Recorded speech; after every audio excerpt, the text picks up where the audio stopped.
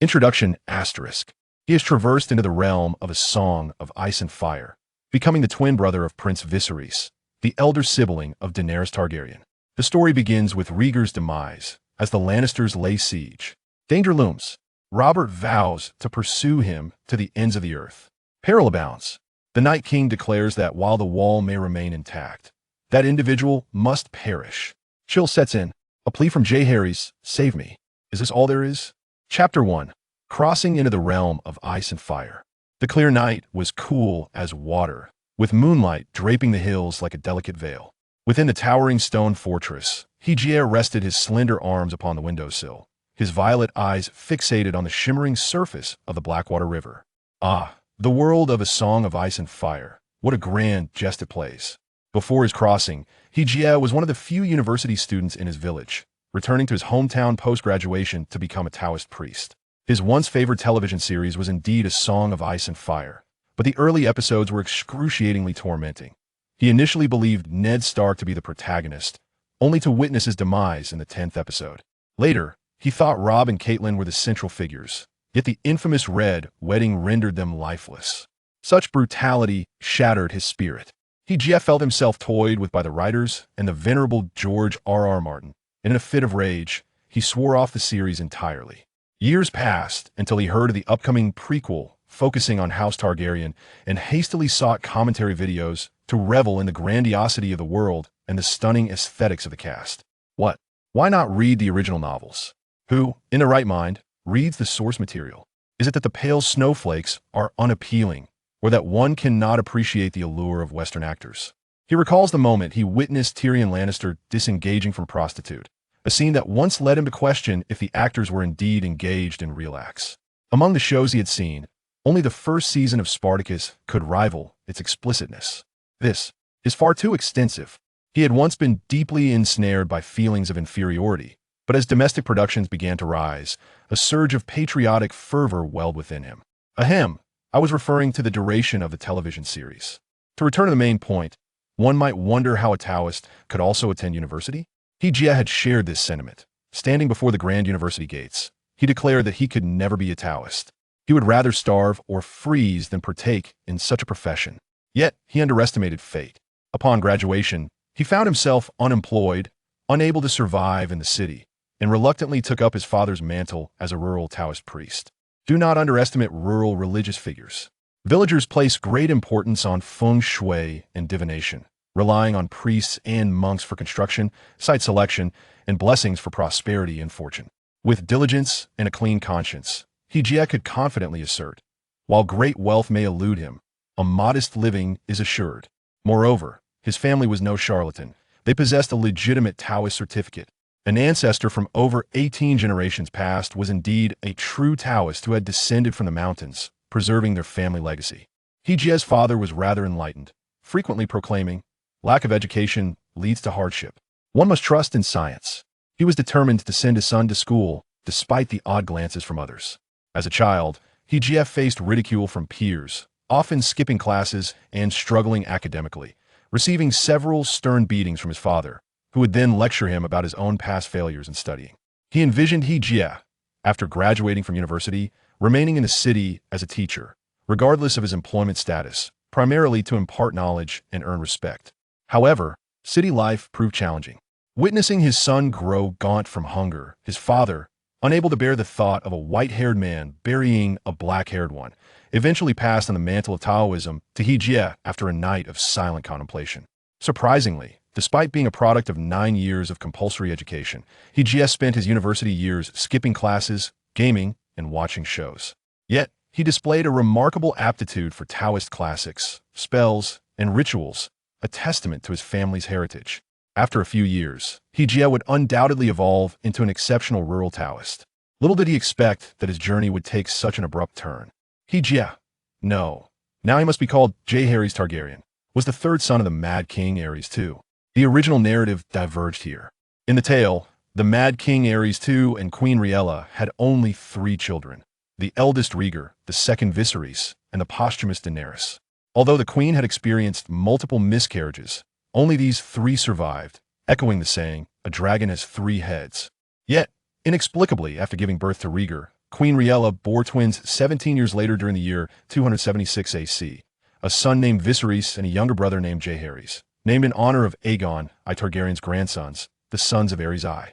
In the year following Viserys and Jaehaerys' birth, Aerys too faced the rebellion of the Kingswood, returning to King's Landing with an even more brutal disposition, delighting in the use of wildfire and growing increasingly estranged from his advisors. Following the wrongful spring, Rhaegar eloped with Lyanna Stark, leading to a confrontation with Brandon Stark, who came to King's Landing to demand answers. Brandon was imprisoned, and Aerys too summoned Rhaegar Stark, the Lord of Winterfell, to a gruesome fate, while Brandon met a similarly tragic end in his desperate attempt to save his father. Thus commenced the War of the Usurper, with the Starks, Baratheons, and Greyjoys rising in rebellion, ultimately defeating Rhaegar after 2 years of conflict at the Trident, laying the groundwork for their victory. Subsequently, the rebels gathered at the gates of King's Landing, and the Mad King arranged for Rhaegar and her son Viserys to be escorted to Dragonstone, the Targaryen family's last stronghold in Westeros. However, Rhaegar's wife and children were not granted the same protection, and after a betrayal by House Lannister, Rhaegar's wife, Elia Martell, and their children met a gruesome fate at the hands of Rhaegar Clegane. 9 months later, amidst a tempest on Dragonstone, Queen Rhaegar would perish after giving birth to Daenerys, while Stannis Baratheon, under Robert's orders, sought to eradicate the remnants of House Targaryen, capturing Dragonstone. Viserys and Daenerys were taken to Essos by Sir Willem Darry, and after Willem's death, they were cast adrift, utterly homeless. Though Viserys laid claim to the Iron Throne, his lack of resources relegated him to wandering between the free cities of Essos, selling the crown bestowed upon him by Queen Rhaegar, ultimately earning the moniker of the Beggar King. Now, Jeherys has become the brother of Viserys. According to the line of succession for the Iron Throne, he is currently the third in line, behind the still-nursing Aegon Targaryen and his brother Viserys, with Rhaegar's daughter Rhaenys and mother of dragons Daenerys following. Yet regardless of his position in the hierarchy, Jeherys harbors no desire for power. He perceives the Seven Kingdoms as superficially submissive while covertly engaging in machinations. To ascend the Iron Throne would be neither soft nor warm, but rather a precarious endeavor fraught with trepidation. On the other hand, he was an ordinary individual before his crossing, ill-equipped to engage in the treacherous game of power played by the cunning nobles.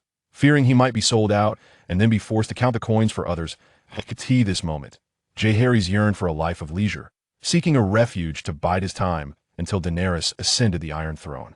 Once she claimed her rightful seat, he could emerge and request the title of Prince of Dragonstone, indulging in a life of opulence, free from concerns about sustenance and attire.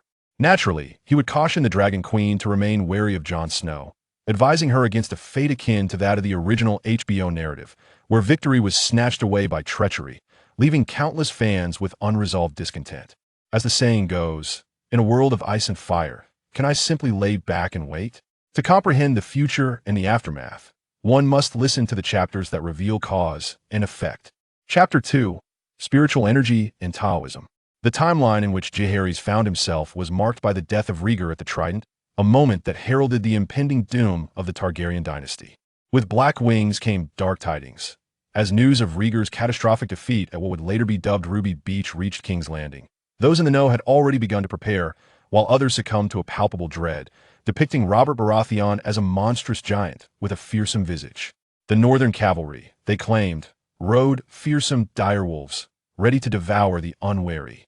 Consequently, the royal advisors hastily barred the gates, bracing for tumultuous change. At this juncture, even the blind could sense the storm approaching. It must be said, however, that Jeherys, an avid reader, was initially unfazed. Why?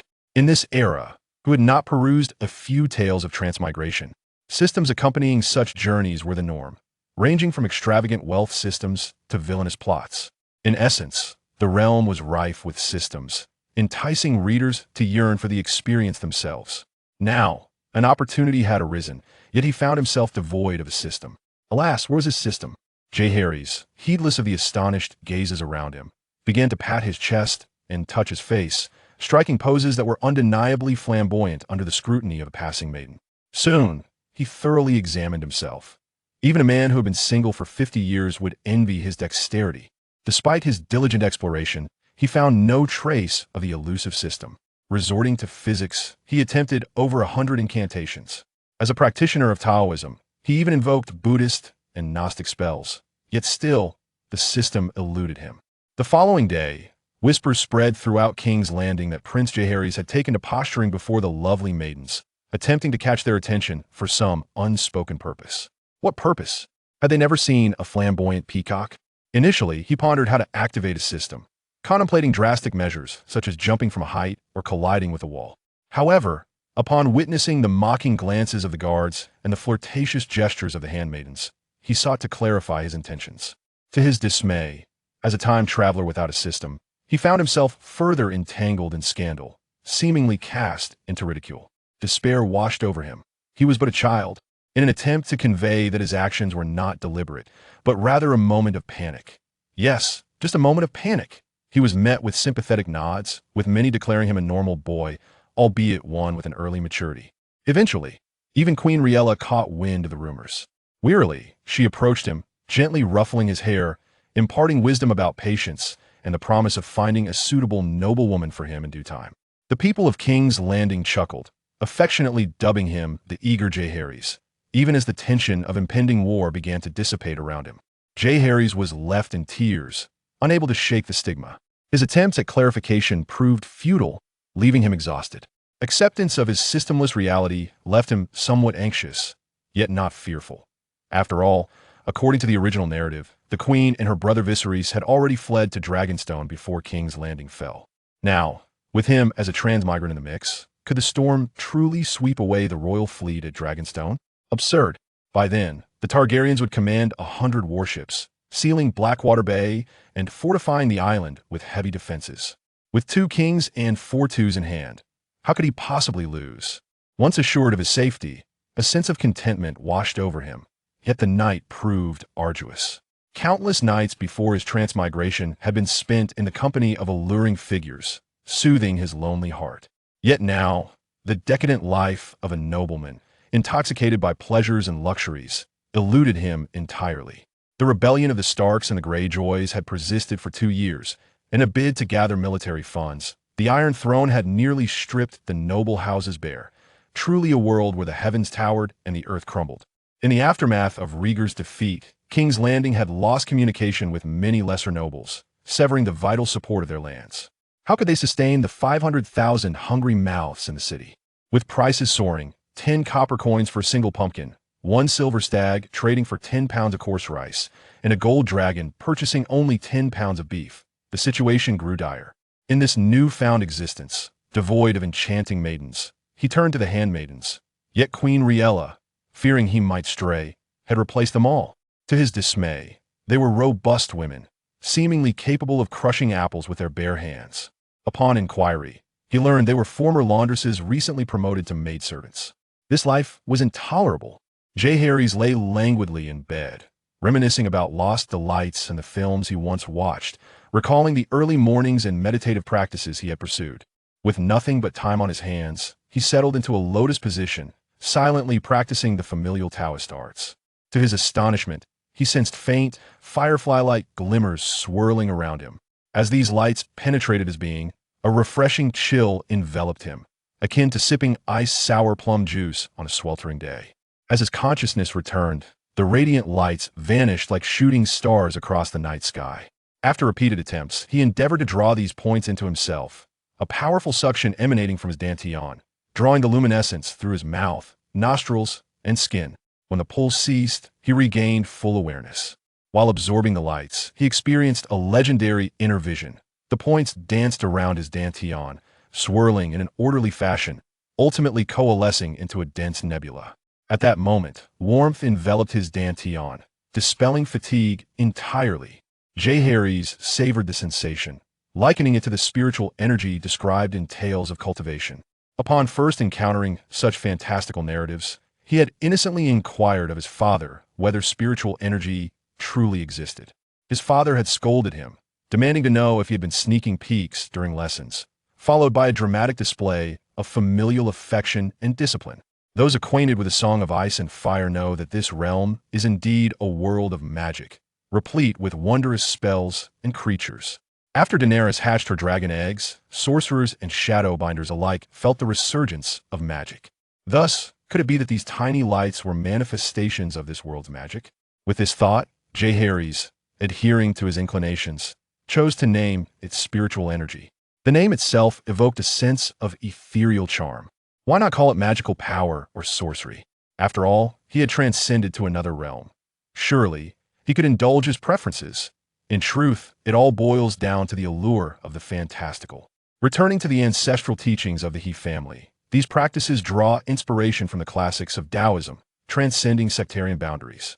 They emphasize the dual cultivation of life and spirit, employing Trident, internal alchemy, to attain immortality. However, compared to the orthodox Taoist canon, this knowledge remains largely unknown to outsiders. According to He's father, the illustrious ancestors of the He clan were exceptionally gifted and once achieved distinction in the imperial examinations. They were entrusted with a compilation of Taoist classics, synthesizing the strengths of various schools, ultimately mastering Taoist mysticism and thereby establishing the He family's internal energy techniques. The ethereal spirits in the heavens are light, and the family's inherited teachings manifest their divine power, drawing energy into the Danteon to create a sea of stars, rendering them impervious to blades and weaponry. Chapter 3.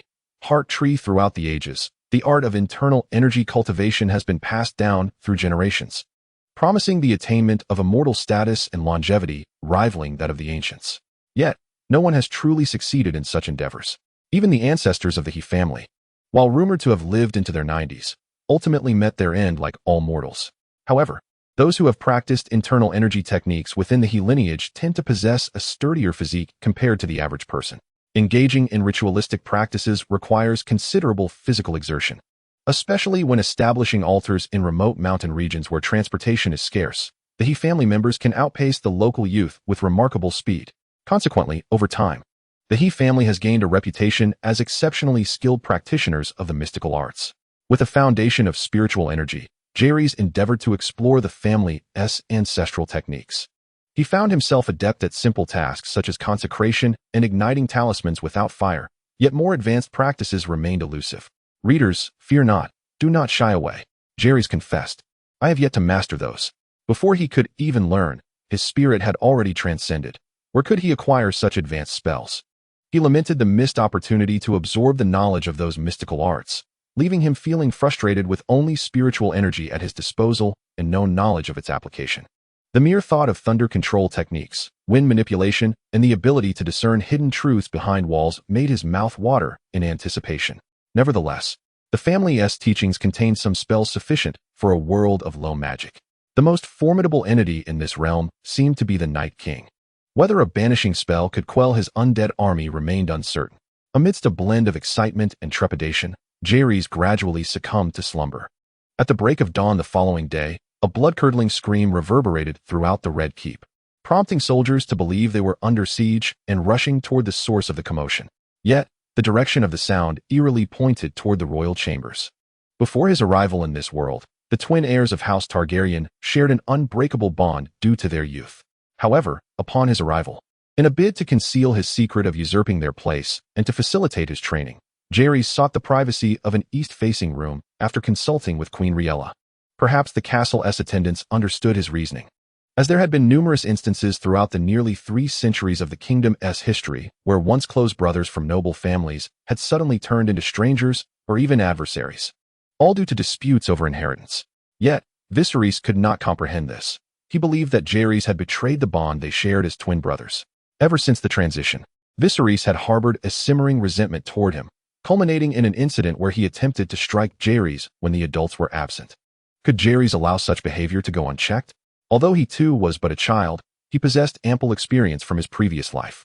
The village children had all tasted defeat at his hands, and dealing with a troublesome child was something he could manage with ease. That thorough thrashing nearly led the mischievous boy to question his very existence, as if he glimpsed his great-grandmother beckoning him from beyond. Oh, my foolish brother! From this moment forth, let us each speak our minds. When others are present, I shall address you as brother, and in solitude, you shall call me father. Do you hear me, brother? What are you searching for? Shall I assist you in your quest? Thus, Viserys limped away, contemplating whether to utter a harsh retort, yet fearing the consequences of his brother's wrath. Indeed, the iron fist of a sibling can be fearsome. Even more vexing was the taunting voice of Jeherys echoing behind him. Speaking of reliance on legs and the wrath of dragons, though the meaning eluded him, it did not hinder Viserys from seeking solace in their mother's counsel. For Queen Rhaegar, who was once again with child, the death of her eldest son and the threat of rebellion looming at their gates left little room for concern over the squabbles between her sons. Her thoughts were consumed with the worry of these two unruly boys. Do they not comprehend the wisdom of unity in the face of adversity? Consequently, she summoned her sons and administered a stern punishment. Viserys, glancing at Jeherys' mischievous grin, was reminded of his previous humiliations and trembled with anxiety. After offering her reprimands, Rhaegar retired to her chambers, believing that even children must learn to mature amidst the upheaval of their realm. These boys, spoiled by her affection, needed to be tempered. Their quarrels, though trivial, were part of their growth. As for Viserys, bruised and battered, perhaps this was a necessary price for his maturation. Regarding the twins' father, let us momentarily disregard him.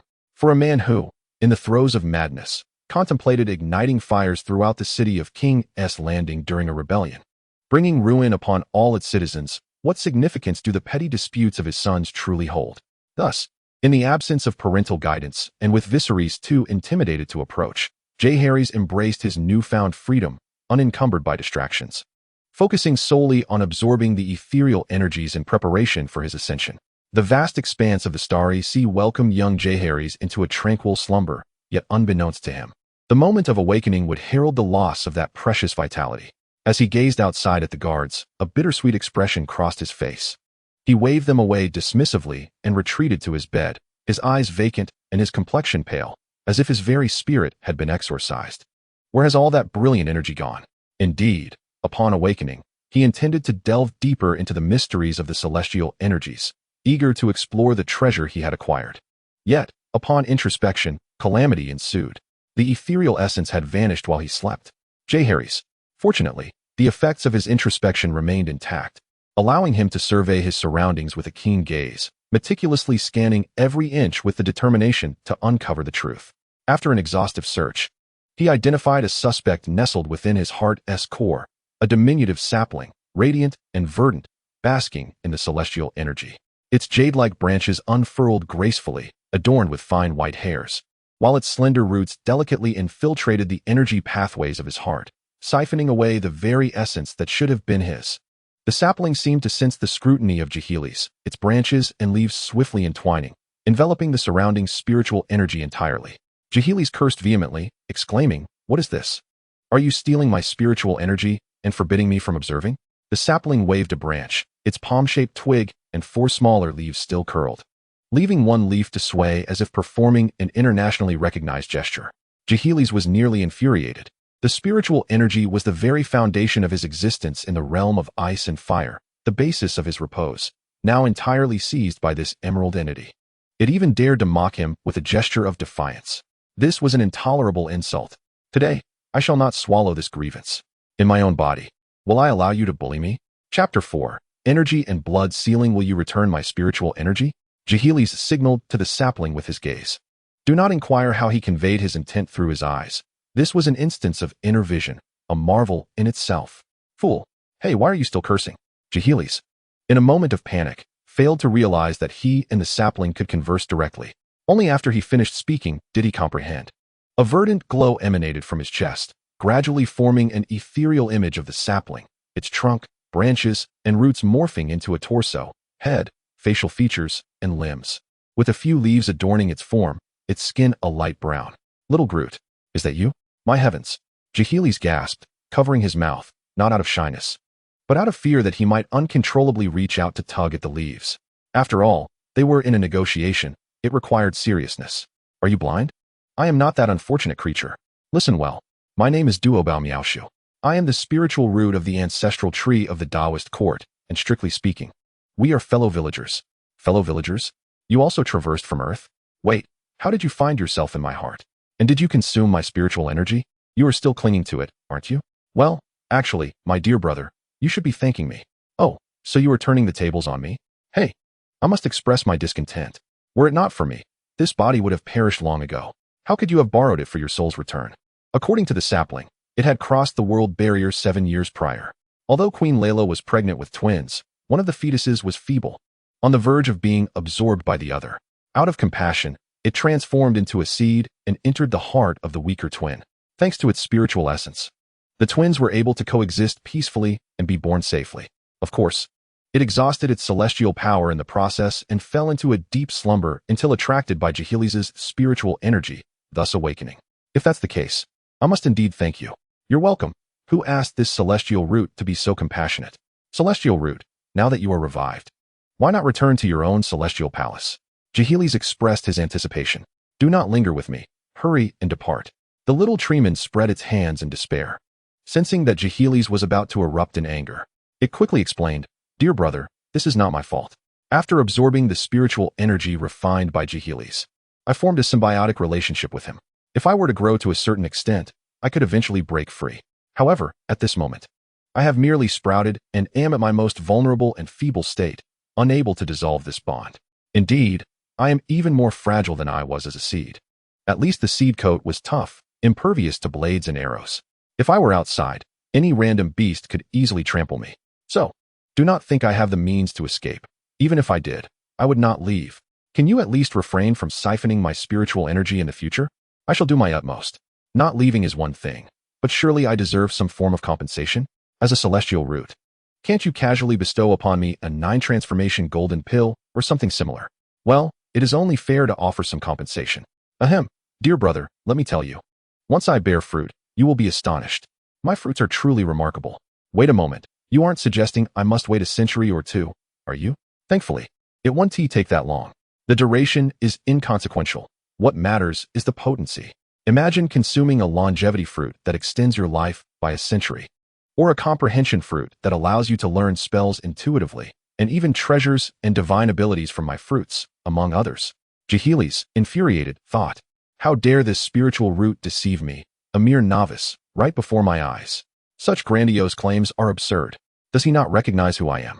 His performance lacks sincerity, teetering on the edge of exaggeration with glaring flaws. This act deserves merely a score of 70, while the dialogue barely earns a 3. Forget about the remaining 90. Humph. So, you not only refuse to pay rent, but also intend to consume my resources? He scoffed, thinking of how to deal with such an audacious tenant. I shall cut off the water and electricity and see how you fare. Dear brother, why are you so stubborn? What do you intend to do? Wait, are you biting your fingers? You are truly fierce. Jeherys, with a swift motion, bit into his middle finger, drawing forth a round droplet of blood. His hands moved rapidly, passing over points such as the Dan Zhong, Tian Qi, Zhong Ting, and Shen Feng, while he chanted, O minister of the sovereign, divine presence shall emerge. The essence of creation, wielded by the void, to command the spirit, seal the vital energy.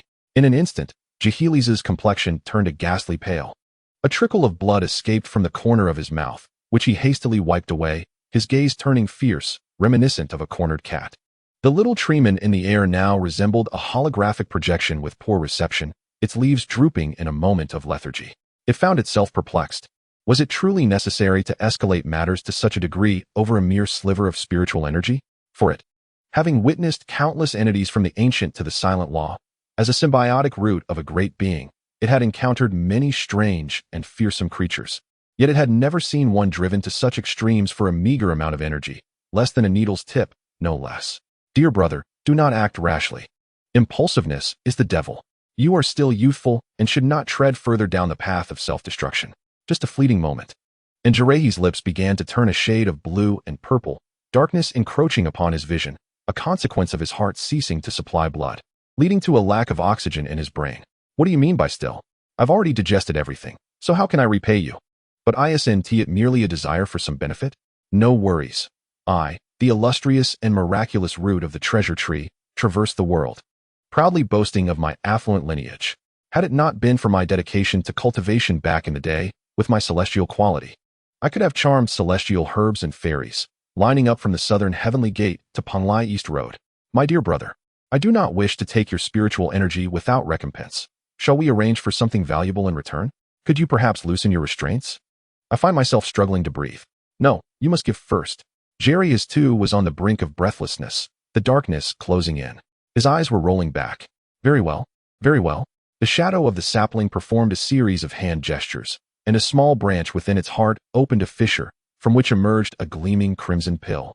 Initially no larger than a grain of rice, but in the blink of an eye, it swelled to the size of a longan. "Summon it," the shadow commanded. And the crimson pill, disregarding physical barriers, appeared before Jeherys. He reached out and grasped it hastily, pocketing it without a second thought. He then began to form seals with trembling fingers, clumsily unbinding his acupoints, faltering twice, and nearly losing his breath. The jade tree stood tall. "And yet you dare to question my worth. The sealing of vital energy has left both parties wounded. Let us see if you still possess the fire to burn." Chapter 5. The Scarlet Pearl Pill. After a considerable time, Jeherys finally regained his composure, only to find the shadow had vanished. "Alas, where is that fellow? Gret? Do come forward and explain. I am called the Treasure Tree." A voice resonated directly within Jeherys' mind. "Oh, is it truly this wondrous? Merely a fundamental means of spiritual communication. How astonishing, indeed, to encounter a worldly person who has never seen such marvels. Do refrain from using that tone for the last 3 words, if you please. I am content. Why should I care for your opinion? Just jesting. Can I not alter my words?" Jeherys retracted his poised hands. To attempt another sealing was out of the question, for the last instance nearly claimed his life.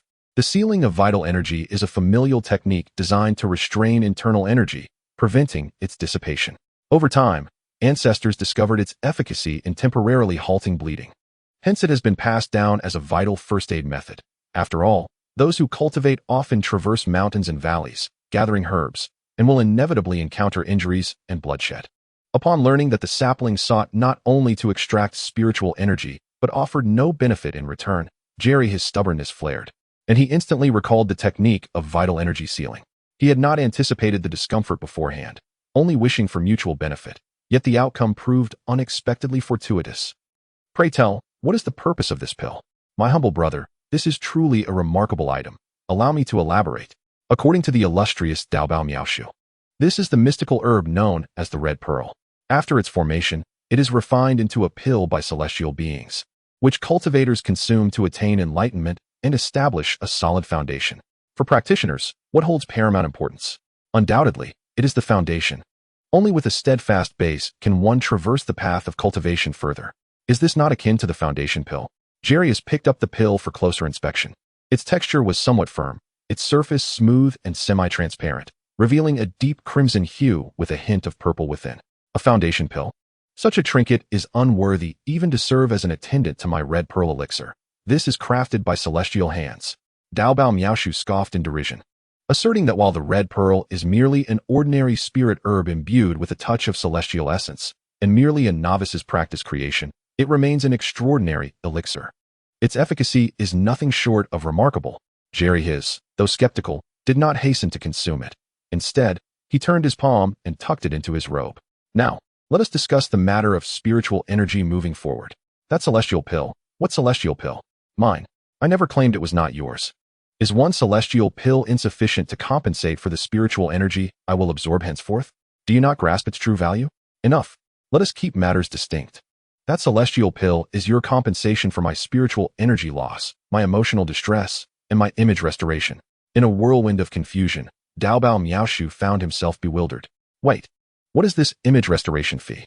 Simply because you stealthily absconded with my spiritual energy, I was left disheveled and exposed, attracting unwarranted attention and losing my dignified composure.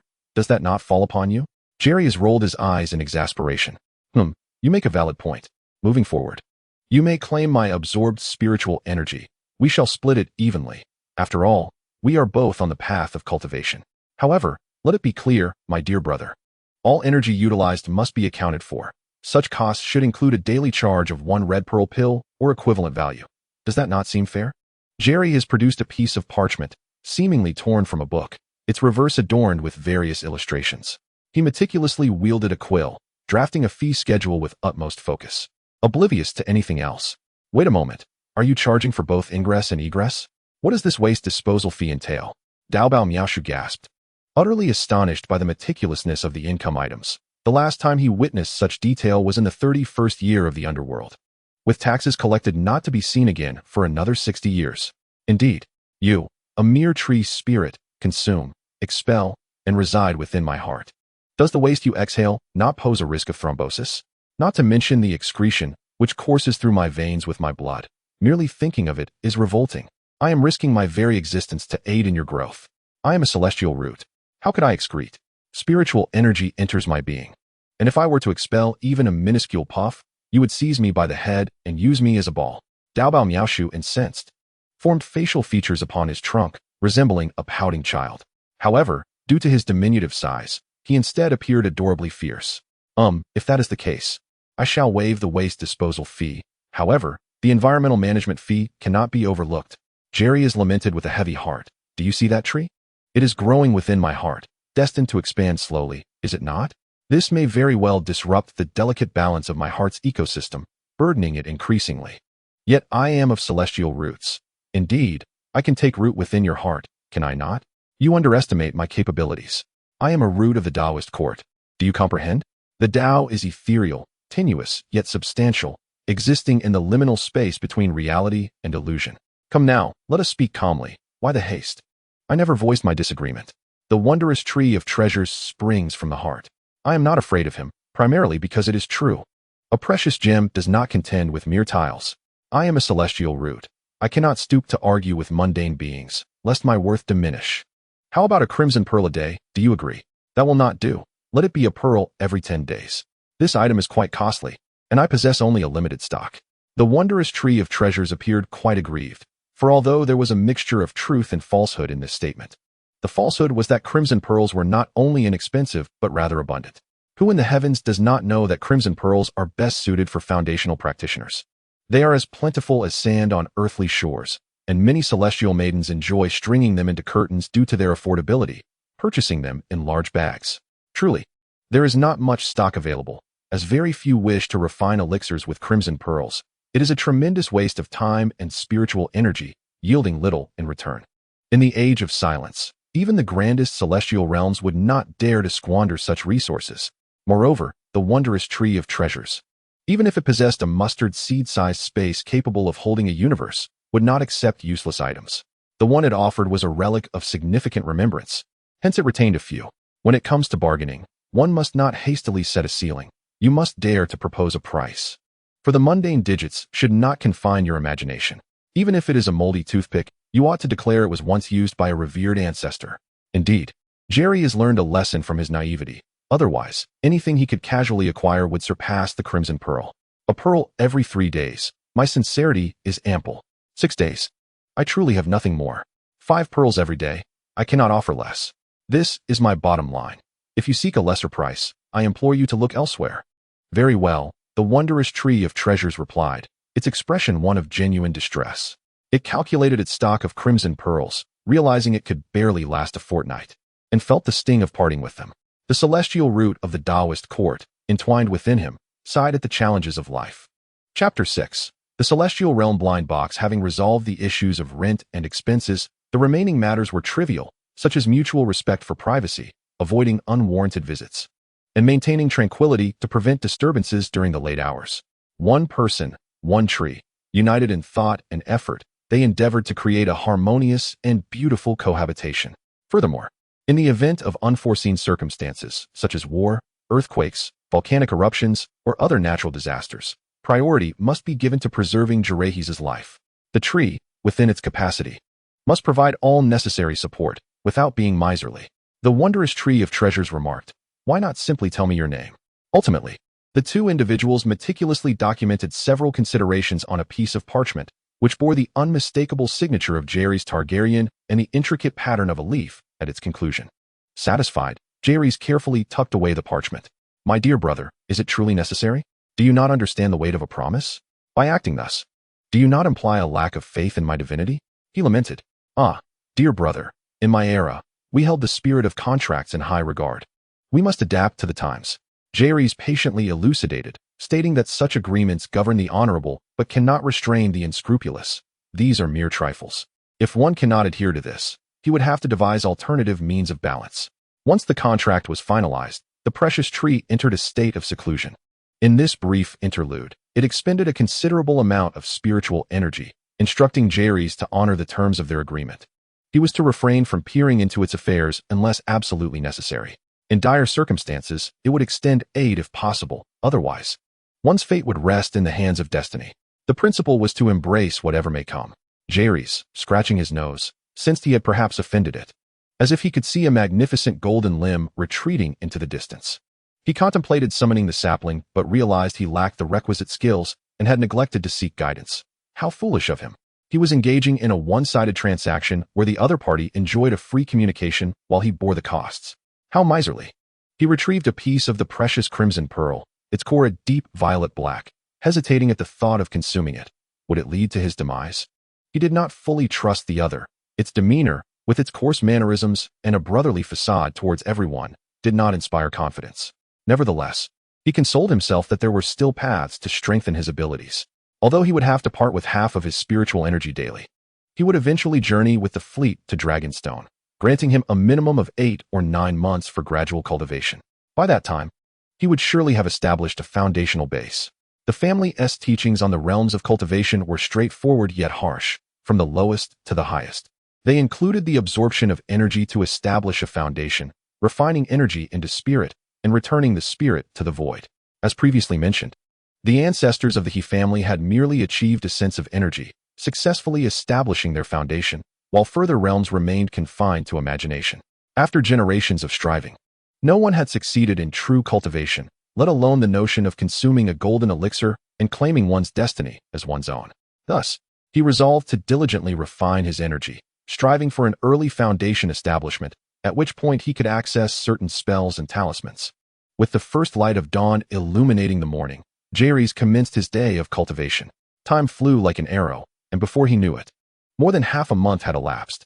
During this period, he had managed to procure 2 more crimson pearls from the precious tree. Initially, he had anticipated that the tree might surreptitiously siphon additional spiritual energy, only to discover that it was quite honest, genuinely providing half as promised, thereby thwarting his expectations. Today marked the day of rent collection, and Jeherys silently called out, having previously inquired about the means of spiritual communication, which could only be employed after establishing a foundation. Otherwise, he would not have resorted to such measures. It was only when he heard the response of the precious tree in his mind that he finally paused. As per tradition, one precious fruit of the red pearl. My dear brother, though the red pearl is truly no more, it matters not. The elder brother can substitute it with something else, something far superior. Jeherys has never partaken of the red pearl, so he is indifferent to its loss. Upon hearing of this new treasure, his eyes gleamed with excitement. Dear brother, what other treasures do you possess that might enlighten me? The multi-treasured tree, feeling a pang of affection, summoned forth a fruit. This fruit, with its green skin and red stem, bore a resemblance to a green apple. Yet its surface shimmered with an indescribable luminescence, exuding an air of enchantment that reminded Jeherys of the apples delicately wrapped in exquisite gift boxes on Christmas Eve. It may be somewhat pricey. If it were to replace the red pearl, I wonder if it would suffice. Brother, this fruit is riddled with worms and gnawed by rodents. Hardly worth anything. Hey, you little rascal, did you arrange for me to visit the pawnshop? Do you even know what this is? It is the Tao fruit of my multi-treasured celestial root. Jeherys exclaimed in surprise. Its appearance seemed rather ordinary, merely a lively green apple. Do you comprehend what a Tao fruit entails?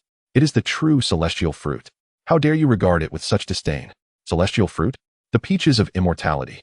The yellow-hearted plums? Jeherys' eyes sparkled. If that were the case, he would not be weary. Brother, if I consume this Tao fruit, will it grant me indestructibility, allowing my physical form to ascend to immortality? Well, not quite. That would require the 9-turn golden elixir of the Tao court.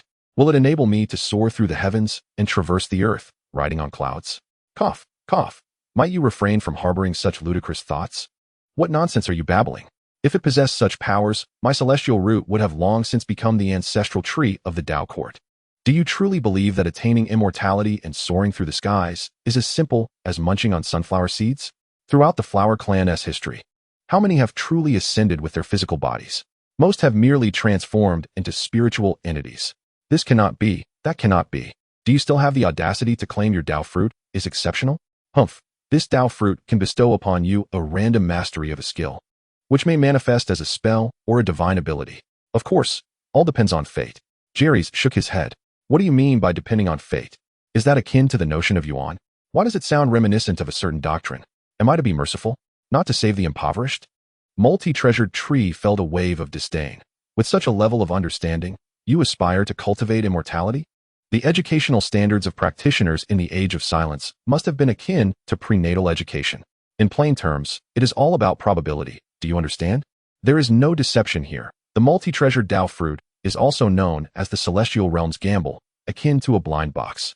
Beneath the same exterior, even immortals cannot fathom the secrets concealed within. One might acquire highly practical or immensely powerful spells and abilities, or they might end up learning trivial skills like postnatal care for pigs or 100 ways to prepare ducks. Thus, each time immortals purchase a multi-treasured Dao fruit, it is akin to gambling with stones, leading to the emergence of a trade in fruit betting, determining whose Dao fruit yields a greater value. However, the Heavenly Court soon prohibited gambling to purify the atmosphere of the Celestial Realm. Subsequently, the neglected Dao fruits could not be squandered, for they were the result of arduous toil. Thus, the precious tree diligently gathered them, preparing to journey to the lower Celestial Realm for sale. However, the advent of the era of silence rendered the lower Celestial Realm almost obliterated. These fruits had been amassed over thousands of years, occupying a tenth of the mustard seed space. The Jiangzhu Dan and the Qingdao fruit, beware of my tricks. Discussing probabilities and fate, one must seize the moment as long as possible. In Chapter 7, The Edge of Battle, it is evident that the Dao fruits he currently presents are not entirely deceitful. For even the most rudimentary Dao fruit encompasses skills and spells that correspond to the pinnacle of mortals. The same principle applies to probability theory. Whether one's family enjoys wealth or downfall, only after consuming the Dao fruit can one truly ascertain. What if, by chance, he reveals knowledge about postnatal care for sows or techniques for eradicating wild grass? He would undoubtedly become a leading figure in cultivation and husbandry on the continent. A spirited debate ensued over the value of the Dao fruits, culminating in an agreement that a single fruit would suffice for 10 days. With both parties feeling satisfied with the arrangement, Jeherys accepted the Dao fruit, and their conversation concluded for the day. After his cultivation session, Jeherys wandered leisurely within the Red Fortress. Unlike the original owner, who had been instilled with the demeanor and grace of nobility since childhood, he had roamed the mountains freely. Following his graduation, his time as a Taoist priest had further shaped him into a rough and unsophisticated man, unfamiliar with the airs of nobility. It must be said that his approachable nature and lack of pretension endeared him to the guards and servants of the Red Fortress. Even some bold maidens and strong women sought to entice him into inappropriate encounters, causing him to flee in embarrassment.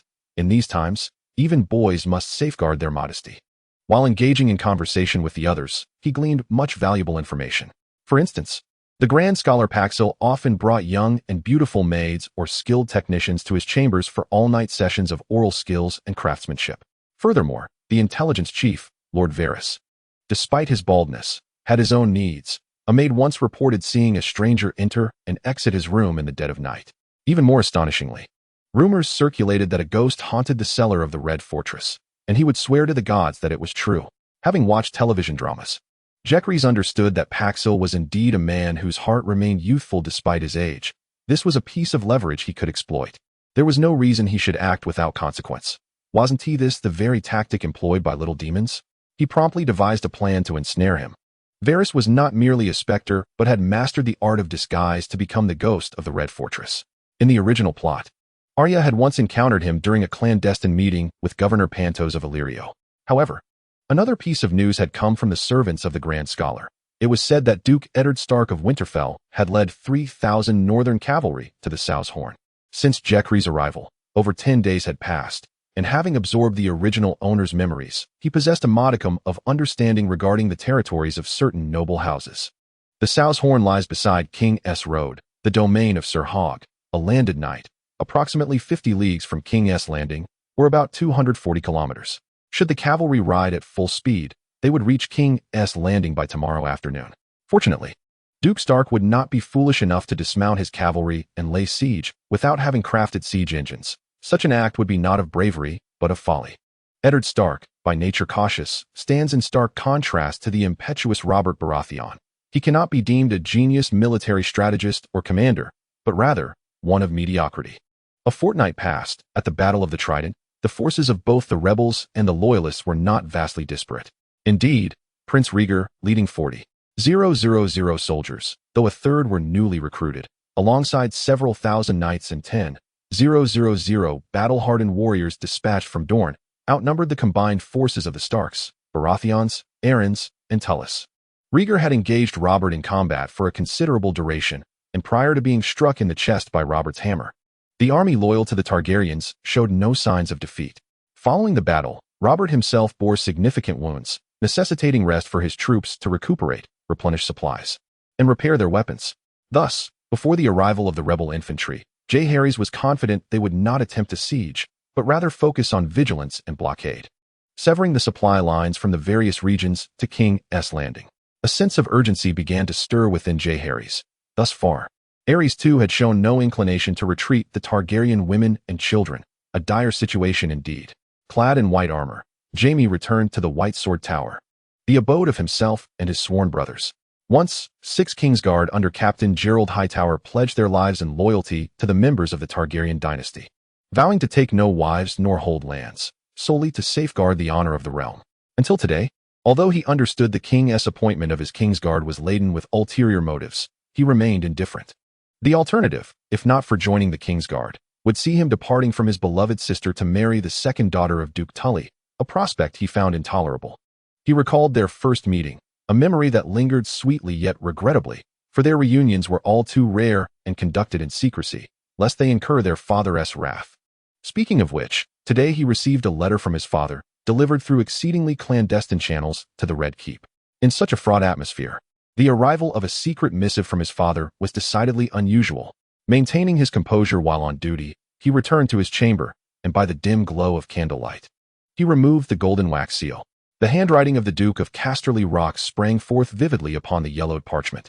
The Duke's script reflected his character, robust and resilient, akin to the jagged cliffs of the western coast, and Jaime regarded it solemnly. After a moment, his handsome visage clouded with furrowed brows. The muscles of his face tensed in silence. Meanwhile, Jeherys had also returned to his quarters, pacing restlessly. The act of laying a foundation is no trivial matter. The manuscripts and insights bequeathed by their ancestors invariably advise that such endeavors should be undertaken in a tranquil environment, ideally with someone to safeguard the undertaking. The foundation-laying phase is the initial hurdle that every practitioner must surmount, necessitating a delicate communion with the cosmos through one's feeble magical essence to attain celestial acknowledgement. To illustrate, the path of cultivation resembles the construction of a house. The preliminary stage of energy refinement is akin to stockpiling cement, steel, and other building materials, during which the heavens remain indifferent to your endeavors. The act of establishing a foundation signifies the commencement of construction, without the requisite permits for both building and operation. One risks engaging in unlawful construction. A mere fine would be a trivial matter, but a bomb might obliterate the foundation entirely. During the energy refinement stage, practitioners find their spirits and bodies exceedingly fragile. Thus, the act of laying the foundation demands the mobilization of all available energy. Any disturbance at this critical juncture is to be vehemently avoided. Otherwise, one risks a reversal of vital energy, leading to injuries in the energy channels, which would render future cultivation profoundly arduous, or worse, result in the shattering of the energy reservoir and dantian. It is important to note that establishing a foundation merely signifies the heavens' endorsement of one's qualifications for cultivation. It does not guarantee an untroubled journey ahead. Just as the construction of a grand edifice requires financial oversight and progress assessments, the cosmos will sporadically present challenges. Practitioners refer to these as the 3 calamities and 5 difficulties. Initially, he had planned to formally establish his foundation on Dragonstone Island, in a relatively stable environment. However, the rapid approach of adversaries left him in a state of unease, fearing unforeseen complications, especially since the narrative had subtly shifted since the successful birth of Jeherys. The flutter of a butterfly in one realm can stir a tempest in another. Such minute discrepancies can lead to catastrophic outcomes. Chapter 8. The establishment of the foundation. Jeherys felt a tumult of apprehension. The cunning of those who lay tiles, the caution of those who cast nets, and the stupor of those who wield gold. What then of the fragility of life? He realized that he could not remain passive. He had considered that Aerys too might dispatch someone to ensure the safety of his wife and children, yet with his own life and fortune now under threat, he could not place his entire hope on a sudden awakening of paternal clarity, though he harbored no ambition for dominance. His identity as the second son of House Targaryen weighed heavily upon him, especially given that the usurper Robert Baratheon was not known for his magnanimity. In the original narrative, the Lannisters aided him in dealing with Aerys, as well as with Rhaegar's wife and children, bearing the burden of regicide. However, Stannis Baratheon failed to capture the fleeing Viserys and Daenerys, incurring Stannis' wrath, which led to Daenerys' exile to Dragonstone. At the onset of the saga A Song of Ice and Fire, upon learning that Daenerys had wed Khal Drogo of the Dothraki, he immediately convened a council, employing assassins to eliminate her, thereby igniting a rift with Eddard Stark.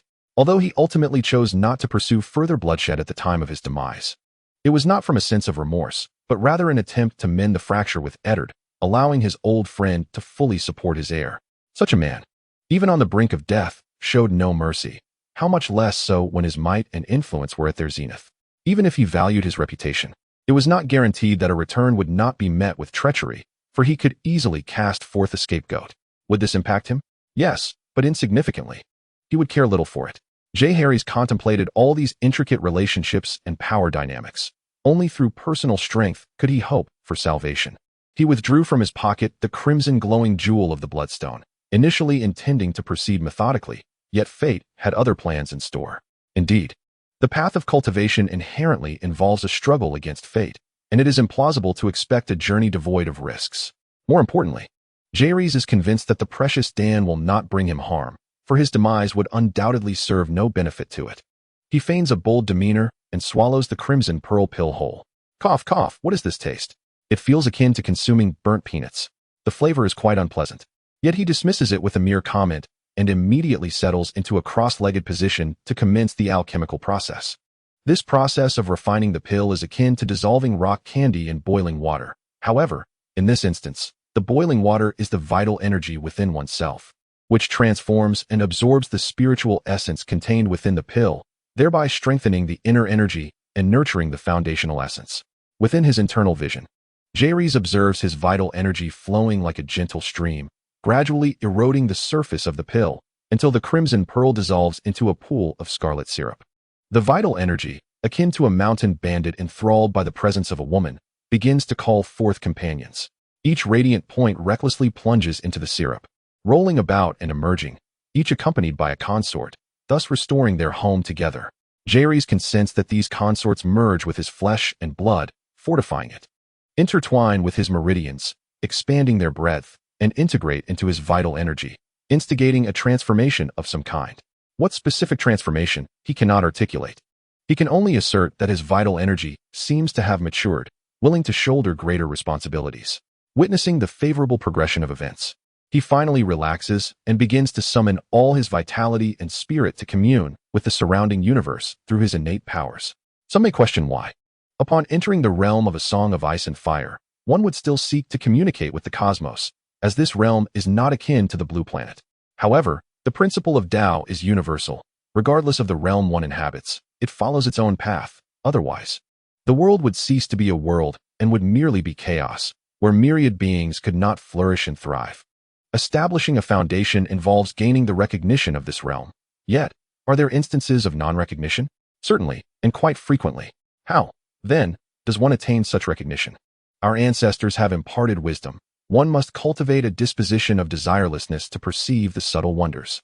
The universe is indifferent, treating all beings as mere fodder. Hence, we must eliminate our desires and disguise ourselves as emotionless tools, obediently performing the will of heaven. Oh, celestial deity, am I not well behaved? Since I am so compliant, may I linger by your side for a while, gazing at you with admiration? This is what is meant by perceiving the subtle wonders. In contrast, those who harbor thoughts of heaven is the greatest, earth the second, and I the third are unlikely to gain recognition, unless they possess extraordinary fortune, with heaven itself providing sustenance. Upon Jeherys arriving at the Mud Pill Palace, which serves as the fontanelle and the heavenly window of the Upper Danteon, he finds it to be the portal through which cultivators commune with the cosmos. As he reaches the Mud Pill, a resonant voice of the great Tao reverberates through his soul, its momentum vast, its power abundant, and its rhythm profound, evoking a sense of mystery within his heart. Jeherys opens his eyes, a flicker of joy unconsciously gleaming from the corners of his eyes. He has established the foundation of his cultivation. Accompanying this transformation, every cell within his body rejoiced exuberantly. A surge of internal energy coursed through the interstices of his cells, expelling the accumulated obstructions through 36,000 pores. In that instant, Jeherys experienced a profound sense of relief. The previously stagnant and obscure sensations dissipated entirely. The legends hold true. Foundational cultivation indeed purifies the marrow and refines the essence. Yet, The metamorphosis within him did not cease there. A wave of hunger emanated from every corner of his being. Jeherys refrained from rising. He inhaled the ethereal essence of the air in great gulps, yet it remained insufficient. The spiritual energy in the atmosphere was far too sparse to satiate his current needs. Reluctantly, he retrieved the last 2 crimson pearls and a Dao fruit from his pocket. Until now, these spiritual items had shown no signs of deterioration. But after establishing his foundation, his sensitivity to spiritual energy had reached new heights, allowing him to perceive the faint spiritual aura they gradually emitted. A sense of urgency gripped his heart. If this energy continued to dissipate, would these spiritual items not revert to mundane status in a few decades? In truth, he was unaware that all spiritual items faced this dilemma. However, the realm of cultivation possessed methods to mitigate or even halt the loss of spiritual energy. The blood sealing technique he had previously employed was a manifestation of such measures. But at this moment, he remained oblivious. Lacking any profound cultivation lineage, he feared the constant outflow of spiritual energy, prompting him to consider consuming them immediately to replenish his reserves. Wastefulness was certainly not a virtue. Thus, he pinched off 1 crimson pearl, examined it, feeling it insufficient, and his gaze shifted towards the Dao fruit. This green apple radiated a far more abundant spiritual energy than the crimson pearl. Should he take a chance? Jeherys was particularly decisive when it came to nourishment, and in mere moments, he devoured the Dao fruit. Remarkably, its flavor mirrored that of a green apple, indistinguishable. A surge of vibrant spiritual energy erupted within him. Jeherys hastily focused his mind, initiating a new round of refinement. Who can ascend the 9-tiered platform without the toil of earth? Establishing a foundation akin to towering peaks. Amidst myriad challenges. Chapter 9. The sword technique of the ape elder in the realm of cultivation. Time eludes comprehension. A millennium has passed in the blink of an eye. When immersed in practice, time flows swiftly, and the allure of cultivation is addictive, more potent than the cravings for tobacco or alcohol. Once experienced, one finds it impossible to extricate oneself. Before he knew it, half the day had slipped away, the sky outside darkened, and the sound of vigorous knocks and calls echoed from the door. Jeherys opened his eyes, and fleeting images of sword-wielding figures danced across his hazy irises. Vanishing in an instant, he murmured to himself, the sword technique of the ape elder. Indeed, the multifarious wondrous tree had not deceived him. This Dao fruit was truly remarkable, for with just one, he had instantaneously mastered a profound sword technique, the sword technique of the ape elder. The ape elder, also known as the white ape elder, was said to have attained enlightenment during the spring and autumn period. His swordsmanship was extraordinary. He once dueled with the renowned Maiden, a figure of celestial prowess, capable of single-handedly felling 100 armored warriors.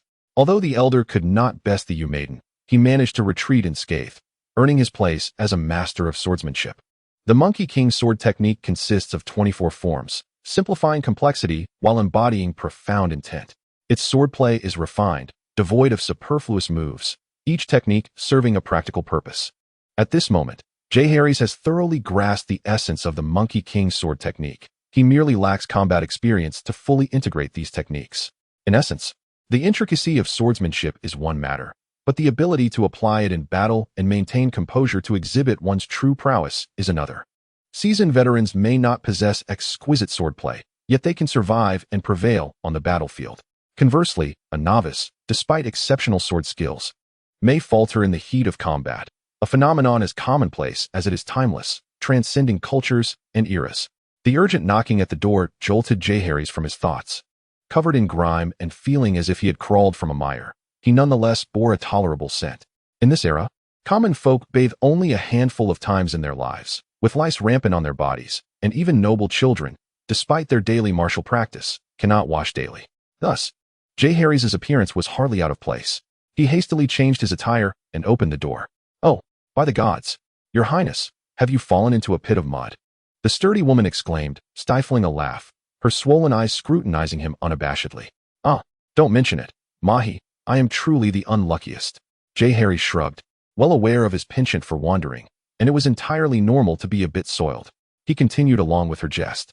As they conversed, Mahi had come to summon him for dinner, as it was said that the king had invited several esteemed courtiers for an evening meal, necessitating the presence of the queen and princes. Before long, they arrived at the dining hall, where silver candlesticks adorned the walls, and the grand rectangular dining table was dotted with more candlesticks. illuminating the room brilliantly. At the head of the table sat a gaunt, weary-looking elder with disheveled silver hair cascading past his shoulders and nails resembling claws, reminiscent of a character from a mythical tale. He wore an exquisitely crafted crown adorned with dragon motifs and a black velvet robe, though his opulent attire could not mask his decayed aura. Queen Rhaegar and Prince Vaemond were seated to his right, while a cherubic girl with hair like spun platinum sat between them, whispering to the queen. A small black cat scurried beneath her chair, its sleek tail flicking as it gazed up at her. Beside Vaemond lay a set of fine cutlery, with a silver plate holding a knife, fork, and soup spoon, alongside a golden goblet encrusted with garnets. To the king's left sat a man in a brown cloth cap, a bald, greasy fellow, and a strikingly handsome young man with flowing silver hair.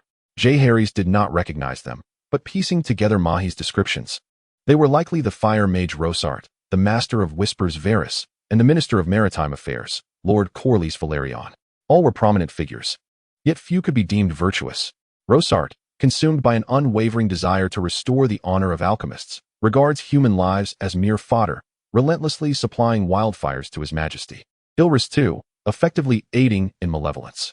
Varys, on the other hand, is a cunning and treacherous individual, devoid of honor and shame, for whom betrayal is commonplace.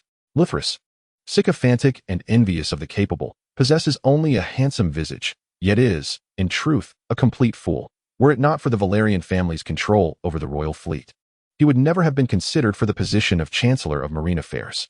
Jeherys, under the gaze of the assembly, strode into the hall, bowing to his father and the esteemed ministers with impeccable decorum, presenting himself as a dapper young man, save for his grimy visage and exposed neck. What an exquisite facade he presents! Viserys scoffed internally. True nobility is not defined by superficial manners, but by formidable strength, striking features, and eloquent discourse, qualities that set one apart from the rest. Unlike him, who resembled a beggar, Jeherys was indifferent to others' perceptions, as he deemed it a triviality in the face of the impending fall of the dynasty. Were it not for his ulterior motives, he would not have even graced the occasion with his presence, who decreed that royal family members must attend. Neither Aegon nor his mother, Princess Ilia, had made an appearance. Once all were gathered, Queen Rhaegar directed the serving of the feast. Despite the soaring prices within King's Landing, a royal banquet must not be lacking in any regard. 2 roasted suckling pigs adorned with honey, roasted beef and lamb chops, venison stewed with carrots and barley, leeks roasted with bison legs, 5 spiced duck, peppered wild boar, roasted goose, chicken skewers, and pigeon skewers were laid out, with desserts including honey cakes, poached pears and spirits, berry tarts, and blueberry cookies. The selection of beverages was equally abundant, featuring sweet red wine from the Arbor, summer red from Dorne, white wine from Lys, and pear brandy from Tylos, along with barley beer and various other spirits unknown to Jeherys. It was evident that the king placed great importance on this banquet, yet, curiously, the Prime Minister, the Minister of Justice, and the Grand Maester were notably absent. With the king's toast, the sumptuous dinner commenced, as goblets clinked and cups were exchanged, and after several rounds of drink and dishes, each guest was glistening with indulgence. Jeherys, too, feasted heartily, relishing the exquisite flavors of this world for the first time in ages, though it paled in comparison to the culinary delights of Blue Star. It was nonetheless meat, something he had not tasted in half a month. Post-fasting, although his physique remained slender, it harbored strength comparable to that of a grown man, and his appetite had consequently swelled. Thus, he paid no heed to the astonished glances of others, finishing a roasted goose before seizing a pig's head to gnaw upon, eager to showcase his voracity. Beautiful wine from Lan Ling, tulips in bloom, amber light fills the jade bowls, exquisite delicacies abound, fulfilling both belly and spirit. Chapter 10. The question of succession. As the atmosphere reached a certain crescendo, with 3 nobles blissfully intoxicated and one particularly debauched individual frequently measuring the dimensions and allure of court maids, Jeherys too felt compelled to speak. In an instant, the assembly of individuals found themselves slightly sobered, with Varys exhibiting clarity in his gaze, bowing respectfully. Count Velaryon, reluctant to part with the moment, delicately sniffed his fingers and gradually regained his composure. Rhaegar, the most disheveled among them, appeared both aged and unattractive, his drunken demeanor eliciting disdain. It was widely acknowledged that my son Rhaegar, the heir to the Iron Throne, had perished in battle, and with my own advancing years, the affairs of the realm teetered on the brink of peril. Should misfortune befall us, it was imperative to establish an heir without delay. Those present today are individuals whom I hold in the highest regard, I encourage you all to speak freely, dismissing any who may be of no concern to the king, and then to unleash the weighty matter at hand, akin to casting a boulder into tranquil waters." The ministers exchanged glances, and Varys was the first to voice his opinion, stating, "Your Majesty, I believe there is no room for debate regarding the matter of the heir." Given his understanding of the king, it was clear he harbored discontent regarding Prince Aegon inheriting the Iron Throne. As the sovereign, the king possessed the authority to designate an heir or to revoke that designation. Following the demise of Prince Rhaegar, it was only fitting that the Iron Throne be passed on to Prince Aegon. However, you are the king, and your will supersedes all. Rhaegar, as the king's advisor, had consistently aligned himself with the king's ambitions, providing the fuel for the king's fiery pursuits. And he thrived on showcasing the prowess of the Alchemist Guild before the assembly. "Your Majesty, Prince Aegon is still too young, frail, and unwell. Given the current instability of the realm, it is essential to choose a wise leader." Viserys, who had never seen eye to eye with Rhaegar, often speculated on the whims of the Mad King, and after years of discord, it was difficult to disregard any lingering animosity. After finally witnessing Rhaegar's demise, the prospect of his son ascending the throne raised concerns. What if the new ruler sought to trouble me in the future? Jeherys, indifferent, felt that regardless of the outcome, the throne would never be his, and with his newfound wisdom, he found little desire for worldly power. The ecstasy of spiritual cultivation far surpassed the allure of authority. After all, countless noblemen had turned to dust over millennia. How could such transient power compare to the joys of eternal youth and a life of serenity? There is a saying, one may not ascend to celestial heights, yet still rival the divine.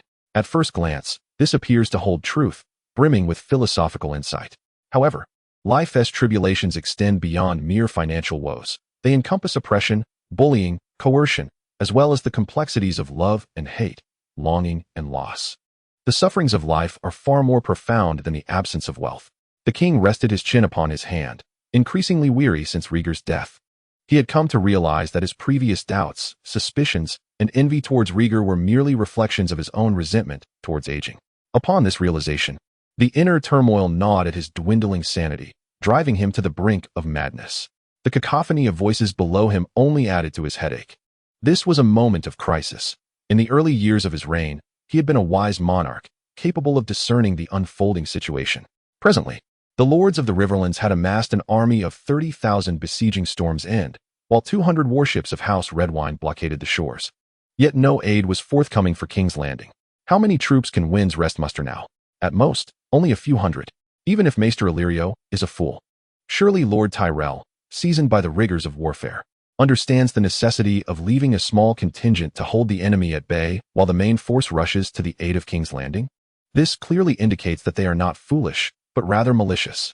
They stand idly by as Rhaegar leads his hastily assembled army against the well-prepared traitors, watching as King's Landing teeters on the brink of siege. They deserve to be consumed by flames. Varys has already informed us that the cavalry from the north has arrived at the Weeping Ridge, with the vanguard commanded by the formidable Lord Roose Bolton. Not the rumored Eddard Stark.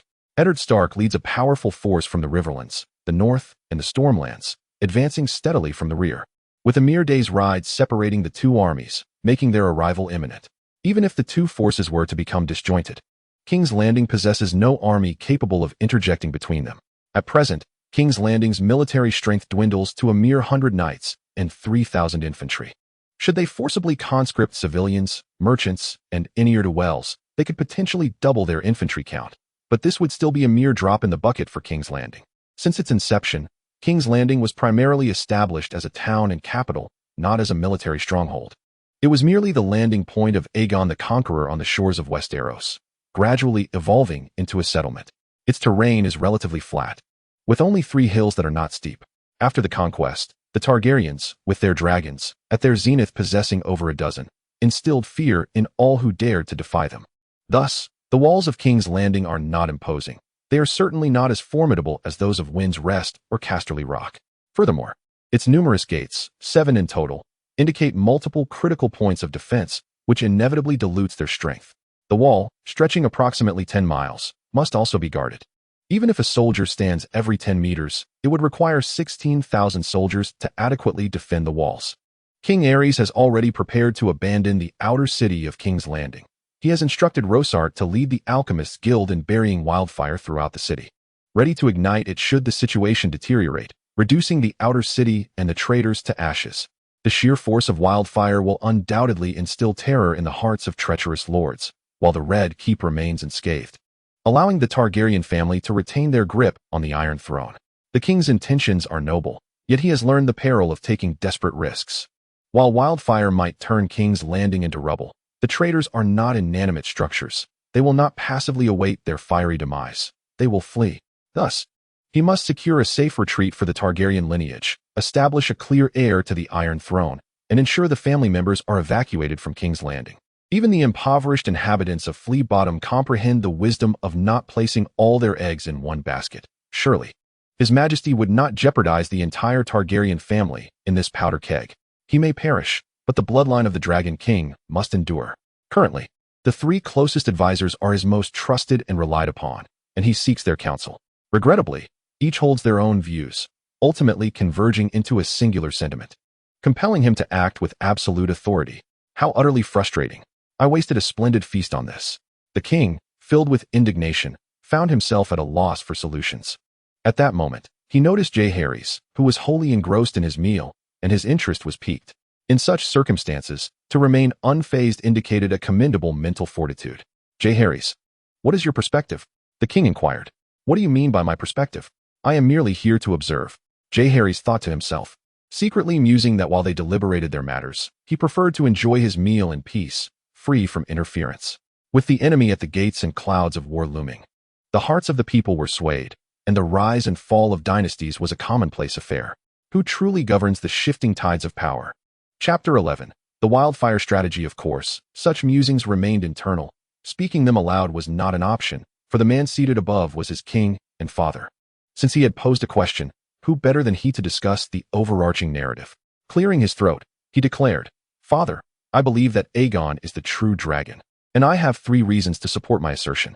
First, my brother Rhaegar is the rightful heir to the Iron Throne, and his offspring should naturally inherit that claim. Moreover, he died for the realm. To strip Aegon of his birthright at such a critical juncture would alienate those who sympathize with and admire him, driving them towards rebellion. Second, according to the precedent set by the Great Council of 101, women and their offspring are barred from inheriting the Iron Throne. Thus, Rhaenys cannot claim it, leaving Aegon, Viserys, and myself as the only legitimate heirs. Aegon stands as the primary heir, and his claim is indisputable. Third, as for Viserys and myself, it is widely acknowledged that our intellect and strategy are merely average. We hardly qualify as wise. Therefore, I contend that Aegon is the most suitable candidate for succession, as he possesses greater potential for growth, does he not? Viserys, furious, retorted, You, sir, are the one of middling stature. You have no hope of ascending the Iron Throne, and yet seek to drag me down with you. You beardless knave, you balding wretch. Never have I encountered such shamelessness. However, Jeherys' words earned him discreet nods of approval from the king, queen, and 3 esteemed advisors. They were unaware that Jeherys' tone was laced with humility. They merely perceived his keen understanding of himself and his twin brother. After all, the previous conduct of the brothers had not inspired much hope. Very well, Jeherys. You present a valid point. Let it be decided thus. The king interjected, halting the words of Larys and making a firm decision. Varys cast a sidelong glance at Jeherys with a smile that was both enigmatic and knowing. With the matter of succession resolved, the banquet drew to a close. The king signaled for several children to depart early while retaining the remaining advisors for further discussion. Rhaenys, following Queen Rhaella, cradled her small black cat, Vhagar, and joyfully vanished from sight. Viserys, his face flushed with rage, clenched his fists, intent on confronting Jeherys. However, the moment Jeherys cast him a glance, he was immediately overtaken by the dread of past humiliations, his complexion drained of color. Flustered, he attempted to formulate an explanation, but Jeherys had already distanced himself. He silently vowed to himself that starting tomorrow, he would diligently study martial arts under Master William. Once he defeated Jeherys, he would see if the latter dared to be so arrogant. Jeherys was waiting outside the hall for the 3 lords to emerge. After approximately an hour, the 3 ministers filed out, their steps devoid of any drunkenness. He seized the opportunity to pursue the direction in which the fire mage Rosart was departing. Lord Rosart, please hold on. Rosart was a stubborn and obstinate old man, who, like most sages of the Alchemist Guild, had dedicated his life to restoring the guild's former glory. Unfortunately, Their proclaimed alchemy, magic, and arcane secrets proved to be nothing more than illusions. The fire mages now served only to provide wildfire, which was precisely Jeherys' objective. At the onset of his journey, Jeherys had contemplated whether to invent gunpowder. He was aware of the formula for black powder, 1 part saltpeter, 2 parts sulfur, and 3 parts charcoal, and had attempted to experiment with it several times. However, whether due to insufficient purity or operational errors, the black powder he produced lacked any explosive power and resembled more of a combustible agent. He conceded that purifying saltpeter and sulfur was beyond his capabilities, as such materials were primarily utilized by chemical enterprises before his crossing, rendering them inaccessible to ordinary individuals.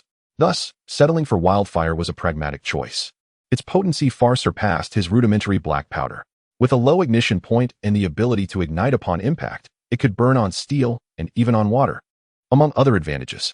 Although somewhat unstable, if he could resolve that issue, its utility would be immense. After all, upon leaving King's Landing, Dragonstone would soon face a conflagration. And in an era devoid of dragons, what could be more formidable as a naval weapon than wildfire? Surely, the ships of Stannis that were consumed in the Battle of Blackwater would have the most authoritative voice on the matter. Jeherys was determined to master the technique of wildfire production. As the chief alchemist, Rosart was reputed for his expertise in this area. It was said that his production of wildfire alone constituted a third of the entire Alchemist Guild's output. What a respectable practitioner of the magical arts he was. Due to his advanced age and considerable drinking, Rosart's hearing had dulled. It wasn't until Jeherys stood just a few paces behind him that he became aware of someone trailing him. He halted, leaning on his cane, and slowly turned around. "Are you His Highness Jeherys?" Rosart had previously struggled to differentiate between the twins, but at tonight's banquet, Jeherys' composed and approachable demeanor made it easy for him to distinguish him from his brother. It wasn't that Viserys was unworthy. Rather, his noble arrogance and frivolous tendencies made it difficult for the old sorcerer, born a commoner, to feel genuine respect. In contrast, he preferred Jeherys' down-to-earth nobility. Alas, he was not the elder brother. Otherwise, he would have recommended Jeherys as the heir to the Iron Throne this very night. With that thought, a glimmer of sympathy and regret flickered in his gaze toward Jeherys. "However, Your Majesty, what is your command?" "Your Excellency, you have misunderstood Jeherys' explanation." He pondered how to articulate his words, feeling somewhat hesitant to approach the subject of acquiring treasures from the Alchemist's Guild. After all, you are the wisest sage in all 7 kingdoms, and my admiration for you flows like an unending torrent. Upon meeting you today, I felt a sense of regret for not having encountered you sooner. I showered you with praises in hopes of alleviating your defenses. However, for someone of your stature, having seen countless individuals throughout your life, the saying "one who offers courtesy must have a request" surely resonates. "Your Highness, what is it that you desire?" "Allow me to guess. Are you interested in wildfire?" Jeherys was taken aback. "Am I that obvious?" "Your Highness, such a substance is exceedingly perilous. Your ancestor, King Aegon V, perished beneath it, and even further back, Prince Aemon Targaryen's curiosity about it has often brought great danger to those of your age." Rosart understood that the affinity for fire was ingrained in the Targaryen lineage. In their youth, both Aerys and the late King Jeherys, as well as Aegon V, had shown an immense fascination with wildfire, making Jeherys' current demeanor quite typical. "My lord, you are mistaken. I seek the techniques for producing wildfire," Jeherys confessed candidly, unbothered by the potential rejection, for the Alchemist Guild was not solely reliant on Rosart for the creation of wildfire. "May I inquire why you wish to acquire this knowledge?" "Your Highness?" A flicker of confusion passed through Rosart's murky gaze. Aside from the long-ago visit of the Red Priests from Essos, who had gleaned some rudimentary understanding, this substance had been kept under strict secrecy by the Alchemist Guild for centuries. The outside world was only aware of its existence, with little understanding of its properties. Chapter 12. Within reach, my lord. Do you believe King's Landing can be defended? Jeherys countered with a question. Of course. Rosart hesitated for a moment before replying. Jeherys internally rolled his eyes. Was it truly fair to deceive a child with such words? If there were genuine confidence in holding King's Landing, why would the Mad King have ordered the Alchemist Guild to plant wildfire throughout the city? Was he intent on dragging the entire populace to their doom? Such actions were beneath contempt. The orders came from my father? The saintly doctrine speaks not of intent, yet it has yet to be put into practice. It is not that Jeherys, upon arriving in this world, lacked discernment. He sought out Rosart for 2 primary reasons: to acquire the technique for wildfire production and to thwart Aerys II's plans to burn the city. This strategy had several advantages. Firstly, It ensured the advancement of their military preparedness. Had Stannis possessed wildfire during the Battle of Blackwater, the outcome for King's Landing might have been vastly different. Secondly, it would salvage the Targaryen family's image in the eyes of the populace, particularly among the nobility. The reason why Daenerys was betrayed by Tyrion and Jon Snow in the narrative stemmed largely from their selfishness. But the fear that she inherited the Mad King's reckless bloodline also played a significant role. Thirdly, there shall be no enhancement of prestige for Jaime and the Lannister family. Given Jaime's notorious reputation as the Kingslayer, even if he were not executed, donning black attire would be inevitable. Yet he was pardoned by Robert and permitted to continue serving as a member of the Kingsguard. The primary reason for this leniency lies in his vanquishing of the fire-wielding sorcerers, thereby saving the entire city of King's Landing. My lord, I firmly believe that King's Landing is destined to fall, Jeherys declared with unwavering conviction, as though he had witnessed the events firsthand. You must be aware that certain members of our Targaryen lineage possess the ability to foresee the future even in their dreams, the most renowned among them being Jeherys himself, who is grateful for the existence of this magical world. The dreamwalker Daenerys Targaryen, the elder exclaimed in astonishment. Indeed, it was she who foresaw the catastrophic fate of the freehold of Valyria, prompting my ancestors to bring dragons to Dragonstone. And I too possess the gift of foresight, Jeherys proclaimed. Though he had never truly experienced a dragon dream, it did not hinder him from embellishing his claims. More importantly, the elder before him was a staunch believer in magic. Your Highness, could you share the visions you have dreamt? Rosart would not be swayed by mere words. Tangible evidence was essential. I dreamt of golden waves engulfing all of King's Landing. I dreamt of my father commanding that the city be reduced to charred bones and roasted flesh. I dreamt of him lying in a pool of blood, a golden sword severing his throat. He knew he could not be too overt. Prophecies were often cryptic and elusive, devoid of mystery, rendering them susceptible to skepticism. Then why do you not speak of this to His Majesty? He is your father. Rosart was taken aback by the implications of the dream. If such foresight could be attained, could it not be averted? My lord, my father is exceedingly suspicious. Even if I were to speak, he may not believe me, and could potentially blame me and punish me for it. I dare not, Jeherys said in a pitiful voice reminiscent of a 7-year-old boy. A child fearful of his father would hardly confide in the former, Rosart understood. Were he to have a father of such disposition, he too would likely refrain from revealing his innermost thoughts. With this realization, he set aside his doubts. Your Highness, I can teach you how to create wildfire. But you must vow to the gods that you will not disclose this knowledge, not even to those closest to you. Parents, brothers, wife, or children must not learn a word. Very well, I swear by the gods above that I shall not reveal this, lest wildfire consume my body and my soul find no peace. Jeherys took the solemn oath as per Rosart's request, having no intention of divulging it, for to him, wildfire was merely a transitional tool to ensure his furtive development. Once his prowess was sufficient, he could unleash it upon the world. Do not question why. Confidence is all that is required. As Rosart observed the encroaching dusk, he instructed Jeherys to return the following morning, before gradually departing the Red Keep. Supported by attendants, he ascended into his carriage and departed from Aegon's Hill.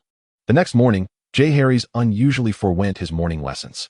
Before dawn, he stealthily set forth from the northern gate of the Red Keep, accompanied by 2 guards, making his way directly to the Alchemists' Guild located on Silent Sister Street. Upon arrival, the Alchemists' Guild Hall presented itself as a grand structure hewn from cold, unyielding black stone, its entrance adorned with engravings of flickering green flames. As a repository for perilous wildfire, the venue was heavily fortified. The guards, clad in golden robes, instinctively barred entry upon noticing an approaching figure. However, once they recognized him, they promptly granted passage. Do not make a fuss, Jeherys whispered, donning his hood as he passed the guards, and then ventured into the dimly lit hall, where he found Rosat and 2 other fire mages awaiting him. Your Highness, the creation of this substance necessitates the use of arcane magic. Oh, forgive me for neglecting to introduce you. These 2 are the esteemed sages, Gorgos and Bellies. It is a pleasure to meet you. Jeherys bowed respectfully. Gorgos was a middle-aged man with raven-black curls, while Bellies appeared even older than Rosat, his frail form suggesting that a mere gust of wind could easily topple him. Subsequently, Rosat invited Jeherys to accompany him to the wildfire manufacturing workshop. As the workshop lay deep underground, they had to traverse a dark and profound downward passage, where the damp stone walls exuded a chilling atmosphere. Jeherys had already established his foundation, granting him greater resistance to temperature extremes than the average person. Thus, he felt no discomfort from the cold. although the descent evoked an eerie sensation akin to entering a crypt. My lord, how many individuals within the guild still possess the ability to create such a substance?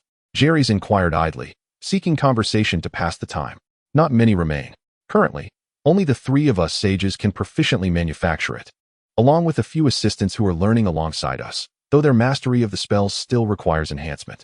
This magic is exceedingly intricate and meticulous, yet utterly indispensable. Rosat lamented. It appeared that the arcane arts had begun to dwindle, leading to a scarcity of fire mages. I see, Jeherys mused, fully aware of the reasons behind the decline of magic. Perhaps it was not so much a disappearance as it was a transformation into something less perceptible. In the days of the Dragon Lords, magic was akin to fireflies on a summer night, easily caught. Now, these fireflies had morphed into bats in the darkness. Some could sense them, yet none could grasp them. After approximately 5 minutes of descent, he beheld a series of stone chambers below, with faint light seeping through the cracks of their doors, reminiscent of ethereal moonlight on white sand. Rosat entered his chamber and emerged shortly thereafter, holding a scroll. Your Highness, this is the scroll containing the techniques for the creation process. Please study it diligently. I shall be crafting this substance shortly, and you may observe. Chapter 13. The Prodigy. Naturally, Jeherys did not wish to miss the opportunity for practical observation, so he eagerly perused the scroll. The incantations for conjuring wildfire encompassed over 100 syllables, intricate and convoluted. After silently reading through it once, he, under Rosat's encouraging gaze, hesitantly recited the spell aloud. Rosat corrected his errors while simultaneously instructing him on precisely when to articulate the incantations. After reciting the incantation flawlessly, Jeherys suddenly perceived a searing spiritual energy coalescing in the air, distinct from the inhalable aura that permeated his being. This energy was wild and ferocious, akin to an untamed beast. Utterly untouchable. There is something here, Jeherys mused to himself. Rosat, seemingly oblivious to any anomalies, marveled at Jeherys' ability to swiftly master the spells. If the assistants and apprentices within the guild could emulate Jeherys' talent, the guild's future would be secure. Talented individuals are rare, often. Exceptional mentors are difficult to find, yet it is equally challenging for a distinguished teacher to encounter a promising student, especially in this era, where merely learning to read and write has barred the majority from advancement. The old sorcerer, delighted by the prospect of a promising pupil, dedicated himself to teaching with fervor. One was eager to learn, and the other was committed to imparting knowledge. By the end of the morning, Jeherys had already mastered the incantation and inscribed the magical array with such rapidity that it caused the old sorcerer to question his own life choices. Initially, he had boasted about his own youthful learning speed, yet he soon found such comparisons futile. How could he possibly boast? To illustrate, if Jeherys' rate of comprehension was akin to a dragon soaring through the skies, his own past efforts could only be likened to a tortoise crawling. This was an entirely different realm. The old sorcerer suspected that Jeherys had perhaps gained the favor of the King of Light. Otherwise, it was unfathomable how he grasped fire magic with such ease, drawing analogies and even proposing enhancements. Merely in the realm of inscribing magical arrays, he had suggested 3 modifications. Rosat initially thought Jeherys was speaking nonsense. Yet when he experimented with the young man's suggestions, he was unexpectedly pleased by the fluidity of the results. The sensation was akin to the finest silk from a free trade city flowing through his fingertips, exceedingly smooth. Without practical rehearsal, he was convinced that Jeherys' improvements were indeed valid. This young man possessed an extraordinary talent for fire magic, truly terrifying. Unbeknownst to Jeherys, the old man's thoughts were racing. Even if he were aware, he would merely smile knowingly. His skill had been honed through rigorous training under his strict father. The talismans of Taoism may appear as mere scribbles to the untrained eye. Yet to the adept, a genuine talisman must encompass the talisman head, the governing spirit, the talisman body, the foot, and the essence, all of which are indispensable.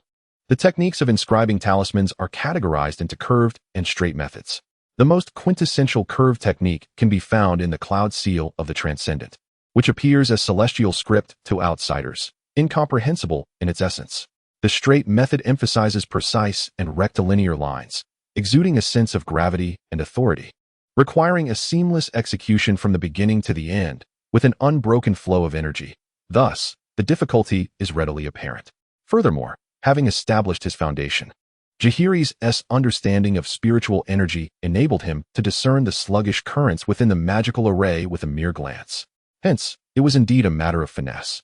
After all, compared to talismans, this array was only at a rudimentary level in terms of facilitating the flow of spiritual energy.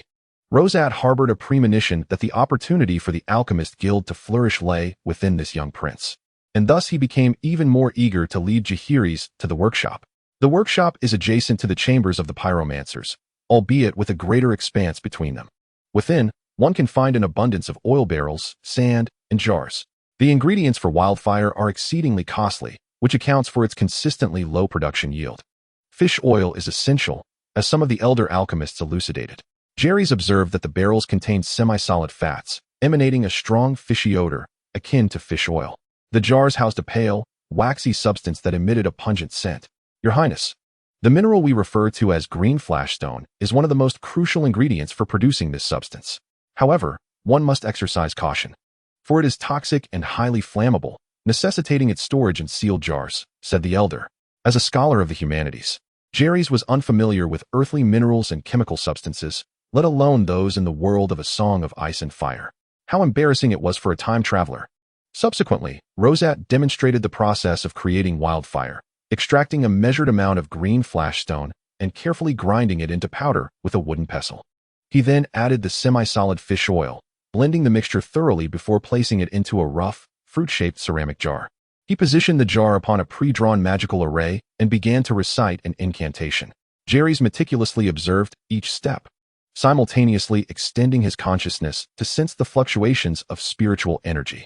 Indeed, ever since establishing his foundation, he had been able to perceive his consciousness and had now reached a rudimentary level of external projection, allowing him to sense objects within a 3-meter radius.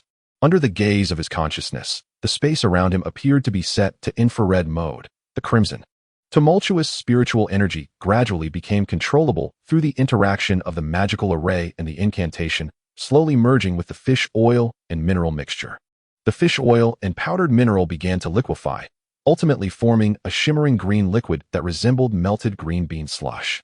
After observing the entire process, Jeherys grasped it thoroughly. With Rosat's approval, he began to attempt the creation of wildfire himself. He adhered strictly to the proportions prescribed by the elder alchemist, as he was the expert in the matter. The steps to produce wildfire were not overly complex. They bore resemblance to the chemistry experiments of his previous life. The difference, however, lay in the necessity to manage the raw materials personally, which significantly increased the difficulty and duration of the process. Yet, for Jeherys, was this a challenge? Soon, he completed a jar of wildfire independently. Even though the elder alchemist had been prepared for his progress, he was nonetheless astonished. The elder then imparted upon him the incantation to suppress the wildfire's explosive potential and prevent it from going awry during storage, providing Jeherys with invaluable knowledge on how to preserve the finished product. As Jeherys departed the guild hall accompanied by the guards, a young man clad in assistant garb approached and whispered something into the elder's ear. The old sorcerer waved his hand dismissively, indicating that the minutiae were of no consequence. Should King's Landing fall, the alchemists must leave behind a seed of hope. In the subterranean darkness, the perception of time was significantly dulled. Upon exiting the Alchemists' Guild, Jeherys discovered the sun high in the sky, the streets sparsely populated, each passerby appearing haggard and hurried, clad in tattered garments. Occasionally, he passed a few carriages emblazoned with family crests, heading towards the Great September of Baelor at the other end of the crossroads. Chapter 14. Spring Thunder. The journey back to the Red Keep was uneventful, save for a few emaciated figures resembling withered trees who attempted to beg for alms. Upon being scolded by the guards, they quickly realized that their intended targets were not the benevolent sort, and thus, they dispersed in haste. During the war, the scarcity of food and warm clothing had led to skyrocketing prices within King's Landing. Ordinary citizens could scarcely afford bread, even that which was moldy and mixed with tree bark and chaff. The flea-ridden dens still offered a meager supply of brown broth, but even that was dwindling, with reduced availability and shorter serving times. With a population of 500,000, King's Landing was the most densely populated city on the entire continent of Westeros. However, this figure included farmers and fishermen from surrounding villages and towns. The actual number of residents within the city was far less. Due to the generally low level of education in this era, only the gods could ascertain the precise population within the city, even if King's Landing housed 200,000 souls. The burden of sustaining such a vast number during peacetime was considerable, let alone amidst the turmoil of war. Once conflict erupted, the chaos within King's Landing was both foreseeable and inevitable. Strangely, It seemed the ministers at court had never been troubled by such concerns, as if ignorance could render the situation non-existent. Yet, those neglected and forgotten masses also required sustenance. They could not survive solely on roots and rats for an extended siege. Once driven to desperation, they would abandon all faith, ethics, and laws, ruthlessly attacking merchants and wealthy individuals, eventually turning their fury upon the affluent, minor nobles, and lords, culminating in an assault on the Red Keep. They would behave like marching ants, consuming everything in their path. Jeherys had never experienced hunger in his lifetime. Yet his parents had recounted their childhood struggles with starvation, and he had witnessed portrayals of such suffering in dramas. In the light of day, one might encounter a multitude of specters, while at dusk, one might find oneself questioning the essence of humanity amidst the fragrant steam of dumplings. In televised narratives, the lives of common folk were seldom depicted. Instead, grand tales of political machinations and the treachery among the nobility took center stage. However, reality encompassed far more than these tales suggested. While the common people remained unrecognized, should anyone manage to incite and manipulate them, they could become a formidable force capable of overthrowing any regime. For example, during the Dance of the Dragons, the citizens of King's Landing stormed the dragon lairs and slew 4 great dragons.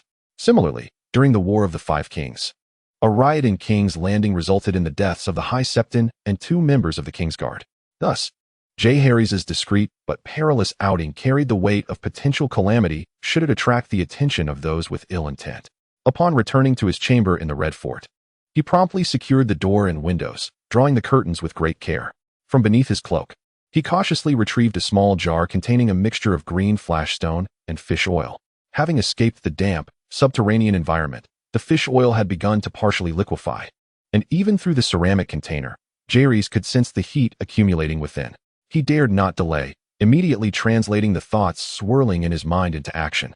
While in the guild halls underground, he had vaguely perceived that the essence of wildfire was rendered fluid and enduring by the fish oil, while the green flashstone imparted a low ignition point, and the elemental fire energy imbued it with a ferocious intensity. The magical array served to harmonize these 3 components, as if encasing them within a frame. Each of the 4 elements was indispensable, yet their stability remained uncertain. Given this, could the tempestuous fire energy be transformed into a serene essence of self? Or might he refine the magical array to fortify the framework? With this thought, he stealthily procured some materials, intending to conduct his experiment in his own room. The fireplace was spacious, the embers long extinguished, and the quantity of materials he had pilfered was minimal, ensuring that even if ignited, they would not burn for long. While the magical array could be improved, this would demand significant time or an elevation in his cultivation, granting him a deeper comprehension of the fundamental forces of this world. For now, he would experiment with substituting the fire energy with his own essence and observe the results. He swiftly cleared the ashes from the fireplace, revealing the dark stone slab beneath, and, using a knife as his pen, deftly inscribed the magical array in one fluid motion. He then placed the jar upon it, channeling his own essence into the vessel. Soon, the mixture of fish oil and minerals transformed into a clear liquid under the influence of his essence and the magical array. Success! Elated, Jeherys delved into the interior of his concoction with his spiritual perception. Had this been the wildfire concocted by fire mages, he would not have dared to do so. Spiritual perception, after all, is a form of mental energy that manifests as a divine spirit. Traditional wildfires are notoriously unstable. Who could say whether his perception would trigger an immediate explosion? He was only at the foundation stage, not impervious to fire and water. Yet, this particular wildfire was different. Infused with his own essence, it would not reject his spiritual energy. Under the influence of his perception, the inner workings of the wildfire became transparent. His essence interconnected with the other 3 elements, allowing them to coalesce around him and form a relatively stable configuration. To illustrate, a buffer layer materialized between the 3 elements. Only should this buffer be breached, or should his essence abruptly lose its tranquil state, would an explosive reaction ensue. Moreover, the color of the wildfire shifted slightly. It no longer appeared as a dark green, but rather exhibited a vibrant spring green within the black jar. This hue was quite pleasing, reminiscent of tender spring shoots, thus rendering the term wildfire somewhat diminished in its stature. As the saying goes, after the rain, the sky clears. Such a color heralds the future. Let us name it spring thunder. Truly, I am a genius at naming. As for its potency, that remains to be tested. He arrived at the sacred grove of the Red Keep, carrying a clay pot. The sacred grove, a site steeped in ancestral tradition, serves as a place for the faithful to offer prayers and pay homage to the old gods. Since the arrival of the Undulls across the sea, this custom has endured. However, for the Undulls who worship the Seven, the sacred grove has become merely a locale for leisurely strolls and relaxation. Each grove is adorned with a heart tree.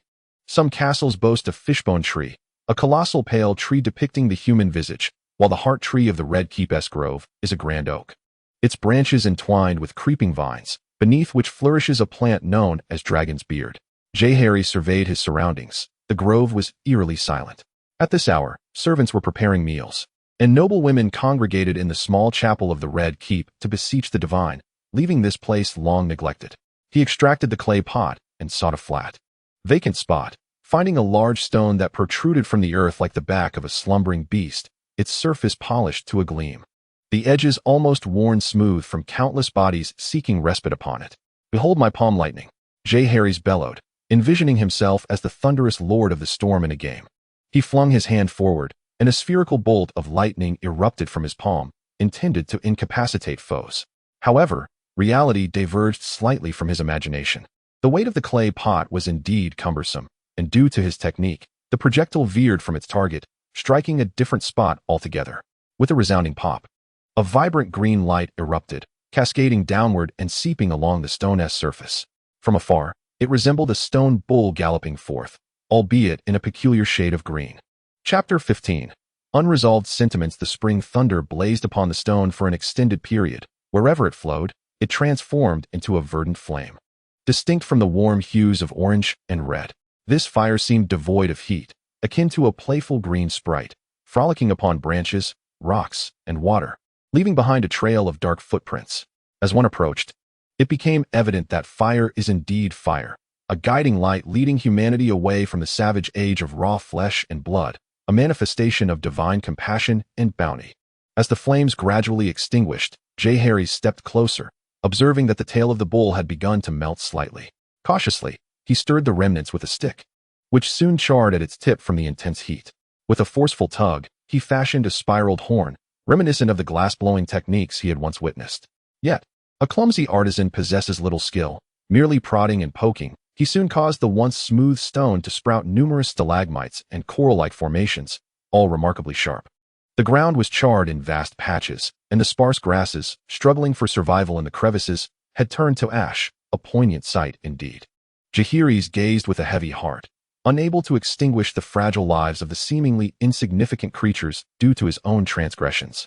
Therefore, he gathered withered grass from elsewhere to lay upon the ground and stones, the dried grass already thickly coated with seeds. To enhance its nourishment, he even procured a vial of youthful urine, confident that come the spring rains of the following year, this place would burst forth with vitality once more. Satisfied, he departed, elated by the results of his spring thunder experiment. Though somewhat taxing on his spirit, it resolved the issue of stability, proving to be a formidable weapon. However, it was not yet prudent to reveal it. After all, regardless of the era, a handful of war instruments could not alter the tide of history unless quantitative changes precipitated a qualitative shift. Otherwise, they would merely add a degree of inconvenience. He resolved to wait until he reached Dragonstone, settled down, and further advanced his cultivation before improving the magical array, employing talismanic thinking to address structural issues. Otherwise, what good would it do to extract him into a human form if he could only concoct a few more jars of spring thunder? You may relish ginseng and deer antler, while I savor ginseng as one might a fine wine. What merit lies in filling one's pockets with fierce dragons and cooking eggs? His senior sister had also taken on a spicier demeanor. With a peculiar melody humming from his lips, Jeherys returned to his chamber. Yet, he harbored a nagging feeling of having forgotten something. Upon careful reflection, he exclaimed, "By the gods! In my excitement over creating wildfire, I forgot to instruct the old sorcerer not to burn the city." "Oh, but did it truly not burn the city in the end? That is hardly a concern. Time to retire for the night. My lord, why do we linger?" In Robert's grand tent, the generals surrounded a pale, indifferent man. The irritable, towering one-eyed brute tugged at the man's cloak and inquired sharply, "Sir Amber, if you continue to exhibit such discourtesy, I shan't hesitate to remove your other eye as well." The man spoke softly, his stature neither robust nor tall, resembling a slender hound next to the one-eyed giant. Yet, when he spoke, all ceased their clamor, drawn to his words. Every female human reaches a certain age when she menstruates monthly, a cycle that continues for a week without respite. However, this particular male was exceptional. He would bleed every few days. This man was Lucius Bolton, the current Count of Harrenhal, of noble lineage, whose ancestors were notorious for their skinning prowess, leading to a worldwide prohibition against practicing this ancestral craft. Nevertheless, he found solace in other pursuits. If he could not skin others, what harm was there in letting himself bleed? Thus, he often placed leeches upon his body, allowing them to siphon his blood. As he felt the warm flow of blood and the toxins purged from his system, he experienced a profound lightness, as if his soul ascended, accompanied by an unparalleled inner joy. Truly, he and some vampire count from the Blue Star world were a match made in heaven, one relishing the act of bleeding while the other thrived on the consumption of blood. Perfect. Alas, this world lacked vampires, otherwise he would certainly indulge in that delight. Duke Robb has issued a decree, commanding all lords, great and small, to heed the directives of the Duke of the North, our Stark Duke, in stark contrast to his elder brother, the Earl of Bolton, savored a spiced cup of warm wine, which, I must confess, is inferior to the wines of the North, bearing a distinct sourness. Perhaps it is the distance from the southern lands that accounts for the difference. How else could the wine from the Isle of Green Pools exude a sweetness reminiscent of summer? Nonetheless, there are advantages here, as his little darlings are more robust and well-fed, and even boast the rare sight of exquisite white specimens seldom seen in the North. At that moment, a messenger, escorted by guards, entered through the tent's entrance. "My Lord Bolton, the Duke commands." Due to the absence of scholars and ravens within the ranks, communication with the main force relied solely on these couriers. Fortunately, their position was not overly advanced, allowing for swift transmission of military orders. Lord Roose Bolton unfurled a parchment sealed with a wax emblem depicting a dire wolf, breaking the seal before the assembly and smoothing the parchment with both hands. "Ah, my lords, we have adversaries," the Earl declared in his customary tone. "The Lannisters have dispatched troops from Casterly Rock, and Duke Tywin is leading 10,000 soldiers from the Westerlands, along with 2,000 knights and attendants, directly toward King's Landing along the Gold Road. The current intentions remain ambiguous. The Duke suspects they may be loyalist forces and has commanded us to prepare for reconnaissance, ensuring our safety above all. We northern men can take on 10 of them. Those Westerland lords, clad in their gaudy attire, are nothing more than summer knights, utterly ineffectual. Indeed, let us shatter their helmets with our war hammers and flails." In a fervor, the assembly stirred. They had lingered at the Boar's Horn for several days, yearning for the thrill of battle to sate their bloodlust. A string of victories had intoxicated their minds, or perhaps they had always regarded the southern knights with disdain, carrying the pride and ruggedness of winter. Lord Bolton raised a hand, and the tumultuous voices gradually subsided. "Earl Serwyn, Lord Dustin, I require you to dispatch your finest knights to scout the enemy's movements. Report immediately should any developments arise, and do not engage the enemy without cause. My lords, sharpen your blades and prepare for combat at a moment's notice." 2 knights clad in chainmail, lined with black wool and leather vests, received the orders and swiftly departed, while the others busied themselves with preparations. Alas, tranquil moments are fleeting. Soon, the air in King's Landing was filled with buoyancy. Jeherys heard that Duke Tywin was already en route to bolster the defenses of the city and would soon arrive at the gates. The entire populace was abuzz, heralding Duke Tywin as the savior of King's Landing, having set aside his quarrels with the king to fulfill his obligations, a glory as precious as gold. Jeherys scoffed quietly. Tywin had yet to arrive, yet the city sang his praises. Were it not for his knowledge of the unfolding events, he would be loath to believe the dubious deeds Tywin had committed. Honor was a foreign concept to him. He was merely a remorseless executioner.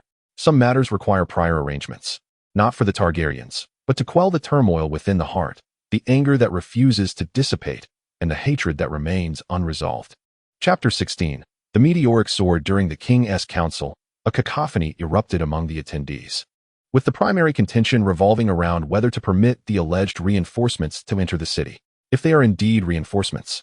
Should Jeherys become aware of the discord during the council, he would likely exclaim, "At least there are those who possess discernment." The Guardian of the West, Lord Tywin Lannister's brother, Ser Kevan Lannister, had led 1,000 knights and an equal number of attendants to the outskirts of the Lion's Gate by afternoon. This location marked the commencement of the Golden Road, where an additional 10,000 infantry and knights hastened toward King's Landing with astonishing speed.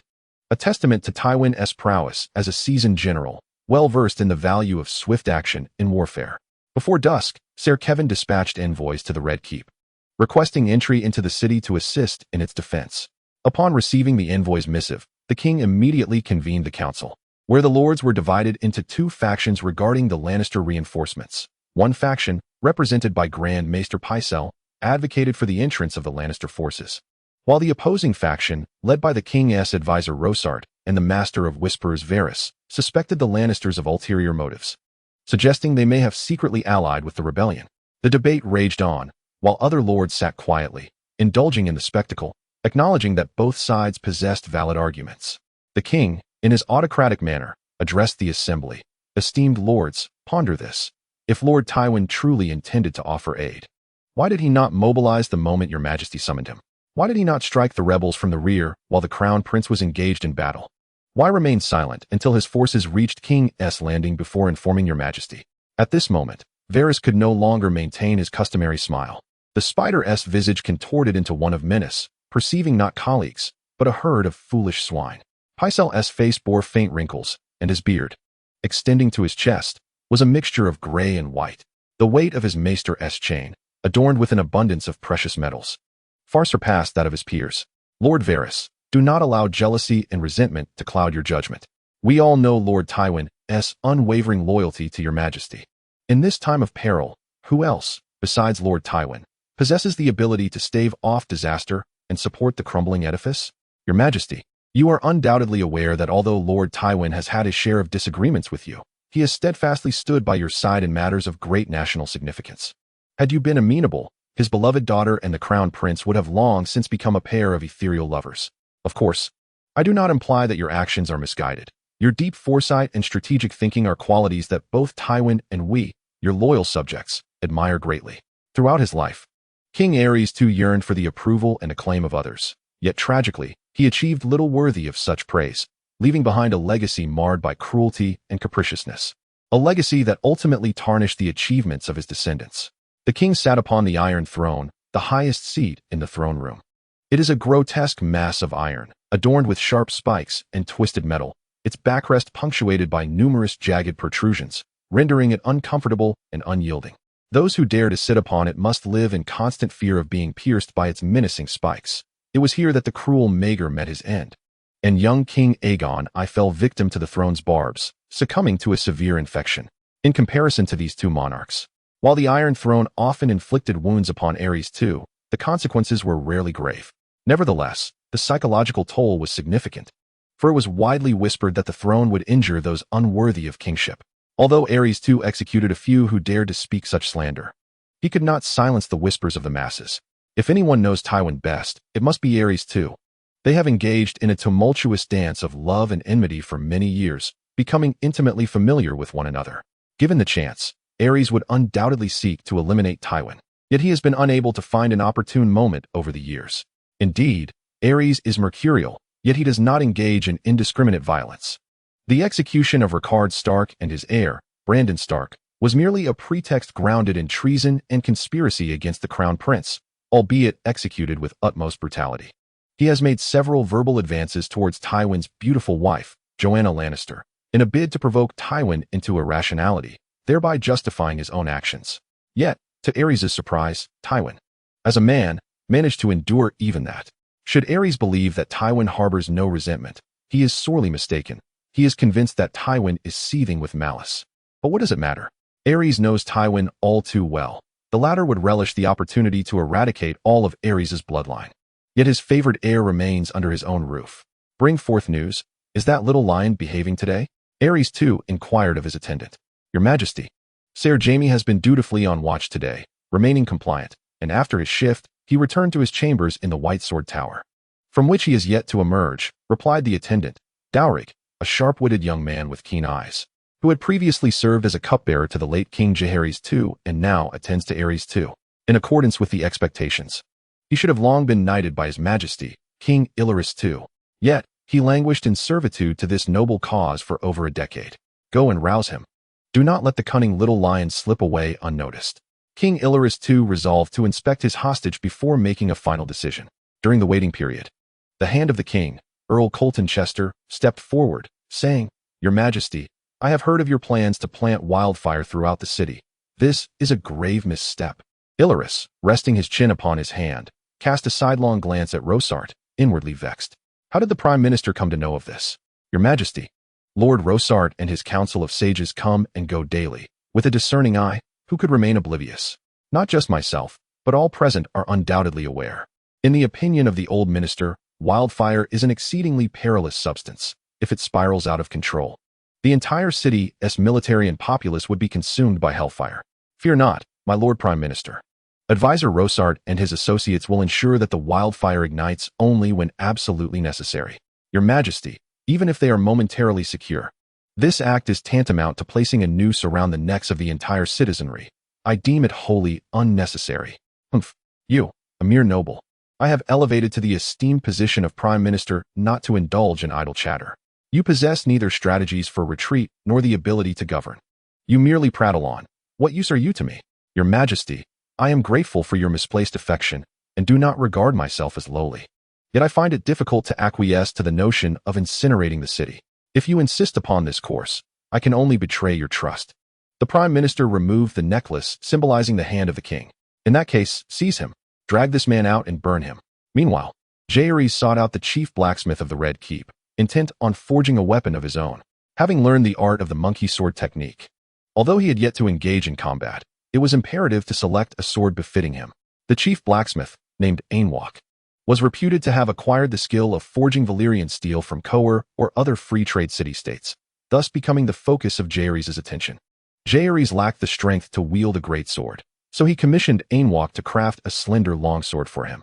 This blade, a hybrid between a two-handed greatsword and a one-handed sword, featured a hilt and grip made of soft steel and dragon bone, with a blade merely 2 fingers wide. All forged from Valyrian steel. Influenced by tales and legends, Jeherys had long believed that weapons crafted from Valyrian steel were exceedingly rare, such as the ancestral treasures of House Targaryen, the lost Black Fire and Dark Sisters, House Stark's greatsword Ice, House Tully's Heartrender, and House Mormont's Longclaw, each a relic passed down for centuries or even millennia. Yet, upon opening the royal treasury, his faith shattered. Who would dare believe? There were over a dozen weapons made of Valyrian steel, both large and small. He beheld slender daggers with dragonbone handles and great swords, each as tall as a man, all forged from Valyrian steel. Indeed, according to incomplete statistics, the entire continent of Westeros boasts nearly 200 weapons forged from Valyrian steel. However, considering the royal family's 3-century dominion, what significance do a mere handful of weapons hold? In Chapter 17, titled Alas, the hand-and-a-half sword wielded by Jeherys is a short sword of Valyrian steel, resurrected from the dust of the treasury. One might ponder, with so many legendary arms available, why not utilize those that are readily at hand? The answer lies in the nature of weaponry. It is a matter of cunning and strategy, requiring meticulous examination. Those prized swords, whether broadswords or daggers, are either too long and cumbersome or too short and insubstantial to truly harness his formidable prowess. Thus, it is far more prudent to enlist a master craftsman to forge a bespoke weapon for him. Upon its completion, the sword measures 3 feet in length, slender and lightweight, its total weight not exceeding 1 kilogram. In comparison to the standard hand-and-a-half sword of the Red Keep, it is slightly narrower. Yet its blade is meticulously tempered to possess a cross-section that rivals the resilience and strength of renowned swords. The blade glimmers with a subtle white pattern amidst its darkened hue, reminiscent of a meteor streaking through the night sky. Hence, Jeherys christened it Meteor.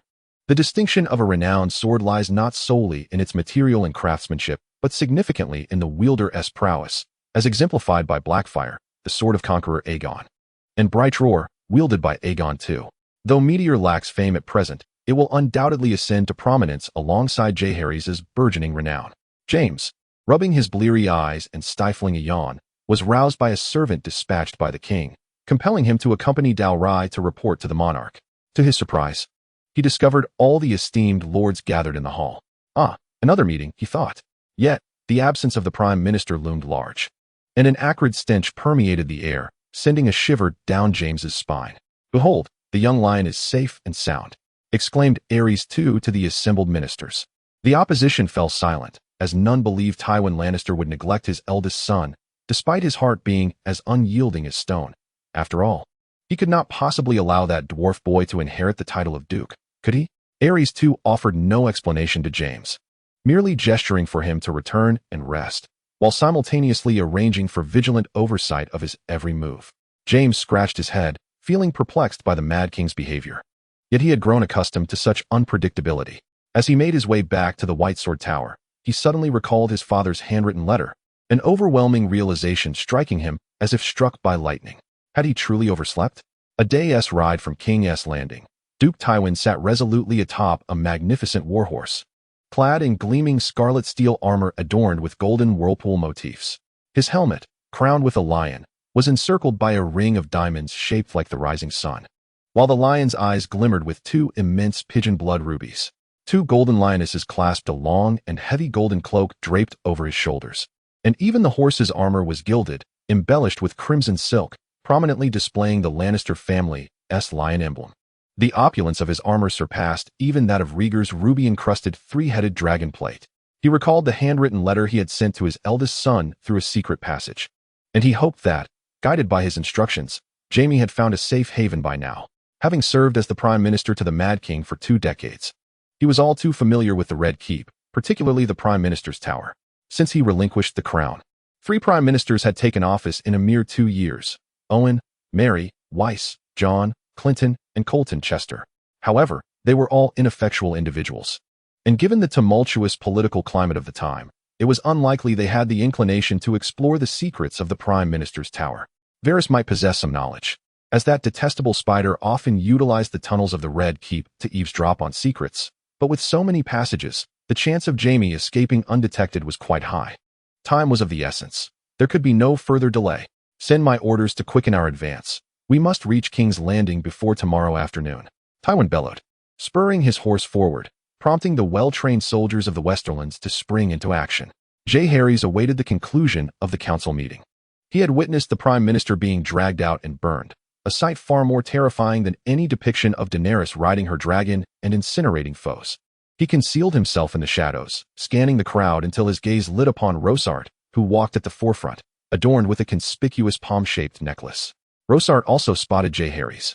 While other highborn lords might dismiss the seemingly frivolous prince as merely seeking attention, he did not underestimate Prince Jeherys, who had proven himself to be a true dragon through his demands for wildfire production techniques and his remarkable talents.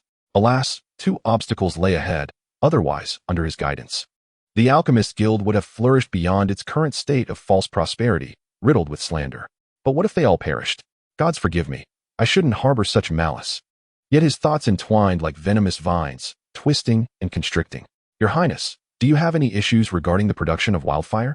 Rosart inquired amiably, having distanced himself from the throng. I have yet to congratulate you on becoming the hand of the king. I do have some ideas that require your assistance or that of your guild, Jeherys replied, not contesting the notion. He was indeed there to recruit allies. The Lannister forces had yet to enter the city, and at that moment, he still had maneuvering room. The members of the Alchemists Guild were all talented and articulate. Once the city fell, how many would remain? The primary principle remained: better to employ them for his purposes than allow them to aid the enemy. Had wildfire not already been buried throughout King's Landing, he would have considered igniting it all, as it would be a shame to leave such a strategic weapon for the adversary. I do not fully grasp your intentions, Your Highness. Very well. I wish to relocate the Alchemists Guild to Dragonstone. That is utterly impossible, Rosart exclaimed, both astonished and enraged. This prince was admirable in many respects, yet his ideas often seemed whimsical and detached from reality. The Alchemist Guild has remained in King's Landing for centuries. Do you know why? It is because this place boasts a vast population and unparalleled trading conditions. The production of wildfire requires the utmost efforts of the royal family to ensure its availability. Your Highness, if I may speak candidly, what assistance could Dragonstone provide us beyond Obsidian and its fortress? Jeherys had not contemplated this deeply. To him, the primary materials for wildfire were merely fish oil and wildfire stone. Isn't fish oil simply derived from fish? With the sea at our back, surely we have an abundance? As for wildfire stone, although its sources are unclear, its applications are so limited that it cannot be excessively costly, can it? In truth, he was committing an empirical error. This is not a world abundant in resources or thriving in trade. Large trawlers capable of hauling thousands of tons are commonplace, with some even exceeding 10,000 tons in displacement. A single net can yield dozens or even hundreds of tons of catch. Beyond ocean fishing, there is coastal aquaculture. And astonishingly, even inland seafood farming. Can you believe it? In terms of mineral extraction, he resided in a city rich in resources. Years ago, during the private mining era, minerals were continuously extracted from the depths. Thus, he lacked a sufficient understanding of the underdeveloped productivity of this age. Chapter 18. The Five Elements. Jeherys paused momentarily. Then, with a pained expression, declared, "My lord, I am not seeking personal gain, but rather striving to preserve the Alchemist Guild's millennia-old legacy." Rhaegar, being of advanced age, struggled to grasp the complexities, accustomed to obedience yet rarely questioning the validity of commands. Indeed, most of the populace exists in such a state. "What do you mean by that?" Rhaegar inquired urgently. "Did my father not instruct you to ignite wildfires throughout King's Landing when necessary?" "That is indeed the case." Rhaegar privately chastised the king for demanding secrecy, only to divulge it to his own kin in an instant. Yes, at this moment. Aegon too had not publicly proclaimed his actions. The placement of fires around King's Landing was orchestrated after the Battle of the Trident, executed quietly under the cover of night. Known only to the court officials and those directly involved. He understood that should this information leak, the morale of the entire city would collapse, leading to its inevitable downfall, thus requiring those in the know to remain utterly silent.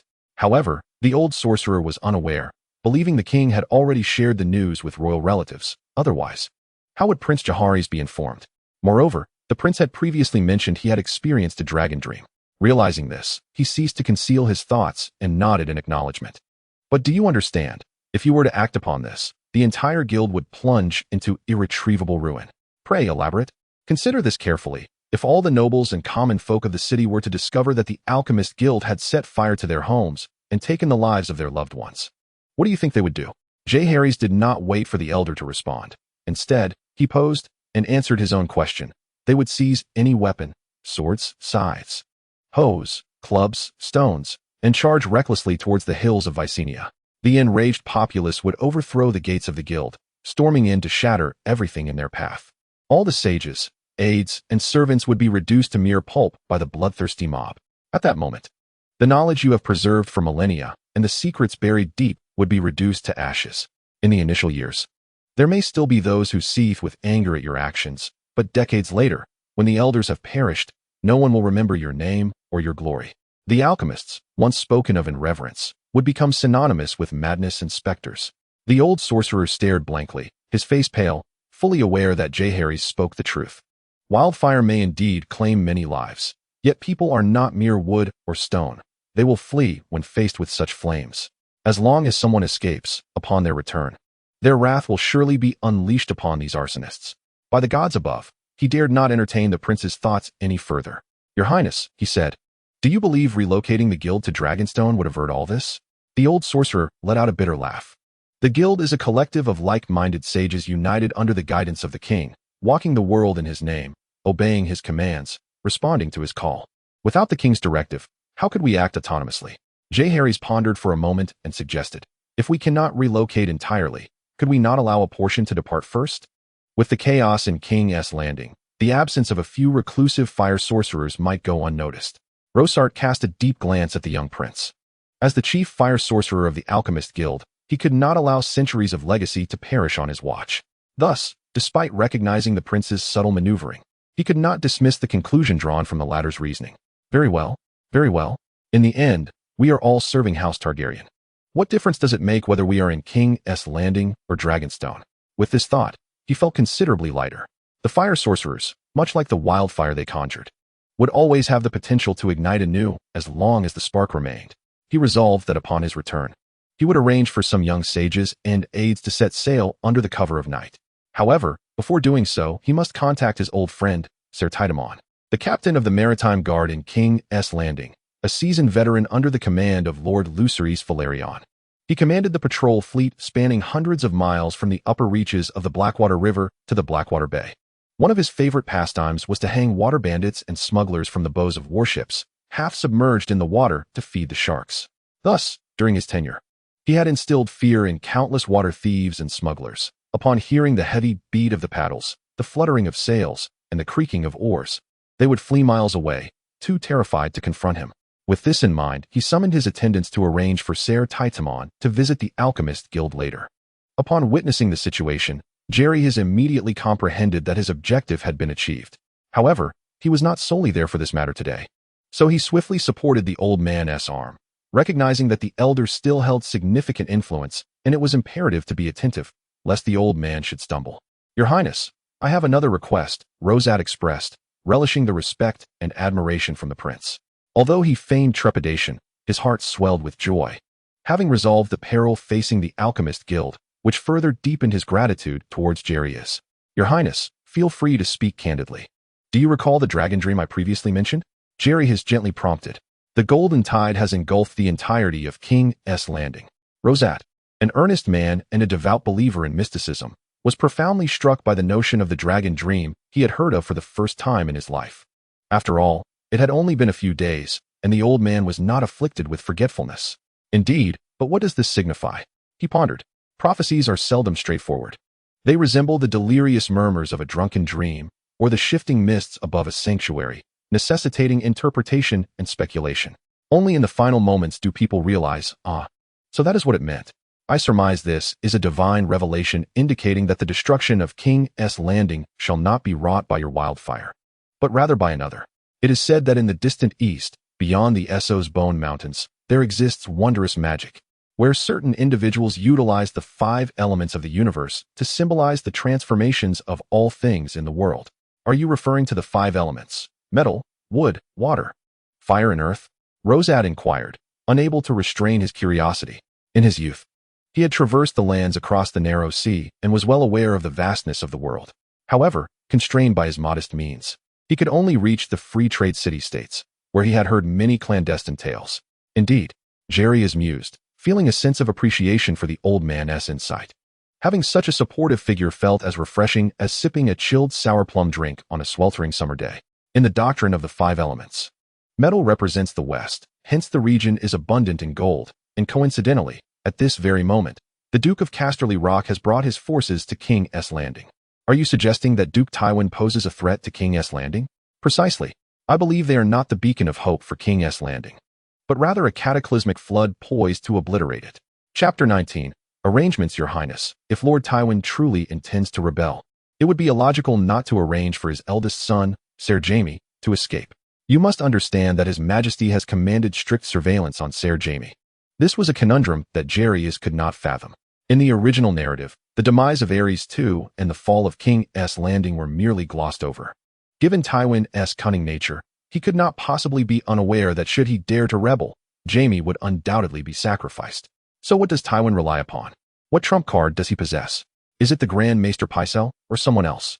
The thoughts were perplexing, truly perplexing, and Jeherys shook his head, casting aside such musings. Is the truth paramount? Sometimes it is, yet more often than not, it is not. A ruler merely needs to provide the populace with a superficially plausible explanation. In their eyes, the common folk are merely a signboard, a statistic, a source of taxation, beasts of burden, but never truly human. Moreover, Jeherys is not in pursuit of truth. His foremost concern is singular, to ensure his own safety. As for altering the narrative or establishing a harem, please, I am devoted to my cultivation. A cultivator must align with the natural order. After all, every realm possesses its fundamental logic. The grand design of destiny is immutable. To defy it would lead to chaos in the celestial order. If the heavens were to take notice, calamities could befall him, and he would not wish to jeopardize his existence, would he? The currents of the world flow like a river, and human effort cannot resist its course. Yet, within the grand design, there exist smaller currents, akin to the links on an anchor chain of a colossal vessel. It is feasible to occasionally adjust the direction of these minor currents without contradicting the overarching flow. In the lore of Blue Star, it is said that in ancient times, King Wen invited Jeong Taegong, who requested the king to carry his palanquin. King Wen took precisely 873 steps, prompting Taegong to proclaim that the Zhou dynasty would endure for 873 years. Upon learning this, King Wen sought to carry a few more steps, but alas, it was too late. Jiang Zia's support of King Wu against the Shang was indeed a matter of grand design, yet the duration of their reign remains uncertain. This illustrates the adage that while minor currents may be altered, the grand design is not to be defied. One must go with the flow and not force the issue. Jeherys does not engage in reckless endeavors, but rather prefers to be the one who stirs the waters, fanning the flames. Karma? What karma? Interfering with the mundane affairs of humanity and altering another's destiny carries grave repercussions. Please, let us return to the Taoist principle of aligning with nature. A bald monk would avoid it as one would a tiger. What concern is it of mine? Though I cannot articulate it clearly at this moment. I am certain that Duke Tywin harbors no benevolent intentions. My lord Rosart, I hope that after the Lannister army enters the city, you and the wise ones will. Jeherys whispered to the elder sorcerer. Upon hearing this, Rosart nodded.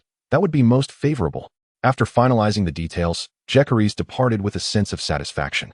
Instead of returning directly to his chamber, he sought out Queen Layla. In her youth, Queen Layla was indeed a beauty. However, due to her prolonged, strained relationship with the king, she appeared significantly older than her years. In the past on Blue Star, many at her age would call themselves little fairies, yet she resembled an old crone. Even a high-risk pregnancy on Blue Star was a perilous ordeal, let alone in this era characterized by poor sanitary and maternal care conditions. That she successfully bore the mother of dragons speaks to her relatively robust health, compounded by divine mercy and the assistance of an experienced midwife, all factors that were indispensable. Observing Queen Layla's waning vitality, Jeherys quietly bestowed upon her a surge of spiritual energy. Suddenly invigorated, Layla caught sight of her youngest son and joyfully embraced him. It must be said that Queen Layla indeed shows great affection for her children, having tirelessly protected them from their father's harm over the years. Jeherys, despite not being a true 7-year-old child, felt his cheeks flush at the softness above him, exclaiming, "Long live the Celestial! In 2 lifetimes, I have never experienced such treatment. My previous life, my mother and father were both reserved individuals, incapable of expressing maternal love so candidly." Jeherys struggled to escape the embrace of tenderness, leaving Queen Rhaegar somewhat disappointed. Her child had grown up. "Mother, I had a dream." Jeherys recounted previous phrases with remarkable skill. Remarkably, after rehearsing with the old sorcerer, his performance had significantly improved, almost convincing Queen Rhaegar of his sincerity. Why almost? A mother knows her child best. The original owner of this body would unconsciously let his gaze wander and fidget with his hair every time he lied. A habit that had become instinctual. Although Jeherys had crossed over, these subtle habits remained. Others might not notice, but Rhaegar could see right through him. "Little Jay, do not play tricks on me. Tell me what you truly desire." Queen Rhaegar exposed his ruse candidly. How can I perform now?" Jeherys quickly recognized the dilemma. Feeling a pang of frustration, he certainly could not confess that he had traversed realms. Despite the familiar exterior, the essence had indeed changed. "All right, mother. I must admit I am somewhat afraid." Jeherys cleverly seized the moment to delve back into tenderness, his voice trembling and his small frame lending credibility to his facade. Queen Rhaegar was equally unsettled, unable to comprehend how their situation had deteriorated so rapidly. Though ensconced within the depths of the palace, she possessed her own sources of information. With danger approaching, she could not help but worry for her children and grandchildren. "Mother, why don't we go to Dragonstone? At least the rebels lack ships, and we would be safe there," Jeherys suggested earnestly. "However, the mobilization of warships requires your father's command." Rhaegar hesitated, acutely aware of the profound rift that existed between them. Certain events had left her unwilling to confront him unless absolutely necessary. Perhaps the escort of warships was unnecessary. Countless merchant vessels docked at King's Landing, from Crab Isle, from Driftmark, and even across the narrow sea, provided they brought sufficient guards. "I will consider it. During these extraordinary times, safety must take precedence." Queen Rhaegar felt a flicker of hope. She resolved to meet the king that evening. For her children, she could endure. Jeherys felt a pang of guilt, realizing he had manipulated this kind-hearted mother's profound affection for her children. Although he was aware that, in the original narrative, Queen Rhaegar and Viserys ultimately fled to Dragonstone before King's Landing fell, after absorbing the original owner's memories. He understood that their last wish was for their family to live a better life, free from suffering. Since Jeherys had inherited this body, fulfilling the original owner's final wish seemed only natural, especially for someone who had watched A Song of Ice and Fire. Who could turn a blind eye to the plight of Daenerys and the other Targaryens? Moreover, although Jeherys currently possesses limited capabilities, his understanding of the overarching narrative allows him to ensure their safety for a lifetime without concern. Chapter 20, The So-Called Realm. Queen Rhaegar, exhibiting remarkable decisiveness, met with the king that very night. Perhaps this is where she diverges from her husband. King Aegon speaks much yet accomplishes little, leading to nearly a decade and a half of stagnation. The nature of their discourse remains a mystery to outsiders. However, a day later, when the Lannister battalion appeared on the outskirts of King's Landing, the king finally arranged for the royal fleet docked at the harbor to escort Queen Rhaegar and the twins to Dragonstone. "Where are my sister-in-law and my niece and nephew?" Jeherys inquired upon arriving at the harbor late at night, noticing the absence of Princess Elia Martell and her children. Your father refuses to let them depart, claiming that young Aegon, as the heir to the kingdom, must remain with the realm. Your sister is being kept at the Red Keep to prevent Dorne from becoming reluctant to send troops again. Queen Rhaella's eyes glistened with unshed tears as she continued. Little Rhaenys has been weeping for days, insisting that her father come to take her away, unwilling to leave Rhaegar's chamber. A sense of unease enveloped Jeherys. Rhaenys, merely 4 years old, is an adorable little girl. In the memories of the original host, this niece shares a close bond with the twins. Despite the generational gap, their ages are only 3 years apart. The little girl follows the twins around, acting as their devoted shadow, accompanied always by a small black cat named Balerion. In the original narrative, after the fall of Maegor's Holdfast, Tywin, in a display of loyalty and sincerity, exterminated the Targaryen family members. Rhaenys was dragged from beneath Rhaegar's bed by the boorish Ser Amory Lorch, her tiny frame pierced multiple times. Young Aegon was hurled against a wall by the mountain, resulting in a fatal head injury, while Princess Elia met a horrifying end at the hands of the mountain, who violated her amidst the carnage. Queen Rhaella, though pregnant and not yet visibly so, began to feel fatigued after attending to matters for a while and retreated to her chamber to rest. This is not what I desire, Jeherys murmured to himself.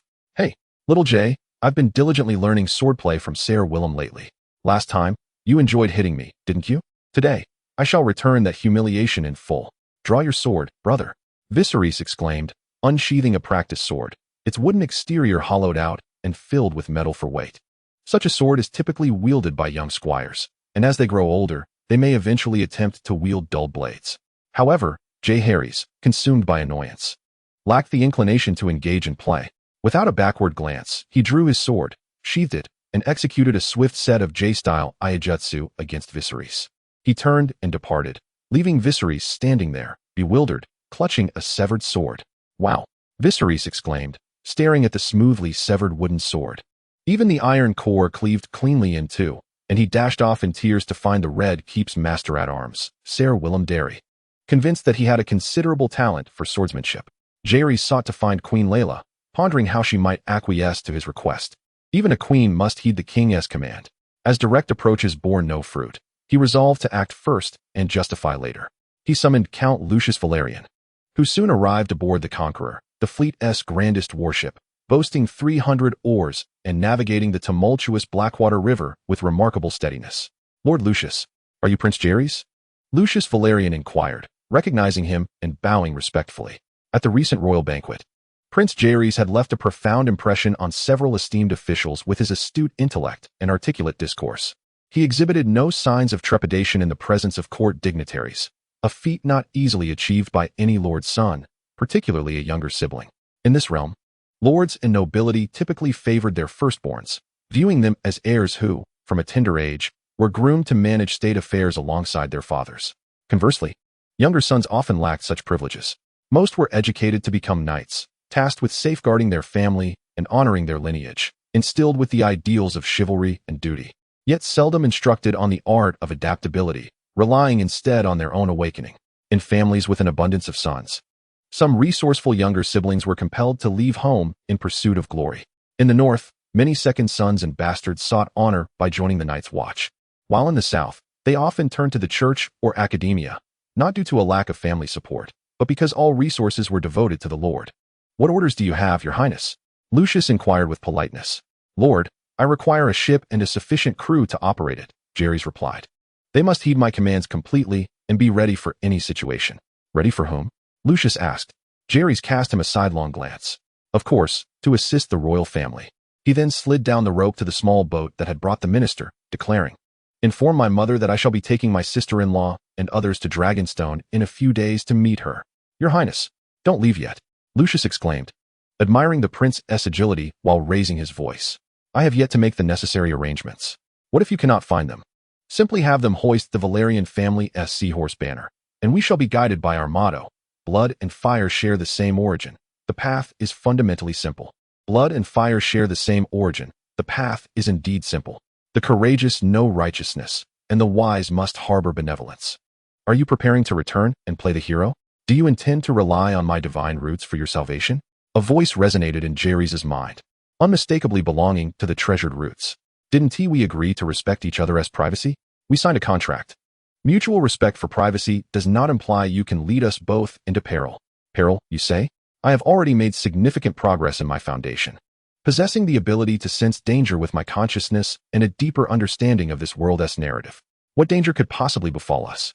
Jeherys scoffed, questioning how he would dare to take risks if not for holding 2 kings and 4 twos. Duo Bao Lingjin smacked his forehead, wondering how this child had developed an inflated sense of superiority after merely establishing his foundation. Did he truly believe that reaching this stage rendered him invincible? Alas, this world is far from the simple realm of his imagination. There is no need to delve into the distant past. Even during my years of slumber, I have sensed the presence of celestial beings multiple times. Celestial beings?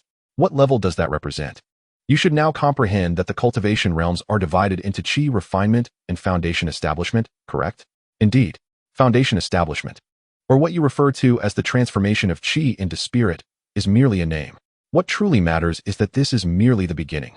Beyond foundation establishment lies a vast array of realms in the celestial hierarchy, such as human celestial, ghost celestial, earth celestial, heaven celestial, true celestial, golden celestial, and so forth.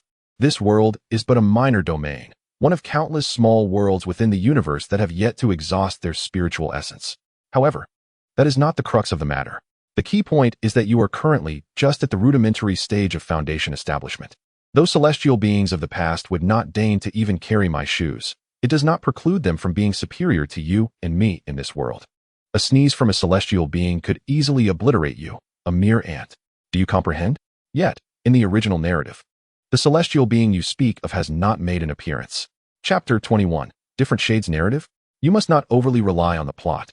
While I am unaware of the original storyline, I do know that celestial beings in this world are free to act as they please. Their absence, I surmise, is largely due to the constraints of the era of silence. However, this does not mean they lack the power to intervene. It merely hinges on whether it is worth their while. Duo Bao Lingjin silently added a thought. They need not engage personally. A mere lackey at the human celestial level could easily deal with you. Human celestial? What exactly does that entail? The human celestial represents the pinnacle of humanity. After foundation establishment, one must condense the 3 flowers and return the 5 chi, a process known as the gathering of the 3 flowers at the crown and the 5 chi returning to the origin. Achieving this signifies the completion of the human celestial stage. If one fails to refine their yang spirit upon reaching the end of their lifespan, they can only succumb to disintegration, becoming a ghost celestial, also known as a corpse celestial. Once the yang spirit is accomplished, and after enduring 3 tribulations and 5 calamities, one may be termed an earth celestial. Only after overcoming the heavenly thunder tribulation does one ascend to the rank of heaven celestial. Should one falter at any step, all prior efforts are rendered futile, and they must reincarnate to begin anew. Is there still time for me to return to the ship? Cough, cough. That would be far too embarrassing. You may be able to bear it, but I cannot. There is no need for excessive worry. I have previously discovered that the vast majority of spiritual essence in this world seems to be sealed away. Thus, the practitioners roaming this realm do not possess particularly high levels of cultivation. How high? At most, 3 or 4 stories tall. What nonsense. As long as they are not celestial beings, their levels are likely suppressed to a lower tier. The former human celestials would correspond to the current foundation establishment. Then, does that mean earth celestials are equivalent to human celestials? Will they be sent to deal with me? Why would you entertain such a notion? Are there many earth celestials? They are significant figures in this realm. How could they be reduced to mere lackeys of the celestial beings? To them, you are nothing of significance. Well, since the celestial beings remain unyielding, shall I not proceed with reckless abandon, merely seeking defeat? Do you claim to possess strength, or are you simply foolish? While we both stand at the foundation, can our combat prowess truly be compared?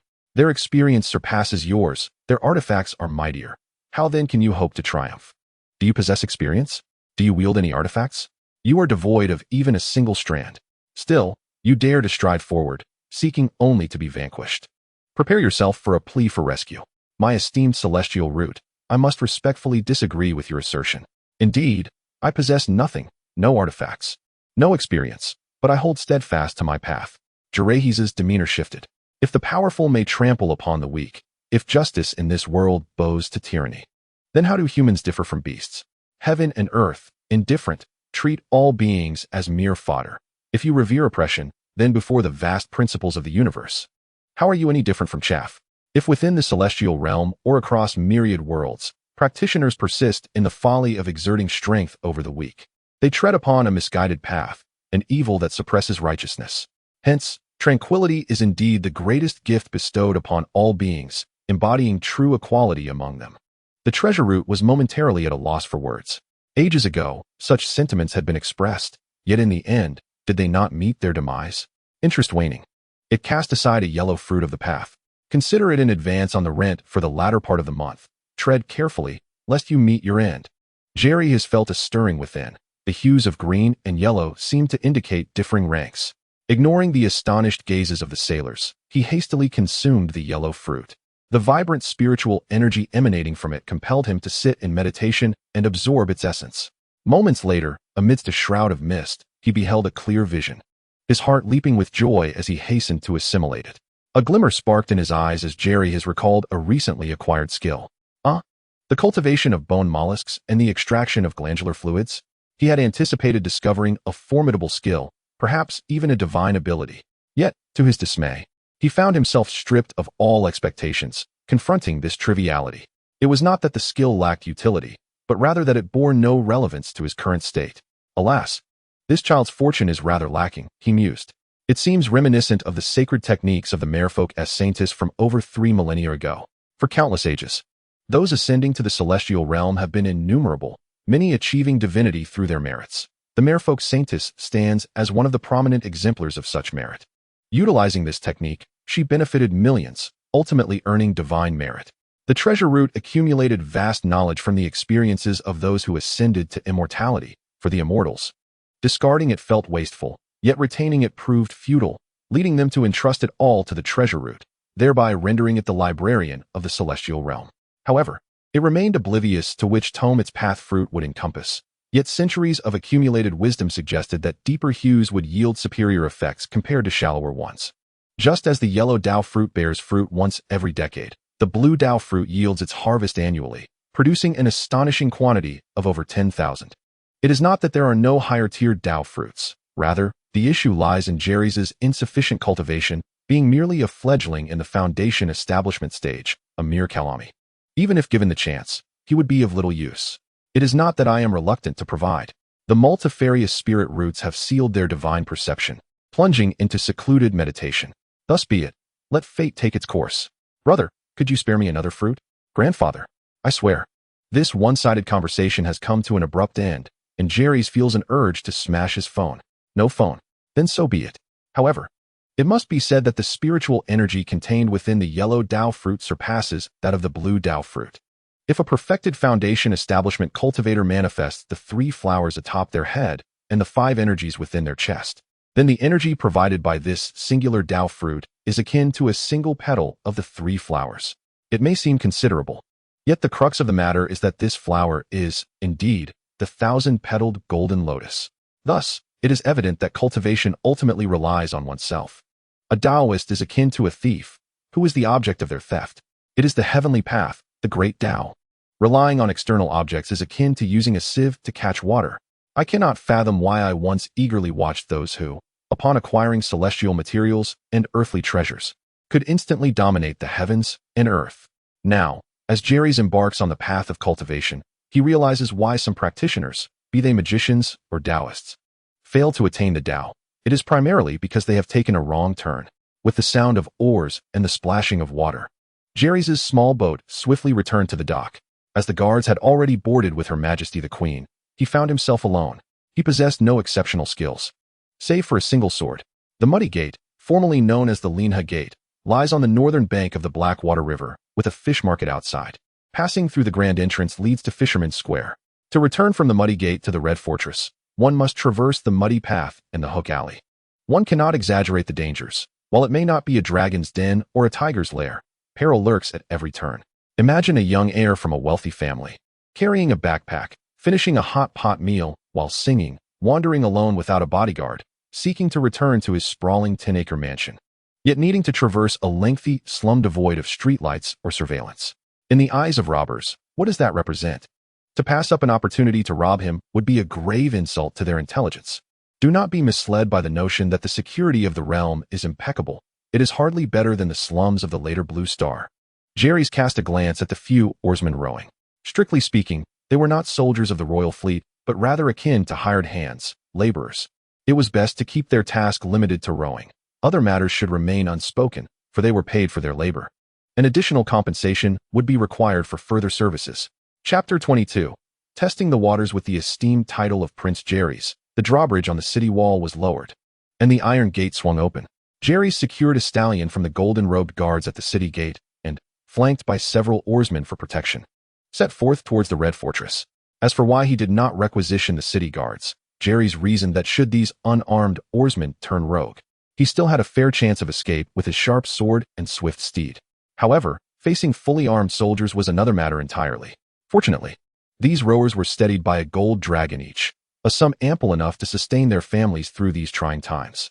Even for those without families, a single gold dragon suffices to indulge in a splendid evening at the seafood merchant's establishment, where they can revel in the company of beauties from every corner of the world, changing partners daily, savoring delights from the Seven Kingdoms and the Summer Isles. Jeherys rode at the center, his awareness keenly scanning the surroundings. As it was already deep into the night, the streets were sparsely populated, save for pickpockets and thieves. The gold-robed guards had taken to the walls, helpless against the shadows that lurked beneath. Some hid in the darkness, observing, while others peered through half-closed doorways. Yet they wisely refrained from obstructing this formidable procession. Although the seemingly weakest among them proved to be the most formidable, the onlookers instinctively gauged strength through physical prowess. Thus the muscular rowers in Jeherys' entourage dispelled any ominous thoughts from the shadows. Upon arriving at the Red Keep, Jeherys promptly compensated the rowers with a gold dragon each, a gesture that filled them with joy as they knelt in praise of the prince's generosity. The guards of the Red Keep, though curious about Jeherys' comings and goings, welcomed him into the city with warmth. Some even jested if he was unable to part from the fair maidens residing within the prince's abode. Their familiarity with him rendered their demeanor less formal than with other royal members. To them, Jeherys was a prince with whom they could share light-hearted banter, much like the legendary roguish Prince Demon. It was a wonder how such a young lad could engage in risky humor with greater finesse than these seasoned men. Were it not for the damned rebellion, perhaps Jeherys would one day command the city guard, much like Prince Demon. Jeherys took the teasing in stride, recognizing it as part of his aim. The customs of the realm dictated that familiarity fosters cooperation, complemented by his own affable nature. Sir Browen, do keep a close watch on your little mare. My steed here is quite fiery, he quipped. Old heart, sneaking a drink, are we? Well, consider yourself caught, he continued. Sir Thorne, I hear your wife has gifted you a robust son. Congratulations. I shall present a grand gift at the next naming day, he exclaimed. Ah, dear Jaime, do discard that rusted breastplate, will you? I shall bring you a splendid embossed armor next we meet. Throughout the journey, Jeherys engaged in lively conversation with the guards on watch, and soon they arrived without hindrance at Maegor's Holdfast. The white-cloaked knight on duty tonight was Ser Jaime Lannister, who, in fact, had been on watch the previous night and many nights before that. Jaime expressed his weariness, lamenting the nightly shifts that left him exhausted by day. However, there is little that can be done. Among the Seven Kingsguard, Ser Jon Darry and Ser Lewin Martell have already fallen in battle, while the fearless Barristan Selmy has been grievously wounded and captured, leaving the Red Keep uncertain of his fate. The Lord Commander of the Kingsguard, Ser Jaime Lannister, the Dawn of the Morning, and Ser Oswell are currently missing. Some speculate they have followed Rhaegar. Yet they did not appear at the Battle of the Trident or among the forces besieging Summerhall. Now, the only remaining white-cloaked Kingsguard in King's Landing is he alone, rendering any rotation impossible. Your Grace, Jaime bowed respectfully. At merely 17 years of age, he had only been a member of the Kingsguard for just over a year. Ser Jaime, I hear you are the twin brother? A chance for conversation presented itself for Jeherys, the infamous regicide of later lore. Devoid of the arrogance portrayed in the tales, nor did he possess the madness and cruelty of casting Bran Stark from the tower. Clad in white enameled armor adorned with golden lions, his white cloak clasped at the shoulders with golden lion head brooches, Jeherys found himself pondering the peculiar fondness for capes and cloaks that the people of this world possessed, despite their cumbersome nature. Surely, they must hinder movement in battle? Yet, Jeherys, wise enough not to voice his curiosity, accepted it as a tradition. He himself bore a black and red velvet cloak emblazoned with a three-headed dragon, easily removable with a mere tug at its clasp when the time for conflict arrived. Indeed, Your Grace, Jaime's expression was subtly complex, although they were both twins. His relationship with his sister was, best left unsaid. I have heard that your sister is far more beautiful than Lyanna Stark. That is undoubtedly true. Lyanna pales in comparison to my sister, like a firefly vying with the full moon. Jaime boasted about his sister, harboring unspoken, darker thoughts. Akin to a child who has secretly indulged in honey while feigning modesty, secretly amused by the tempest it might incite in others. Oh, I see. It appears that my elder brother's choice of your sister was indeed a grave mistake. Jeherys remarked lightly. Jaime was rendered momentarily speechless, fully aware of his sister's deep admiration for Prince Rhaegar. Had King Aerys agreed to their union back then, his sister would certainly have chosen otherwise. Ultimately, he had lost out. Sir Jaime, I have heard that your father has also arrived outside King's Landing today. Jeherys inquired suddenly. Is that so? I was asleep throughout the day and am not quite aware of this matter. Jaime, who had been mired in dejection moments before, now felt a flicker of panic in his eyes at the mention of his father, recalling the letters he had received. Damn it, Jeherys nodded inwardly, realizing that Jaime was indeed aware of his father's treasonous intentions. A mere hint of persuasive rhetoric and a touch of mental influence had unsettled Jaime, indicating that he and Tywin had likely established some form of communication. This was hardly surprising, as spies from all factions had thoroughly infiltrated King's Landing, rendering it a sieve teeming with eyes. Given Tywin's cunning and the wealth of House Lannister, it would have been far more peculiar if Jaime remained in the dark. Chapter 23. A cunning exchange. Your esteemed father is truly a savior of King's Landing, Jeherys remarked, tinged with a hint of mockery.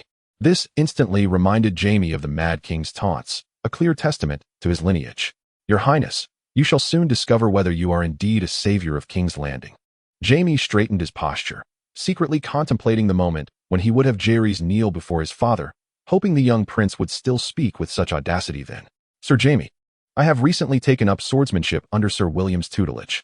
Might there be an opportunity tomorrow to seek the counsel of the King's Guard? Jeherys inquired, patting the hilt of his long sword.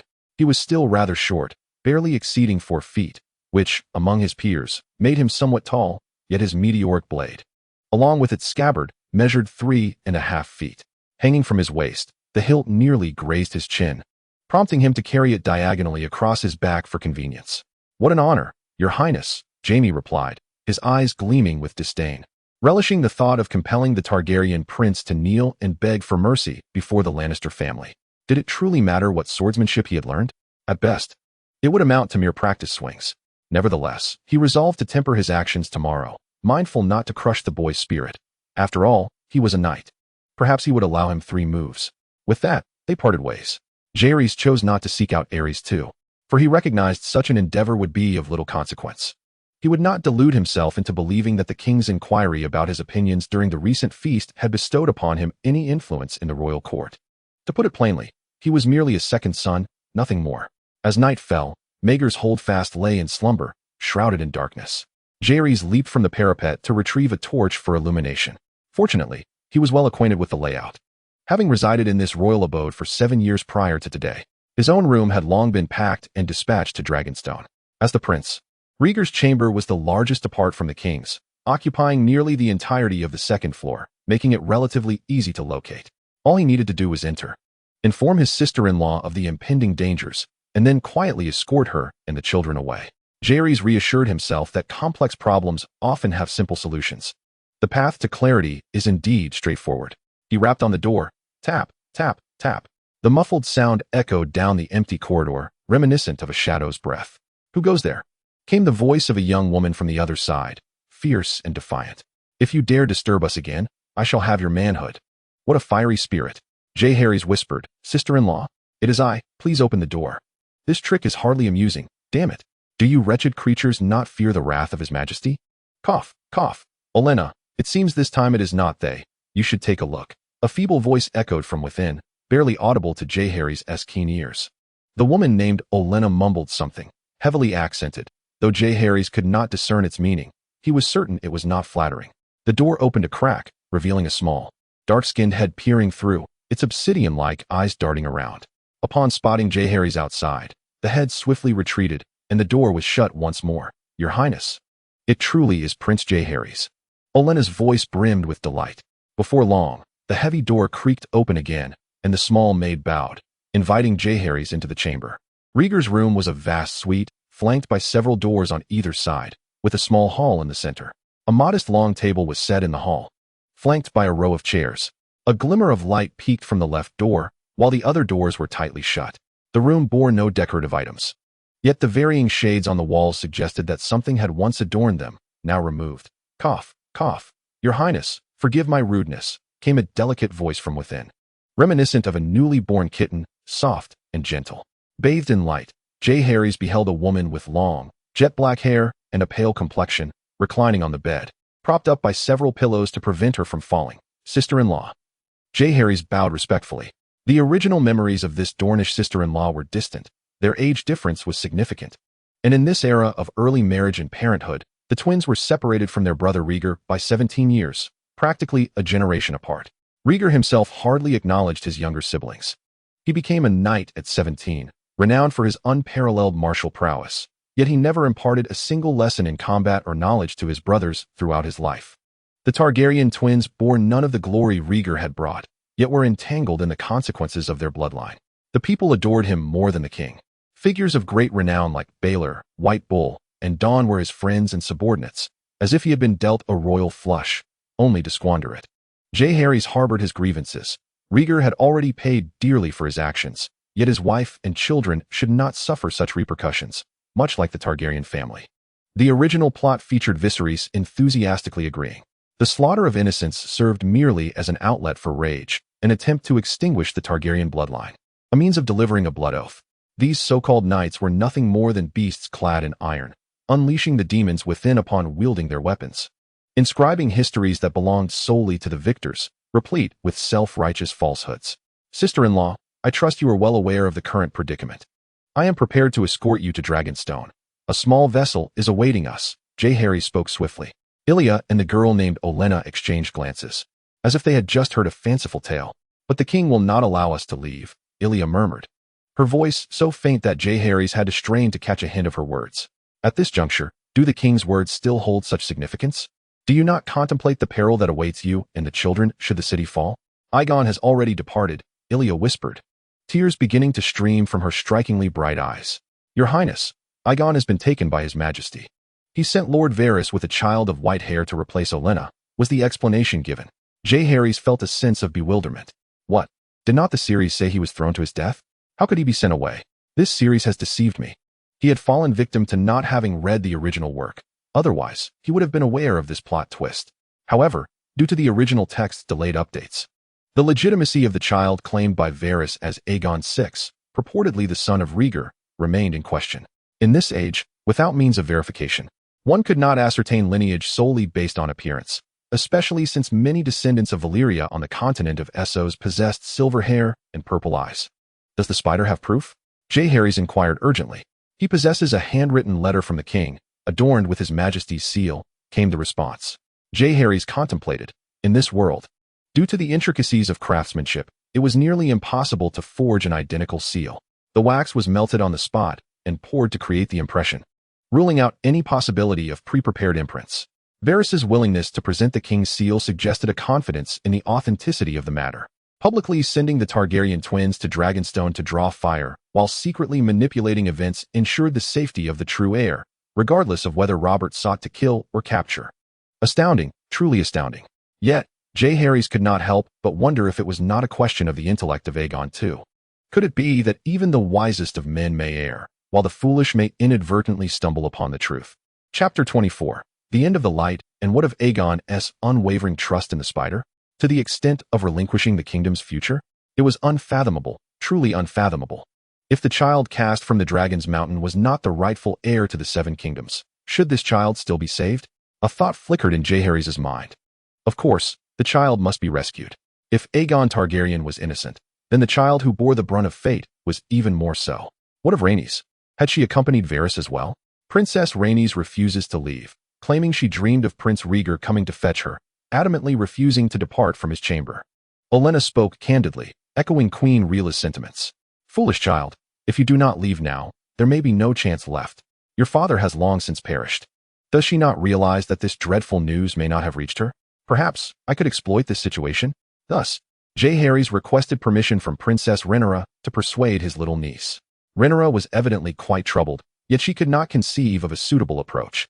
Under the guidance of a young handmaiden, he arrived at the threshold of Rhaenys' chamber. "Little one, come out quickly. It is your uncle Jeherys." "No, I want to wait for Papa." The little girl responded, her voice tinged with tears, indicating she was not yet asleep. "Uncle is here to take you to find your father." "You're lying. Papa said he would take me to the Hall of Summer, where dragons soar amidst the azure sky and weave between the towering spires." "Rhaenys, do you not know your father's title? He is the Prince of Dragonstone. How could he possibly be in the Hall of Summer? You must have dreamt it. Now, your uncle and your mother, along with your brother, are going to Dragonstone to find your father. Will you come with us?" Jeherys spoke in a light-hearted manner. "Really?" Rhaenys quickly emerged from her room, for the door had not been secured from within. "Oh, benevolent Tathagata, I too, as a Taoist, have told a kind-hearted fib to rescue an innocent name, serving to benefit all and embody compassion, thus not straying from the great path. Indeed, it is true." Jeherys nodded enthusiastically. Olenna gazed at Jeherys in astonishment. Rhaenys had been confined to her chamber for 2 days, impervious to persuasion. If forcibly removed, she would wail and thrash, even biting. Several guards had already borne her bites, and it was assumed Jeherys would return empty-handed. Who would have thought it could be so effortless? It was indeed because others had been oblivious to where she was to be taken, while Jeherys had a clear objective. Furthermore, Rhaenys had spent her early years on Dragonstone with her parents. Though she was but a child, she retained some memories, which made her readily accept Jeherys' words. "Oh, we are going to find Papa," Rhaenys exclaimed joyfully, tears sparkling on her cheeks. Jeherys took her small hand and brought her before Princess Rhaenyra. "Sister-in-law, please gather your things swiftly. We must depart without delay." Rhaenyra shook her head, and Olenna explained, "Your Highness, we have already prepared. However, Our Lady's health, ever since she bore Aegon, her condition has been dire, confining her to bed rest. The scholars have no effective remedies, only advising her to avoid exertion." Jeherys surmised that her frail constitution had been further depleted by 2 childbirths. Observing her pallor and the darkening of her brow, he attempted to channel a surge of energy toward her, but it proved futile. "Child, do not waste your efforts. This woman is already spent. Her time is nigh," came the voice of the divine tree of treasures. Jeherys sighed inwardly, realizing that the weight of the mountain had merely been the final straw for his sister-in-law. Even if the Lannisters treated her with respect, her demise seemed inevitable. Elia, now unable to walk unaided, found her only companion in her devoted handmaiden, Olenna. Originally accompanied by a wet nurse and 2 caretakers, the wet nurse had been taken away by Varys due to her familiarity with Prince Aegon, leaving the 2 caretakers to reside among the servants. Thus, finding someone to carry Elia away proved difficult, especially since the king had decreed that she was not to leave the Maegor's holdfast. "Olenna, my dear sister," she coughed, "take Rhaenys and the child and go. Had I known this would happen today, I would have never let my little Aegon leave. But what of you?" The young maid wept. "The queen commands us to protect your safety with our lives. If you do not leave, neither can I." The current queen of Dorne, it seemed, had issued this order. Since the year 187 of Aegon's reign, when the benevolent King Daeron II reached a peaceful unification agreement with the Prince of Dorne, Dorne had retained considerable privileges, including the right to maintain the title of prince or princess. While other 6 kingdoms were stripped of their titles and relegated to lords, Dorne alone enjoyed this distinction.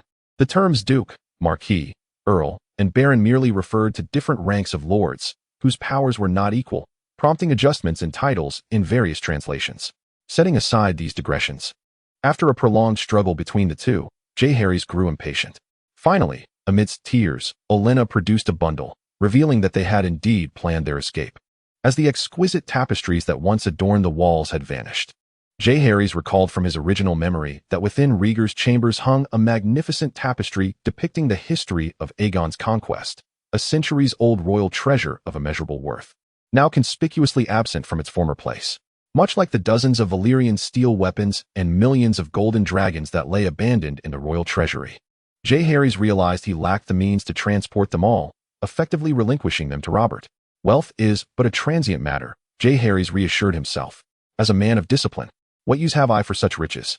Yet, a sense of reluctance lingered within him. How he wished for the power to conceal even a single copper coin from Robert's grasp.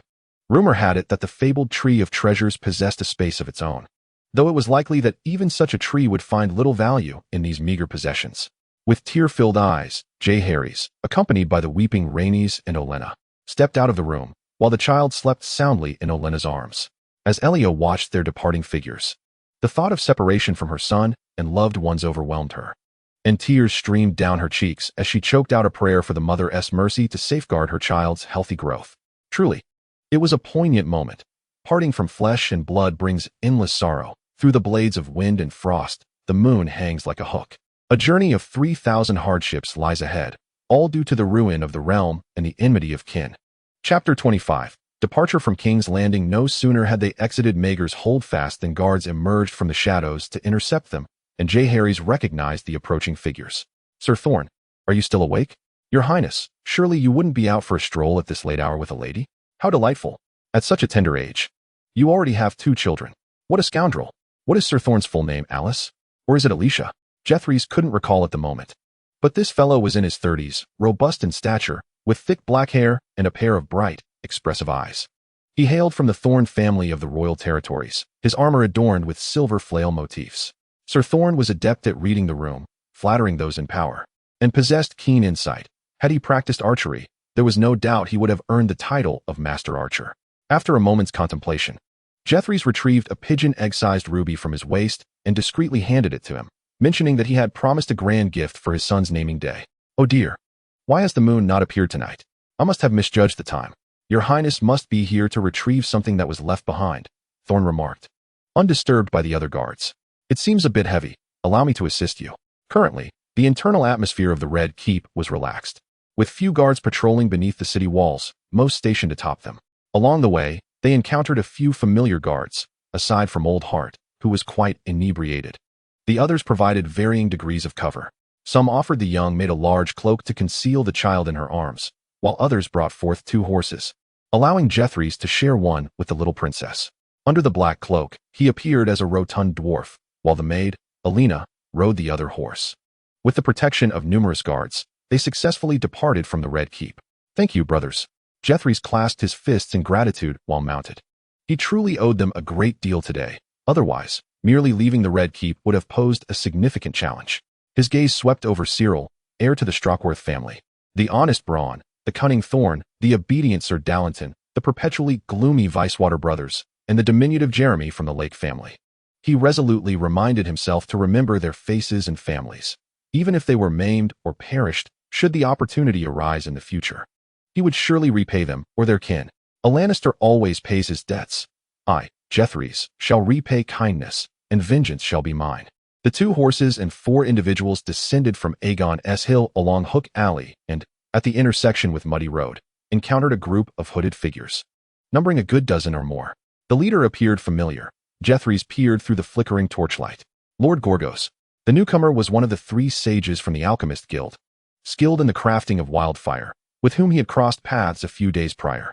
Since Rosat became Prime Minister, his power had significantly increased, thus expediting the progress of sending alchemical fire to Dragonstone.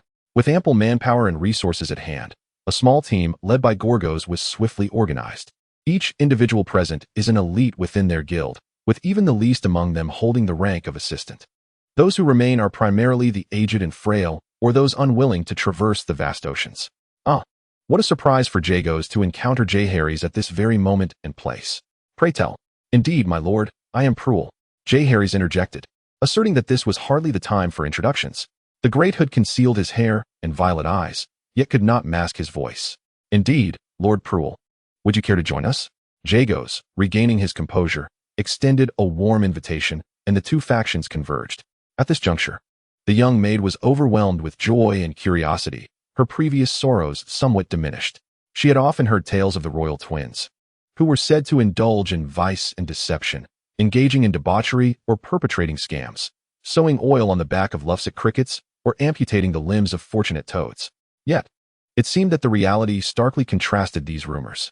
Perhaps the public's expectations of the prince were excessively high, leading to the tarnishing of such a graceful youth's reputation.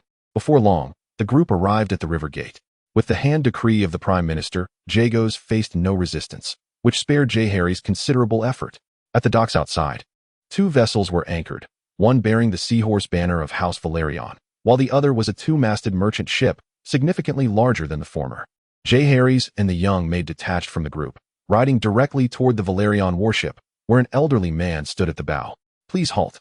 This vessel belongs to the royal family, the Sea Wind," Kindly proceed elsewhere. The elder inquired. Might you be Sir Trident? Jagos, while observing the scene, directed the alchemists aboard the merchant ship, and upon hearing the familiar voice, he posed the question. Indeed, it is I. Jeherys interrupted their pleasantries, proclaiming, blood and fire share a common origin. Trident realized he was in the presence of the right individuals and replied, simplicity is the essence of greatness. Just last night, I procured a merchant vessel for an old friend, only to be unexpectedly dispatched by Lord Larys to fetch someone. However, I was given no indication of whom to retrieve. Merely a cryptic signal. Once aboard, Jeherys shed his cloak, revealing his gold-and-silver hair and violet eyes, while simultaneously loosening the hold on Rhaenys. Your Highness and Princess. Old Trident finally comprehended why Larys entrusted him with such a trivial task. Who better than he to navigate the treacherous waters of Blackwater Bay? Jeherys assured him that formalities were unnecessary, as sailing at night was inherently perilous. With such a renowned veteran aboard, their safety was significantly enhanced. After all, the elder had spent the majority of his life adrift upon the Blackwater, able to discern the location of hidden reefs and whirlpools even with his eyes closed. As Jeherys observed the sailors lowering the oars, the sea wind glided through the water like a swift serpent, the oars moving in unison as they sped forth. Gazing back at the receding King's Landing and the towering Red Keep, he exhaled a sigh of relief, finally departing from the inferno of King's Landing. Having nearly completed his arrangements, only one final task remained. The cold moon hung like a tooth in the sky, its silvery light dancing upon the water's surface. Aside from the rhythmic sound of oars splashing against the waves and the whisper of the wind, it seemed as if all of creation had succumbed to slumber. Jeherys stood at the bow of the ship, his gaze fixed upon the direction of King's Landing. Beyond the western city, where tournaments were frequently held, it could be assumed that tonight the lights would blaze and banners would flutter. At this moment, with a fresh crew of rowers, the sea wind finally reached the mouth of the Blackwater River, where a cool breeze from the sea brought with it a unique scent of brine and salt. Your Highness, why do you not retire for the night? Chirped the young maiden, Olenna, her voice bright and clear. Sir Criston says it will be several more hours before we reach Dragonstone. He looked at the girl before him, who appeared to be of similar age to a middle schooler in his past life. Her skin bore a sun-kissed hue, common in Dorne, and she moved with a steady grace, navigating the swaying vessel effortlessly. Olenna, do you know when the darkest hour of the day is? He inquired. Is it midnight? She guessed. In truth, it is dawn that is the most profound darkness, when the stars retreat and the sun has yet to rise. As if all light in the world were erased by an unseen hand. Just like now. Yet in mere moments, when the sun breaks through the clouds, the world will be illuminated anew, and light shall reclaim dominion over all. Jeherys turned to the young maid. At that moment, the first ray of sunlight pierced through the darkness like a sword, and the silhouette of the sun leapt from the horizon, casting a golden glow, as if Jeherys himself were cloaked in gold, both sacred and mysterious. The sun, newly risen, glimmered with brilliance. Mountains and rivers ignited with fervor, and the celestial orb ascended, banishing the stars and the waning moon. Chapter 26. The new succession law Dragonstone is so diminutive that during the era of the Valyrian freehold, Aegon Targaryen, along with his family and dragons, chose to self-exile there, relinquishing the struggle for the Iron Throne. Moreover, Dragonstone's geographical position is pivotal, situated at the entrance of Blackwater Bay, a strategic choke point. Each year, the Blackwater River deposits an abundance of silt and nutrients, while the warm currents from the summer sea converge here, creating a vast fishing ground stretching from Cape Marseille to the Fingers. Dragonstone lies at the heart of this bountiful expanse. As the fief of the heir apparent, the people of Dragonstone are spared from the oppressive taxation imposed by the great lords of the mainland, leading to a life of relative tranquility. They have resided here since the days of Aegon Targaryen, initially comprising slaves who accompanied the Targaryen family, but through generations of procreation, they have become the most loyal adherents of House Targaryen.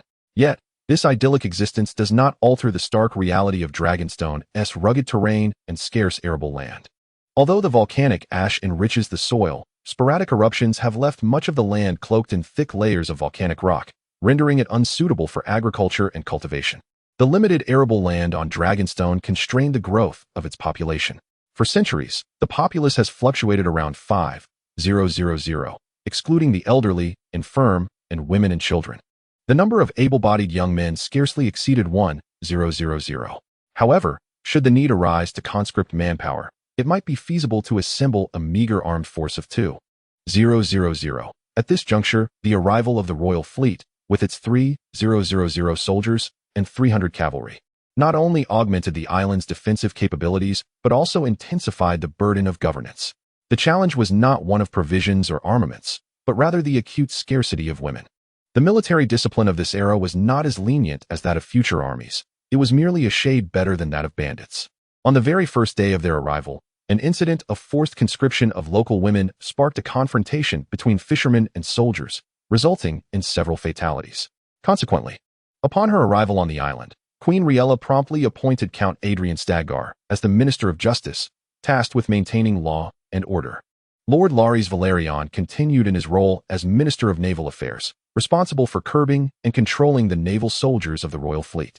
Simultaneously, the Dragonstone garrison was established, with Sir William Derry appointed as its inaugural commander, charged with leading the land-based defense forces to protect Dragonstone and uphold daily order. A few days later, the scholar Maester Trios of Dragonstone received a raven from King's Landing. "Your Majesty, please accept my condolences." As a prince, Jeherys was immediately aware of the letter's contents. King's Landing had fallen, Joffrey Baratheon had committed regicide, and following Tywin's forces' entry into the city, widespread pillaging ensued. The Great Hall had been breached, with most defenders in the tower, hall, and basement perishing in combat, while a few were captured. Rhaegar Clegane had violated and slain Princess Elia, and Lord Beric of the Alchemists Guild met his demise at the hands of Jaime. Subsequently, most members of the Alchemists Guild surrendered.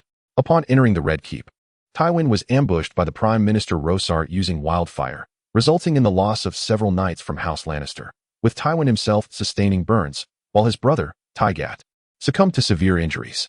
As Rhaegar attempted to escape amidst the chaos, he was slain by the arriving Amory Lorch. Soon after, the Duke of the North entered the city, leading to a standoff, yet large-scale conflict was averted. Tywin Lannister advocated for an assault on Dragonstone, willing to allocate hundreds of thousands of gold dragons for military funding. Regrettably, the entirety of House Baratheon's fleet has been transported to Dragonstone, leaving the civilian fishing and merchant vessels utterly unfit for naval combat. Meanwhile, the fleet at Dragonstone remains besieged outside Storm's End, yet has not capitulated to Robert, though such an outcome seems inevitable. In an instant, Tywin found himself consumed by unbridled wrath, with no outlet for his fury, leading him to unleash his anger upon those loyal to the Targaryen family. Initially, he resorted to pillaging, culminating in rampant murder and arson. Such behavior soon became emulated by others. The luxurious estates of the nobility and affluent merchants in King's Landing were violently breached, resulting in the plundering of vast riches and the destruction of innumerable structures. The first to engage in looting returned with their satchels brimming with gold dragons and jewels, while latecomers could only scavenge the remnants. Those who arrived last shifted their avaricious gazes towards the common folk. The chaos persisted for a full 3 days until Robert decreed that no lord should allow their men to pillage, ravish women, or commit murder and arson. To enforce this, he executed dozens of marauders, leading to a gradual calming of the upheaval. Yet, the citizens of King's Landing, having endured such devastation, were left mourning. With countless dead and wounded, entire families were extinguished, while young men and women were abducted, leaving only the elderly and infirm behind. Those who dared to resist were executed before their loved ones, and the city was filled with cries of despair, wails of grief, and the remnants of death and ruin. The Silent Sisters found themselves overwhelmed, unable to address the multitude of corpses, and in the end, they could offer no semblance of dignity, resorting only to gathering the bodies and lighting several large pyres outside the city. "We have failed the people of King's Landing." After reading the letter, Layla remained silent for a long while, and when she finally lifted her head, her cheeks were streaked with tears. "Your Majesty, how can you be blamed for this? If blame is to be assigned, let it fall upon the Lannisters and Baratheons. The White Walkers should have taken them." A maid consoled.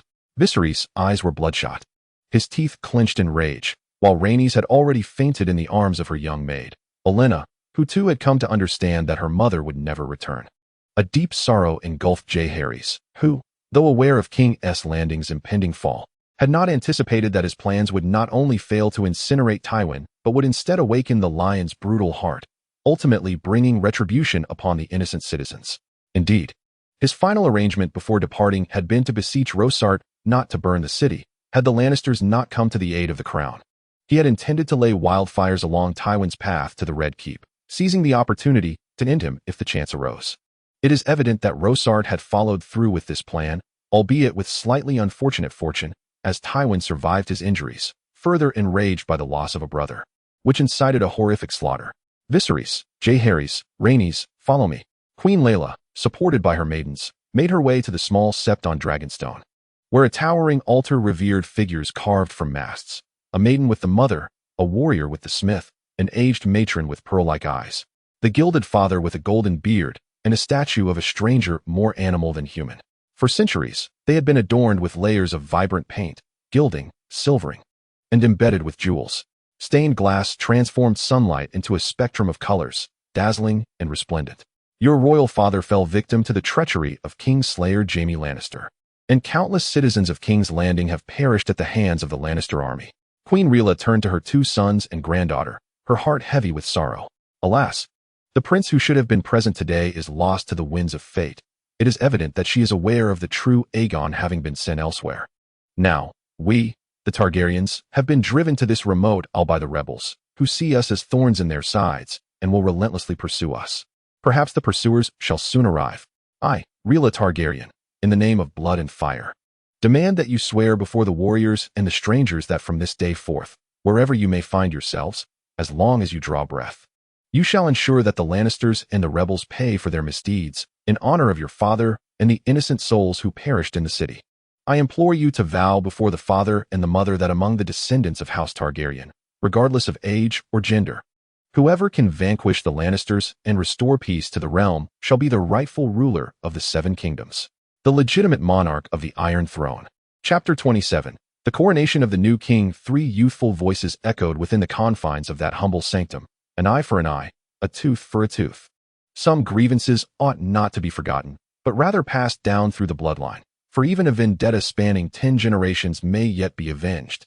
In that moment, Queen Rhaela granted all legitimate heirs of House Targaryen equal claims to inheritance, based not on primogeniture, but on merit and enmity, returning blood and fire to their enemies. Though Jeherys had previously shown little interest in the Iron Throne, the charged atmosphere ignited a fervor within him, compelling him to pledge an oath. However, he soon felt an unseen shackle descend, a binding of his own bloodline and destiny. I should not have altered the course of events. This could lead to trouble. The divine order acknowledged his vow, and he could only wonder what consequences might arise from its breach. Family, who understands? I merely wish to cultivate my path to enlightenment. Yet I find myself thrust upon a path of vengeance. Alas, alas, the sins I have committed shall be mine to bear. Meanwhile, in King's Landing, Robert, I believe it is imperative to severely punish Duke Tywin, Ser Jaime, and the likes of Rhaegar and Ser Amory for their grievous offenses. They have forsaken their knightly oaths and honor, murdering the king they swore to protect, violating women, and slaughtering surrendered soldiers. Their crimes are heinous, and failing to execute them would invite public outrage, declared Eddard Stark, standing beneath the throne in the Great Hall, addressing the lofty Robert Baratheon. Wolf Pup, what wrong have the Lannisters committed? The Lannisters must repay their debts. My brother's tragic death was merely an expression of wrath against the surrendered foes. My nephew, though he slayed the Mad King, did so to save the lives of the entire city and yours, retorted Kevin Lannister, his arm bound in a linen bandage, glaring fiercely, having sustained injury from a stone during the assault on Maegor's holdfast, resulting in a matching bandage with his elder brother. Your Majesty, Robert, I believe the immediate priority is your coronation. Other matters can be addressed once you ascend to the throne. Tywin suppressed his anguish, striving to maintain a steady tone as red and yellow pus seeped from the bandage on his left hand. On that fateful day, he was mounted upon a grand steed, surrounded by a phalanx of armored soldiers, when suddenly, a green light erupted from both sides of the road.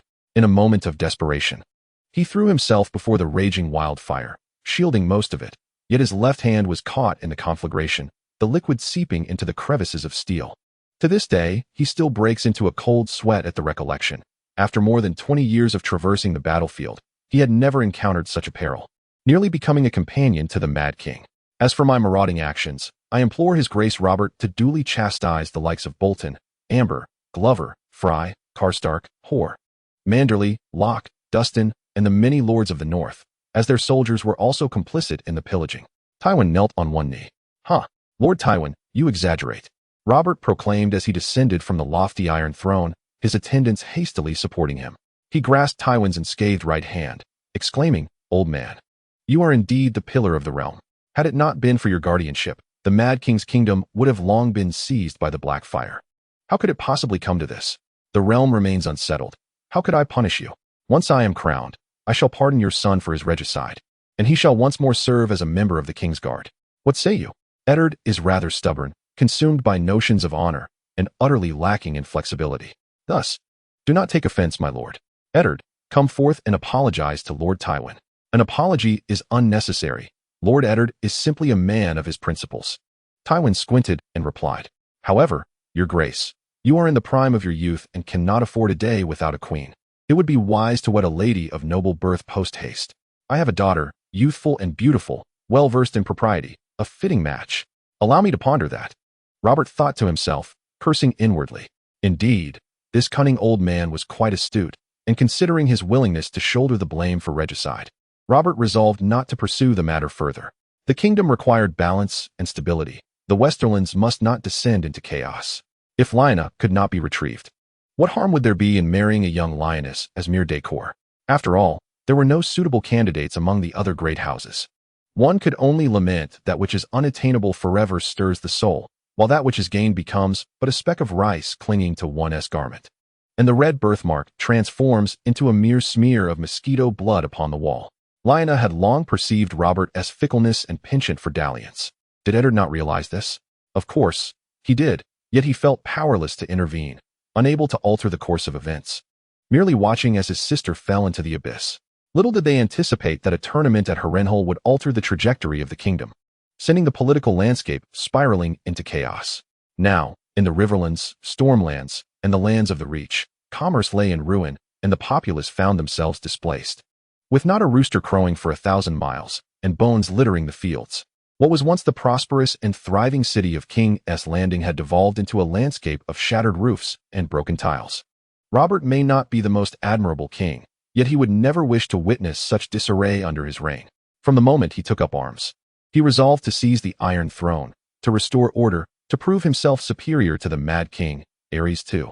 He yearned for his name to be immortalized in the verses of bards, akin to Aegon the Conqueror. At last, the Iron Throne lay beneath him, allowing him to fulfill his aspirations. However, who could have anticipated that his first strike upon entering the city would fall upon his own men? Outside the Red Keep, numerous heads, coated in pitch and lime, hung from iron spikes, including that of his own vassal. How is the coronation of Duke John progressing? Robert diverted the topic. The old lion spoke wisely. The immediate priority was his coronation. A realm cannot remain without a sovereign for even a day. Only when the High Septon anointed him with the sacred oils and formally placed the crown upon his head could the kingship be deemed legitimate. As for stability on the throne, Robert declared that the blood of Rhaegar still stained the Stormbreaker, and who would dare challenge him? Messages from Varys indicated that some clandestinely referred to him as a usurper, merely a band of vermin and rats.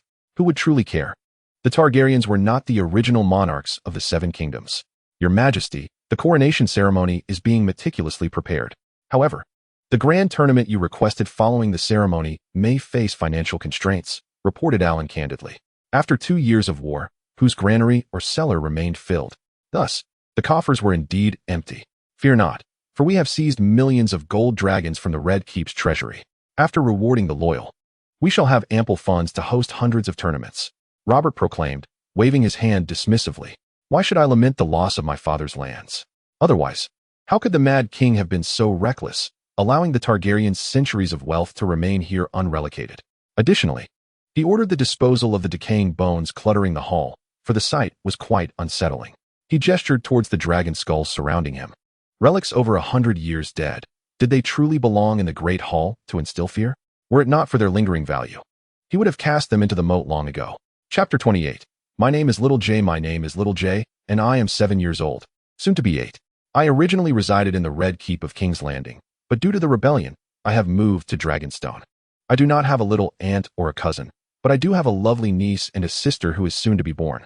Jeherys couldn't help but recall a scene from a tale he once heard.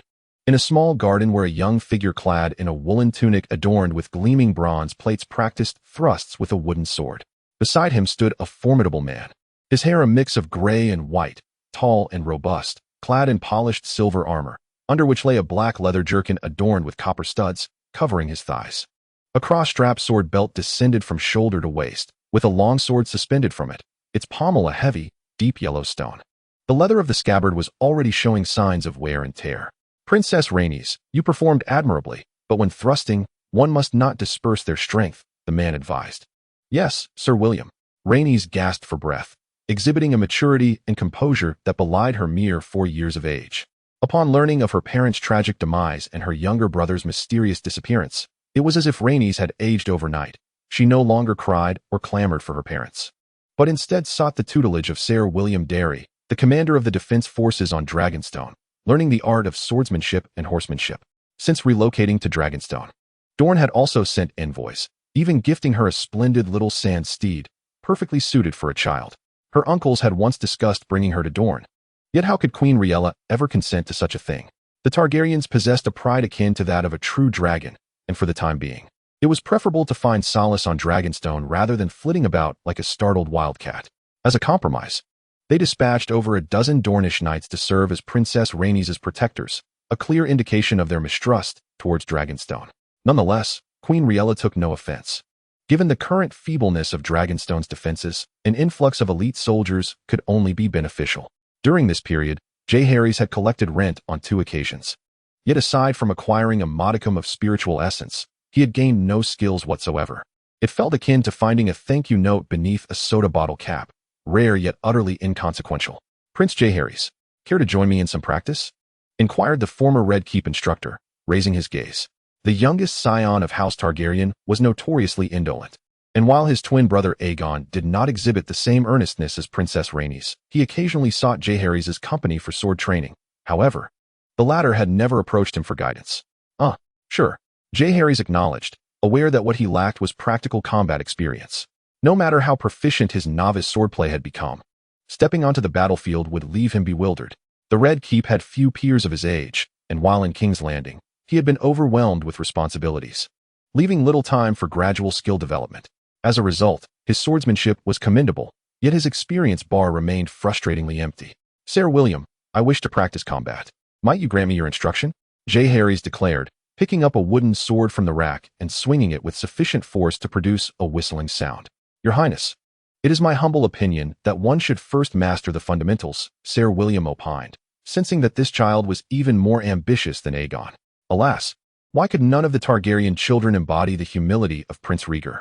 You make a valid point, yet what if I am a prodigy? Surely, geniuses deserve some privileges. Jeherys pondered his words carefully. Sir William was left speechless. Why was it that every child of House Targaryen was possessed of such unfounded confidence? The protocol had already been undertaken twice. Must it be repeated yet again? Well, whether herding one sheep or a flock, the task remained the same. Resolving himself, he drew a wooden sword. Though the exercise felt somewhat beneath him, it sufficed for delivering a lesson. Jeherys initiated the attack, his small stature and short reach necessitating close combat to exploit his agility. The monkey swordplay encompassed not only techniques of the hands, but also movements of the body and footwork. It is well known that primates possess shorter hind legs, unlike humans with their muscular thighs. Thus, monkey swordplay places greater emphasis on foot and body movement, focusing on nimble maneuvers that allow one to navigate through tight quarters with the grace of a fish darting through the water. In the realm of swordsmanship, the synergy of footwork and body movement is paramount, emphasizing the necessity of minimizing superfluous transitions during technique shifts, akin to the graceful art of flower arranging. This is largely due to the distinct anatomical structure of a monkey's wrist, which allows for swifter and more fluid changes in technique. Consequently, in close combat, the swordplay of the monkey man exhibits an unparalleled speed and potency in execution. As Jeherys circled around the cumbersome Sir William, he would occasionally thrust with his sword or unexpectedly alter his attack, catching his opponent off guard, leaving Sir William increasingly beleaguered and struggling to defend himself. Yet, wisdom comes with age. Sir William quickly recognized the need to adapt his offense and defense. After robustly parrying a downward strike with his wooden sword, he swiftly followed up with an upward slash, then gripped his sword with both hands to deliver a powerful downward cleave reminiscent of the legendary Huashan. Although Jeherys perceived numerous openings in this aggressive style, they were fleeting moments insufficient for him to mount a counterattack. Furthermore, the tremendous force behind his assault created an inertia that would render any attempt to exploit an opening a perilous choice, an exchange of injury for death. At this juncture, Sir William grasped the inherent limitations of the monkey man's swordplay, the short lever arm, and inadequate armor-piercing capability. In an era where knights typically donned 2 or even 3 layers of armor, the protection afforded to vital areas of the torso was substantial. Only a few vulnerable spots, such as the gaps in a helmet, the throat, or the lower body, could yield a fatal blow. Other regions could withstand several hits with little consequence. Against lightly armored or unarmored soldiers, the monkey man's swordsmanship would indeed be a formidable harvesting tool, yet it faltered against heavily armored knights. Equipped with slightly curved plate armor enhanced by a carbon infusion process, these knights resembled the tanks of their age. Indeed, the carbon infusion technique, while not high-tech, involved seasoned armorers placing completed plate components into containers filled with charcoal, then heating the containers. This process resulted in armor of superior hardness and defense. However, if only he wielded his meteoric sword, even plate armor could be penetrated. This thought prompted a moment of reflection. Why didn't Rhaegar procure a Valyrian steel sword for battle? Perhaps the outcome of the Battle of the Trident would have been drastically different. Regarding this conundrum, Iris felt uniquely qualified to comment, asserting that it was not a matter of capability, but rather unwillingness. Had Rhaegar not met his demise, would this young man have had the audacity to freely access his treasury? He had even melted down a short sword. The mere thought of him appropriating a piece of gold dragon was laughable. With these thoughts swirling, he deftly swung his sword and exited the fray. Admitting defeat was not a source of shame. There was no disgrace in recognizing one's limitations. Thus, he gracefully conceded. Sir William, relieved, exhaled deeply. He had narrowly avoided a significant embarrassment. Nonetheless, he acknowledged that his victory was hardly a testament to skill. After all, Prince Jeherys was still a child, with virtually no real combat experience. Yet he had treated the young prince as if he were a seasoned warrior. Your Highness, you truly are a prodigy among martial artists, Sir William exclaimed sincerely. He had once believed Rhaegar to be the unrivaled master of the sword, yet he was astonished to discover that even his younger brother, at not yet 8 years of age, displayed such remarkable valor, though still somewhat immature, with proper guidance. This young one shall undoubtedly mature into a formidable knight akin to the valiant Aemon. Sir William Darry envisions a brilliant star of warfare ascending in the horizon. Chapter 29. The South secured thereafter. Sir William focused his attention on instructing the 2 princes. As for Viserys, he deemed it futile. Lacking the talent of Jeherys and the resilience of Rhaenys, he amounted to little more than a delicate lace trim, beautiful yet impractical.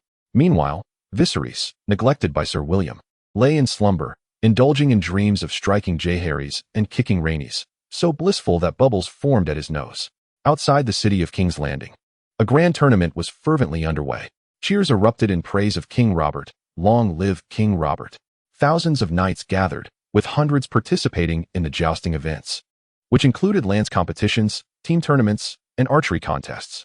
The total prize pool amounted to 20,000 golden dragons, with 10,000 awarded to the champion of the lance competition, 6,000 for the team event, and 4,000 for archery, enticing all to compete fervently. Moreover, rumors circulated that the victor of this tournament would be chosen to serve King Robert as a new member of the Kingsguard, inciting a frenzy among the participants. Comparisons were drawn between this tournament and the historic contest for the White Cloaks, which occurred over 230 years ago following the coronation of Jeherys I, during which 5 vacancies in the Kingsguard were filled through a similar tournament.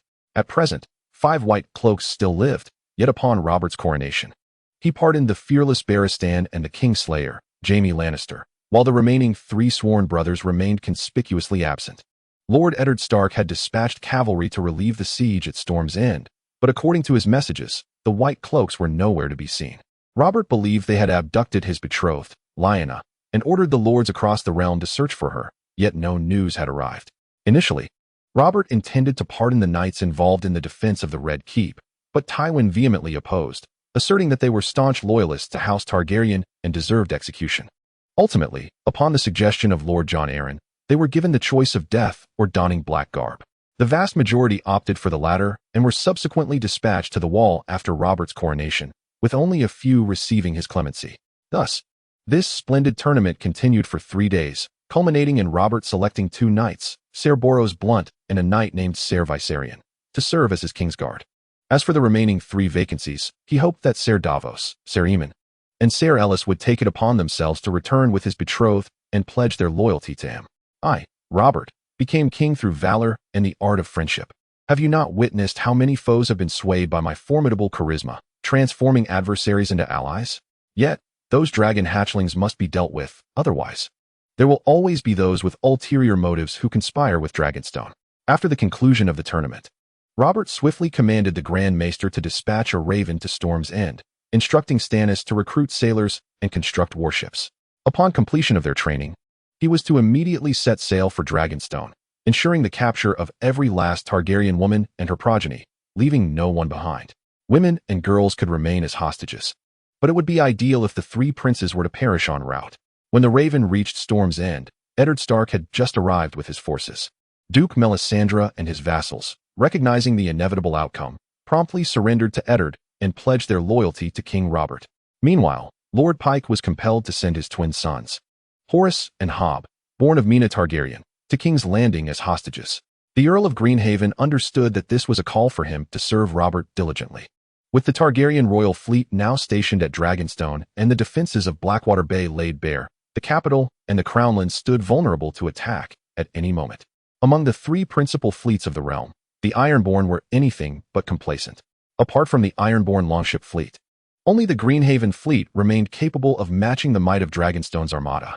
Robert would not let this opportunity slip through his fingers.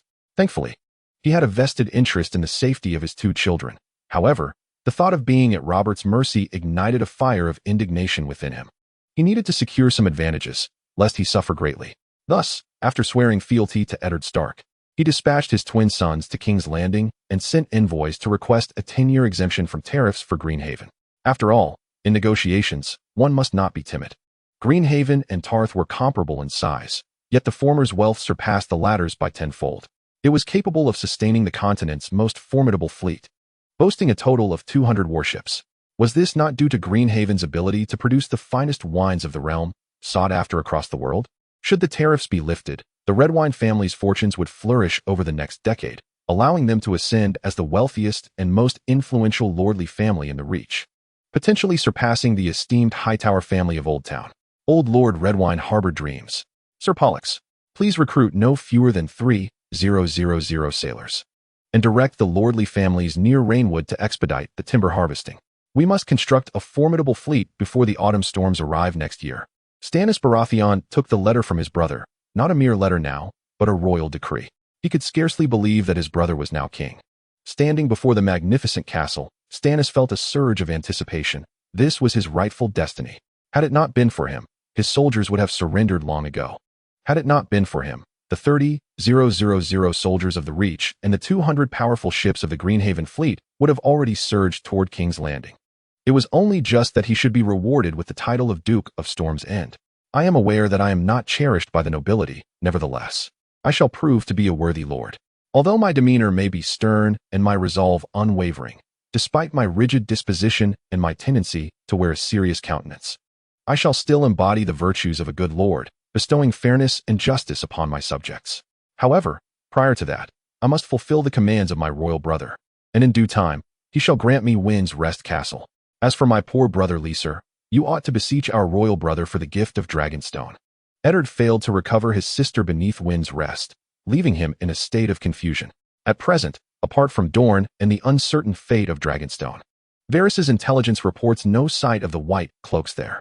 Dorne remains distant, with no response forthcoming, and in the southern lands, only the Riverlands and the borders of Dorne remain unexplored. He has dispatched his 3,000 cavalry like seeds scattered upon the wind, hoping for tidings. He dares not entertain the more dreadful possibility. Lyanna possesses the blood of wolves, and wolves never yield. Chapter 30. Are you capable? Jeherys perseveres in his martial training amidst the biting wind. As autumn fades into winter, the seasonal transitions of this era are peculiar, predominantly characterized by winter and summer, with spring and autumn merely fleeting interludes. Upon his arrival at Dragonstone, summer had just graced the land, yet it swiftly gave way to autumn, and within a mere month, delicate snowflakes began to fall. Dragonstone, though situated in the south, is evidently not sufficiently southern. Even the warm, humid currents of the south cannot breach the frigid fronts from the north during winter. Instead, they are compelled to rise under the pressure of the cold fronts, ultimately manifesting as flurries of snow or icy rain. The scholars of the Citadel have released the white ravens, symbolizing the change of seasons. a distant relative of crows and black ravens, yet larger in size and possessed of remarkable intelligence. Jeherys, nourished by the abundant vitality around him, has grown rapidly, reaching a height of 5 feet in just 6 months, having started at 4.5. The dreadful year of 283 has long since passed. Months ago, upon recognizing the deficiencies in his swordsmanship, he devoted himself to systematic study under Sir William, and he has since learned to wield a blunt iron sword. Clad in a small chainmail, engaging in exchanges with the latter, the old knight, having lived long enough, had never witnessed such swordplay in any knight. Cunning, deceitful, unexpected, and preemptive. While he may view such techniques as lacking in knightly honor during combat, one must afford greater leniency to an 8-year-old boy. Prince Jeherys possesses a prodigious talent for swordsmanship, far surpassing that of Rhaegar, coupled with a self-discipline and perseverance tenfold that of an ordinary person. He swiftly elevates his swordplay to a level beyond common understanding. To put it plainly, before he first led troops away from Dragonstone, I had already imparted to him all that I could. This was later noted by Sir William Dane in a letter to his brother, the Earl of Dorne. Once the news spread, it caused quite a stir. Yet many believed that Sir William had exaggerated the lineage of the dragon. As one's physique and cultivation advance, strength inevitably increases. Although Jeherys may not be tall, his power rivals that of fully grown adults. Since arriving on Dragonstone, he dedicates half of his daily time to the creation of thunderous spring. He can produce a maximum of 3 jars each day, not due to a lack of capability, but because the available materials only suffice for this level of output. Hygos, accompanied by a multitude of assistants, toils daily to procure raw materials for him, from the extraction and purification of fish oil to the procurement and grinding of green flash stone. They have expended all their energy on these tasks. The alchemists have not been without dissent. Many long for the days spent in King's Landing. However, upon hearing that most of the wise men from the Alchemist Guild in King's Landing had been hanged, they quickly reassured themselves that such labor was trivial. After witnessing the thunderous spring, Hygos was thoroughly convinced. A storage dilemma that had eluded alchemists for millennia was resolved by an 8-year-old child. Wise Rosart, you were indeed correct. With Prince Jeherys among us, our Alchemist Guild shall inevitably reclaim its former glory. Thus, any further complaints were swiftly quelled by Hygos, challenging anyone to take on the task themselves. A gaggle of little Karamis are adept only at complaining. Yet, despite these efforts, productivity remains stagnant. The limitations of manpower and resources are evident. Jeherys had discussed the prospect of increasing personnel with Queen Rhaegar, yet she found herself powerless. The finances of Dragonstone are currently strained. The Targaryen family's holdings on Dragonstone had never been substantial, and while the armory contains some weaponry, much of it is antiquated and barely serviceable. The docks are in disrepair, with sediment accumulation preventing the docking of 3-masted warships, which can only be accommodated during high tide. Last autumn, a fierce wind severed the masts of several warships, leaving them beyond repair even now. These concerns are minor compared to the pressing issue of soldiers' wages. Constantly on guard against Robb's forces attacking Dragonstone, patrol boats are dispatched daily to monitor the straits, and the soldiers who arrived with the Targaryens dare not be dismissed.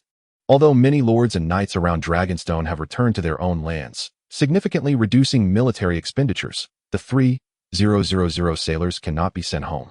Their wages must solely be borne by Dragonstone. Currently, each ordinary sailor receives a monthly stipend of 20 silver stags. Lower-ranking officers earn 50, while mid-ranking officers such as flag officers and oarsmen receive 100. Higher-ranking officers, such as ship captains and first mates, earn even more. The royal fleet boasts 10 large ships, 2-masted, with over 150 oars, and nearly 100 various smaller vessels. The monthly expenditure for military salaries alone reaches 1,000 golden dragons. And if there are patrols or combat missions, military expenses double. The costs for infantry and knights are negligible in comparison to the vast expenses of maintaining the fleet. Qingting Island thrives due to its flourishing wine trade, while the Iron Fleet sustains itself through plundering, where the crew earns based on their labor and incurs minimal military expenses. Previously, the royal fleet managed to survive on the taxes imposed by the crown and the lords, but now, trapped on the diminutive Dragonstone Island. Devoid of production and unable to raid, life has become exceedingly arduous. The newly appointed Minister of Finance for Dragonstone, Count Gunther Sangra, a devout man of faith, finds that even the gods cannot immediately alter the island's dire financial predicament.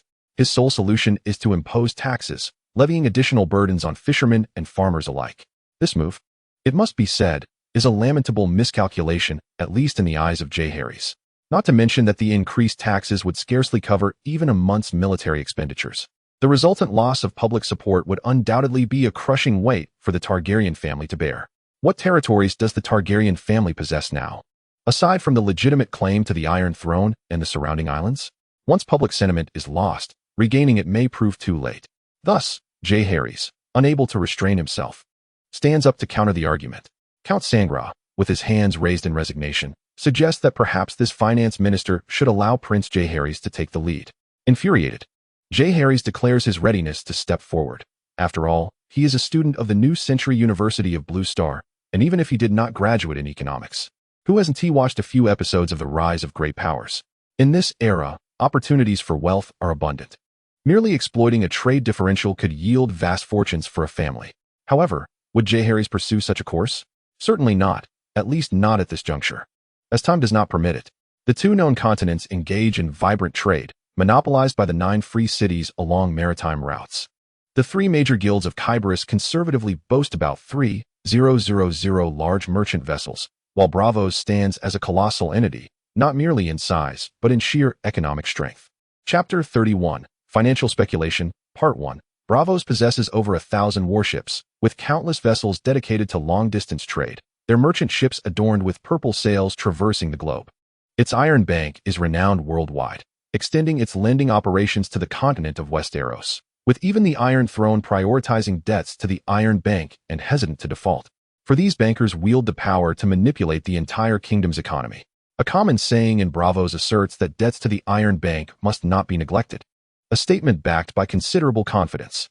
According to the royal archives of the Targaryen family, during the reign of King Jeherys I, his sister's close friend, Miss Alyssa Farman, stealthily absconded with 3 dragon eggs from the Dragonstone's dragon lair, selling them to the Sea Lord of Braavos. King Jeherys dispatched his prime minister to negotiate. Yet the dragon eggs did not return, while Braavos absolved the royal family's outstanding debts. That year, the Iron Throne was graced with formidable dragons such as Balerion, the Black Dread, Vhagar, the Bronze Fury Vormis, Silverwing, and the Red Queen Melisandre. Yet they still faced setbacks against the Sea King of Braavos. It is evident that the depths of Braavos run profound. My Lord Sanguros, I wish to ascertain the current state of the coffers on Dragonstone. Jeherys inquired after meticulously reviewing the pertinent information, assuming an air of maturity. Count Sanguros glanced at Queen Layla, who nodded in affirmation, and replied, "At present, the treasury of Dragonstone holds a mere 10,000 gold dragons and over 300,000 silver stags, with the total value of steel, charcoal, wool, leather, and other resources not exceeding 50,000 gold dragons." Jeherys pondered for a moment. The steel and other resources were undoubtedly off limits, as they constituted their military reserves. The humid air of Dragonstone severely deteriorated iron weaponry, and the island itself did not produce iron or timber. Should Robert impose a blockade on trade with Dragonstone, the army would regress to the Stone Age in no time. Thus, the only financial resource left was that meager sum of 10,000 gold dragons, which is rather paltry, equivalent to 155 tons of gold, while Robert's tournament prize for the champion stood at 10,000 gold dragons. In light of this, it became painfully clear that Dragonstone was in dire straits. Nevertheless, limited funds could still serve their purpose, and extensive capital was not immediately necessary. "Mother, I require your authorization to mobilize the royal fleet and all rights pertaining to foreign trade," Jeherys declared confidently. Queen Layla, heavily pregnant and appearing quite frail as winter approached, bore a gaunt visage with deeply sunken cheeks. Jeherys felt a pang of anxiety as he contemplated the trajectory of her health. Should this continue, upon Daenerys' birth, he might face the tragic loss of both mother and child. Hence, he periodically employed his mystical energy to enhance Layla's well-being, even dissolving the last of his precious red pearl into her water, ensuring she unknowingly consumed it. After some time, her condition markedly improved, her complexion visibly brightening and her figure becoming more robust. While her mental state remained somewhat precarious, the midwives noted they had never encountered such a healthy advanced-age mother. "Rest assured, my son, proceed with your endeavors." Layla, adorned with a crown, acted as regent in the absence of a king, as the Lannisters had yet to be vanquished. The erstwhile child intended to take the place of young Aegon was now under the care of a wet nurse, while still publicly proclaimed as the legitimate heir to the Iron Throne. This way, the world believed young Aegon had been taken to Dragonstone, and although it was night, many were observant. Jeherys' clandestine departure with 2 children did not go unnoticed. Moreover, this ruse served to divert Robert and Tywin's attention towards Dragonstone, facilitating his covert maneuvers. With the authorization of Layla, Jeherys summoned the current commander of the royal fleet, Sir Tydos, instructing him to divide the fleet into 3 distinct forces. One contingent, led by Tydos himself, was to set sail for the Stone Steps Isles, while Jeherys would personally command the assault on White Harbor. The remaining force was tasked with safeguarding the home front, ensuring vigilant patrols between the Throat and Blackwater Bay. Concurrently, all external communication channels within the islands were to be sealed off, preventing outsiders from discerning the fleet's movements. A meticulous record was to be kept of the number of ravens dispatched northward and southward, overseen by an assistant appointed by Maester Tyria from Dragonstone. Only Jeherys and Sir Tydos were privy to the objectives of the 2 detachments, which were to be disclosed to the captains and crews only after departing from Dragonstone. Jeherys aimed to operate within the utmost secrecy, seeking to secure a significant gain before considering the presence of any astute individuals under Robert's command, relying solely on fate for that matter. At dawn, the 2 detachments stealthily departed from the docks of Dragonstone. Jeherys had already equipped his fleet with all the spring thunder he had crafted over the past 6 months. Each vessel was armed with several improved Scorpion crossbows, large devices measuring 23 meters in length, featuring a wooden rotating frame and a support structure at the rear, resembling a scorpion's tail. These crossbows were fitted with a winding mechanism, allowing them to launch bolts up to 300 meters when fully drawn. Remarkably, only 23 men were required to operate each Scorpion crossbow. By modifying the bolts to include a wooden cage at the front, they could accommodate the spring thunder. However, the added weight and wind resistance reduced the range of the modified crossbows. Jeherys had observed the soldiers' trial shots, which exhibited a reliable accuracy within a fixed target range of approximately 200 meters. Yet, on the swaying sea, precision could only be deemed commendable. Only at distances of 100 to 150 meters, targeting larger vessels, would the hit rate improve. Thus, Jeherys mandated that all fleet members must deploy the most experienced and accurate marksmen, who were to conduct test shots with standard bolts prior to engaging. With merely 200 spring thunders at their disposal, there was no room for waste. After 3 days of navigating the winds, the fleet, comprising around 30 warships, finally arrived at the outskirts of White Harbor. Once more, I reiterate, the task of the Rapid Maneuvering Squadron is to engage the defending fleet, drawing them away from the river mouth. The Manderley family possesses few large warships, and it is imperative to keep them entangled. I have faith in your capabilities to achieve this. The initial landing force bears a crucial responsibility to remain concealed in the outskirts west of White Harbor, and upon witnessing the diversion of the defending fleet, to approach the city gates swiftly under the veil of night. The tactical deception fleet must hoist the Manderley family's banner, feigning a returning pursuit, adhering strictly to the strategy devised days prior without deviation, thereby creating an opportunity for the initial landing force to seize the gates. Should failure ensue, utilize catapults to hurl spring thunder for effective fire cover. I intend to ensure that not a single individual remains atop their battlements. To all others, upon seizing the city gate, the forces surged forward, swiftly executing their individual objectives before retreating. I hereby declare the commencement of the Muddy Waters operation. The plan was meticulously devised by Jeherys, who, through repeated assessments of White Harbor's geography and urban functional zones, enlisted seasoned commanders and soldiers to validate the feasibility of the operation. Ultimately, he formulated this Muddy Waters strategy, the rationale for launching an assault on White Harbor being the presence of a royal mint. Chapter 32, Financial Speculation, Part 2. In this realm, the right to mint currency is a privilege granted by the monarchy. Anyone daring enough to mint coins privately must pray to the gods for protection against the tax collectors dispatched by the Iron Throne, who show no regard for human rights. Once discovered, the punishment is immediate execution by hanging. There is no opportunity for trial or defense, a clear assertion of royal prerogative. Moreover, in this era, minting is not akin to the methods utilized on Blue Star, which employs large machines such as plate rollers and stamping presses. Prior to the conquest by Aegon, the Seven Kingdoms minted their own currency, predominantly through the manual craftsmanship of goldsmiths and silversmiths, or by melting and casting methods. This led to difficulties in the circulation of currency and a lack of uniformity in coinage. Following Aegon's conquest of the Six Kingdoms and the unification of Dorne by the wise King Daeron II, the right to mint currency was revoked from the Seven Kingdoms, and 3 royal mints were established, managed by the Chancellor of the Exchequer. One of these mints was situated in White Harbor. In contrast to the manual processes of gold and silversmiths, the royal mint utilized molds and large animal-powered presses to produce coins, ensuring uniform specifications and consistent quality. Legislative measures were enacted to solidify the royal mint's unassailable status and to combat the private minting of currency, including the reclamation of worn coins. Thus, the royal mint became synonymous with legal tender and the embodiment of good currency, even gaining acceptance in the stepstones and disputed territories. Within the royal mint, the most crucial tools for coin production are the molds and the large animal-powered presses. The molds, being the core and most confidential aspect of the mint, are nearly impossible to replicate. Whenever a new king ascends the throne, the Chancellor of the Exchequer commissions the royal master blacksmith to create new molds, inscribing the likeness of the new king and incorporating anti-counterfeiting features, while the molds of the previous king are typically stored in the royal treasury for destruction. However, this process demands time. Following Robert's ascension, due to a shortage of skilled personnel, the role of Chancellor was concurrently held by Prime Minister Jon Arryn. Yet the elder statesman lacked the energy for such tasks. His responsibilities included providing aid to the citizens of King's Landing, pacifying the nobility, organizing the coronation ceremony, and convening a tournament, all of which left him utterly exhausted. Moreover, in the south, Dorne was ablaze with fervor following the death of Princess Elia.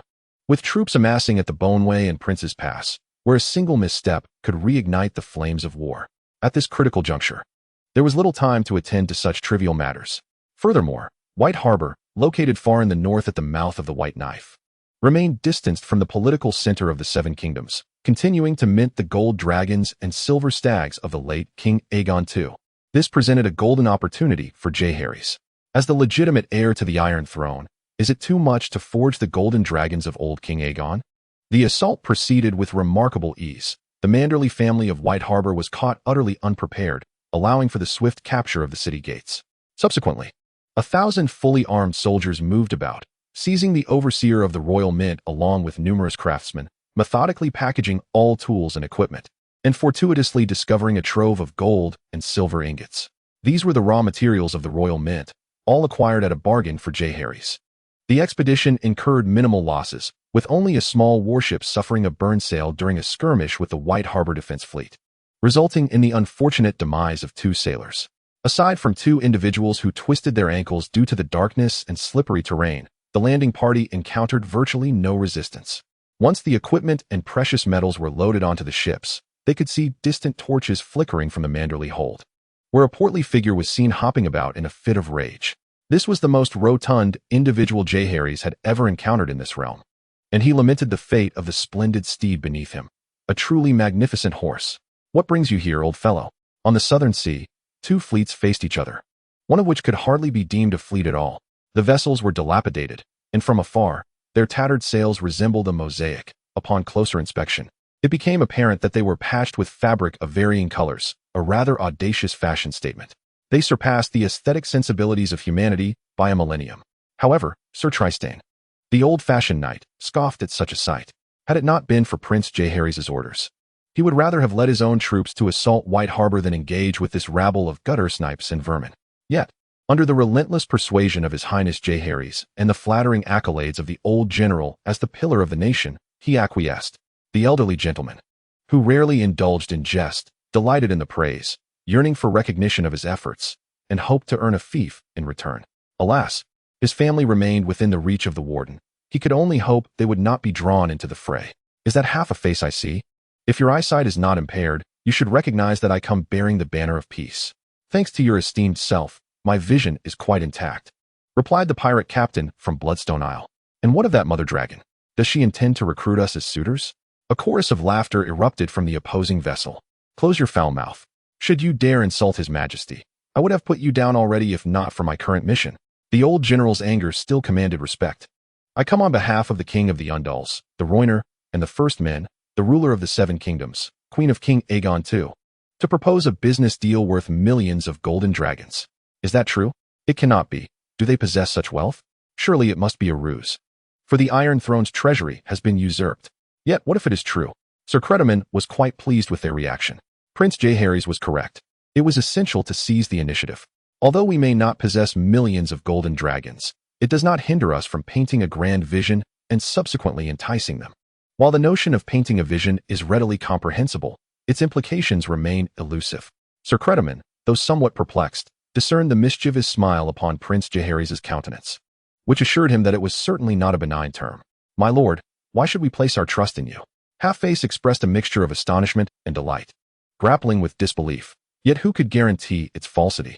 Given the Targaryen family's dominion over the Seven Kingdoms for 3 centuries, their name alone could easily account for millions of golden dragons. Could it be that you have unearthed a multitude of dragon eggs within Dragonstone? Half-Face inquired tentatively, as he could conceive of no other treasures that could be worth 1,000,000 golden dragons. "Huh. I merely ask you this. Do you possess a significant quantity of gold dust and silver ingots?" Credaman replied nonchalantly, unconcerned about their potential refusal. The Stepstones, situated between the Summer Sea and Essos, are rife with countless smugglers, pirates, and criminals across their myriad islands. The great pirates, each with their own allegiances and complex backgrounds, would sell their ill-gotten gains to free cities such as Myr and Volantis or to Dorne. Yet, most of the smaller pirates, like Half-Face, lack such channels and must endure the exploitation of the grand pirates. A pound of gold typically only yields 1 golden dragon or equivalent currency in the free trade cities, while a pound of pure gold could produce at least 29 golden dragons. Do these small pirates harbor resentment? Certainly. However, they have no recourse, for neither Westeros nor the free trade cities of Essos accept currency from foreign realms, let alone gold artifacts or unrefined gold. This phenomenon is known as the currency tax. Under normal circumstances, the gold and silver they plundered are virtually impossible for them to mint into coins, as they lack both the skill and the means.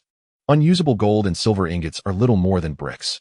Yet, they must distribute genuine golden dragons and silver stags to their pirate subordinates, and naturally, these petty leaders must take their share.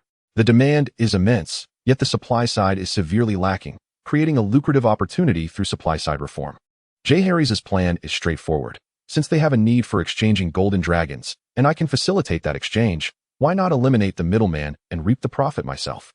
We can purchase the gold and silver in your possession with golden dragons. What say you? And how shall we determine the price? 12 golden dragons for a pound of gold. I seek pure gold. Any that falls short of quality shall be subject to adjustment. Half-Face conferred quietly with his subordinates for a moment, considering the potential of this transaction. In the past, the highest exchange rate had been 1 pound of pure gold for a single gold dragon, which was the standard price. However, the Dragonstone Island's initiative to raise the price by 20 disrupted this established norm. Yet, what did it matter to us? Wouldn't it be delightful to receive that extra 20 for free? Nonetheless, in business, one must engage in bargaining. The offer was too meager, at least 15 dragons were necessary. Half-Face, or perhaps he should be called Faceless, for the price we proposed was already quite generous. Let us not forget, there are many others on the Stone Steps Islands who wish to engage in this transaction with us. Furthermore, should you agree, you could immediately become our exclusive strategic partner in these waters. Why not acquire gold from others? Sir Trident grinned like a cunning fox. Indeed, boss, we can procure from others without offering 12 dragons. We could entice them with 11 or even 10.5 dragons, and they would come running. The subordinates grew anxious. This deal was essential. Should Half-Face dare to refuse, his men would unceremoniously toss him into the sea to be fish food. Even as the leader, Half-Face dared not invoke their wrath, and thus readily acquiesced. Sir Trident then proposed that, as this was the first transaction for both parties and sufficient trust had yet to be established, they would initially trade 10,000 gold dragons. As their partnership solidified, they could expand the scale of their dealings. The pirates felt a surge of warmth. They hadn't anticipated that the sea stranger, Sir Trident, could be so considerate, and they had previously misjudged him. They promptly dispatched someone back to their lair to retrieve the gold they had accumulated over the years, all of impeccable purity. Both parties were highly satisfied, with Trident successfully acquiring over 8,300 pounds of gold, while the pirates finally had funds to distribute as bounty fees. And this was merely the beginning. As long as they could continuously acquire gold from other pirates, this venture would prove increasingly lucrative. Dragonstone Island stood to gain even more. This single batch of over 8,000 pounds of gold was sufficient to mint 240,000 gold dragons. After deducting fleet operational costs and expenses, they would still reap a substantial profit of 130 dragons. Though it seemed straightforward, executing such operations was anything but simple. Gratitude was owed to the world's gold standard and the coinage authority being consolidated under the Iron Throne. Had it not been for this, anyone could have minted their gold into coins at any time. In such a scenario, Jeherys would have found no opportunity for arbitrage. However, The architects of this policy were the Iron Throne, and the ancestors could hardly have envisioned that future generations would be ousted from King's Landing. In their fervent protection of their interests, they inadvertently resolved a significant dilemma for Jeherys. The current Iron Throne would certainly not remain passive. In pursuit of the vast coinage tax revenue, they would undoubtedly devise means to obstruct this. The solution was straightforward: expedite the minting of gold coins under King Robert I, gradually replacing the old King's coins, while enacting laws to prohibit the circulation of the old currency. As previously mentioned, this process would require time. King Aegon II, who reigned for over 2 decades, minted millions of gold coins, making it impossible to remelt them all in a timely manner. However, there exists another strategy: to control the raw materials from the gold mines in the west, ensuring that none flows overseas, and then collaborate with Dragonstone to purchase gold from the pirates. Regrettably, they lacked ships. Had they possessed vessels, annihilating Dragonstone would have been a far more efficient solution. Thus, Aegon's strategy was indeed a clever ploy.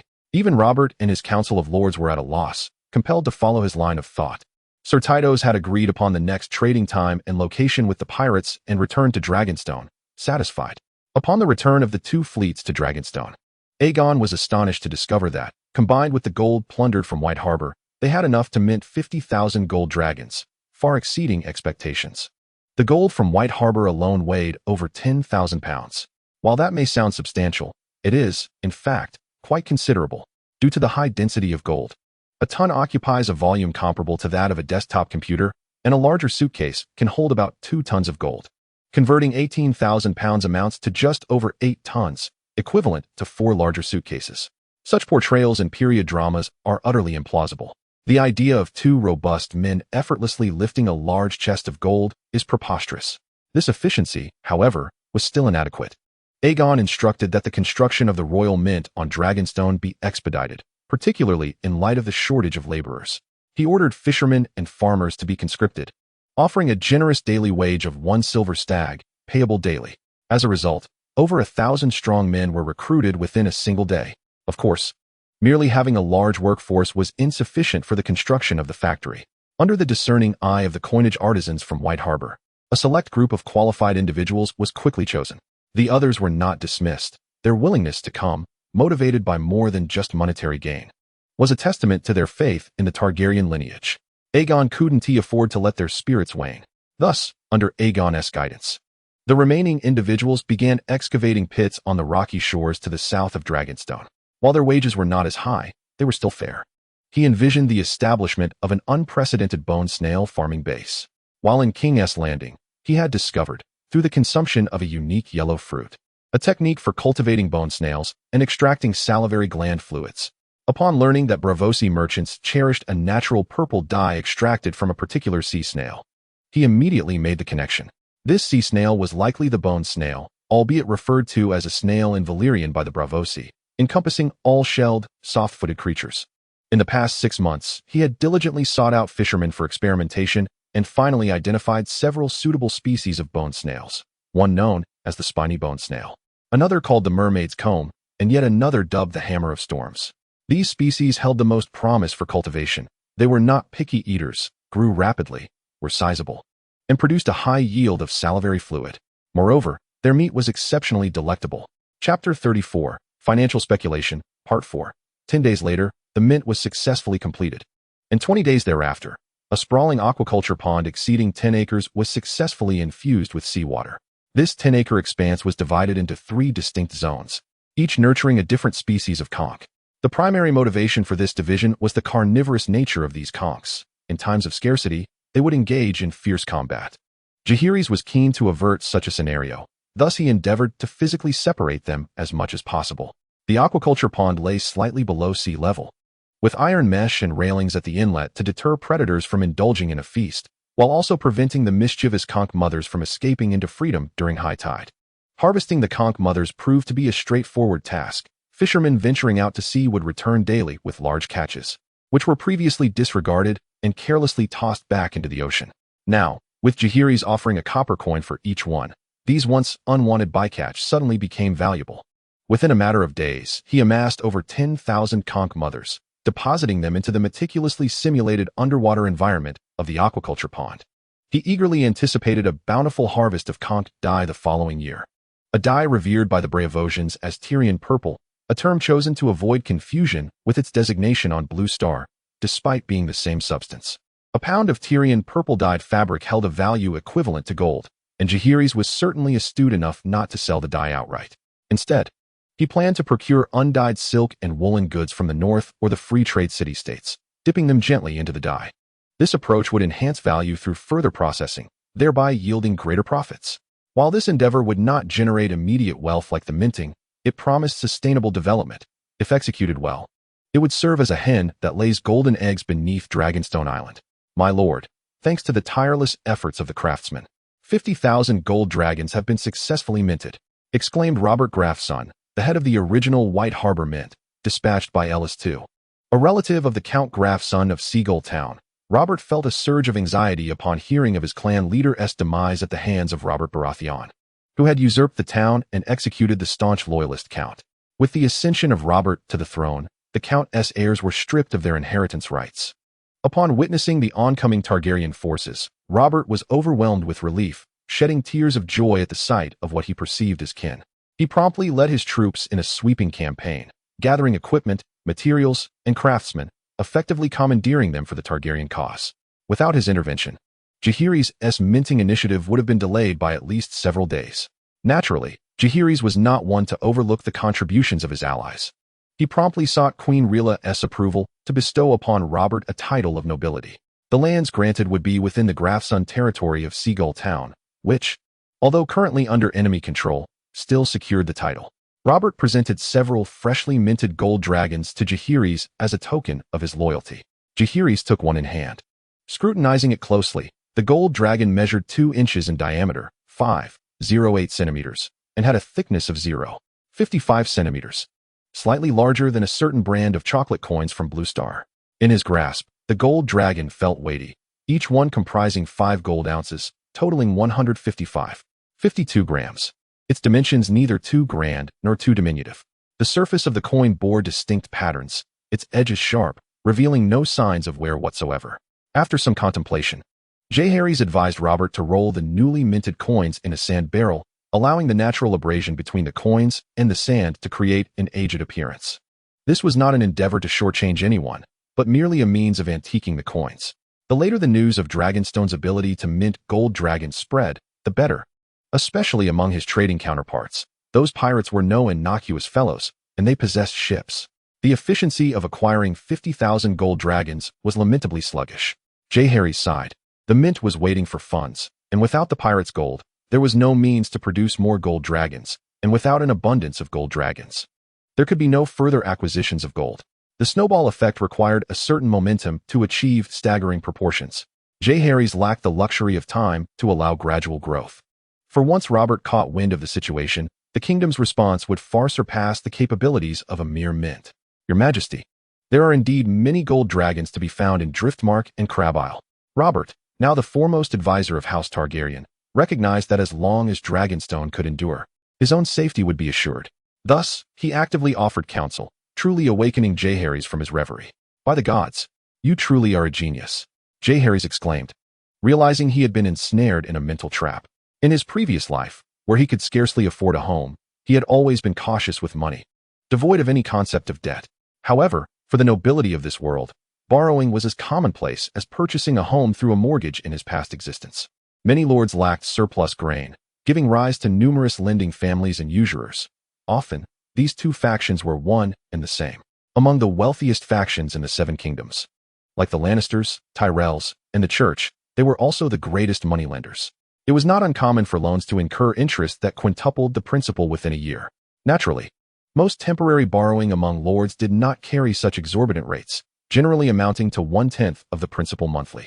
Immediately summoned Count Valerion and Lord Sediga. Jeherys commanded his servant, eager to seize the opportunity to enrich them. The islands of Dragonstone were in close proximity to one another, with Crab Isle being the most distant. Driftmark was truly a place where the sails had yet to fill before the ships arrived. Before long, the two esteemed counts arrived at the Stone Drum Tower, the stronghold of Dragonstone. When storms approached, the ancient walls reverberated with a deep rumble, as though a giant were striking a stone drum, hence its name. Jeherys wasted no time and stated his intention to borrow money. How much? At least 500,000 gold dragons. But the interest must not be excessive. Two individuals may not excel in combat, yet they are astute in the realm of business. Such a substantial loan, even with a slight reduction in interest, is bearable. The trio engaged in a cordial discussion regarding the interest rate, ultimately agreeing upon a 1-month term with an interest rate of 5% on the principal. Everyone rejoiced. In the presence of profit, merchants display unparalleled efficiency. That very night, the two arrived at Dragonstone Island, each bearing 250,000 gold dragons.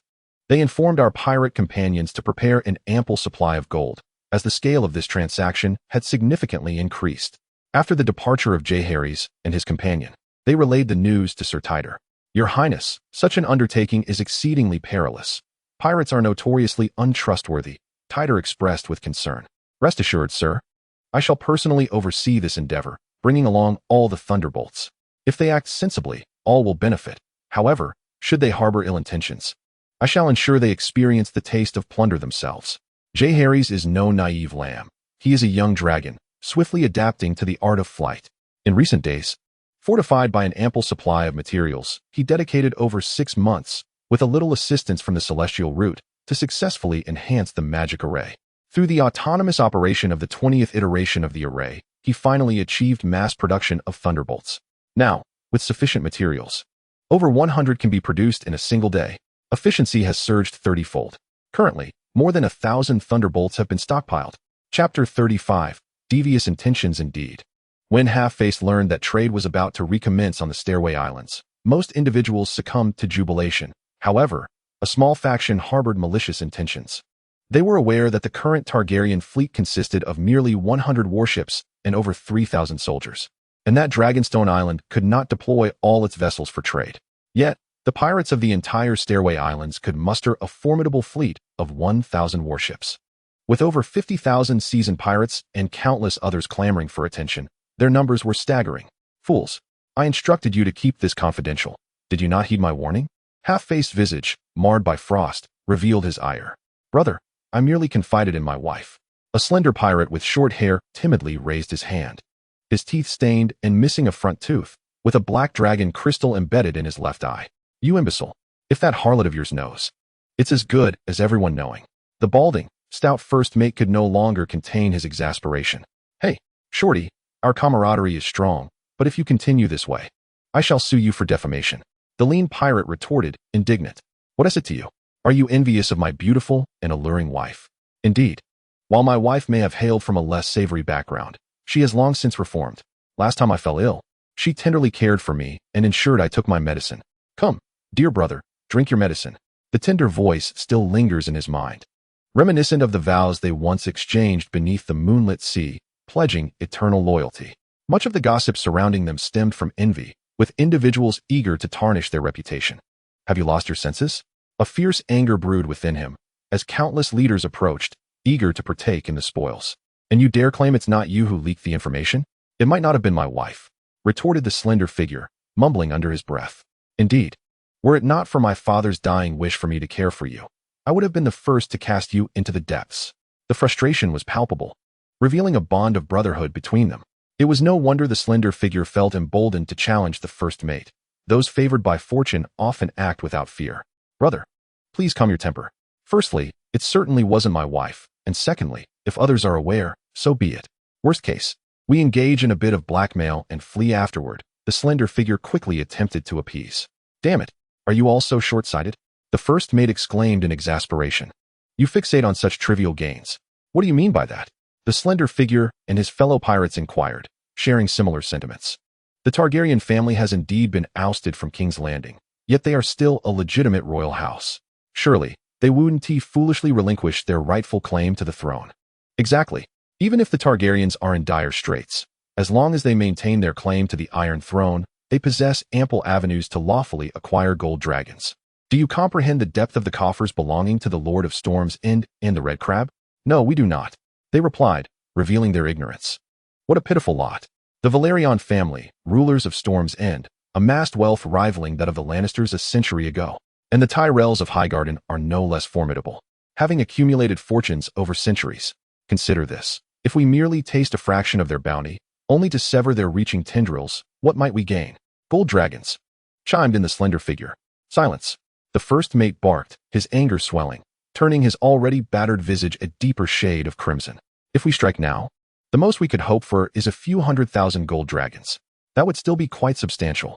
The slender figure mused silently, aware that many shared his thoughts, yet dared not voice them in the face of authority. The golden dragons in their possession are undoubtedly fixed, much like the undulating waves of the sea. When they lavishly exchange larger quantities each time, it indicates that they still have a substantial reserve of these golden dragons. At such moments, we must exercise caution to avoid alarming them. However, when they begin to become stingy, it signals that their supply of golden dragons is dwindling. At that juncture, we shall not only seize what is aboard their ships, but can also leverage the trust built through multiple transactions. By restraining a small portion of their vessels, our main force can swiftly advance upon Dragonstone Island and Tide's Head Island, reclaiming all the gold previously traded away. Brother, this strategy is truly cunning. The tall, slender figure praised. For cunning is a virtue among these pirates.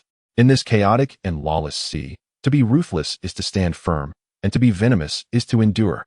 Those kind-hearted and merciful souls have long been devoured, leaving not a bone behind. Brother, when that mother dragon is yours, you could ascend to kingship. The first mate egged him on, his bald head glowing with excitement. The crew, invigorated as if by a surge of adrenaline, joined in the ruckus. Half of his face gleamed with greed, his expression intoxicated, as if the 3 Isles of Dragonstone were already within his grasp. All right. News has arrived from the mother dragon regarding another transaction, yet we must keep our ambitions concealed. Half of his face gestured for calm, and the band of thieves gradually quieted down. How goes the collection of gold? Boss, we recently visited a multitude of establishments, including One Ear, Big Nostrils, and Redbeard, amassing a total of 200,000 pounds of gold. Following your instructions, at 105 golden dragons per pound, alongside our own 20,000 pounds. We hold a grand total of 220,000 pounds. How much can we profit from this venture? The first mate glanced at a small, wiry pirate nearby. We stand to net 40,000 golden dragons. The small pirate replied softly, casting a glance at half of his face. Damn it, after all that running around, we're only earning a pittance. Half of his face spat, yet he failed to consider what he had truly contributed. If reliant solely on his own 20,000 pounds of gold, he would only earn 4,000 golden dragons. Now, with risk-free returns reaching 360,000 golden dragons, he still found it insufficient. Let it be. A smaller sum is acceptable. We shall contact a few more parties and aim for a larger haul next time. Very well, brother. Relay our message to Her Majesty the Mother Dragon, stating that we wish to trade for 300,000 pounds of gold, and she must prepare her golden dragons. Half of his face declared.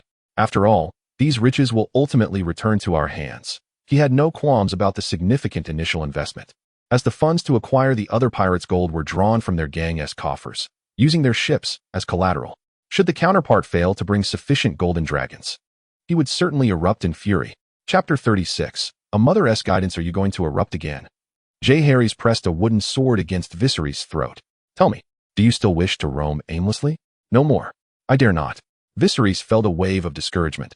He could not possibly prevail. This younger brother had ballooned in stature over the past 6 months, now towering half a head above him. For the past 6 months, I have scarcely practiced with my sword, indulging in a cycle of eating and sleeping. My prowess in combat was already lacking, and now it has diminished further. Why did Jeherys feel compelled to reprimand Viserys? The latter had the audacity to wander off to the seafood market in the village outside the castle with the guards last night. The existence of such markets is hardly remarkable. Where there is demand, there is a market. With so many soldiers and their families absent from the island, such needs are entirely natural. If these urges remain unexpressed for too long, significant problems may arise. Jeherys, unlike the unsympathetic Stannis Baratheon, believes in following the natural order, yet insists that the seafood markets undergo regular sanitation and that vendors be routinely examined to prevent the outbreak of contagious diseases. Consequently, numerous seafood markets have sprung up like mushrooms after rain within just 6 months, spurring rapid development on Dragonstone Island. Remarkably, while the aquaculture of Conch has yet to yield profits, the seafood market has already generated a substantial sum in taxes, certainly over 10,000 golden dragons, a sum worthy of such a designation. One might inquire how the seafood tax alone could surpass the monthly military payroll of merely 1,000 golden dragons, totaling a mere 6,000 over 6 months. Alas, my friends, such calculations are overly simplistic. Consider, for instance, a physical retail store. Typically, wages for workers do not exceed 20% of total expenditures. As the store expands, the proportion of labor costs diminishes, while operational expenses, advertising, and rent take precedence. This is easily comprehensible, is it not? In a similar vein, Dragonstone Island resembles a colossal corporation where the greatest expenditure lies not in military salaries, but rather in the maintenance and upkeep of the fleet. The monthly costs for oiling, repainting, removing barnacles, and repairs could easily amount to tens of thousands of golden dragons. Without such investments, how could Dragonstone's resources sustain operations for 6 months? This elucidates why, when Euron hired the fleet of Salladhor Saan, he was obliged to pay over 20,000 golden dragons each month, despite Saan's fleet comprising only 30 or so medium-sized vessels, not all of which were warships. Of course, hiring entails a premium, otherwise it would be unfeasible. Yet, this also underscores the exorbitant costs associated with naval maintenance. Were it not for the current inopportune circumstances, Jeherys would have long since repurposed his warships for commercial use. Maintaining a purely combat-oriented fleet is simply unsustainable. The royal fleet of Dragonstone consists predominantly of aging vessels, many of which have been in service for decades. The maintenance costs incurred over the years could have financed the construction of an equivalent number of new ships. Based on depreciation rates, the remaining value of these ships is virtually zero, rendering them eligible for retirement, yet they continue to serve diligently at the front lines. A testament to their unwavering dedication that deeply moves Jeherys. In light of this, he has been inspired to commission a redesign of the ships, aiming for a model that excels in both combat and speed, capable of delivering formidable firepower in wartime while matching the cargo capacity of merchant vessels during peacetime, and able to sail swiftly even when fully loaded. The artisans in the naval department are left astounded by his ambitious vision. Indeed, due to the dwindling number of traditional council members, only the Chancellor of Finance, the Minister of the Navy, and the Minister of Justice remain. It is hardly enough to even gather for a game of mahjong. How can one endure such a situation? Thus, Jeherys boldly proposed sweeping reforms, establishing various ministries: the Ministry of the Navy, the Ministry of the Army, the Ministry of Justice, the Ministry of Finance, the Ministry of Foreign Affairs, the Ministry of Internal Affairs, and the Ministry of Fisheries, among others. Of these, the most crucial are undoubtedly the Ministry of Finance and the Ministry of the Navy. For both Count Viserys Valerion and Count Adrian Celtigar, the titles merely shifted from ministers to heads of departments, and their jurisdictions remained unchanged, rendering opposition moot. However, the reality is far more complex. And that digression leads us astray. At present, Jeherys is tasked with educating the unruly child under his mother's command. Were it not for a swift report, one might assume that Viserys had already tasted the sea himself. As for the source of this information, it is none other than the King's Guard. The official name of the King's Guard is the Internal Affairs Guard, ostensibly akin to the Royal Guards of Dragonstone. Yet in truth, it functions as an intelligence agency. With recent funding secured, it is poised to commence its duties in earnest. Queen Rhaegar has commanded them to be entirely obedient to Prince Jeherys, not out of favoritism, but due to the inadequacy of other royal members. Viserys is indolent and lacks guile, while Rhaenys, though resilient, is far too young. A 5-year-old child struggles to command respect. Jeherys, however, distinguished himself at the tender age of 7, having already caused a stir and single-handedly rescued Rhaenys from King's Landing. In subsequent financial crises, even Ser Daeron acknowledged his burgeoning prowess in swordsmanship. Not even Aegon at the same age could have achieved such feats. This has only heightened Queen Rhaegar's expectations for him. Long ago, the Forest Witch who accompanied Princess Jane from Harrenhal foretold to King Jeherys II that the prophesied prince would emerge from the descendants of Rhaegar and Aegon. Thus, Jeherys II, aware of the lukewarm bond between his children, nonetheless arranged their marriage. Initially, she believed the prophesied prince would be Aegon, yet with Aegon's demise in battle, she now witnesses Jeherys' accomplishments and is increasingly convinced that he is the one foretold. There is simply no other explanation for how Jeherys transformed from a mere boy into a wise prince proficient in governance and military arts. Unlike the tales of the hapless youth who defy fate, here stands a true prodigy. After besting the unruly child with a wooden sword, Jeherys felt a slight elevation in his spiritual realm. It is no wonder that many seek to impart wisdom upon others. How splendid it feels to stand at the moral high ground and critique others. Upon my return, I shall personally teach you the art of swordsmanship. Otherwise, how could you be worthy of being my brother? What? How could you entertain such terrifying thoughts? I mean, how could you possess such amicable intentions? I truly adore you for it. Viserys, on the verge of tears, silently prayed to the gods to let the others carry this demon away. I assure you, I shall never indulge in the Blue Moon seafood market again. Is that not sufficient? Oh, by the way, I arranged for someone to surveil the Blue Moon you visited yesterday. Many seafood merchants within have not undergone health checks for 2 months, and I fear they may transmit diseases. Thus, should any symptoms such as itching or unusual odors arise, do remember to consult the scholar. Jeherys remarked nonchalantly. What? Merely mentioning it caused Viserys to feel an overwhelming itch all over, particularly in certain areas.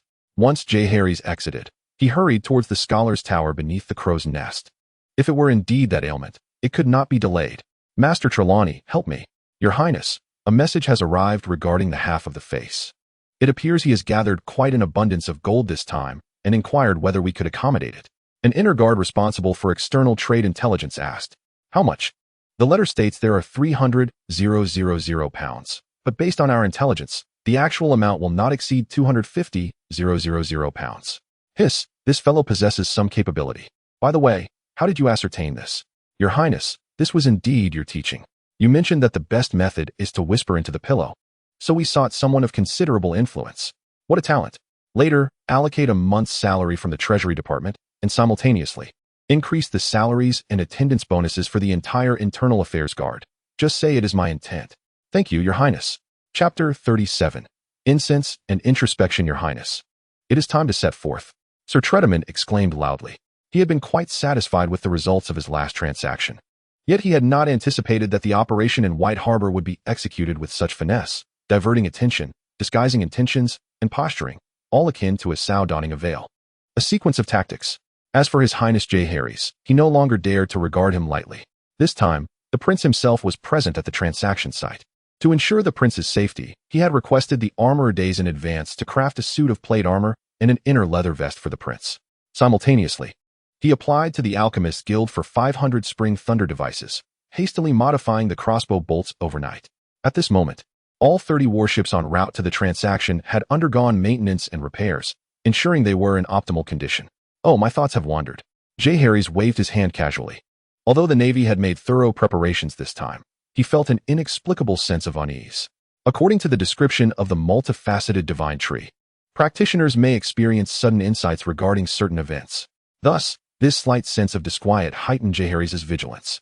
He ordered all ships to increase their watchfulness, ensuring that every vessel always had personnel stationed in the lookout tower, ready to sound the alarm at the first sign of movement. Upon navigating through the throat of the sea, the waters opened up brilliantly, the skies were clear and bright, and the winds from the north billowed the cloaks with a resounding rustle. The three-headed dragon atop the mast spread its wings, flames blazing bright red like blood. Your Highness, we are still a day's sail from the transaction site. I suggest you return to your cabin to rest. Captain Georgie has arranged the finest room for you. Sir Trident advised Jeherys. Sir, I desire to behold the sea with mine own eyes. Do you not understand?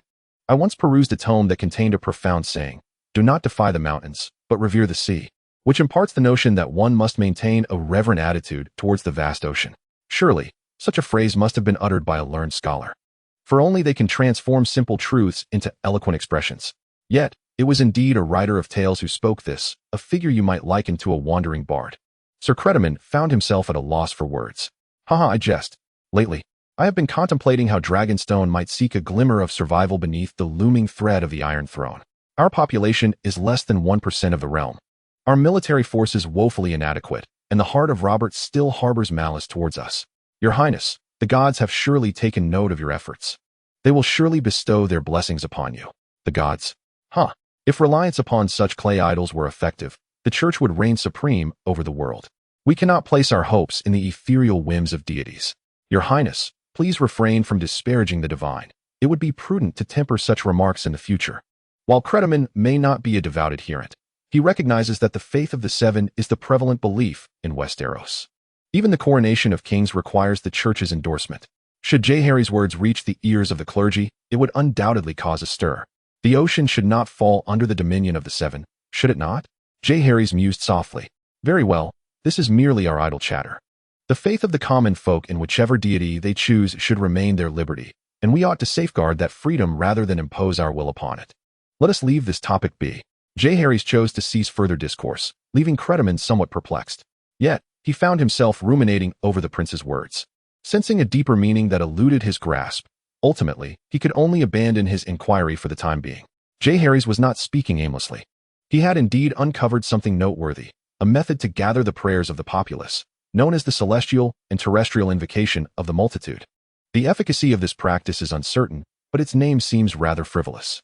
By establishing temples, attracting followers, and occasionally manifesting miraculous signs, one might harness the prayers for personal gain. However, such methods often serve to deceive the simple-minded, rather than embodying the true path. Moreover, the greatest flaw lies in the fact that to absorb the prayers of the masses is to become bound by them, thus forfeiting true freedom. In comparison to this major drawback, there are numerous lesser issues, such as having a low ceiling of potential, yet a significantly high floor of expectations, with no grand aspirations or the fortitude to sustain them. According to Dubau's description, this technique possesses certain merits. It is likely a means for a practitioner from the age of desolation to seek transcendence, yet to be embraced by its fruits. The practitioner must have already ascended successfully and may only pursue this path in dire circumstances. Jeherys did not return to the cabin. He observed the sailors busily at work, the sails billowing in the wind like the rounded belly of Layla, whose impending labor approached. An unprecedented storm would soon follow, and he could not predict the precise moment. Indeed, by the time Layla gave birth, it would be too late. The storm is born, Jeherys murmured to himself, then sat cross-legged on the deck, closing his eyes to rejuvenate his spirit. Sir Timon had grown accustomed to his behavior, as the prince frequently adopted such peculiar postures at the pinnacle of the stone drum tower during the early hours. At one point, it raised suspicions of him engaging in some nefarious magical rite, but eventually, others attempted to emulate his actions, yielding nothing but sore backs and cramped limbs, leading to the conclusion that it was merely the prince's eccentric quirk. Full sails, proceed at full speed. Sir Timon commanded the flag officer to signal, and the entire fleet began to accelerate, the broad bow slicing through the waves, creating frothy crests. Time passed unmeasured, and Jeherys gradually sensed the vessel slowing down, prompting him to open his eyes. A flicker of light flashed within them as he exhaled a cloud of vapor, particularly conspicuous in the crisp winter morning air. Your Highness, you are awake. Shall we have some breakfast? A different attendant had taken the place of the venerable Sir Timon, who, despite his age and having endured much of the day, could no longer withstand the fatigue and retreated to the cabin for rest, leaving his servant to attend to Jeherys' needs. Jeherys nodded and inquired of his current location. The attendant informed him that they had passed Tar's Island an hour prior and estimated they would reach the Stepstone Islands in a few hours. Breakfast consisted of dried cod, hard bread, and a small dish of sour jujubes. Jeherys bore no disdain for the simplicity of the meal. For the ordinary crew, it was indeed a generous offering. The scarcity of provisions on Dragonstone necessitated the procurement of food, vegetables, and fresh water from surrounding regions. Fortunately, recent financial gains had alleviated the threat of hunger for the inhabitants of Dragonstone. Land and populace, two formidable obstacles hindering the development of Dragonstone. Jeherys occasionally pondered whether it would be acceptable to simply follow the course of the original narrative. What did it matter? The enmities and grievances between the Targaryens and the Seven Kingdoms? Why seek out trouble for himself? He questioned within his heart countless times. With such vastness in the Seven Kingdoms, could he not find a secluded spot to hide? At worst, a decade later, when Viserys sought to sell Daenerys, he could appear before her in the guise of Viserys himself, and surely, with his strikingly similar visage, she would believe him. Yet, if he could not cultivate his powers, if he did not receive the aid of the fabled roots of fortune, perhaps that would be the best plan. However, there are no ifs. With the acquisition of abilities came a burgeoning discontent, increasingly pronounced alongside his growing prowess. Since fate had bestowed upon him such capabilities and opportunities, why should he not alter the destiny of House Targaryen? Why could he not champion justice for the world? Why could he not uphold righteousness among mortals? Surely, he possessed the ability to do so. To remain unseeing, unhearing, and unchanged would render him no different than the clay idols and wooden effigies of temples. Chapter 38. A new transaction and setbacks. A tumultuous wave surged within the sea of consciousness. The voice of the Tao resounded, accompanied by auspicious clouds, as a golden lotus flower gracefully ascended from the depths of the mind's ocean. Congratulations, fellow cultivator, a voice resonated with an uncommon solemnity, proclaiming the manifestation of the divine flower of the treasured root. Oh, is this indeed one of the three flowers, the divine flower? Jeherys inquired with curiosity. The divine flower, also known as the golden flower or celestial flower, represents the yang spirit within the essence of life and signifies heaven in the triad of heaven, earth, and humanity. It further embodies gold among the three treasures of gold, silver, and lead. I had presumed that your initial manifestation would be the human flower or the essence flower. Yet I find you have unexpectedly attained enlightenment. In this moment, we may address each other as fellow cultivators. It seems you never truly regarded me with sincerity. Jeherys expressed his dissatisfaction. That is only natural. How could someone who has barely grazed the surface of the Tao consider themselves worthy of being called my companion? The treasured root explained with a sense of pride, which seemed quite reasonable upon reflection. Can a billionaire truly befriend a beggar? Even if outwardly there is no discrimination, one's heart would never truly place the latter on equal footing. Are you aware, dear friend, that there exists a hierarchy among the paths of the Tao? The treasured root queried. I desire to hear more. The great Tao encompasses myriad paths. The supreme virtue is non-action. The greatest goodness is like water. The medium goodness embraces benevolence, and the lesser goodness adheres to righteousness. Your path may be deemed as medium goodness. The supreme virtue belongs solely to the Tao ancestor. The highest goodness to the three purities and four sovereigns, the medium goodness likened to the sands of the Ganges, and the lesser goodness resembles a mere grain in the vast ocean. Upon hearing this, Jeherys felt unconvinced. The Tao is simply the Tao, the great Tao, the heavenly Tao. The earthly Tao and the human Tao, all are merely names conjured by mortals. What distinction is there between high and low? You have your Tao, and I have mine. Furthermore, the Tao that can be spoken of is not the eternal Tao. Even the term Tao is but a construct of human naming. It can be Tao, or it can be non-Tao.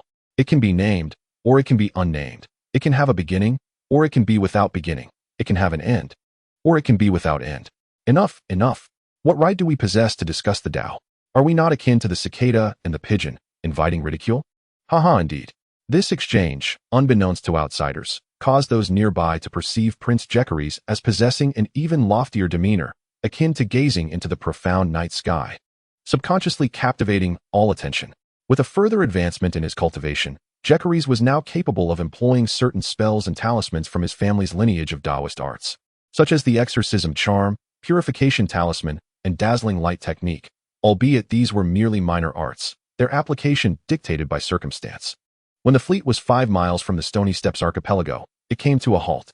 Sailors atop the towering masts peered through telescopes, shouting down that they had spotted the trading partners. Moments later, they beheld the familiar half-faced vessel, yet this time, their fleet had significantly expanded, boasting around 20 ships of varying sizes. The sailors remained vigilant atop the mast's lookout, while the other soldiers attended to their duties. The Scorpion crossbow was already adjusted, with bolts poised nearby. The entire fleet resembled a cobra poised to strike, ready for an attack at any moment. As Cretus and the half-faced captain made their appearance, both parties commenced trading in the central waters, exchanging 220,000 pounds of gold for 264 million golden dragons, as had been agreed upon. Half-faced, did you not claim to possess 300,000 pounds? Sir Cridamon was not entirely pleased. After all, they were engaged in a transaction involving borrowed funds. 300,000 pounds could yield 870,000 golden dragons, whereas 220,000 pounds would only yield 640,000 golden dragons. The disparity was indeed considerable. As the situation escalated, old Cridamon's perspective broadened, and sums of several 100,000 golden dragons began to feel as trivial as a few coins. Alas, you may not understand, but our modest estate pales in comparison to the grand enterprises of your Dragonstone. This gold represents generations of our family's savings. Half of his face bore a facade of sincerity. Given the magnitude of this transaction, who knows when the next opportunity might arise? Shouldn't the price be adjusted accordingly next time? Cridamon cared little for how he procured his gold. If it were up to him, prices would never rise. However, as Jeherys had previously stated, a bit of incentive was necessary. Such a trifling amount of money? Enough of this. Our queen and Prince Jeherys have decreed that if you can procure 1 million pounds of gold next time, we shall raise your rate by 10%. Otherwise, it shall remain at the original price. Is that true? More genuine than the gold you brought. Very well, it is settled. The transaction concluded swiftly, both parties agreeing on the next meeting place before preparing to set sail homeward. Suddenly, a lookout from the tower raised an alarm. Numerous ships were approaching.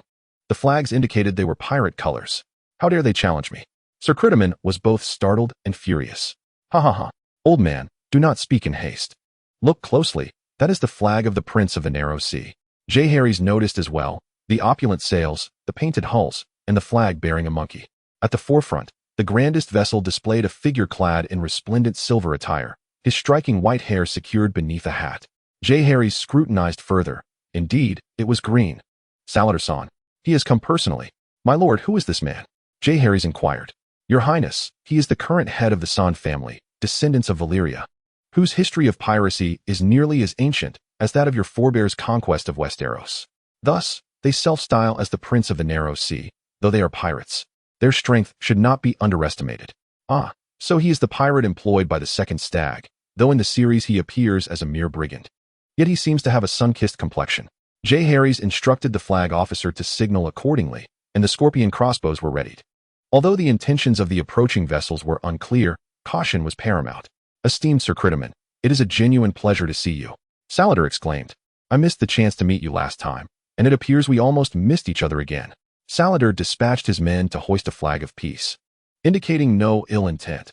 However, pirates are notoriously cunning and devoid of honor. A single flag cannot signify much, as deception is often their guiding principle. Sir Criddaman has been dealing with these petty tricks for decades and is undoubtedly well aware of them. Furthermore, with His Highness Jeherys aboard, he is not one to let his guard down. He gestured behind his back, prompting his attendant to swiftly depart and instruct the ships to prepare for battle. The anchor chain was hoisted by the winch, and the sails began to adjust their course.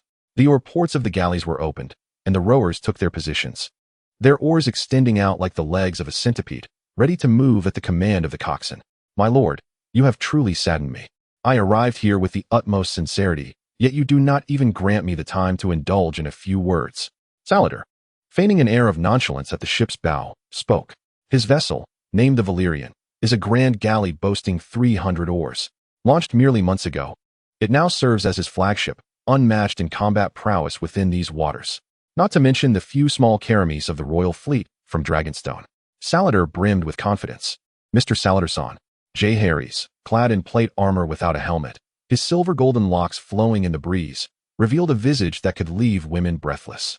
Sir Criddaman was unwilling to expose him before the pirates, primarily fearing that if they discovered the prince's true identity, they might recklessly attempt to abduct him.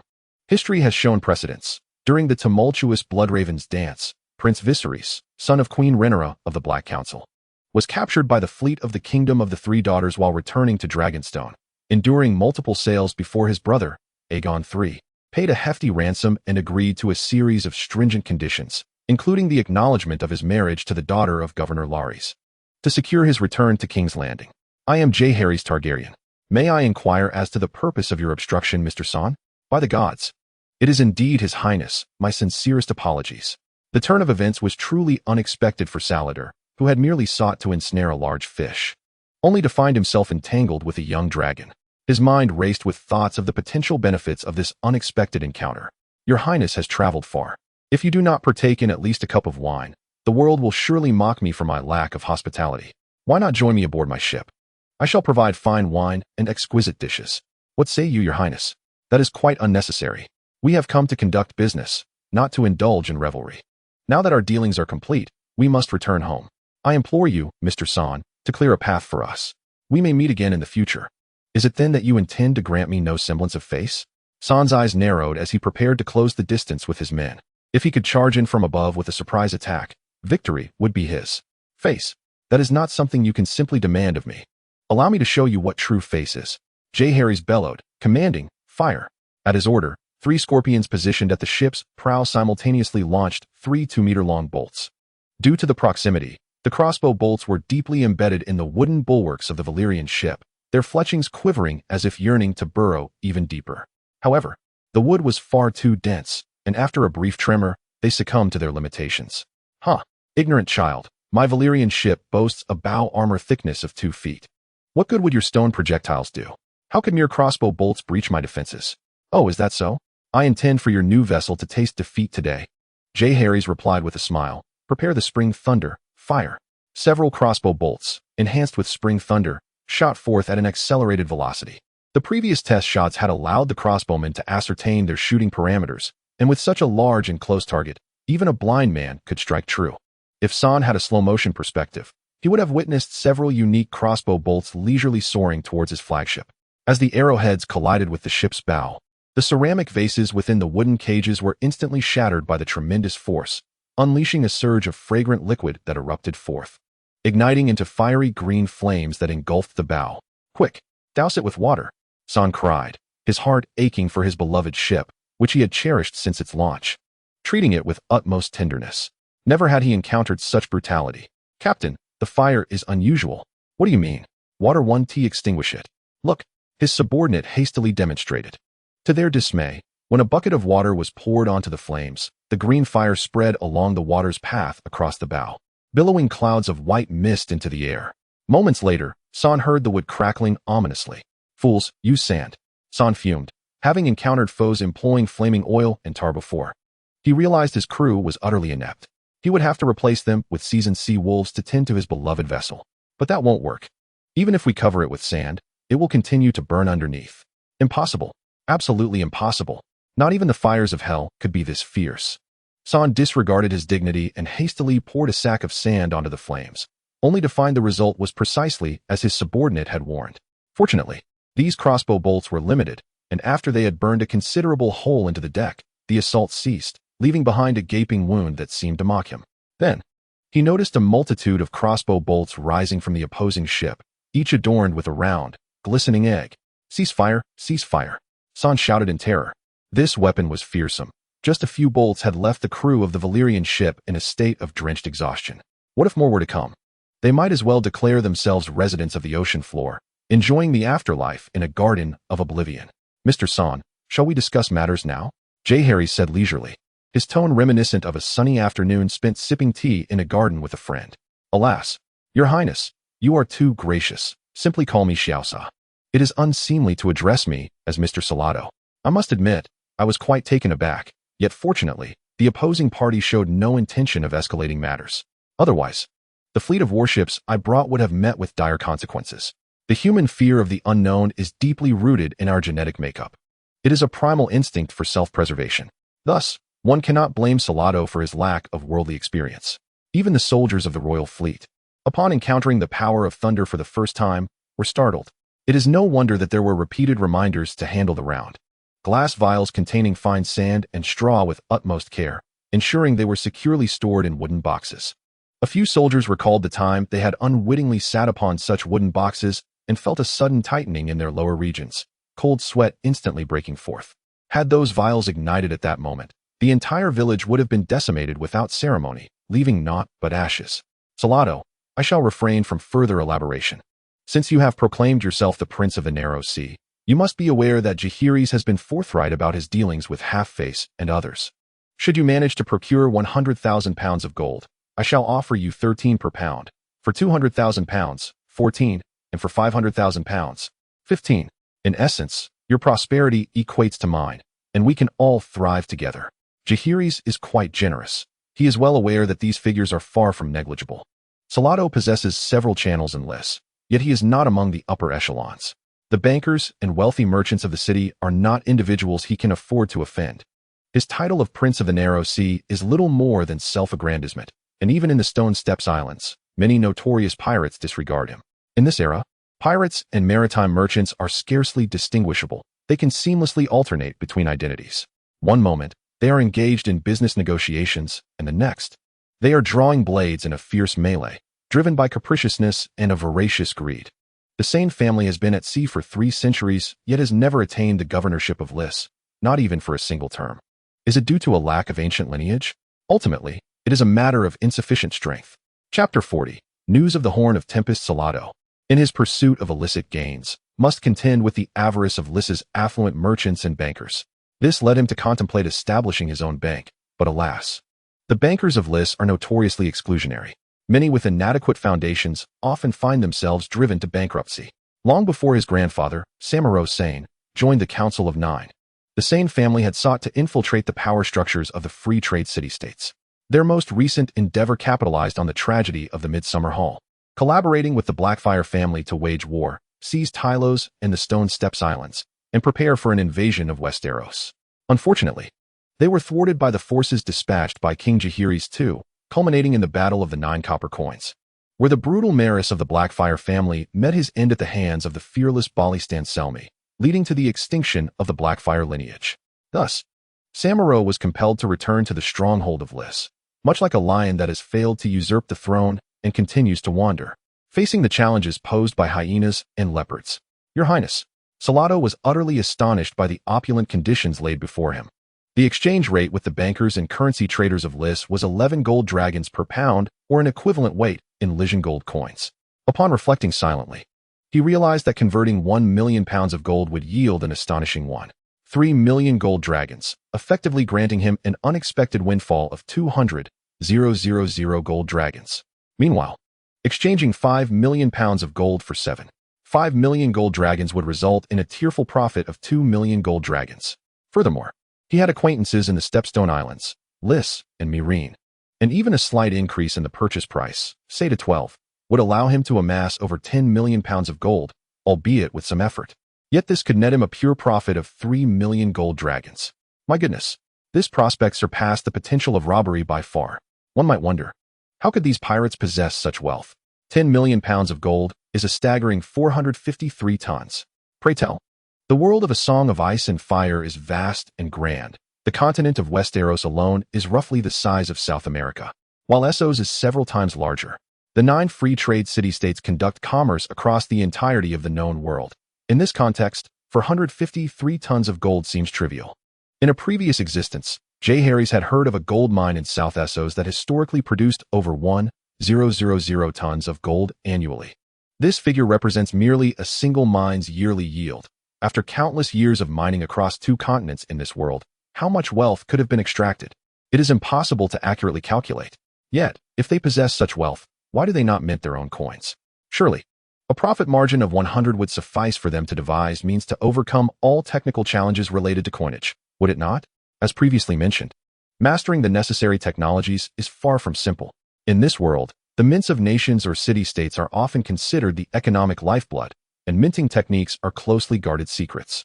Even a basic technique is typically held as a closely guarded secret by its possessor, resulting in knowledge being passed down through generations, making it exceedingly difficult for outsiders to gain insight. For instance, the lace of Meereen, a fabric commonplace to the inhabitants of the Blue Planet, has remained one of Meereen's primary commodities for centuries, with its weaving methods never disseminated beyond its borders. Can you believe it? Due to the secrecy surrounding these techniques, the pirates were utterly incapable of replicating currency. Even if someone attempted to mint coins privately, they would be readily recognizable as counterfeit.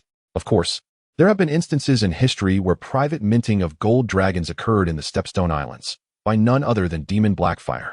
However, the Iron Throne subsequently declared possession of coins privately minted by House Blackfyre as an act of treason. Consequently, individuals at that time were deterred from accepting such currency in transactions, especially the nobility, for their families and lands constituted the very foundation of their existence. Even the mere act of accepting or storing Blackfyre gold coins was considered a grave act of treason, one that could lead to the forfeiture of all noble rights. Who would dare defy such orders? The majority of commoners are illiterate, and among them, 999 individuals would never encounter a gold dragon in their lifetimes. Those who could utilize gold dragons were primarily lords, knights, and merchants. Should they inadvertently receive counterfeit golden dragons, they would promptly melt them down into gold, subsequently exchanging them for genuine golden dragons and silver bucks from currency traders, a conversion rate that is quite remarkable.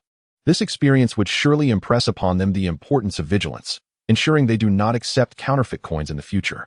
Driven to a frenzy by the prospect of immense profit, the pirates fervently proclaimed, "Long live Targaryen! Your generosity astounds me, Your Highness. Consequently, I must impart to you some news of a rather unfavorable nature. Saradosin must ensure the safety of Dragonstone until the 3 million golden dragons are secured. I am eager to hear more.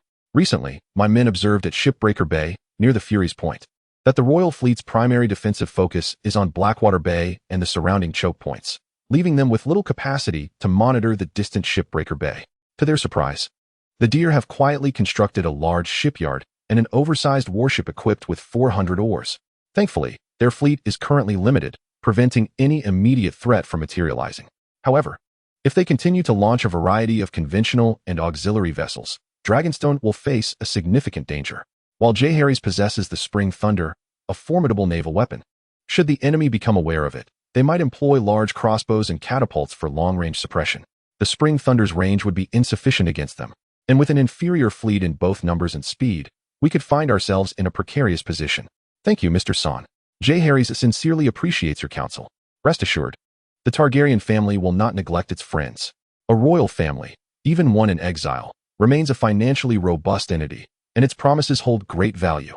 Should the Targaryens reclaim the Iron Throne, the Son family's vision of 3 centuries may well be realized through my efforts. After exchanging pleasantries, Son took his leave, eager to gather gold before the news dispersed. Time is indeed money. Jeherys pondered for a moment and instructed Sir Tider to dispatch a small vessel to Fury's Point during their return journey to scout the shipyard's exact location. He would not tolerate such a significant threat to Dragonstone's safety. With arrangements in place, the fleet set sail. Despite the transaction being fraught with tension, yet ultimately safe, Jeherys emerged with a tearful profit of 380,000 golden dragons. He was also quite satisfied with the operational effectiveness of the Spring Thunder, although it revealed certain issues. Primarily, the problem of range arose. The weight of the crossbow bolts diminished their distance, while the catapults, though capable of greater range, lacked precision. One could only hope for luck in striking moving vessels. Alas, how wonderful it would be to possess artillery from a past life. Regrettably, he lacks the knowledge to construct such weaponry. Moreover, as a practitioner, wielding cannons might lead to his downfall. It would be wiser to remain grounded in current technological capabilities and devise solutions accordingly. Chapter 41. The Onion Knight. Recently, the Onion Knight, Davos Seaworth, has been living quite comfortably. He was knighted by Stannis Baratheon, who, in turn, imposed a punishment for his previous smuggling activities by severing the first phalanx of all but his thumb on his left hand. Indeed, rewards must be earned and transgressions must be met with consequences. This act instilled in him a profound admiration for his lord, who stood as a beacon of integrity amidst the corrupt lords. To serve such a sovereign filled his heart with steadfastness. Thus, he had his wife stitch a small pouch to contain the severed bones, which he wore around his neck as a talisman. Furthermore, his lord granted him a parcel of land and a modest castle at Storm's End, allowing his wife and children to live with dignity and pride at last. When his wife, Maria, elated from being addressed as lady for the first time, wrote upon him, he felt his life had reached its zenith, a privilege once unimaginable for the exiled Davos at sea. The day after his ennoblement, he christened his family as Seaworth, signifying a vessel suited for the seas. Their emblem depicted a small black ship upon a gray background, adorned with an onion motif upon its sails, commemorating the illustrious Black Bethany and its cargo of onions.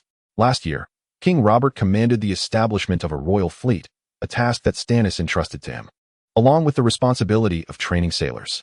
He swiftly rose to prominence throughout the Stormlands. Of course, he recognized that the royal fleet would likely not be under his command. Yet whoever would lead it in the future could not overlook him as its founder. Storm's End boasted lush lands, and its rainforests were replete with timber suitable for shipbuilding, featuring immense cedar, fir, maple, oak, redwood, sentinel trees, and soldier pines.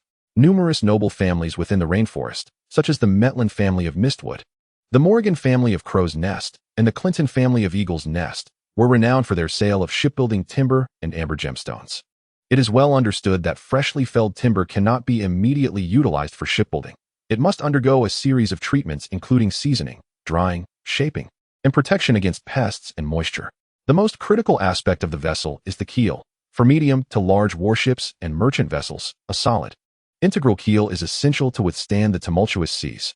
The ribs, joined to the keel through mortise and tenon construction, must balance strength and rigidity, while the hull, albeit somewhat simpler, requires a careful drying process of over a year to ensure waterproofing.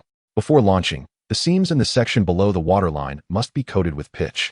Clearly, such materials cannot be swiftly procured through mere timber felling. Fortunately, the families of the rainforest provided tremendous support, swiftly transporting a stockpile of shipbuilding materials to the expansive shipyard at Storm's End.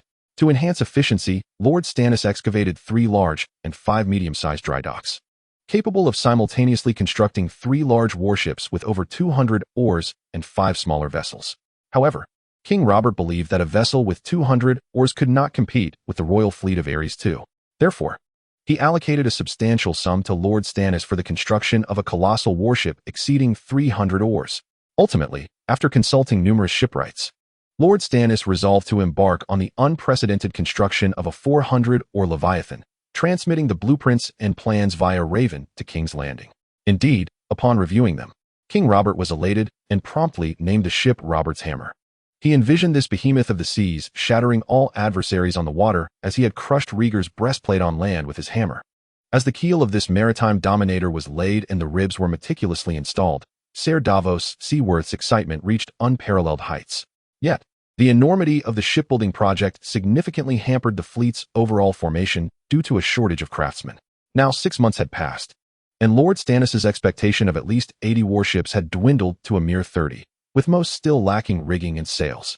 Should the Targaryen fleet launch an attack, the consequences would be unfathomable. Nevertheless, witnessing the hull of Robert's Hammer nearing completion and the construction of masts and sails progressing diligently, he managed to ease his anxious heart. After all, the Targaryens' defensive focus was likely on the Blackwater and the Kingsguard. They would never suspect that His Majesty Robert had secretly entrusted shipbuilding to Storm's End, notoriously known for its treacherous waves and winds. When Lord Stannis unexpectedly emerges with the towering Robert's Hammer and nearly 100 of the latest warships on the surface of Dragonstone, he was curious how Lord Larys and Lord Tyder would respond. Recently, a few skimmer ships had appeared on the waters, leading him to believe they were Targaryen reconnaissance vessels. However, upon approaching aboard the Black Beth, he discovered they were merely smuggling ships from his old friends, the Starks. After a moment of panic, he deliberated and decided to show leniency to Salladhor Saan. He refrained from seizing the ship or crew for the sake of their old friendship, but insisted that they swear an oath to keep silent about everything witnessed here before allowing them to depart. With just 1 month remaining, the Wind's Fury would possess sufficient defenses. 3 months later, even if the Dragonstone fleet launched a full-scale assault, they would be powerless against his own forces. In light of this, he resolved to expedite the rigging and sails for the 30 smaller warships, ensuring that even in the event of unforeseen circumstances within the month, his fleet would maintain a degree of mobility, avoiding becoming sitting ducks at the dock. Without hesitation, he took action. The former smuggler's decisiveness was remarkable. Within days, everything was arranged, allowing him to finally breathe a sigh of relief and continue overseeing the construction of Robert's Hammer. Yet he remained oblivious. Just as he had previously taken advantage of the night to lower the sails of the Black Bess, ceasing the movement of the oars, and quietly sending a vessel laden with onions and pickled fish to Windwhisper Fortress. A pitch-black boat approached silently upon the sea, catching sight of the brightly lit dock, the bustling shipyard, and the massive warship, which was laboriously being fitted with masts. Observing the terrain carefully, they hastily charted the waters. If captured, they would claim to be pirates from the Stairs Islands, vowing to conceal their true identities even if it meant facing execution. Jeherys instructed the captain of the small craft before their departure. It was evident, however, that some defenses were in place, yet as night fell, most of the guards struggled to keep their eyes open, clutching their horns and crossbows like chicks pecking at grain. That was sufficient. Return and report to His Highness the Prince. The small boat gently paddled, slowly retreating from the bay. Chapter 42. The ties of interest as the black vessel returned to Dragonstone Island's fleet, greeting the first rays of morning light. Jeherys had just completed a practice spar with Sir Tredaman and several knights. Engaging in combat aboard a ship adrift at sea tested one's sense of balance remarkably. Jeherys had indeed sailed before, though primarily on small ferries along rivers, where he could only recall gripping the railing tightly, devoid of thoughts of moving about. A single skiff upon the ocean resembled a drifting leaf, and many knights struggled to maintain their footing, compelled to shed their heavy armor to train alongside the prince. Initially, a significant portion of their skills had been diminished, yet Jeherys refrained from showmanship, relying instead on his solid foundation and swordsmanship. First, he engaged 1-on-1, then 2-on-1, and eventually 3. Expanding his awareness to a radius of 10 feet, he ensured there were no blind spots in his defense, eliminating vulnerabilities from behind. However, when the practice escalated to 4 opponents, he could perceive their movements, but his body could not keep pace. When the first blunt sword struck from an unavoidable angle, he had no choice but to endure the blow with his muscular back before conceding defeat. The prince's commendable performance garnered unanimous cheers from the soldiers. Knights and men-at-arms revered the strong, yearning to serve under their might. This was the essence of their logic. In this era, an exemplary commander was invariably well-versed in archery and martial prowess. Whether the sons of knights or lords, they began their service as pages at the tender age of 5, advancing to squires as they learned from knights, mastering the longsword, spear, and the arts of mounted archery. Once their masters deemed them worthy of bearing the honor of knighthood, They would be dubbed knights, a privilege bestowed by any lord or knight. In terms of foot combat, Jeherys was not inferior to the knights. Yet mounted combat was an entirely different matter. Presently, aside from his training, martial practice, and managing affairs, he devoted the most time to mastering the lance and mounted archery, albeit with slow progress. This gradual advancement was merely relative. A month for him equated to 2 months of practice for others. In Broken Ship Bay, where winds howled and waves surged, navigation was possible, yet one feared the stones hidden beneath the waters. From the perspective of shipbuilding and navigation, both Shipbreaker Bay and Cape Wrath are far from ideal locations. They are characterized by fierce winds, tumultuous waves, and a treacherous underwater landscape riddled with hidden reefs. In the past, the Mad King dispatched Duke Stephen Baratheon, the father of Robert and his brothers, to the continent of Essos in search of a suitable Valyrian bride for Rhaegar. Tragically, on their return journey, the inhabitants of Storm S witnessed the Stormbreaker, carrying the Duke and Duchess, being driven onto the reefs by a tempest, leading to its sinking. Robert was indeed scheming, presenting a faade while covertly maneuvering behind the scenes. Even without the intelligence from Serral Dorsan, he would have dispatched scouts in the near future. He could not forget that after the royal fleet was obliterated by the storm, the second stag had arrived with his warships, forcing a landing on Dragonstone, which ultimately prompted the flight of Viserys and Daenerys to Essos in the original narrative. The captain and crew of the small black ship promptly reported their findings to Jeherys, who, after a moment of contemplation, devised a strategy and arranged for a return to Dragonstone. The question of whether to engage in battle is one matter. The strategy for engagement is another. The resources of Dragonstone are limited, necessitating a decisive and efficient victory to achieve results akin to the previous covert operation at White Harbor. A more meticulous plan must be crafted alongside a comprehensive understanding of the enemy's disposition. With sails unfurled, the horns sounded across the sea as over 30 warships formed a mighty dragon, stretching and shaking its wings as they surged towards Dragonstone. 2 days later, they returned to the island. Jeherys summoned Lord Velaryon and Count Stigard for deliberation, as they represented the two most significant allies of Dragonstone. Even if their capabilities were lacking, it was imperative to present a faade of seriousness. With the return of the fleet, the mint located at the base of Dragonstone began to emit thick smoke once more, diligently converting the pure gold obtained through trade into coins, which were then exchanged for more gold, creating a continuous cycle that had grown to a considerable scale. Robert had no choice but to request an increase in craftsmen. Queen Layla generously allocated 300, yet this was already the limit for Dragonstone. One person's fortune often incites envy among many. Thus, I have decided to share this lucrative opportunity with the two lords. I wonder if they possess the courage to follow suit. Jeherys invited Lord Velaryon and Count Stigard to the map room, situated at the pinnacle of the Stone Drum Tower. After the conqueror Aegon rode his dragon across the 7 kingdoms of Westeros, he commissioned the geography of the continent to be meticulously illustrated on a grand wooden table, which became known as the map table. Now, nearly 3 centuries later, the table emanated the rich scents of wood and varnish. Seated at the chair positioned towards Dragonstone, Jeherys could almost feel the ambition of Aegon I, who sought to dismantle the barriers that had separated nations for millennia and unify the 7 kingdoms. However, despite possessing dragons, Aegon left much undone, bequeathing to his descendants a vast kingdom that appeared united yet was, in reality, deeply fractured internally. Firstly, the position of the Crownlands is not particularly advantageous. Its area is insufficient to sustain a large army. Secondly, he should have fully embraced the lands of the Riverlands and the Riverlands after the demise of House Hightower and the Gardner family, rather than parceling them out to vassals. Moreover, it seems imperative to uphold the antiquated notion of the 7 kingdoms, as if failing to mention it would result in dire consequences. Is this not a constant source of alienation? The idea of a unified realm appears merely superficial. Perhaps he believes that as long as there are dragons, even a multitude of soldiers would be rendered insignificant, akin to mere chaff. Jeherys is aware that one cannot adopt a divine perspective when addressing matters. Yet he often succumbs to this folly, a malady dubbed the hubris of the mouth. Velaryon and Count Setigar exchanged glances, seemingly weighing the pros and cons. With Robert now seated upon the Iron Throne, having received the church's coronation and boasting a formidable army, the situation on Dragonstone was all too clear to both men. Despite Jeherys' adeptness in finance and military affairs, the foundation of their resources lay precariously exposed. While Robert could afford countless defeats, a single loss for Dragonstone would spell catastrophe. Both were certainly cognizant of the immense profits tied to coin minting.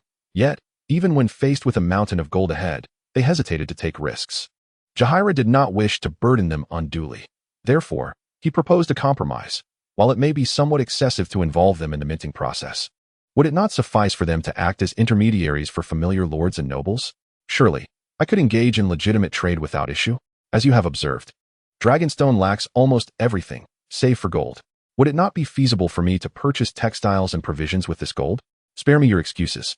I initially intended for you to profit alongside the lords of the Seven Kingdoms. If you remain ungrateful, do you truly believe the Baratheons lack the capability to execute such transactions? Upon hearing this, their eyes sparkled with interest. This was indeed a venture worth pursuing. With the Iron Throne having not issued any prohibition against trade with Dragonstone, they eagerly acquiesced. Rhaegar promptly declared his intent to dispatch individuals to the Crab's Claw Peninsula and the Vale for procurement, while Valerian was equally quick to offer his willingness to liaise with the lords of the Riverlands. Jeherys produced a lengthy list from his pocket, encompassing everything from medicinal herbs, timber and steel to charcoal, stone, grain, textiles, wool, horses, and piglets. Anything available on the continent would be procured. Chapter 43. The Art of Glaring Moonlight, my lords. You are aware that Dragonstone is a land of limited expanse. I wish to lease a substantial amount of barren land on your island to serve as a conch farming pool, and I would like to employ your people for this endeavor, Jeherys continued. Astonishment. An unexpected delight. This was indeed fortuitous. The prince is truly benevolent, bringing us wealth. They both readily agreed in unison. Jeherys' proposal to lease all the coastal wasteland on their island for the transformation into conch farming pools delighted them further. It was akin to turning waste into treasure.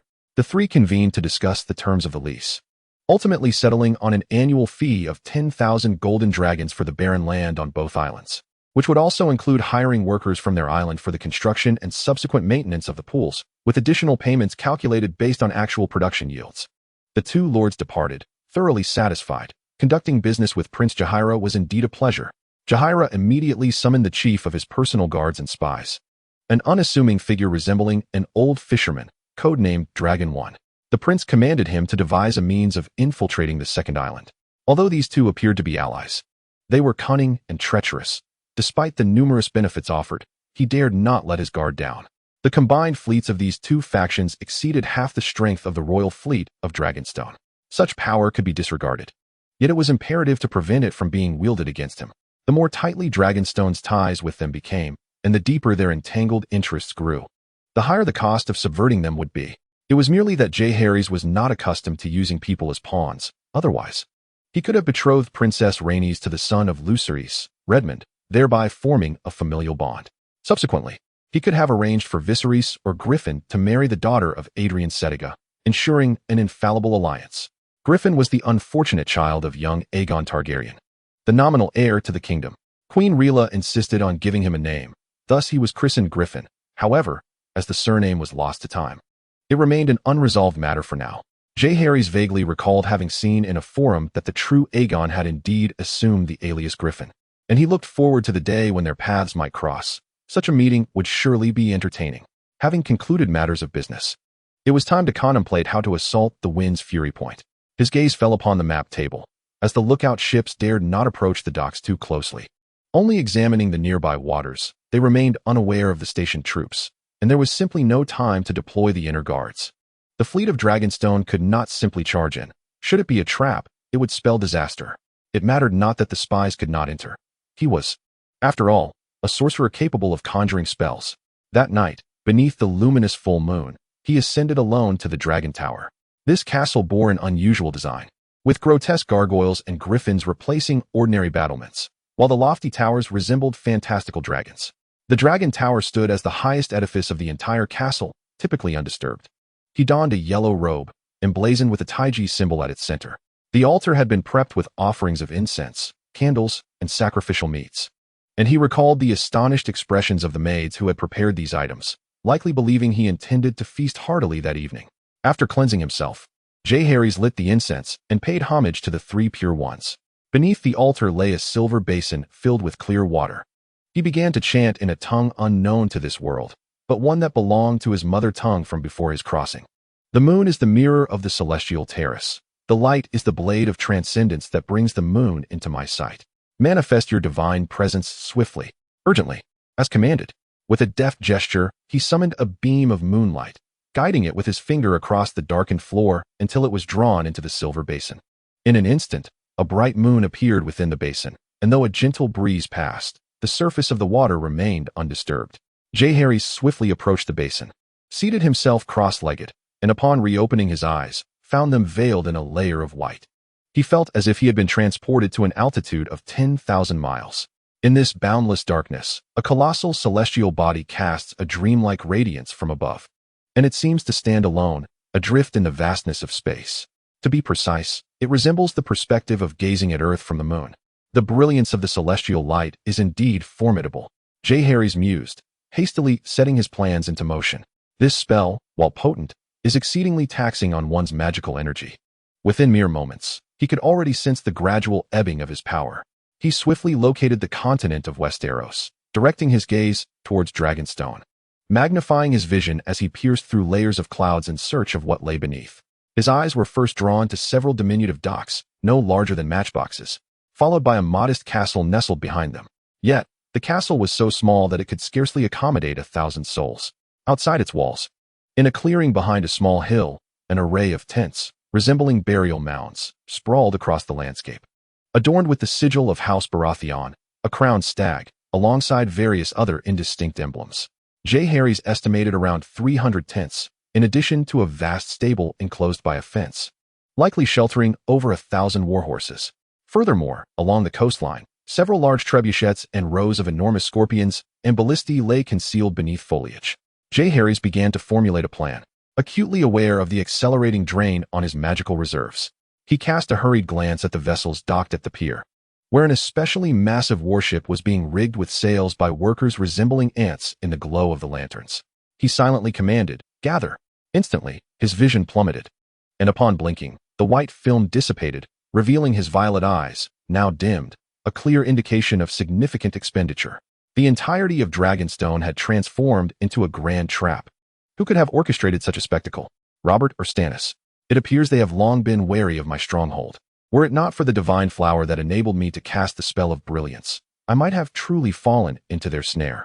Jeherys murmured to himself. Yet now, with the enemy in the light and himself in the shadows, it would be an effortless endeavor to outmaneuver them. He hastily sketched the scene he had just witnessed onto parchment with a quill, depicting the castle, the hill, the encampment, the stables, and most importantly, the hidden trebuchets and scorpions. He understood that one person's ingenuity is often outmatched by the collective wisdom of many. Jeherys never considered his intellect to surpass that of seasoned warriors, particularly these battle-hardened veterans.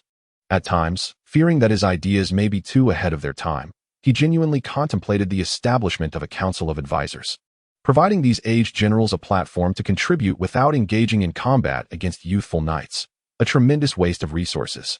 However, the council could remain a notion for the time being. Establishing a few advisory positions would suffice, as the role of an advisor has long been accepted within society. The late Rosard, who had taught him the art of wildfire, served as an advisor before being appointed as the final prime minister to Aegon II. After securing the altar and tidying the sacrificial offerings and candles, Jeherys descended from Dragonstone. This place is a gathering of winds and energies, towering above all other structures, harmoniously aligned with the natural forces of heaven and earth, making it an unparalleled choice for establishing a sacred platform. He resolved to designate this location as his altar, ensuring it would be kept clean at all times. As a Taoist, is it not reasonable for me to have an altar? Chapter 44, The Plan. The following day, after a restful night, Jeherys felt invigorated. He summoned all the experienced captains and knights, arranging various models upon the map table. Once the captains and knights entered the hall, he ordered the doors to be locked. "My lords, the moment of life and death for Dragonstone Island has arrived," Jeherys proclaimed, startling everyone in the hall. Could it be that the usurper has constructed enough warships? Or perhaps the Redwine family is aiding in the conflict? The crowd murmured in speculation, yet Jeherys remained composed, his demeanor steady, which in turn calmed the restless minds of those around him. Even the 8-year-old child exhibited no sign of distress, indicating that the situation had not yet deteriorated to such dire straits. Silence. Sir Tiddaman and Sir William, having received prior instructions, called out loudly, quickly bringing the bustling hall to a hush. The only sounds that remained were the wind lamenting through the narrow windows of the bell tower and the thunderous crashing of waves against the rocky shore. The usurper's malicious intent persists, having secretly commanded Stannis Baratheon to construct warships at Storm's End. Through the inner guard, we have ascertained the enemy's forces to be approximately 3,000, including between 300 to 500 knights. Along the coast, around 50 catapults and approximately 200 scorpions are concealed. 8 warships are under construction in the dock, one of which is a colossal vessel equipped with 400 oars. At the pier, 30 small to medium-sized warships are moored, merely rigged with sails and lacking combat capability, though we cannot dismiss the possibility of their rapid armament with scorpions, rams, and other weaponry. This concludes the intelligence gathered by the inner guard regarding the enemy. Next, I invite Sir Tidemon and Sir William to present our troop strength. Jeherys emphasized Stannis' intelligence, keeping it confined within the inner guard, as his own cultivation was insufficient for widespread announcement to avoid unnecessary complications, such as attracting the attention of the church, the Red Priests, and the gods. Sir Tidemon first detailed the status of their warships, which everyone was already aware of, while Sir William reported on the condition of their infantry and cavalry. The navy could easily overpower the enemy. However, on land, it was a different story. A single charge from 50 heavily armored knights could send our spearmen, longbowmen, and crossbowmen fleeing into the sea. Our stockpile of thunder fire has reached 3,000 canisters, increasing by 100 canisters each day. Those who have witnessed its might know it to be our trump card, rendering us virtually invincible at sea.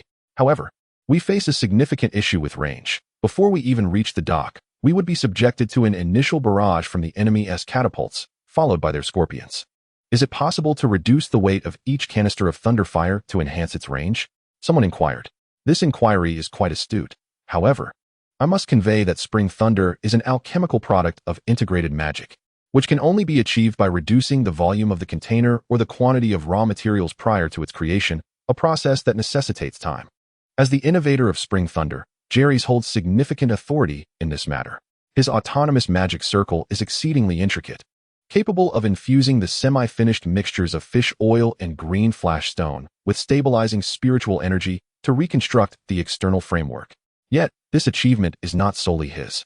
It is largely derived from the simplification of the celestial energy bomb's construction array, as conceived by the treasures of the multitudes. Moreover, precise quantification is a prerequisite for mass production. Such an array lacks the requisite intelligence. Should the quantity of raw materials be altered indiscriminately, complications are inevitable, unless Jeherys is willing to recommence the laborious process of crafting spring thunder, which yields pitiably low output.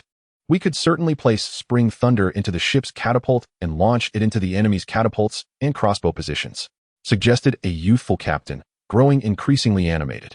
Imagine, we could even group several spring thunders together for a broader coverage area. Once the enemy's catapults and crossbows are eliminated, we can approach the dock and use crossbows to incinerate their shipyards and vessels. What use are their infantry then? The realization struck everyone, as they collectively wondered how such a straightforward strategy had eluded them. Many warships are equipped with small catapults for naval combat or for assaulting the gates of coastal fortresses. Yet no one had considered engaging in a bombardment against land-based catapults. The primary hindrance had been the insufficient range and stone weight of the small catapults compared to the massive land-based counterparts. However, they had not anticipated that while spring thunder posed a burden for scorpion crossbows, it would be inconsequential for catapults, provided that the weight is appropriate. Spring thunder could indeed be launched towards the opposing catapult, while the enemy would be unable to strike their vessels. Once the young captain proposed this notion, the minds of those present began to race, focusing on leveraging their strengths to exploit the enemy's weaknesses. Some even suggested employing crossbows equipped with spring thunder to assault the enemy's infantry and cavalry formations. Listening to their discourse, Jeherys suddenly envisioned a multidimensional assault strategy akin to modern warfare. "What is your name, sir?" Jeherys inquired of the young captain. "Your Highness, I am called Jones from Flea Nest, but everyone refers to me simply as Jones," he replied. "Excellent, Jones. Your idea is commendable. What is your current position?" "I serve as the acting captain of the 2nd Squadron of the Royal Fleet's patrol boat, Swordfish." "Good. You may omit the acting. Let us delve into the specifics of troop deployment." After a full day of deliberation, they ultimately devised a comprehensive offensive strategy. This method of discourse was relatively novel for the captains of the Royal Fleet. Each individual felt a strong sense of involvement, leading to a fervent exchange of ideas and rigorous validation. Ultimately, they distilled the best strategies, ensuring the most suitable and robust tactics to maximize enemy casualties while safeguarding their own forces. Previously, It was the supreme commander of the royal fleet who issued combat orders, allowing each vessel to engage in battle independently. The outcome of these encounters heavily relied on the personal decision-making prowess of the commander, the strengths of both sides, and the elusive hand of fortune. The same could be said for infantry and cavalry. Even the collective wisdom of many was confined to a select few lords and nobles. Unlike the present day where an ordinary captain, devoid of noble lineage, can boldly propose strategies. After discussions, Jeherys instructed everyone to rest in the guest quarters of Dragonstone, only to return to their ships when it was time to embark, at which point he would announce the specific combat tasks. The primary concern was the inadequacy of internal scouts, rendering it impossible to monitor all vessels, especially given the significance of this operation. He could not dismiss the possibility of someone attempting to jump ship.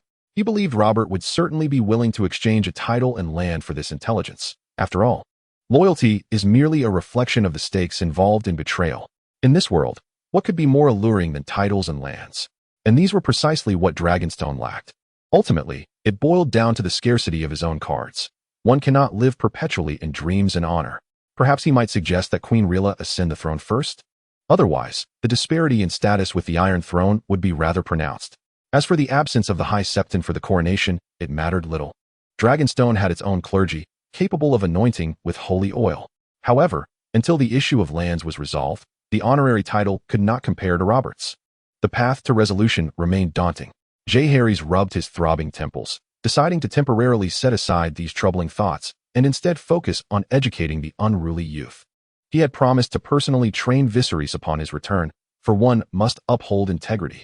His discontent with Viserys' carefree demeanor was not the sole reason for his determination. Chapter 45. Advance, Your Majesty. Lord Eddard has sent a letter for your perusal. Please review it. Archmaester Pycelle found the inebriated Robert in the Migran Tower. Since ascending to the throne, his activities had been limited to hosting tournaments or hunting in the royal woods, or frolicking amidst the flowering gardens. The seafood market was among the first to recover in King's Landing, but the devastation had left many homeless, and countless souls perished from hunger and cold beneath the heavy snow. Despite the Iron Throne and the Prime Minister, Lord Arryn, opening the granaries for disaster relief, the royal domain itself was suffering, rendering it unable to supply King's Landing. Moreover, procuring resources from the lords of the Riverlands led to opportunistic price hikes by merchants. Yet, with a flourish of his hand, Robert, with the royal treasury at his disposal, initiated a buying spree. As a result, with the influx of supplies into the city, the royal family's ongoing relief efforts finally began to lower prices in King's Landing. Nevertheless, a significant number of women were left with no choice but to embark on the perilous path of selling seafood for survival. Meanwhile, our King Robert indulged himself, spending his days amidst taverns and brothels, sowing warmth and seeds of affection among the seafood merchants. Indeed, he dug deep into the modest establishments, unearthing a maiden priced at 998, and even a young mother accompanied by 2 children.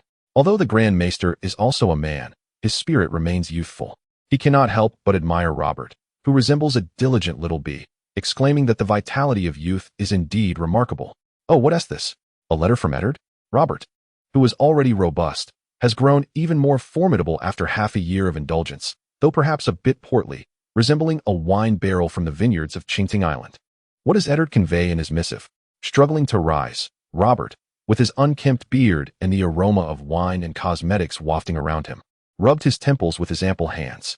Your Grace, Lord Eddard writes that he has found his sister, Lyanna Stark, at the Tower of Joy, where 3 Kingsguard knights, Ser Arthur Dane, the Sword of the Morning, and Ser Oswell Went, have been commanded to abduct her. However, when Eddard located her, she was on the brink of death. The Grand Maester read the letter aloud, stammering in fear of invoking Robert's wrath, worried that the king might strike him with his hammer. Peering with his beady green eyes, he was relieved to see that Robert's hammer was likely resting on the weapon rack. Rumors abound that King Robert relishes using his hammer to dispense justice, much like the Mad King delighted in incinerating his foes with wildfire. Yet the Grand Maester knows such tales are mere fabrications. Robert is far too preoccupied to wield a weapon personally. To placate the Guardians of the West, he appointed Ser Island Payne, the captain of House Lannister's guards, as the king's executioner. This man, once silenced by the Mad King's decree for voicing discontent, now bears a massive 2-handed sword. What? Robert lamented, his heart heavy with grief. Oh, my Lyanna. Tears involuntarily streamed from his eyes. How dare they defy my command? It must be Rhaegar's desire to break Lynna's spirit. My beloved Lynna would not yield, so they have imprisoned her in the Tower of Joy, subjecting her to daily humiliation and torment. After all this time, even with her iron will, she cannot possibly endure. It is all Rhaegar's fault, all the Targaryens' fault. With reddened eyes, he gazed towards the direction of Blackwater Bay, never forgetting that a mother dragon frolicked on the island with her hatchlings. Write to Stannis. Why has the fleet not been completed yet? I want to see their heads. Immediately. At once, Your Grace. The eager Pycelle nodded hastily, observing Robert's reddened visage and thick neck with trepidation, fearing that a delayed response might result in Robert's massive fist descending upon him. Therefore, he quickly produced parchment and quill under immense pressure, crafting a stern letter with fluidity and precision. After Robert reviewed it, he deemed the threats insufficient, insisting that if he did not receive what he desired within a month, Stannis could forget about inheriting the title of Lord of Storm's End. Pycelle promptly added this stipulation, sealing it with the king's sigil before releasing the raven. Simultaneously, he conveyed the news to Casterly Rock. Lord Tywin, Lyanna is now deceased. Your precious prize can now be offered to our king. Pycelle stroked his lengthy beard, a sense of regret finally beginning to dissipate within him. He had initially believed that upon the entry of the Lannister forces into the city, Lord Tywin would effortlessly ascend to the Iron Throne. However, fate intervened as Eddard and the northern soldiers also entered the city shortly thereafter, allowing Eddard and numerous knights to witness the moment Jaime executed the Mad King. Alas, even though Lord Tywin claimed his ambitions did not lie with the Iron Throne, Pycelle could unmistakably sense the Lord's disappointment. As Tywin's most ardent admirer, how could he bear to witness the disillusionment of his idol? It was imperative to prevent such a fate, thus he remained ever vigilant, swiftly relaying any whispers of intrigue within the court. Moreover, with his control over the Whispering Tower, he could disseminate information even more rapidly than Tywin's spies in King's Landing. This time, he would ensure that Tywin's daughter was crowned queen. Recently, the alchemists and their assistants had been laboring tirelessly, transporting canisters of semi-finished products to the magical circle, transforming them into thunderous spring storms, which were then boxed and sent aboard ships. It became apparent to all that war was imminent, and the captains were invited by Jeherys to the Stone Drum Tower and surrounding towers for rest and lavish hospitality. Consequently, rumors abounded. Some fervently asserted that they were indeed preparing for an assault on King's Landing, as Her Majesty could no longer tolerate the usurper's brazen claim to the Iron Throne. Others contended that this was merely standard procedure, recalling that previous expeditions to the Stepstones had similarly involved these earthen jars. In any case, a cacophony of speculation ensued, while Jeherys, having received reports from the Kingsguard, showed no inclination to clarify matters. He trusted that the ordinary soldiers would simply follow orders, convinced that among the many residents of Dragonstone, there were no lack of spies, nor little birds of Varys. Thus, rather than elucidate the situation, he instructed the Kingsguard to weave a web of confusion in the various oyster houses, one moment claiming an attack on Seagull Town, the next suggesting an incursion into disputed territories, ensuring a safe retreat for House Targaryen. While there were whispers of an offensive towards Storm's End, these two were lost amidst a sea of misinformation, dismissed as mere rumors. As the departure approached, he dispatched aides to escort the captains aboard their vessels. With the sounding of horns, approximately 60 warships departed the docks, heading towards the Storm's End. The remaining 40 vessels from Dragonstone would harass the vicinity of Blackwater Bay, serving as a feint. Naturally, once the main force had set sail, maintaining secrecy became increasingly challenging. Therefore, Jeherys commanded the fleet to proceed at full speed, aiming to catch Stannis off guard before he could receive any accurate intelligence. Chapter 46. The Wildfire on the Sea Frontier. My Lord Varys. Urgent news from Dragonstone. By the time Varys received the message relayed by his little birds, a full day had already elapsed. The Kingsguard, after all, were not to be underestimated. They had been meticulously selected over the course of Jeherys' 6 months on Dragonstone, chosen for their minimal ties to King's Landing and subjected to rigorous assessments. To claim that they were all espionage elites would be an exaggeration, yet each one possessed a keen intellect. During the selection process, aside from Lyra and Jeherys, who were privy to the true nature of the endeavor, the others believed they were merely choosing servants, guards, and capable women for menial tasks. The spies of the prominent families were entirely indifferent, for once the inner guard was formally established, it would be too late for them to infiltrate, revealing their identities instead. Though one cannot assert that the inner guard is entirely pure, one can certainly guarantee the integrity of 70 to 80%. Moreover, The tasks executed by the inner guard are solely accountable to their superiors, with each superior overseeing only one subordinate. Coupled with the tactics learned by Jeherys from various espionage narratives, any leak in a mission would easily unveil the point of failure. A large fleet departed the harbor aimlessly. Varys furrowed his brow. This was no ordinary occurrence. He had a general understanding of previous operations from Dragonstone, and, in an effort to prolong its endurance, refrained from reporting relevant information to Robert and Ellen.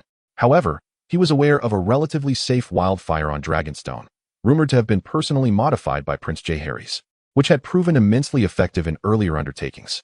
Naturally, he desired such a formidable weapon, yet the Alchemist Guild on Dragonstone was under the stringent scrutiny of the so-called Inner Guard, to the extent that it was impenetrable.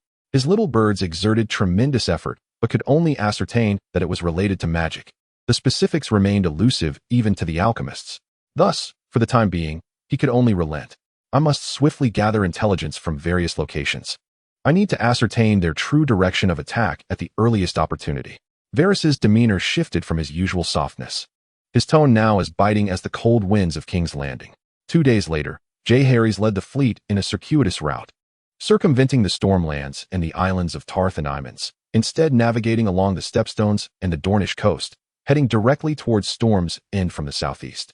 Upon reaching Storm's End, they disregarded all fishing vessels encountered along the way. My word, something monumental is about to unfold. The seasoned fishermen were well aware that this fleet, flying the crimson three-headed dragon banner of House Targaryen, was undoubtedly heading for the shipyard. Many strained to row their boats, desperate to relay this intelligence to their lords. But they could not keep pace. Davos Seaworth suddenly felt a pang of anxiety, reminiscent of his smuggling days when he was under the watchful eye of Ser Tytos. This instinct had allowed him to evade numerous surprise inspections and ambushes from the Sea Guard, as well as numerous conflicts among his fellow smugglers. He referred to this intuition as a warning from the gods. Today, however, the sensation was particularly acute. He hastily sent word to Lord Edric Valerion of the Weeping Tower, for any attack must inevitably pass through the Weeping Tower. Yet, before his raven could take flight, he suddenly heard the mournful sound of a horn. His face turned pale. His intuition had proven correct, but this time it seemed a tad late. First wave, according to plan, commence indiscriminate attacks on the wooded areas and embankments. The flag officer communicated Jeherys' orders through signals. Soon, 10 large warships, each equipped with 200 oars, directed their catapults towards the designated target. Although they appeared innocuous, the soldiers operating the catapults diligently adhered to their orders. The loaders placed canisters of spring thunder into the leather pouches of the catapults, while the enormous wooden boxes serving as counterweights had already been maneuvered into position by the winches. The projectile operator swung a heavy hammer with great force, striking the release trigger. Whoosh! The clay pots were propelled skyward alongside the pouches, but they were abruptly halted mid-flight by the horizontal beams, while the pots scattered like pellets towards their intended target. With a resounding series of explosions, the 10 warships unleashed no less than 100 canisters of spring thunder. Flames erupted along the coastline, quickly engulfing the wooden frames of several large catapults, ignited by the fiery tongues of the inferno. Meanwhile, the opposing forces sprang into action, loading stones and rallying for a counterattack. The initial wave of assault did not yield the results Jeherys had anticipated. However, it mattered little, for this first attempt was merely a test of their capabilities. He had prepared a staggering 4,000 canisters of spring thunder for this conflict. Naturally, he had also brought along an assortment of traditional incendiaries, including barrels of pitch and various flammable oils. The second and third rounds of bombardment soon followed, as the loading speed of the smaller catapults far surpassed that of the land-based giants. Yet, after nearly 300 clay pots were launched from the 10 warships, the giants on land began to retaliate with furious roars, hurling massive boulders that crashed into the sea, sending up towering waves. However, it was evident that the range was too short. They were still far from the target. Orders were dispatched for the ships to adopt a dispersed formation for their assault. Jeherys commanded, while the smaller vessels swiftly advanced from both flanks towards the dock, seizing the opportunity while the land-based catapults were being loaded. At this point, the dock had descended into chaos. Daenerys was doing his utmost to direct the crew onto the ships, but the vessels were too tightly packed, leaving many sailors unable to locate their own ships, swept away by the throng. It was a disaster. Daenerys Seahose lamented inwardly. He could no longer afford to command the sailors and instead ordered the scorpion crossbows, concealed along the embankment, to be brought forth. These crossbows could not be exposed to rain, as moisture would ruin the bowstrings, and the coastal humidity was considerable. Therefore, they were meticulously wrapped in oiled paper and leather. However, while they were protected from the damp, the hasty installation of the bowstrings proved perilous. Not everyone dared to face the onslaught of fiery arrows and stone projectiles, resulting in only about 50 scorpion crossbows being successfully prepared. By this time, the warships had closed to within 200 meters. Upon witnessing the enemy vessels enter range, the 50 scorpion crossbows unleashed their projectiles without hesitation, their arrows whistling through the air. Yet, with over 50 arrows, the intimidation factor was minimal. The towering bows of the ships shielded the majority of the assaults, with only a few arrows striking the sails and masts, resulting in negligible casualties. Jeherys was not one to passively endure an attack. He upheld the principle of reciprocity. Hundreds of arrows armed with spring thunder were launched towards their respective targets. "Take cover," Davos cried out, instantly taking cover beneath the embankment. Ordinarily, this would pose no issue. However, the crossbow bolts of Jeherys were lethal, not mere piercing attacks. Consequently, following a volley of fire, a significant portion of the scorpion crossbows stationed on the embankment were rendered inoperative, with 50 of them being primary targets. As several bolts converged on a singular objective, in no time, the embankment was engulfed in thick flames, prompting the surviving individuals to flee. The searing heat left them no choice but to escape or risk becoming mere charred remnants. Indeed, wildfires blazed high upon the embankment, while the defenders of the coastal city found themselves delayed. The encirclement tightened as they hunted down the cunning deer. Chapter 47. The Art of Free Riding. Execute Phase 2. Jeherys commanded, and the flag officer relayed his orders. In an instant, the orderly ranks of the royal fleet broke formation, embarking on independent maneuvers. In the strategy agreed upon by Jeherys and his allies, the plan was divided into 3 phases. The first phase involved disarmament, unexpectedly circumventing the enemy's coastline like a red-hot iron rod penetrating their secret base, swiftly neutralizing their long-range strike capability. The second phase called for close-quarters combat, leveraging the battle-hardened experience of the royal fleet's soldiers to engage in brutal, hand-to-hand skirmishes with the enemy's novice sailors, thereby marking their strongholds with their own insignia. The third phase was to seize what could be taken and depart. After the initial and subsequent assaults, the enemy would likely be dazed and disoriented, on the verge of collapse, at which point they would pillage whatever they could, and if unable to do so, set ablaze what remained, leaving behind no trace. The entire offensive strategy hinged upon the principle of free riding. The soldiers of the royal fleet donned reinforced leather armor studded with iron nails, wielding polearms, shields, and longswords, while their adversaries donned mismatched armor, most clad in the so-called gambler's sun inner linings. Did this attire offer any real protection? It did, albeit limited. Could one wear it in a battle? Yes, but for most, it would serve only once. Survival depended on fortune. Wearing such garb into combat was akin to wagering one's life at a casino, hence the moniker Gambler's Son. Stannis' fleet was thrown into disarray, raising anchors, unfurling sails, and rowing as if ants on a hot skillet. The ships of Dragonstone, equipped with rams, surrounded from all directions, unleashing a torrent of crossbow bolts, long-range arrows, and bolts, targeting any crew member or soldier who dared to show themselves, providing cover for those attempting to board enemy vessels. Grappling hooks and ladders were cast onto the targeted ships, evoking a semblance of binding artistry amidst the chaos. During this tumult, there emerged valiant warriors who brandished longswords and battle axes to sever ropes. Yet they were swiftly punished for their audacity, laid low one by one. Jeherys observed the situation. While there were losses on their side, they were manageable. Meanwhile, the opposing commander, witnessing some of his vessels captured, in a fit of rage, resorted to adjusting the remaining catapults to indiscriminately bombard the dock. As the dock became a chaotic entanglement of friend and foe, even the most exceptional military commanders could only rely on the valor, equipment, and skill of their soldiers. It was evident that the royal fleet of Dragonstone was far better prepared, their morale soaring. With the banners of the crowned stag cast aside, the 3-headed dragon flag ascended, signifying that the plan to seize the ships was already well underway. "Let our catapults and scorpions eliminate those troublesome siege engines," commanded Jeherys, witnessing firsthand the devastation inflicted upon both his own and the enemy's ships by the massive stones. Fortunately, the first phase had destroyed the majority of the enemy's catapults. Otherwise, the consequences would have been dire. The primary mission of the 10 large warships was not to capture vessels, but to keep a vigilant eye on the siege engines on land, ensuring they posed no threat to their own fleet. Round after round of thunderous projectiles were hurled onto the shore, flames roaring incessantly as a once lush forest was reduced to smoldering embers, joining in the fiery chaos. Not a single catapult or scorpion was left operational, all reduced to ashes in the vivid green flames. Meanwhile, the fighting aboard the ships gradually ceased. Most soldiers had been slain, and a few survivors knelt in surrender alongside the crew and oarsmen. Only the colossal warship still docked remained tranquil in the chaos. "Your Highness, we cannot move it," came the reluctant reply.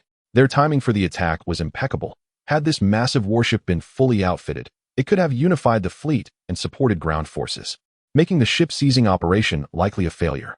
And we certainly cannot leave it for Stannis. Conserve the thunderous projectiles. Deploy the barrels of pitch and oil. "Yes, Your Highness." Following the orders, the flaming barrels of pitch and oil finally came into play.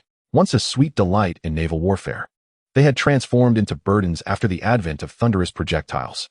Heavy and requiring prior ignition, their only redeeming quality was their affordability and ample quantity. Dozens of burning barrels were cast into the dry dock and the warehouses along the shore, igniting flames 100-fold more intense than the initial attacks, felt even a mile away. Even the vessels at the dock hastily set sail to avoid the embers threatening their sails. With the third phase completed, Jeherys commanded his men to clear the battlefield, tend to the wounded, and tally the losses. Soon, reports from the ships were consolidated. A total of 20 enemy warships had been seized, with over 1,800 captives, the majority being shipbuilders and oarsmen, with only about 100 soldiers among them. On their side, 3 large warships had sustained damage. 2 had broken decks and masts, losing their ability to navigate, while 1 had a significant breach above the waterline but was still capable of hoisting sails and returning to Dragonstone for repairs without major issues. 5 small warships were lost, primarily due to being struck by stones hurled from enemy catapults while navigating close to the coast. Even the 5 vessels that had been previously captured succumbed to destruction. Fortunately, the casualties among the soldiers were minimal. Most of those who fell into the water managed to cling to floating debris and were rescued after the battle. Throughout the engagement, approximately 50 soldiers were reported dead or missing, with over 70 sustaining severe injuries and around 200 suffering minor wounds. At this juncture, the Dragonstone fleet's casualty rate hovered near 10%. However, given the enemy's substantial losses, nearly 100% of their ships were destroyed, uplifting the morale of the Dragonstone fleet, who expressed their gratitude to Robert for taking on the role of a transport captain. The greatest achievement lay in the acquisition of 20 vessels, including 5 large warships with 200 oars, 10 warships with 100 oars, and 5 auxiliary ships, amounting to a staggering capture of 550,000 gold dragons. Crucially, at this point in time, even possessing 1 million gold dragons would not suffice to procure the necessary shipbuilding materials. The Dragonstone fleet could swiftly replenish its ranks with seasoned sailors training new recruits. With just a modicum of training, these 20 vessels would soon be ready to demonstrate their full combat potential. It was indeed a bountiful haul. As smoke billowed along the coast, obscuring visibility, Jeherys commanded the call to return home. Indeed, the winds fueled the flames, and the masts soared like arrows of smoke. Brave warriors turned to ash, and valorous men perished in the fire. Chapter 48. A street mouse seeking redemption? Your Majesty, I have just received news that Viserys, braving the cold, donned a pair of oversized leather slippers. Perhaps a peculiar affection for such footwear? Eunuchs often find themselves in the public eye, typically clad in purple silks or woolens, complemented by various types of slippers. In summer, they wear casual sandals, and in winter, leather slippers, making him the least favored high-ranking official in the cobbler's square. What nobleman does not don shoes crafted from sheepskin or deer hide, with uppers and soles adorned and wood embedded with gold, silver, or jewels? Lords often commission shoes bearing their family crests, tailored for both equestrian activities and everyday wear. Such endeavors are indeed profitable. It is not that slippers are undesirable. Rather, they are simply less lucrative. Is Stannis' mind clouded with folly to entrust command of the royal fleet and its soldiers to a smuggler? Robert seethed with rage. The filthy smuggler, a gutter rat beneath the watchful eye of the kingdom's tax collector, brazenly assumed the title of a landed knight. No wonder my fleet has yet to be completed after 6 months. Is that rodent corrupt? Your Majesty, I implore you to temper your wrath. I have also received intelligence indicating that the majority of the Targaryen fleet is unaccounted for, with reports of ships bearing the 3-headed dragon banner sighted in locations such as the Cape, the Vale, Rosby, and Blackwater Bay. However, they have yet to initiate an attack, and it has been confirmed that the assault on White Harbor was indeed perpetrated by Dragonstone. Reports suggest that their aim in attacking White Harbor was to plunder the royal mint, thereby facilitating the mass production of gold dragons. Damned be those furtive rodents. Cursed be the vile harlots. Why can't he face death like his husband and son? Robert seethed with rage. Even after being banished to Dragonstone, he remained unrelenting. This was forcing him into a corner. He had intended to grant the women of House Targaryen noble treatment, but their lack of awareness was truly exasperating. They should brace themselves. Once my fleet is assembled, it will herald the end for Dragonstone. A report. An urgent military dispatch from Lord Stannis. The news was grim. After reading the letter, Ser Davos, fearing a reprimand from His Majesty Robert I, hastily dispatched an assistant to deliver it to the king. After all, the youth are often resilient yet naive, thinking they could exploit him without consequence. Robert tore open the letter, skimming its contents, and was rendered speechless. Stannis, that fool. Varys caught a fleeting glance at the letter discarded on the ground, noting phrases such as sudden assault on Dragonstone, wildfire, entire army annihilated, and casualties exceeding 3,000. So, they were targeting the royal fleet? This maneuver was indeed astute. Varys possessed far more information than Robert realized, as those who deal in intelligence excel at piecing together fragmented snippets of information. While many believe this was the work of Lady Layla, Lord Tydos, or perhaps Lord Lys and Adrian, he had already deduced that it must have originated from Prince Jeherys himself. What an intriguing and clever adversary. Before the fall of King S Landing, he was fully aware that Jeherys had garnered support from the Alchemists Guild. Even the seemingly clandestine activities of the likes of Gorgos were not beyond his perception. However, at that time, he had merely aimed to draw sufficient firepower towards Dragonstone. Unexpectedly, the small island had indeed stirred a tempest, overturning Stannis' plans. To be frank, Stannis' strategy was sound. What he had not anticipated was the sheer might of wildfire. It seemed that to confront the Dragonstone fleet directly, one must wield wildfire, for only magic can vanquish magic.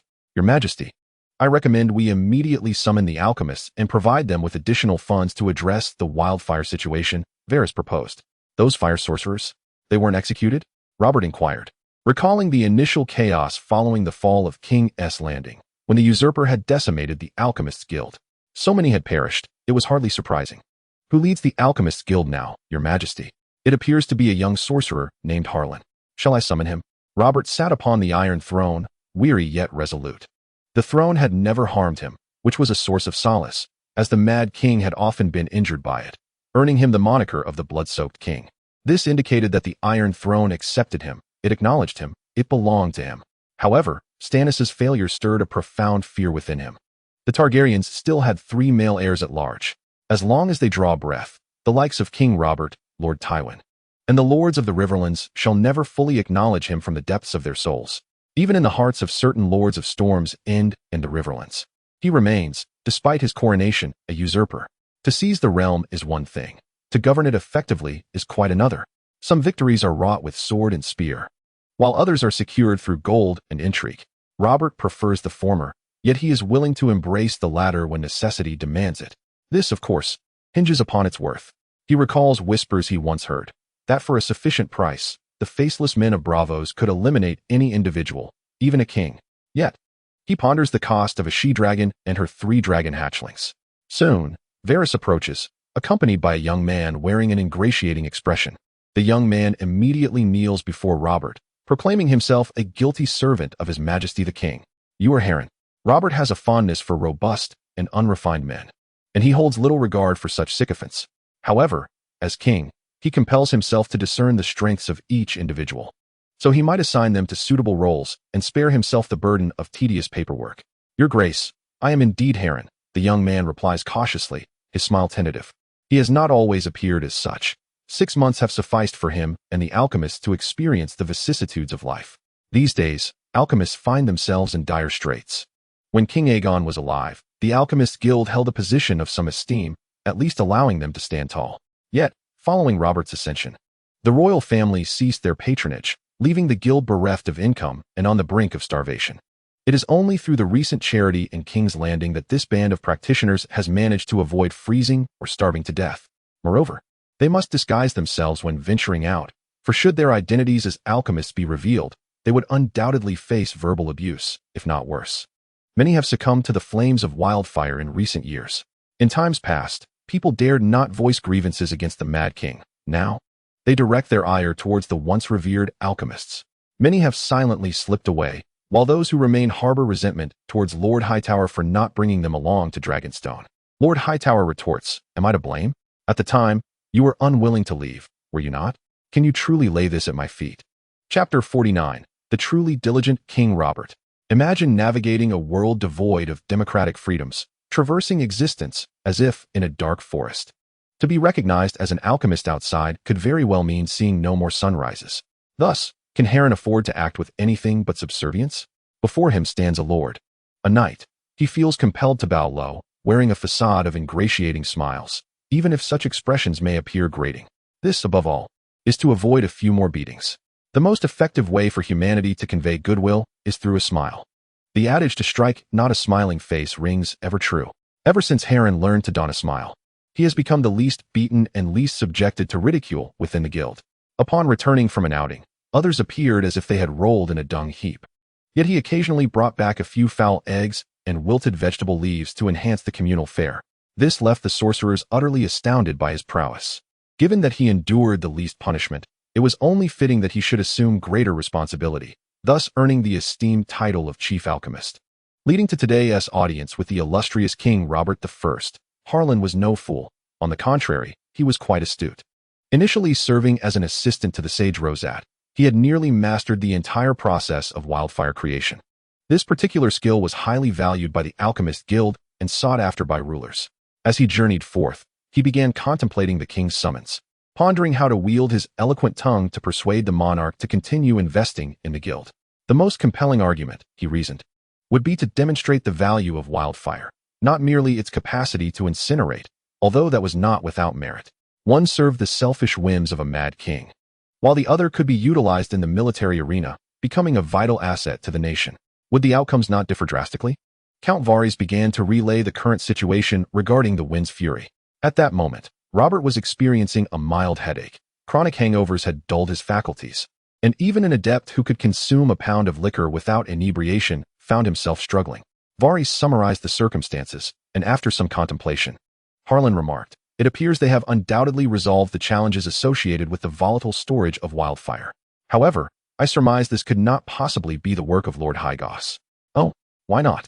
Varys inquired with a saccharine lilt in his voice. "Based on my understanding of Lord Hygos's magical prowess, he lacks the capability to solve the age-old quandaries surrounding wildfire storage," Harlan replied with a bow. "Oh, and who do you suppose is responsible, among your companions at Dragonstone? Who possesses such abilities?" Robert's interest was piqued. Wildfire was no stranger to the great nobles and lords. They derisively termed it the excrement of alchemists. Yet, in a twist of fate, this former refuse had transformed into gold, capable of altering perceptions following the battle at Wind's Fury. Harlan cautiously raised his gaze to assess Robert's expression. Though the king seemed visibly perturbed, there was no sign of fury, which eased Harlan's anxiety. "I suspect it could be His Royal Highness, Prince Jeherys Targaryen, the esteemed disciple of Sage Rosat." "Who did you say? Jeherys? That insufferable child?" Robert exclaimed incredulously. "Indeed, I once witnessed him master the art of wildfire production in a mere morning, prompting even Sage Rosat to declare him a prodigy in the realm of magic." Subsequently, Hygos and the other sages ventured to Dragonstone, allegedly at the behest and orchestration of Prince Jeherys. Given his talents, he should possess the capacity for enhancement. Robert scoffed derisively. "You are all a bunch of foolish swine. No matter how remarkable he may be, he is merely an 8-year-old child. You are all inferior to a mere child, utterly worthless. I ask you, if you were to invest all your manpower and resources, could you replicate the wildfire? Your Majesty, our guild has not received funding for half a year, and the experimentation with this substance requires the royal sponsorship." Harlan felt a surge of delight within. "Indeed, that is precisely how it is. Onward, Your Majesty Robert. You need not worry about finances. I shall allocate a substantial sum of golden dragons from the treasury for you, but I demand to see results. Do you understand?"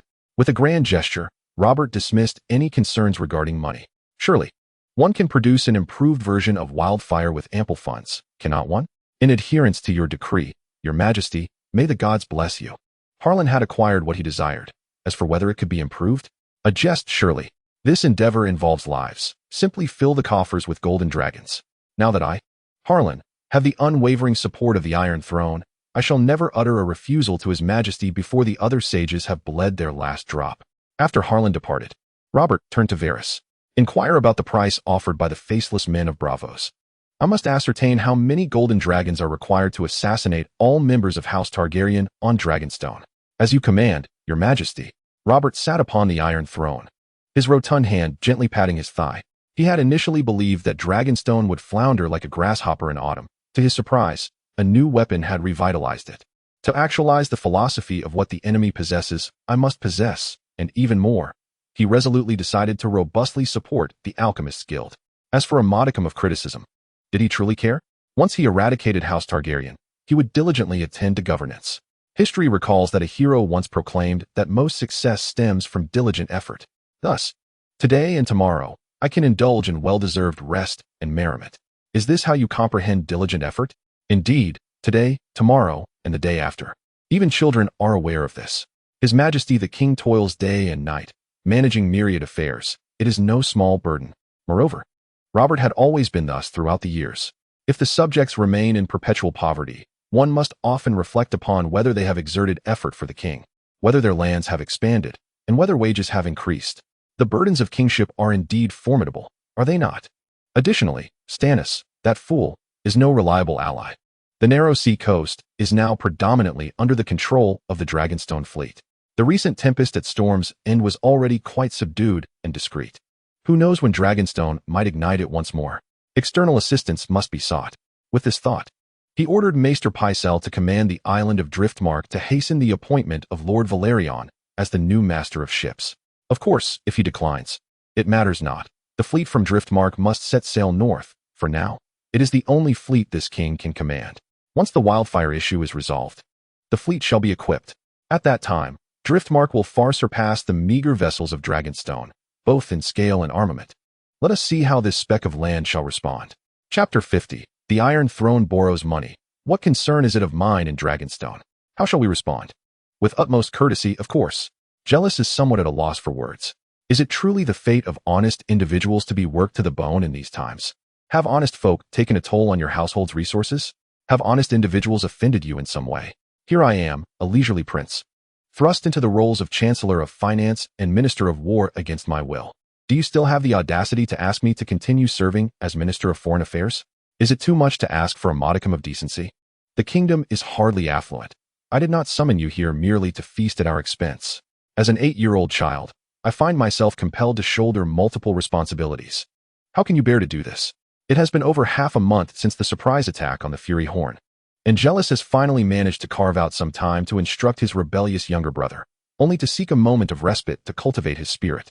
Suddenly, a member of the inner guard arrives with news. An envoy from Braavos has arrived by ship at Dragonstone, explicitly seeking the authority figure of the island. The envoy appears to bear ill intentions. Your Highness, the envoy spoke most disrespectfully, and in a moment of anger, one of my subordinates struck him. The leader of the inner guard, Powell, reported hesitantly. Truly, I knew this band of armed guards would be nothing but trouble. Jealous's expression darkened. If the envoy were acting on his own accord, I would not care if you dealt with him harshly, but he comes bearing the flag of Braavos. How could you act in such a manner? If all else fails, a discreet dose of laxatives would suffice. After all, it is not uncommon for foreigners to fall ill in our lands. The armed guards are a manifestation of Jealous's peculiar tastes, having undergone a complete overhaul, replacing the old and frail with the young and vigorous, while simultaneously enhancing their nutrition, improving their conditions, and intensifying their military training. He has sought out esteemed instructors to teach martial skills, creating a new paradigm of elite guards with the highest standards of training and discipline. Ahem, of course. Regarding esteemed instructors, it is presently just myself and the garrison captain of Dragonstone, William Derry. However, this poses no significant issue, as the loyalty and combat prowess of the guards have visibly improved. In just over half a month, they have become well-fed and sufficiently compensated to support their families. Well then, take me to see them, Jealous commanded. Ah, this way, Your Highness. Powell had initially thought a few reprimands would suffice. For everyone knows that Prince Jealous is amiable and generous, well-liked by his comrades. Should the prince believe you have erred, the brothers would accept the punishment. But what is most unbearable is that while administering punishment, he simultaneously asks if you understand your mistake. This is absurd. How am I to know where I went wrong? Of course, if a brother genuinely does not comprehend his error, The prince will patiently explain, his words flowing forth to the point of inducing existential doubt. My greatest folly was allowing myself to be chosen. Yet, such is merely a complaint. There is no question of leaving. Where did this guerrilla come from? Under the guidance of the armed guards, Jeherys soon encountered the so-called envoy from Braavos, who insisted that the prince must comply with their protest. Your guards unjustly assaulted me. The once respected Humuniku Apua of Braavos, leaving me bruised and battered. How could I endure such an unfair treatment in this insignificant place? I have traversed the world, never before subjected to such indignities. The Targaryen family shall not extract even a single copper coin from me. Furthermore, they must repay the principal and interest owed to my iron bank. Otherwise, how shall I uphold my dignity? You lot, swiftly apologized to Lord Blackfish. Lord Blackfish. Apua was taken aback. Is that referring to me? Indeed. Your name in Valyrian does denote a small black fish of the sea, Jeherys asserted confidently. In High Valyrian, there exists a gregarious fish found in the summer seas, known as homuncanukwapoe, which translates to black-striped triggerfish. Goodness. It was Apua's first encounter with the origin of his name, having only known that it was bestowed by his late great-grandmother, who believed it represented an invincible creature of the sea. Truly invincible, for this small fish is insatiable. But let us set aside the matter of names for now. Apua quickly regained his composure, addressing the prince. Your father, King Aerys too, has not repaid our iron bank in 6 months. Shouldn't we settle this debt today? Debt? What proof do you have? Jeherys expressed disbelief, recalling the mountains of gold dragons he had seen in the royal treasury when he departed King's Landing. With such wealth, how could they owe any money? Behold, here is the loan agreement. Apua produced a stack of parchment, detailing the terms of the loan in both the common tongue of Westeros and Valyrian.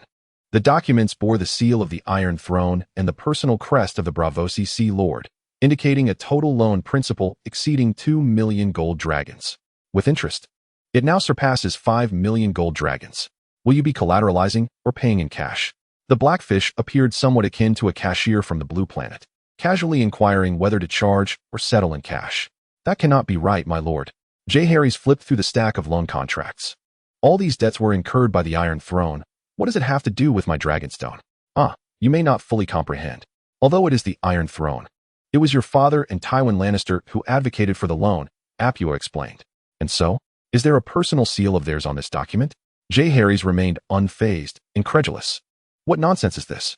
You borrow in the name of the state, and now you come to my private domain to collect? What are you thinking? Now, with Robert seated upon the Iron Throne and crowned king before the gods, he has rightfully inherited its debts. Wouldn't you agree? But the Iron Throne belongs to House Targaryen. You cannot evade your obligations. The Blackfish exclaimed, suddenly inspired by a thought.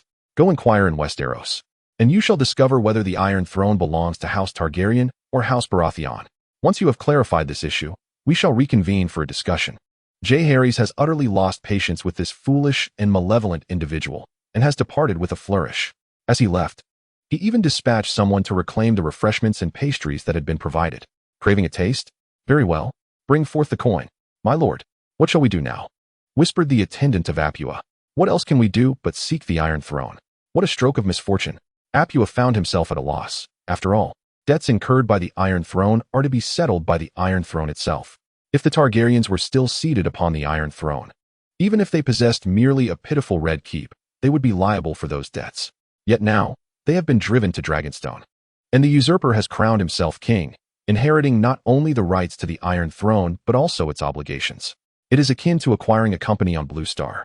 Both debts and assets must be accounted for. If there are no assets to sell, the liabilities remain the responsibility of the former owners. Initially, Apua had intended to intimidate the women and children of Dragonstone, only to find that they were not easily cowed, resulting in a thwarted attempt at commercial fraud. He even suffered a beating for his troubles. Jeherys remarked that a mere thrashing was a lenient response. He could not penalize his loyal subordinates, who would be generously rewarded instead.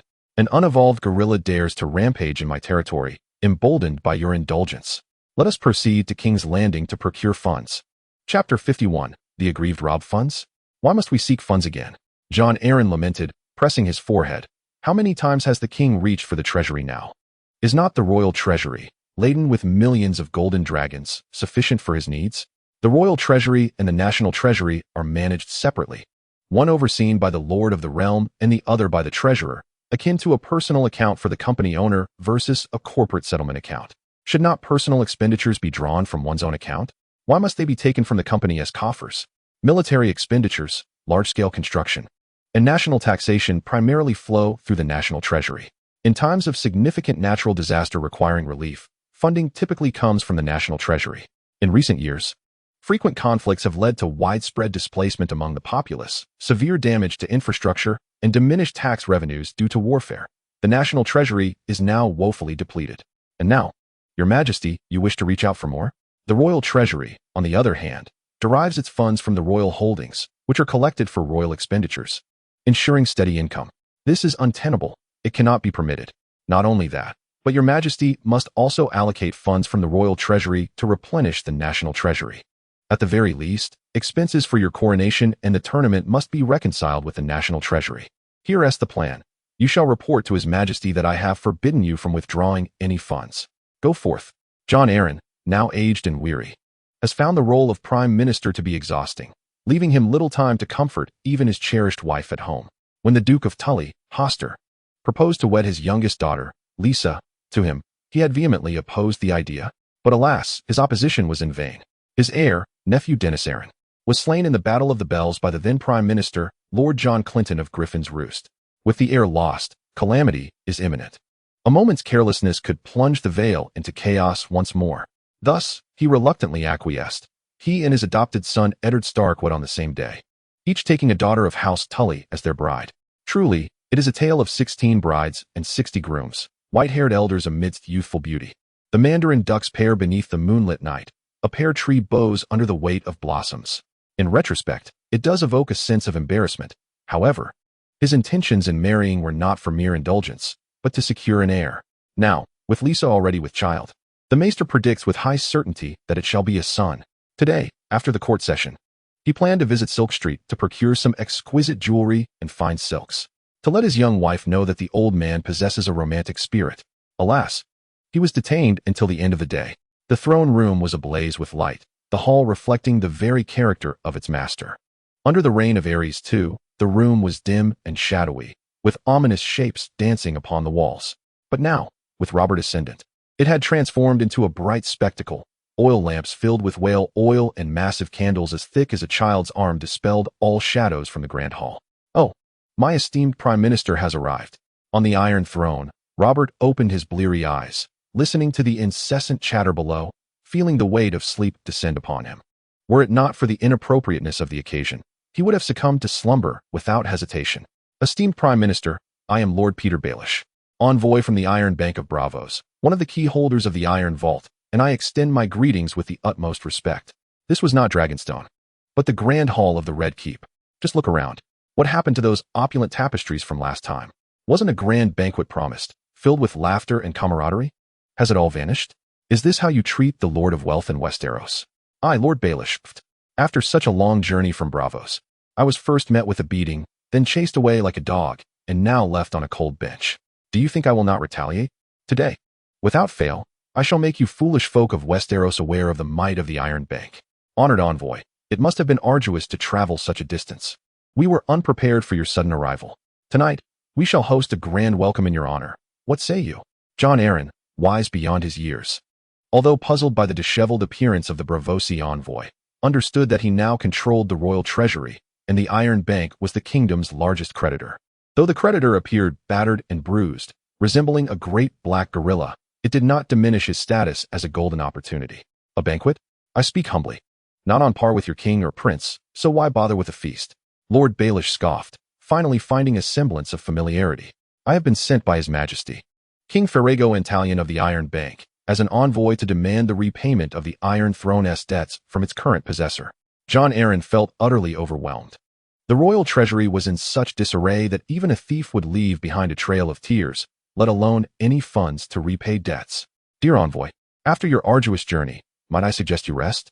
We can discuss matters in detail tomorrow, said the Prime Minister, seeking to stabilize the situation. One can only wonder which fool has offended him. He seems ignited as if by wildfire. Perhaps it is merely my advancing years that have left me with scant encounters with the Bravosian envoys, or perhaps this formal demeanor is their true nature. The envoy, however, did not decline the offer. After drifting at sea for 2 days, The lack of culinary delicacies on board had left him yearning for a sumptuous bed adorned with velvet sheets and accompanied by delightful playthings. As soon as the envoy departed, Jon Arryn lamented to Robert, "This nation is too decrepit for me to govern. You should seek a more capable successor." "Father," Robert protested vehemently, "when I first arrived in the unfamiliar area, it was your sage and comforting words that assuaged my fears. After my parents' demise, when I faced adversities, you claimed me as your own. Despite my occasional impudence, you have always ensured my support. In my heart, you are my true father." Jon Arryn had only taken 2 sons under his wing, Eddard Stark, as unyielding as stone, and Robert Baratheon, who was articulate and endearing. Even though Robert indulged in drinking, brawling, and frequenting nightclubs, and despite his towering stature of 6 feet 5 inches and weight exceeding 260 pounds, he remained in Jon's eyes that lively boy who once trailed behind him. Alas, the treasury was indeed depleted, and the Iron Bank demanded repayment. There was no choice but to comply. "Let us allocate 1,000,000 golden dragons from the royal treasury," Robert suggested begrudgingly, knowing well that the royal coffers had long been viewed as a source of personal indulgence. "Even the royal household has little surplus." Jon sighed. "What about the remaining debts?" An official reported, "The principal and interest from years of borrowing amount to nearly 5,000,000 golden dragons. If we cannot meet this, we shall have to incur new debts to settle old ones. It is said that even Lord Tywin's refuse is made of gold." Robert mused morosely. "If it comes to that, I shall have to endure my own miseries. Farewell, my Lyanna." Chapter 52. Do not bow your head, or the green cap will fall. "My lord, you have returned." Lisa hurried over, her abdomen slightly rounded, her complexion flushed. Duke Arryn returned to the Prime Minister's tower. Now 60 years old, an age considered venerable in a world where the average lifespan hovers around 30. Yet, even in his advanced years, his lineage still had the potential to take root and flourish in fertile soil. What a comforting thought. "My lady, I apologize for the wait. Today, my dear, I am truly preoccupied with state affairs." The Duke affectionately patted her hand. Lisa's expression momentarily stiffened, but she quickly regained her composure. "My lord, how can you say that? You, the esteemed Prime Minister, are burdened with countless responsibilities each day, and now you are the most distinguished figure among the 7 kingdoms. I take great pride in you. How is the child today?" "Indeed, the little one is quite lively within me." "That's wonderful news. It seems we shall have a robust child." Jon Arryn felt a great sense of relief, for this child held significant hopes for him. "Yes, indeed," Lisa replied somewhat absent-mindedly. "Oh, by the way, my lord, today I received a letter from my father's adopted son, the son of Lord Bellies of the Fingers." Lisa spoke with caution. "Oh, is he the boy who grew up alongside you in Storm's End?" Jon Arryn inquired with a furrowed brow, having heard of the lad. When Lisa's sister was betrothed to Ed's brother, Brandon, that boy had foolishly challenged Brandon and nearly lost his life, saved only by Catelyn Tully's intercession. What he did not know was that this very challenge led his little wife to volunteer to care for the boy, thus sowing the seeds of turmoil that would plague the kingdom years later. Padel is a delightful child. He is quite intelligent, but the Bellies family's territory is rather small, so his father has arranged for him to gain experience in the capital. Lisa endeavored to speak well of him. The Bellies family, Jon Arryn vaguely recalled, had been granted their lands during the War of the Ninepenny Kings, seemingly the smallest of the Fingers. As a competent lord, he needed to remember the various nobles of the Vale, even being familiar with their histories, crests, and family tongues. Yet, regarding the Bellies family, he truly had little recollection. They were so inconspicuous, once mere hired knights, with a small domain consisting of only a few dozen households, truly the minor nobility among minor nobility. Were it not for the current Lord Bellies forging a deep friendship with Duke Hostert Tully during the War of the Ninepenny Kings, how could he have adopted that boy? It was precisely for this reason that Jon Arryn had a slight understanding of them. "That boy," Jon mused. "My lord, his name is Padel." Lisa quickly interjected.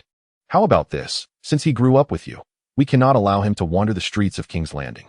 Given that Silk Street is currently under reconstruction and the king has granted me some shops, let him start as a steward." Just a steward?" Lisa pouted discontentedly, her playful demeanor quite endearing. Jon Arryn acknowledged that his little wife was indeed a beauty. At that moment, he longed to embrace her. But upon touching his own waist and glancing at her prominent belly, he ultimately abandoned the thought. In old age, one must make sacrifices. He wondered if the Grand Maester had any restorative potions available. The old man, 10 years my senior, continues to take delight in teaching the young maidens the art of eloquence and craftsmanship. Truly an enviable endeavor. However, my lady, even if she wished to learn, may not prove to be the most diligent student, Aelin thought with a sense of resignation. As Lysa returned to her chamber, her movements graceful yet deliberate due to her pregnancy, it became evident that their living arrangements were separate. John Aelin's thunderous snoring was a concern for Lysa, who feared it would disturb the rest of the child within her. Upon entering her room, she noticed a slight movement behind the door, revealing a diminutive man with a slender build and short hair. Though not tall, he possessed a strikingly handsome visage, his gray-green eyes seemingly imbued with infinite allure. Just a glance sent shivers through Lysa, nearly causing her to falter. "He wouldn't dare come in, would he?" the small man whispered. "No, he won't," Lysa replied. Her cheeks flushed. "He hardly visits my chamber, unless it is for that purpose. But you are quite audacious to come here while he is away." The man, inhaling the scent of Lysa's auburn hair, buried his face into the curve of her neck, his tongue teasingly extending toward her. "Oh, do not, Peter," Lysa murmured softly, covering her mouth, fearful that if he discovered them, they both would meet a grim fate. "Dear lady, do you not find this thrilling?" His voice dripped with a devilish temptation. "And I possess not only gall, but other ample attributes as well." As he shed his trousers, Lysa's eyes gleamed with a mix of fascination and delight, obediently lowering herself. It soon became evident that Lysa was indeed a diligent student. She absorbed the most profound and ancient knowledge of the world, even amidst her limitations. Before long, as they donned their garments anew, Lysa shared her husband's arrangements with Peter, who visibly expressed disappointment. "With my talents, even if I cannot serve as a courtier, surely I could secure a position as a tax collector under him?" Peter exclaimed, his voice laced with indignation. "This is an affront to my capabilities." "Oh dear, did you not just return to him?" Lysa replied lazily, embodying the essence of a youthful girl at that moment. "If he were to humiliate you once, would you not relish the chance to retaliate? Moreover, I wish for you to remain in King's Landing, so we may see each other often." Peter's eyes gleamed with a flicker of hope as he patted Lysa's shoulder. "Silly child, you are already with his heir. Once the child is born, your affections will surely be devoted entirely to that little one, leaving no room for me." "Surely not, my dear. I swear my love for you surpasses all," Lysa exclaimed in panic. "A vow. Promises are often untrustworthy, as you well know," Peter whispered close to her ear. Lysa's complexion paled slightly as she hesitantly caressed her belly. "But last time, my father compelled me to drink from the elderflower, and the scholar warned that conceiving again may prove difficult. Then do not seek me out again." The man's expression darkened, his words now devoid of warmth. "My dear, must you persist in this manner?" Lysa gazed at the resolute countenance of the man before her, clenching her teeth as she resolutely declared her stance. After all, both she and he were still in the bloom of youth, the soil rich and fertile, and the seeds of potential exceptional. They had no cause for concern regarding what they could cultivate. Little did the unfortunate Duke Eileen realize, at this moment, he held his head high, pondering how to deal with the envoy from Braavos. Alas, the crown of Prime Minister was indeed a burdensome one to bear. Fortunately, his wife had bestowed upon him another hat, which he wore with utmost propriety. One could only utter, "Do not bow your head, lest the green cap fall. Do not weep, for old Wong shall find amusement. Do not lament your fatigue, for there are those who will assist in your slumber. Do not kneel, for the Sea King shall feel no shame." Chapter 53. The economic development of Dragonstone Island without delving into the myriad controversies of King's Landing. Let us turn our attention to Dragonstone Island. At this moment, the trio of islands in Blackwater Bay, led by Dragonstone, was fervently embarking upon infrastructure development. With ships laden with gold arriving, and thanks to the intervention of Salladhor Saan, the petty pirates of the region could not compete with the Saan family. Thus being compelled to engage in internal competition, they dared not lower their prices for fear that Dragonstone would renege on their agreements, resulting in their own losses. Instead, under the guidance of some shrewd intellect, they proposed a so-called home delivery service. One price for offshore and another for onshore. Jeherys, of course, insisted on the most economical option. Originally, both parties had agreed to conduct their transactions in the Middle Sea, yet Saan discovered that his competitors, lacking any sense of decorum, delivered goods directly to Dragonstone. He promptly responded, officially igniting the internal competition among the pirates of the Stairs Islands. As the pirates began their internal competition, Dragonstone worked tirelessly to convert their efforts into golden dragons, subsequently purchasing ships laden with supplies from the mainland. Initially, the merchants of the Crownlands and Seagull Town were somewhat reticent, but as the first merchant to profit handsomely from this venture emerged, and crates of golden dragons were unloaded from the ships, they could no longer remain idle. Merchants and representatives of the lords alike began to lavishly entertain Lares Velaryon and Count Adrian Celtigar, treating them with the utmost respect, not viewing them as rebels. In no time, the two became the most sought-after individuals in certain areas of the Crownlands and the Vale. Subsequently, a multitude of merchants flocked to seize their share of orders from Dragonstone, delivering whatever was needed. With ample supplies and personnel at hand, Jeherys swiftly constructed large breeding pools for bone snails on Tidespring Island and Crab Island. Drawing from the experience of Dragonstone, this time the process was expedited, and production commenced rapidly, with expectations to harvest the first batch of scarlet-purple dye by this time next year. Simultaneously, at Jeherys' suggestion, a portion of the Royal Fleet's warships was decommissioned, and assessments of their condition were undertaken. Those deemed too old were dismantled.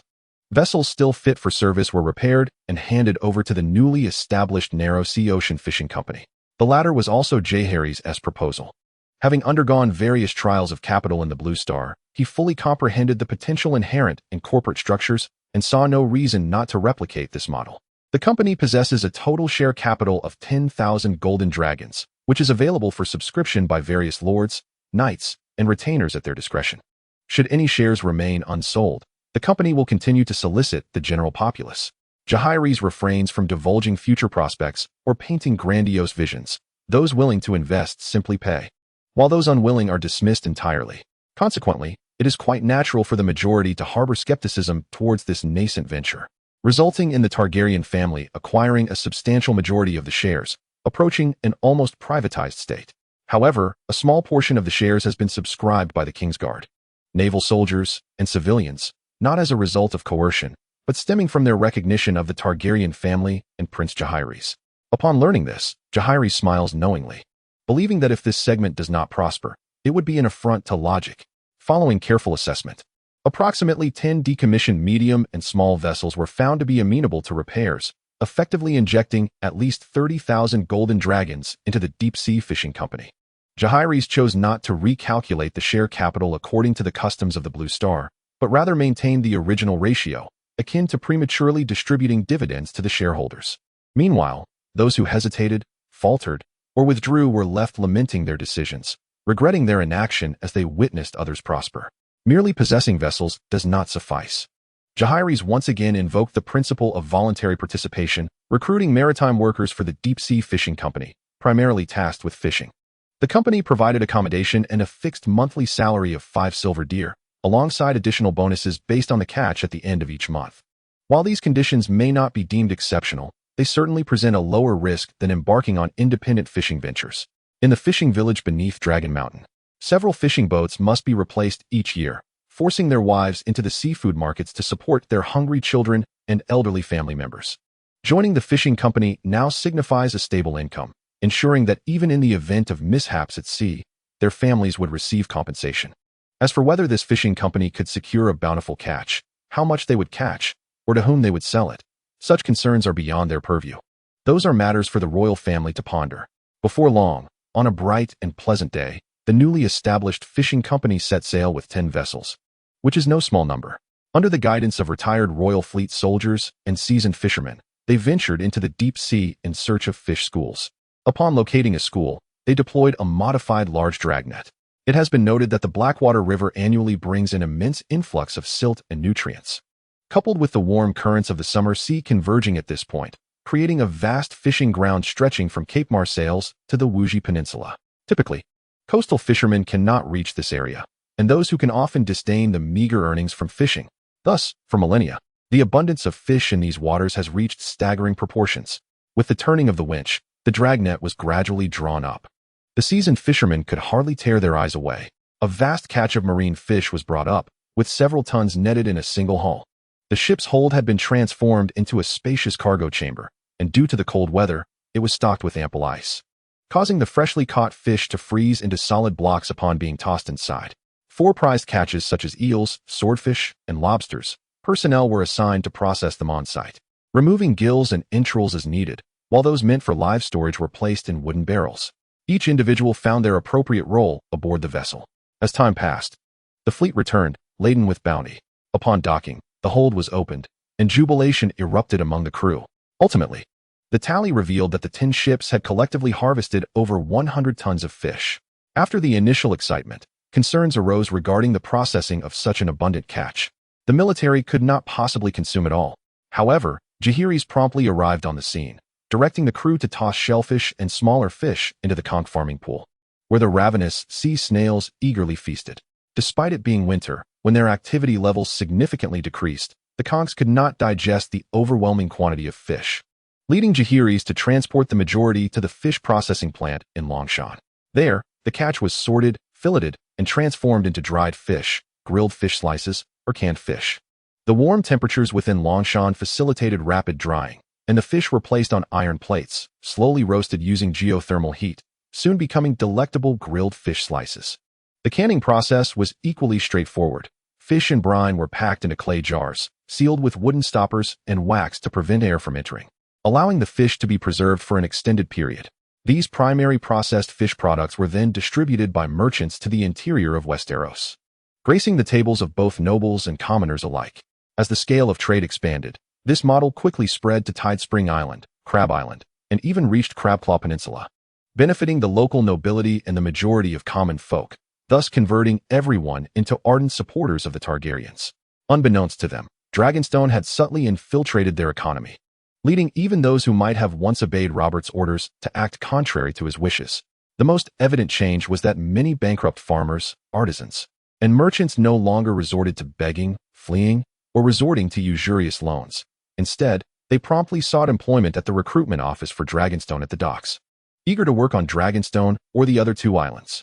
They understood that the 3 islands of Blackwater Bay were perpetually in need of laborers and fishermen, and once they arrived, they would not only be free from hunger, but could also amass a fortune. Chapter 54. A storm approaches on this day. Jeherys was entertaining a young man named Shiza Weiwei Shui, whose lineage could be traced back to the illegitimate offspring of the Targaryen and Valyrian families. This ship model is quite impressive. Have you considered crafting a smaller version for the sea? Jeherys remarked, holding a beautiful model of a ship in his hands. This model ship measures 30 units in length and 10 in width, devoid of or ports, and boasts 3 masts. The 2 forward masts are adorned with square sails, while the rear mast carries a triangular sail. Both the bow and stern rise prominently, allowing for the potential installation of catapults or large siege crossbows. Its hull is more elongated than the current royal warships, exhibiting a graceful, streamlined form. It is evident that the designer has incorporated lateral resistance surfaces below the waterline to counter the lateral impact of ocean waves and enhance the vessel's stability. Jeherys, though not well-versed in ship design, has acquired some knowledge from his prolonged time aboard vessels. Your Highness, this ship has yet to be constructed for testing, but I assure you it will undoubtedly meet your specifications. Shiza proclaimed with confidence. How fast do you estimate it would travel? Jeherys inquired further. Under favorable winds, it could potentially double the speed of our current warships. And against the wind? I have designed it with enormous lateral sails and a stern sail, allowing it to harness the wind effectively and outperform existing warships even in adverse conditions. Jeherys chuckled, appreciating the young man's confidence. This vessel appears well suited for long-distance voyages, a type I have encountered numerous times. Recently, with the expansion of trade, many ships have docked at the port of Dragonstone, including large whaling ships from Iban Island, swan ships from the Summer Isles, and grand trading vessels from free city-states. I fail to see how this model surpasses the aforementioned ships. Its design is rather conventional and lacks any striking uniqueness. Shiza felt a twinge of disappointment. This was the best design he could conceive, yet it was evidently insufficiently captivating. Alas, the hope of revitalizing the Weiwei family of shipbuilders seemed to dissolve once more in his hands. If your skills permit, I have a modest suggestion for modification. Let us see if you can redesign it. Jeherys remarked nonchalantly. Your Highness, please guide me. Shiza's eyes ignited with renewed hope. Consider this. What if you made it thus, and then adjusted it in that manner? Jeherys casually sketched alterations on a piece of parchment with a quill, resembling a child's doodles. As Shiza listened, a spark of inspiration began to flicker in his eyes, yet he simultaneously grappled with concern. Although Jeherys' suggestions were innovative, they demanded excessively advanced craftsmanship and materials. Would such a slender and low hull not invite water upon encountering waves? Furthermore, the sails, while undeniably swift, posed a significant challenge regarding the strength of the masts and crossbars. Under strong winds, the masts might be at risk of snapping. Very well, these are my immature thoughts. Ponder them further and see if you can swiftly produce a more refined design. Jeherys declared, tossing the quill aside. As the client, I merely outline my requirements. If you cannot meet them, no matter, continue to refine your work. If I could design it myself, Why would I require your expertise? He chuckled lightly. In those days, he loathed the capricious whims of the client. Yet now he has unwittingly become the very person he once despised. As for the design proposal he put forth, it was not without foundation, but rather inspired by the majestic flying ships of the maritime sovereigns. However, this innovative concept was far ahead of its time. He dared not speculate on how much West Zay would assimilate. Yet if he could merely double the speed of the existing vessels, he would be thoroughly content. Friend, it would be wise for you to refrain from cultivating your energy for the time being. Suddenly, the wondrous tree of treasures conveyed a message through thought. Oh, why is that? You may not be aware, but just moments ago, a celestial consciousness enveloped the entirety of Dragonstone Island. What? How come I did not sense it? He exclaimed. I am on the verge of achieving the pinnacle of the three flowers. That reveals the might of the celestial beings. If you could not perceive it, you can fathom their formidable power. Celestial beings do not idly amuse themselves by scanning the realm with their consciousness. Something monumental must be on the horizon. The only significant occurrence on the calendar appears to be the impending birth of the Dragon Mother, does it not? If that is the case, then an unprecedented tempest is about to descend. Or perhaps this tempest arises from the very birth of the Dragon Mother. If it is indeed the latter, how terrifying must the celestial beings be, regardless of their intentions, if they aim to unleash a storm to obliterate the royal fleet of Dragonstone Island. They shall be sorely mistaken. Send word to Sir Cretaman and summon an inner guard. Moments later, Sir Cretaman arrived. The old man recently basking in the glow of renewed fortune, having ascended from the captain of the maritime guard to the commander of the fleet. Typically, this position is held by the Minister of Naval Affairs, who currently also serves as the Navy Minister. However, Count Lucerys is now indifferent to state affairs, ensnared in the pleasures of material indulgence. Furthermore, the majority of the Valyrian fleet has been integrated into the royal fleet, all thanks to the financial contributions of Jeherys. Equally, the Setiga family has received the same treatment, though Jeherys has significantly inflated their prices. Now, both families are left with but a few patrol vessels and small warships for their own defense, their influence within the Ministry of Naval Affairs substantially diminished. Your Highness, where shall you strike next? Sir Cretaman, now a hawkish figure, endlessly bristled at perceived slights, unafraid of ridicule. The crux of the matter lies in the previous battles, where the royal fleet of Dragonstone Island emerged victorious with minimal to no losses, garnering ample rewards throughout the ranks, coupled with the reformed military merit system, which rewards and promotes based on achievements. Even the most ordinary oarsman can earn accolades through valorous deeds. This has fostered a burgeoning spirit of martial enthusiasm within the royal fleet, eager for battle. Sir, must you be so extreme? Jeherys remarked, as a lover of peace. How is it that I am perpetually surrounded by soldiers clamoring for conflict? It truly baffles the mind. The maintenance crew of the royal fleet previously reported to me that several vessels had become infested with shipworms. If we do not promptly navigate to the freshwater estuary, there is a risk of leaks in the hulls. Thus, I have resolved to appoint you to lead the royal fleet to anchor at the Trident River mouth, north of Crabclaw Peninsula, for a duration sufficient to eradicate the shipworms, barnacles, and other marine growths affixed to the hulls. Chapter 55, The Stitching Monster? What a coincidence! Your Highness, is it truly necessary for all to participate? Furthermore, Sir Tritaman has often found himself perplexed since aligning with Jeherys. He would swear that had the latter not been a prince, but rather a smuggler, none would surpass him. His thoughts are as free as the wind, incomprehensible to others. Moreover, such matters are commonplace for an old sailor who has drifted at sea for half a lifetime. They belong to the daily affairs of the fleet, requiring no solemn announcement from the prince. Bringing along every vessel is entirely superfluous. Nay, it would be akin to gilding the lily. The royal fleet has historically adhered to strict maintenance regulations for its ships, although somewhat neglected in recent years. The mandate to anchor at the freshwater estuary for no less than a month each year has been scrupulously observed. After all, the greatest peril at sea lies in a rotting hull. The immense water pressure can swiftly obliterate the bottom of a ship, and no amount of buckets or meager pumps can expeditiously expel the deluge of seawater that would rush in, leaving only the option to abandon ship for survival. Furthermore, not all vessels need to be docked, for that would create a vacuum in defense, should enemies invade Blackwater Bay at that moment. We would be left to rely solely on the castle for passive defense. Sir, this is a supreme command from the kingdom and must be executed. Jeherys' expression was grave. Your Highness, as the supreme commander of the royal fleet, I comply with the kingdom's directives, yet I am entitled to a reasonable explanation. Oh, well, I had not intended to disclose this. Yet since you insist, I must reveal the truth. What? This is utterly absurd, Sir Trident exclaimed upon hearing Jeherys' explanation. A tempest of unprecedented proportions is to sweep across Dragonstone Island, annihilating the entire royal fleet. Is this a jest?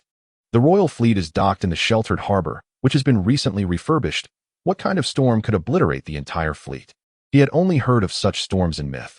It was said that Windspire was established in the face of the storm god's relentless assaults. Moreover, how could the prince possess such knowledge? Sensing Sir Trident's skepticism, Jeherys resorted to his usual rhetoric about his dragon dreams. A single trick can suffice. Regardless of its age, if it works, it matters not. I believe this must be an omen from the dragon god. Before the fall of King's Landing, I dreamed of the golden tide consuming it and the demise of my father. The dragon god? Is this the deity of old Valyria? Sir Trident pondered. Jeherys would not divulge that this so-called dragon god was a guise under which he could, in the future, invoke divinity without adhering to traditional rites. For he never claimed he could not create a god. Through the act of deification, one can comprehend the divine pathways of this world and subsequently validate one's own path. However, when it comes to the creation of deities, the land of the rising sun has undeniably lagged in the new century. Before his transcendence, he had heard of a sect in the land of monkeys that harmoniously coexisted with myriad gods. Hugo, Shakespeare, Li Bai, and Sun Wukong were all enshrined. A blend of humor and solemnity, transcending East and West, weaving through ancient and modern times. All doctrines converge into one. How absurd. A moment of disguise brings fleeting delight. A continuous masquerade, everlasting joy. For those intrigued, one might search for the Yuan and Gaotai sect, and upon reading, one would instantly realize the old sage's words hold truth. I cannot fathom it either, as in my dreams, a colossal dragon soars through the skies. A commanding voice instructs me on the necessary actions, lest I face utter calamity, from the fall of King's Landing to the demise of my father. Such is the nature of fate. Aegon's words ring hauntingly true. He even described that dragon to Ser Tytos, but here he did not reference the dragons of Westeros. Instead, he depicted a divine dragon of the land of flowers, adorned with cloud-like feet, a bull's head, wolf's mane, deer antlers, eagle's claws, serpentine body, dragon scales, and a fish tail, exhaling a fiery orb surrounded by flames. Remarkably, this description encapsulates several noble crests of Westeros: dragons, deer, wolves, fish, eagles, and even a variant of House Martell's sun emblem. At first, Aegon was taken aback, but as he continued, he suddenly confessed to feeling bewildered as well, insisting he was not fabricating tales, for the divine dragon truly embodies such an image. Ser Tytos smirked, questioning whether he truly believed it. Aegon spoke earnestly, sketching on parchment. Though his artistic skills were lamentably lacking, did he truly believe? It felt as though this so-called dragon god was merely a patchwork creation, stitched together from fragments of various crests to forge a new visage. Very well, as long as it pleases His Highness the Prince. The two conspired, whispering about the forthcoming military maneuvers and the coastal defenses of Dragonstone. Meanwhile, the fishing company ceased all deep-sea operations, as 10 fishing vessels donned the three-headed dragon banner once more, with personnel rearranged to install weapons such as scorpions. Thankfully, Dragonstone boasted an ample workforce. Otherwise, it would have been challenging to complete the installations in a short time. Naturally, the actual combat effectiveness would undoubtedly diminish, yet this was an unavoidable circumstance. The Dragonstone fleet could set sail, but it must remain undisclosed how long the lull would last. Otherwise, akin to what a certain Blue Planet's Sea Lord proclaimed, every beauty has her window of opportunity. It merely depends on whether one seizes it. For these fishing vessels, a saying resonates: an old steed in the stable yearns for unfulfilled ambitions. It does not wait for the whip to spur it, but rather leaps into action amidst the gaps to seize the enemy's head. They must depart swiftly and, upon reaching the Crab's Claw Peninsula, keep close to the coastline, steering toward the estuary, for this storm promises to be cataclysmic.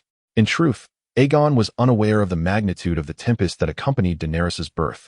Yet the warning from the precious tree instilled in him a sense of caution. In the face of the potential intervention of the celestial powerhouse, exercising utmost caution is certainly warranted. Once the fleet is properly arranged, Jeherys summoned Commander William Darry of the Dragonstone Island garrison and the head of the inner guard, Pius Wheatley, to meticulously inspect all defensive weaknesses on Dragonstone Island, particularly the various tunnels, passes, and gates. They prepared logs, boulders, and cauldrons of boiling oil for defense. Simultaneously, they consolidated equipment from the mint and seafood processing plants. The terrestrial defenses represent the last, most desperate line of protection. Fortunately, the castle on Dragonstone Island boasts a steep design, and, after 9 months of repairs, stockpiling, and soldier training, it currently possesses a well-equipped and well-fed army. Should news of the main fleet's rest become public or the tactical deception of the fishing vessels fail, any enemy attempting to assault Dragonstone Island would surely meet with a disastrous fate beneath its walls. What is there to fear now? The supernatural forces. The celestial powerhouse's direct intervention could dismantle the defenses of Dragonstone Island. But wait, if that were the case, what could I possibly do to resist? What is there to worry about? Jeherys instantly felt a sense of relief. Chapter 56. Fire Manipulation and Sword Technique. Before Jeherys lay a row of azure fruits, precisely 10 in number. Since assuming multiple roles, he had scarcely found time to open blind boxes. Now that his divine flower had blossomed and the energy flower was nearly complete, he finally no longer needed to gnaw at them. Not only he, but even those around him felt a sense of anticipation. After a friendly and harmonious dialogue with Duobao, he finally learned how to open boxes externally. No spirit energy was wasted, and the sensation was remarkably smooth. A tenfold draw has a probability of yielding exceptional items. This was the very wording of Duobao's celestial roots.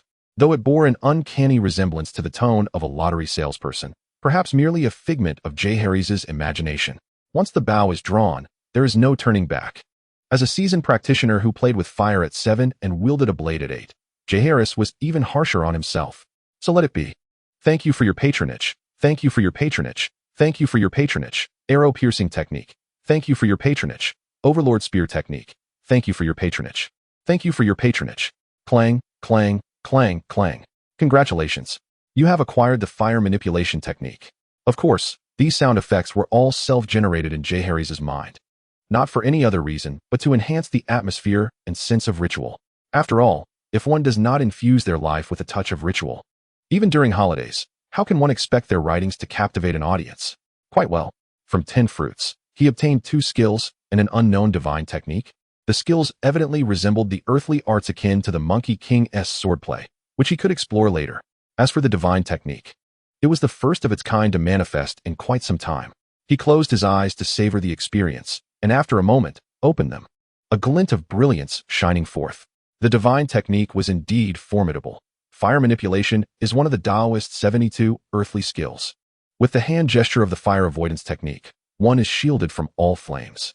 Planting the golden lotus amidst fire, one ascends to the realm of the immortals.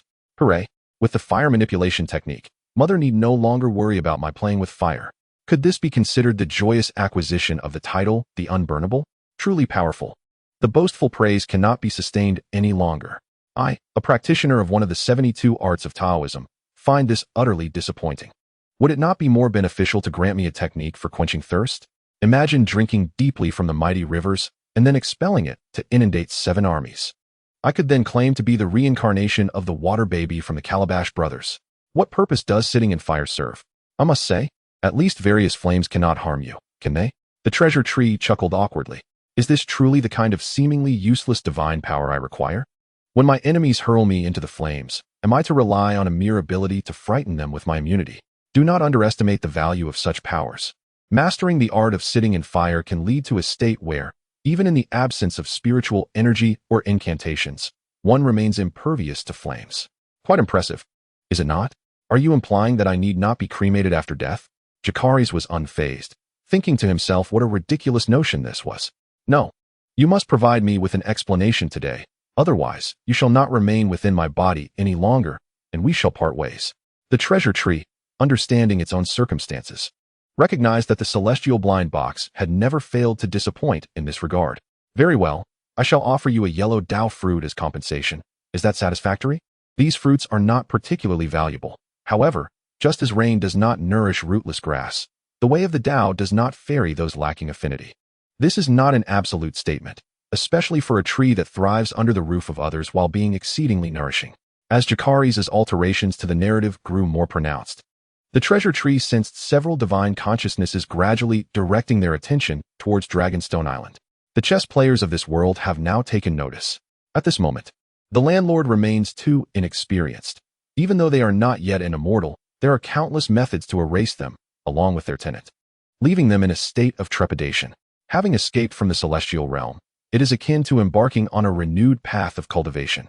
The journey for plants with spiritual roots is inherently longer than that of humans, and presently, it is weaker than Jeherys.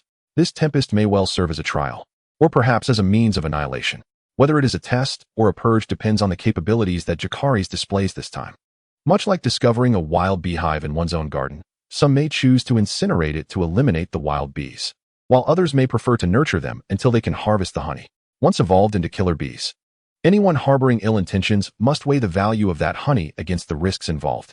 In essence, it all boils down to a calculation of gains and losses.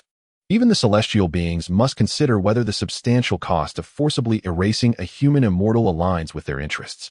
Although the landlord is not yet an immortal, the practitioners in this world often exhibit severe specialization, and their overall strength cannot compare. However, in certain aspects, Jeherys is by no means inferior. Very well. Should I cleanse myself first? Jeherys inquired, wondering if this would yield better results. The treasure tree was at a loss for words. Having never heard of such a thing. After all, those who previously opened blind boxes were all celestial beings, whose bodies were pure and untainted, thus requiring no cleansing. Perhaps we could give it a try? It suggested. Jeherys, having commanded a bath and a change of garments, arrived at the Flying Dragon Tower, preparing an altar with offerings of 3 animals in reverence. There were no formal prayers, merely a fervent repetition of invocations for the blessings of the 3 pure ones and the manifestation of the Tao ancestor. Feeling adequately prepared, he placed the yellow Tao fruit between his palms and, with solemnity, proclaimed, Bankai. A radiant burst of golden light erupted from his hands, illuminating the summit of the Flying Dragon Tower in a resplendent glow, nearly blinding Jeherys' titanium eyes. 72 techniques of the earthly fiends, swordsmanship, Jeherys declared. This sword technique was distinct from mundane skills like the Monkey King sword technique. It was a legitimate art of sword mastery, harmonizing spirit and blade, wielding the sword through the essence of chi and spirit. Though Jeherys lacked sufficient spiritual energy, his divine spirit had just reached the threshold necessary for wielding the sword through divine influence. In an instant, the precious tree of many treasures realized the absurdity of the situation. Was the cleansing effect of bathing truly this potent? While this spell might not be the most utilitarian among the 72 techniques, its offensive power undoubtedly ranked within the top 3.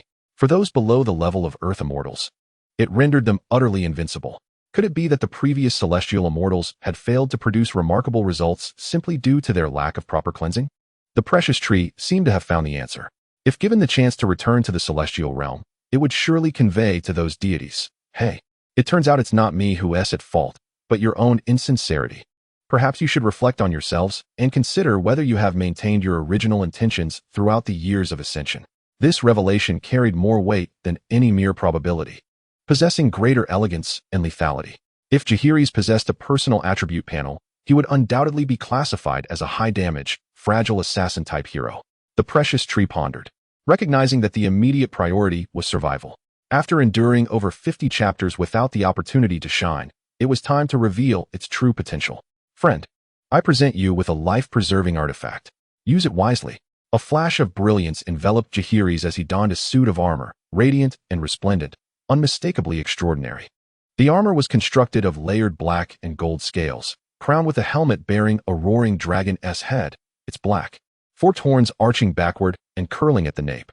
2 massive tusks protruded outward, safeguarding the temples, while a detachable faceplate adorned with a thick beard-like design added to its imposing presence. The sinuous dragon form extended from the back of the head down the neck, twisting to shield the spine, while the dragon arms spread outward, forming shoulder and arm guards, with the hands resembling sharp dragon claws. The armor continued to expand from the torso, enveloping the body with a skirt and protective gear for the groin and shins. Typically, this exquisite armor could be contracted to rest within the Danteon, nurtured by one's spiritual energy. When needed, a mere thought would swiftly manifest it upon the body, creating a formidable barrier. This armor was named the Eastern Azure Dragon Armor, accompanied by a method for its refinement. Within the armor lay 81 intricate prohibitions. Once fully refined, it could withstand the attacks of celestial immortals. At present, although Jeherys' cultivation is rather rudimentary, the prospect of refining the 81 prohibitions seems unattainable. Fortunately, the armorer has exhibited divine compassion by segmenting these 81 prohibitions into several stages. Among them, the 1st to 9th prohibitions can be successfully refined even by those at the foundation establishment stage, given the innate defensive capabilities of the armor. It is certain that no celestial being can breach its defenses. Upon completing the refinement, Jeherys attempted to form a seal and bellowed, "Protect!" amidst the ethereal radiance. The armor swiftly materialized, resembling a majestic dragon in the mirror, enveloping him securely. Were his cultivation to reach the requisite level, upon refining all 81 prohibitions, Jeherys could audaciously declare before the heavenly immortals, "I beg for death." However, should his tone waver even slightly, he would be perceived as cowardly. 2 days later, as the horn of the Longstone Island fleet echoed, Jeherys recognized that the time for their departure had arrived as previously agreed. Longstone Fortress promptly sealed its gates, and all proceeded according to the predetermined plan. Meanwhile, 10 fishing vessels commenced their patrols in the surrounding waters, taking on burdens that were ill-suited for their age. Naturally, Jeherys would not lead them to their demise. Upon detecting an impending storm from afar, they were to make their utmost effort to reach Longstone Island or elsewhere, provided they could return afterward. All crew members and soldiers would be rewarded handsomely. Recently, Jeherys had refrained from cultivation. The battle between man and nature was imminent, and he had to remain vigilant regarding Queen Layla's condition. Soon, at a certain moment, Queen Layla was suddenly beset by excruciating abdominal pain. Having given birth multiple times, she instantly discerned that a new life was on the verge of arrival. All scholars, midwives, and obstetricians on Longstone Island had already been gathered by Jeherys within the fortress, each a professional with extensive birthing experience. Viserys and Rhaenys prayed within the sanctuary for their mother and grandmother, beseeching the Holy Mother's protection, while Jeherys anxiously awaited outside the delivery room. As he observed the midwives entering and exiting, delivering boiling water, bandages, and herbal ash to the birthing chamber, a sense of restlessness began to consume him. The wind outside grew increasingly fierce, and the stone drum tower reverberated with a tremendous roar reminiscent of thunderous war drums, filling the entire fortress. In the distance, a colossal storm was gradually taking shape. The black tempest had manifested into a sight that blotted out the sun. If one were to ascend to a height of thousands of miles, they would witness a vast eye of the storm being born within the narrow sea. It was as if a deity had opened its eyes in wrath upon the world, with violent winds laced with furious lightning. As silver serpents of electricity danced amidst the torrential rain, painting an apocalyptic tableau in the heavens. Powerful gusts whisked away tons of seawater, forming towering white walls of water. Surging towards Longstone Island, crashing against the stone walls of the dock, the fortress, and the submerged reefs, sending shards of jade soaring into the air, resembling heaps of white snow. At this moment, in King's Landing, Varys recalled the intelligence received a few days prior. "Your Majesty, I have received word from Count Redwine that the majority of the Dragonstone fleet has already made its way to the mouth of the Trident, presumably to rid the hulls of shipworms and barnacles. At present, only a few dilapidated vessels remain to patrol the waters.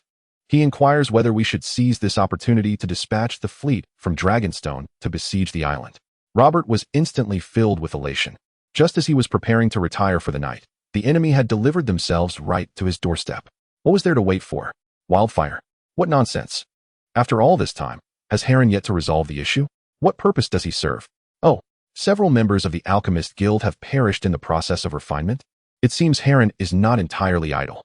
Very well, I shall not pursue his accountability. In any case, Dragonstone has effectively severed its own limb. Whether or not Wildfire assists us is of little consequence. Robert joyfully commanded Count Redwine to lead the fleet from Dragonstone directly to the island. What? The old fellow claims he can only send half the warships, with the remainder needed to guard against the Ironborn at Driftmark? Very well, at this point. The difference between 200 ships and 100 is negligible. Varys found this somewhat perplexing, according to his little birds. The reins of power on Dragonstone were firmly in the hands of Prince Jeherys, who, given his cunning, should not have made such a blatant error. Surely, some hidden stratagem awaited the Iron Throne. Thus, he cautiously suggested to Robert, but the king, clearly intoxicated by the prospect of an easily attainable victory, was unwilling to heed the counsel of an old and unsightly eunuch. He was not the mad King Aerys. Had Varys not possessed some utility, he would have long since had the eunuch's head severed to placate the grievances of the nobles within King's Landing. Disheartened, Varys could only retreat, still puzzled, and resolved to have his little birds keep a close watch on the island's developments. In the birthing chamber, Queen Rhaegar's cries grew increasingly louder. Jeherys quietly extended his consciousness within, and the scene inside matched his expectations. Rhaegar's condition did not appear to be one of distress, but as an advanced maternal age. Her strength was momentarily waning. Thus, he discreetly sent a thread of spiritual energy to Queen Rhaegar, invigorating her with a surge of new strength. The wails of a newborn soon echoed, and everyone was filled with excitement. Meanwhile, Rhaegar, feeling a wave of relief, fainted, but fortunately, Jeherys' spiritual energy safeguarded her heart. As long as the midwives and scholars inside were not fools, they would undoubtedly know how to care for her. Outside, the winds did not relent, rather. They seemed to have been incited further, with thunder growing more intense and bolts of lightning striking the fortress's towers. Before long, Jeherys witnessed thick smoke rising from the sea dragon tower, evidently struck by lightning. He glanced at the newly born mother of dragons, and a wave of sentiment washed over him. This tiny being, destined to become the mother of 3 mighty dragons in the original tale, would eventually contend with a foe as fearsome as the Night King. What a burden to bear. However, in this life, you seem fortunate, dear one. You shall not endure such hardships. Chapter 58. The height of insult isn't the one outside being a tad too overbearing? Is it really necessary to create such a tempest over the mere act of childbirth? The howling winds outside have undoubtedly surpassed a force of 15. And in such ferocious gusts, Jeherys can hardly fathom how the humble abodes of the fishermen and farmers at the foot of Dragon Mountain will withstand the onslaught. Having personally endured numerous super typhoons on Blue Star, he recalls how even the stout camphor trees, thick as a bowl, were uprooted, and the once mighty phoenix trees toppled as if they were mere saplings. Though he had already advised the villagers to seek refuge within the mountain, a portion of the elderly stubbornly clings to their homes. Standing by the window, he witnessed the heart-wrenching sight of countless thatched roofs and wooden shanties being torn asunder by the gale. Boards, straw, and small dark figures were whisked into the heavens, vanishing in the blink of an eye. By the heavens, after this tempest, I shall have to expend considerable resources and labor to provide disaster relief and reconstruct the homes. Amidst the thick clouds, streams of spiritual energy emerged, their potency modest, seemingly akin to the foundation-building stage of cultivation. Yet, for reasons unknown, they stirred such a formidable might in the heavens and earth. One might claim to be an earth immortal or a celestial being, and I would have no choice but to retreat. But when did even a mere foundation cultivator dare to act with such impudence? Truly, when the tiger does not roar. Do you presume me to be a mere cat? He retrieved a massive double-arc dragonbone longbow from the armory, strung it without regard for the customary rule of never loosing an arrow without a target, and drew the bowstring taut. The power indeed felt substantial. With a few arrows in hand, he ascended directly to the pinnacle of the flying dragon tower, where the tempest intensified, and as if sensing the mortal provocation below, the lightning began to converge here in abundance. Disciple Hegia, I beseech the deities of the Thunder Department. Jeherys had unknowingly set up a ceremonial altar. Draped in yellow cloth, with incense already prepared, the altar opened, water summoned, banners raised, and proclamations declared. At the altar, the tablet of the Thunder God of the Nine Heavens was centrally positioned, surrounded by the Thunder Department's true monarchs, generals like Pang Lu, Go Bai, Ma Zhao, Wen Guan, and Deng Xian, Zhang Tao, along with offerings of 3 animals, for fruits, candles, and gold ingots. Everything was in readiness. With feet grounded in the steps of Yu, he wielded a peachwood sword, clad in a flowing ceremonial robe reaching his calves, with long sleeves draping gracefully, embroidered with golden and silver threads depicting auspicious symbols: the sun, moon, stars, bagua, pagodas, dragons, phoenixes, and cranes. Swift as the wind, his movements were imbued with an ethereal aura, reminiscent of a youthful Taoist priest. The essence of spells lies in their ability to commune with the spirits of heaven and earth, even in the world of ice and fire. Where the Thunder Department lacks worship, the divine positions bestowed by the celestial laws still enable the manifestation of their divine power. In an instant, the ears of all beings in the realm of ice and fire resonated with a thunderous echo. O trembling thunder, I command thee, vanquish the malevolent and purify the celestial realm. With urgency, as per the decree, Jeherys cast a talisman into the air, igniting spontaneously without wind. A flash of fire surging towards an unknown destination, and in that instant, a thunderbolt as thick as a barrel descended from the ninth heaven, striking the eye of the storm. The ominous clouds that enveloped the eye of the storm were suddenly dispelled, revealing the keen gaze of Jeherys. In the distance, he discerned 2 peculiar entities flapping in the sky, one with a bird's head and a human body, the other a human head with a bird's body. As they spiraled and entwined with one another, they conjured swirling winds and clouds. However, after the thunderclap, they could no longer stir the elements. Even after circling for a while, They failed to gather clouds and thunder. What malevolent beings are these? In broad daylight, under a clear sky, they dared to engage in such indecent acts without clothing. Take this, 2 arrows for you. Jeherys' anger surged, emboldened by his indignation. The creatures above bore a striking resemblance to the legendary untransformed minor demons. Thus, he felt no fear. With determination, he leaped from the window, soaring to the dome of the tower. The enchanted armor within his dantian enveloped him, cloaking his entire being like a humanoid divine dragon, with remnants of lightning crackling between the armor plates. Behold, the blood from my tongue is the blood of my heart. I shall strike down evil without mercy. He bit through his tongue, allowing a mouthful of bloodied saliva to spray onto the arrowheads, igniting them with a fiery crimson glow. Drawing his bow and loosing 2 arrows in quick succession, they streaked through the sky like meteors, infused with the brilliance of thunder and blood. Racing towards the monstrous beings above, the spectacle was awe-inspiring. The 2 creatures, albeit possessing only foundational cultivation, were emboldened by their ability to command the winds, rains, and lightning, and they hastily sought refuge, evading the lethal projectiles. After all, arrows are still arrows, lacking the tracking capabilities of missiles. The monsters exchanged glances, hastily conjuring a tempest of cloud and fleeing in fear. Humph, I can see at a glance you are not human.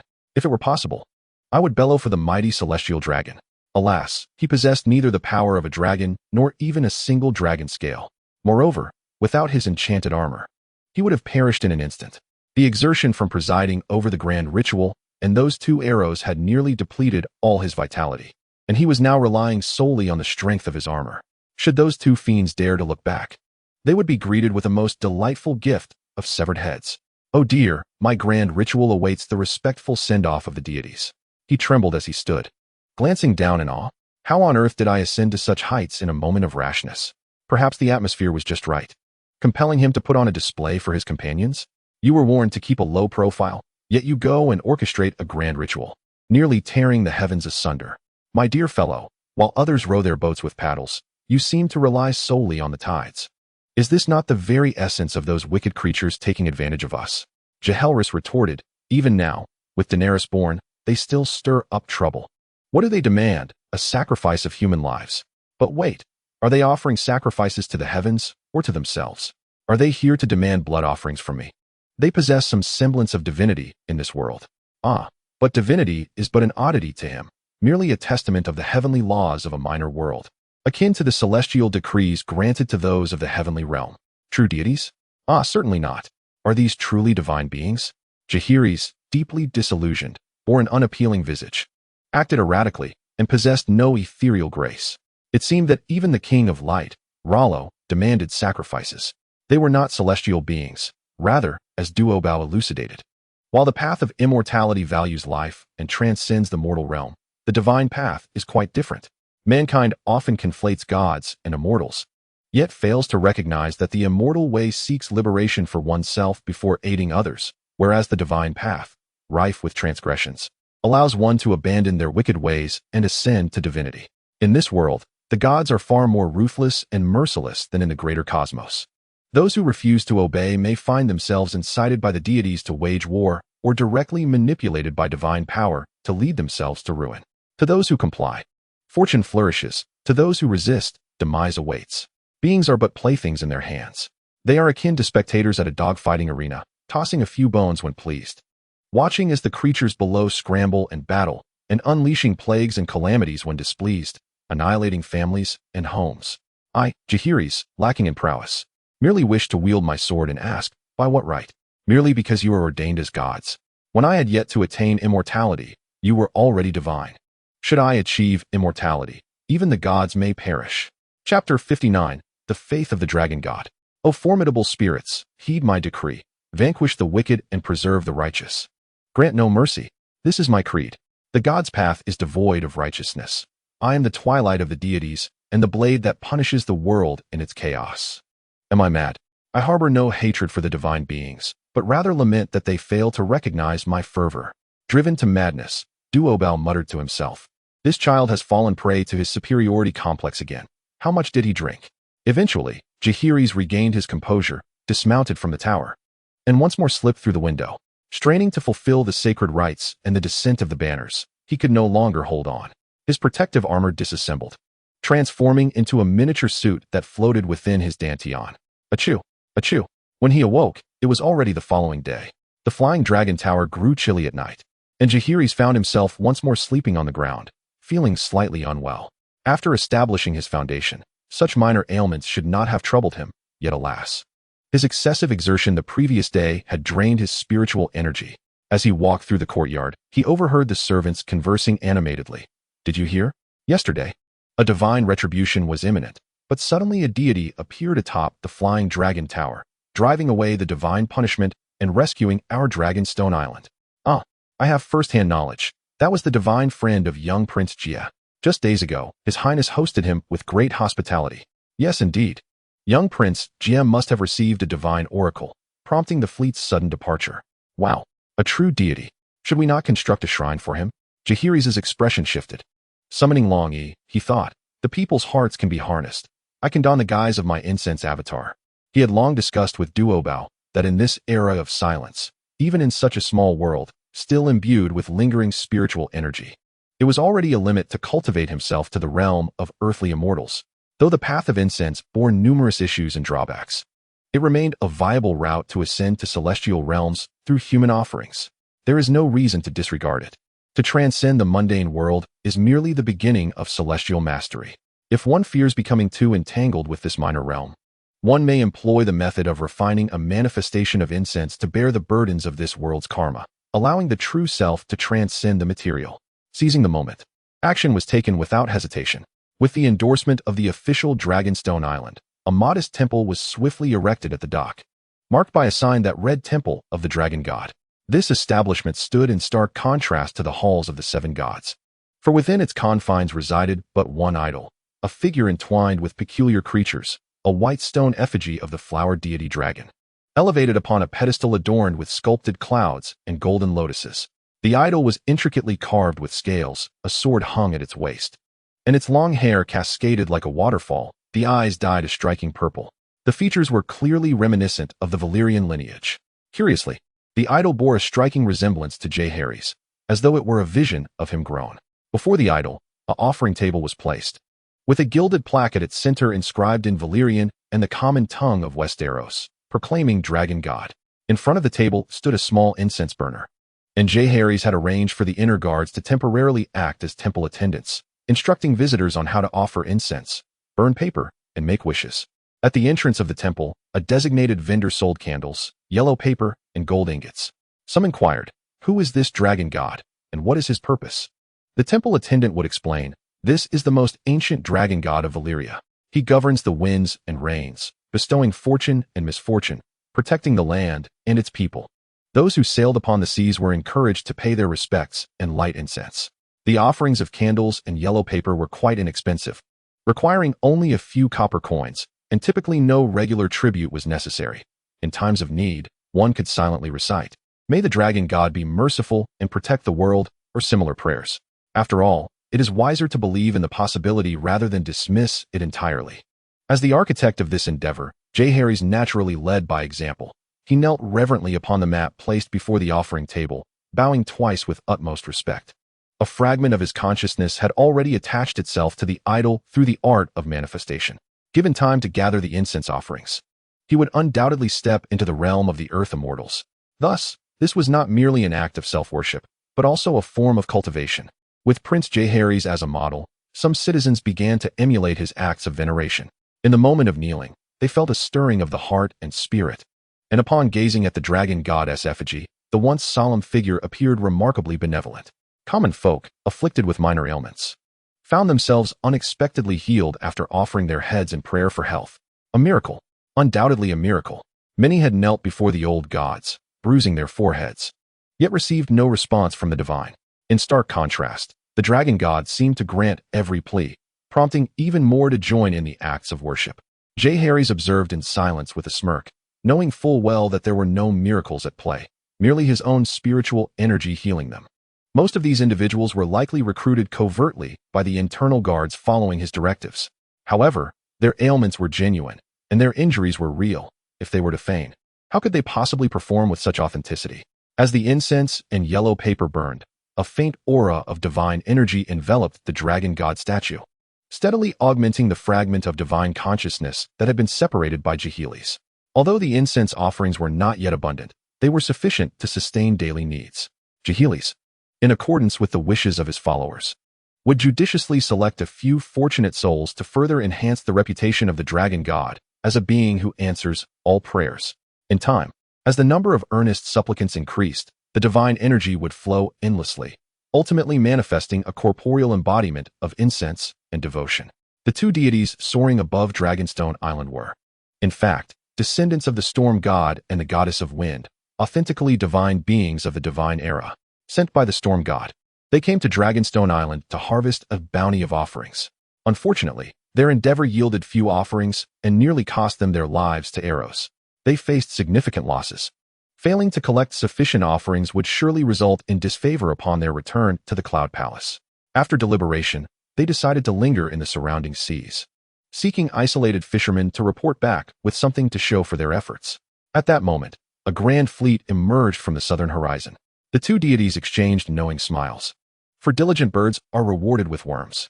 Days later, upon the return of the royal fleet, news arrived that the majority of the Redwind fleet had been devastated by the storm. On Dragonstone Island, the faith in the dragon god soared to new heights. If he were not a genuine deity, how could he have foreseen the tempest and arranged for the island's inhabitants to evade such peril? Even the soldiers of the royal fleet reported that shortly after departing Dragonstone Island, they witnessed the storm's sudden formation. Were it not for the dragon god's protection, they would have surely become the lunch of sea creatures. Consequently, they too joined in the veneration of the dragon god. The surge in worshippers caused a notable depletion of incense and yellow paper, prompting Jeherys to hastily organize royal craftsmen to work overtime, ensuring the needs of the faithful were met. From that day forth, the wishes of the people began to manifest gradually. Some even fervently claimed to have dreamt of the dragon god that night, although it seemed the deity had caught a cold, as he was incessantly sneezing. Many were skeptical of such assertions, pondering how a divine being could possibly suffer from a cold. Chapter 60, Layla's coronation. Naturally, discussions and debates surrounding the dragon god began to intensify. In those monotonous times, what could be more exhilarating than witnessing the birth of a deity?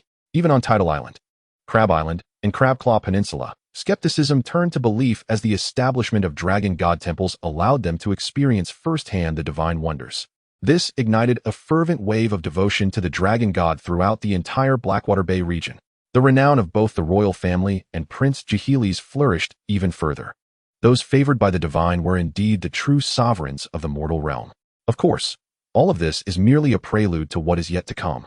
In the distant depths of the underwater palace, a deity suddenly opened his blood-red eyes, his blue lips quivering. How intriguing, my dear Lillian, that you have made the journey to Dragonstone. With the passing of Old King, the Targaryen family seemed to have ceased their claims to the throne. Whispers circulated among the populace that the Targaryens were prepared to relinquish the Iron Throne, especially since they had lost their dragons. Their remaining territory was but a diminutive island, with only a handful of the once loyal lords still standing by them. Yet, unexpectedly, leveraging the name of the dragon god, the Targaryen family proclaimed their imminent coronation.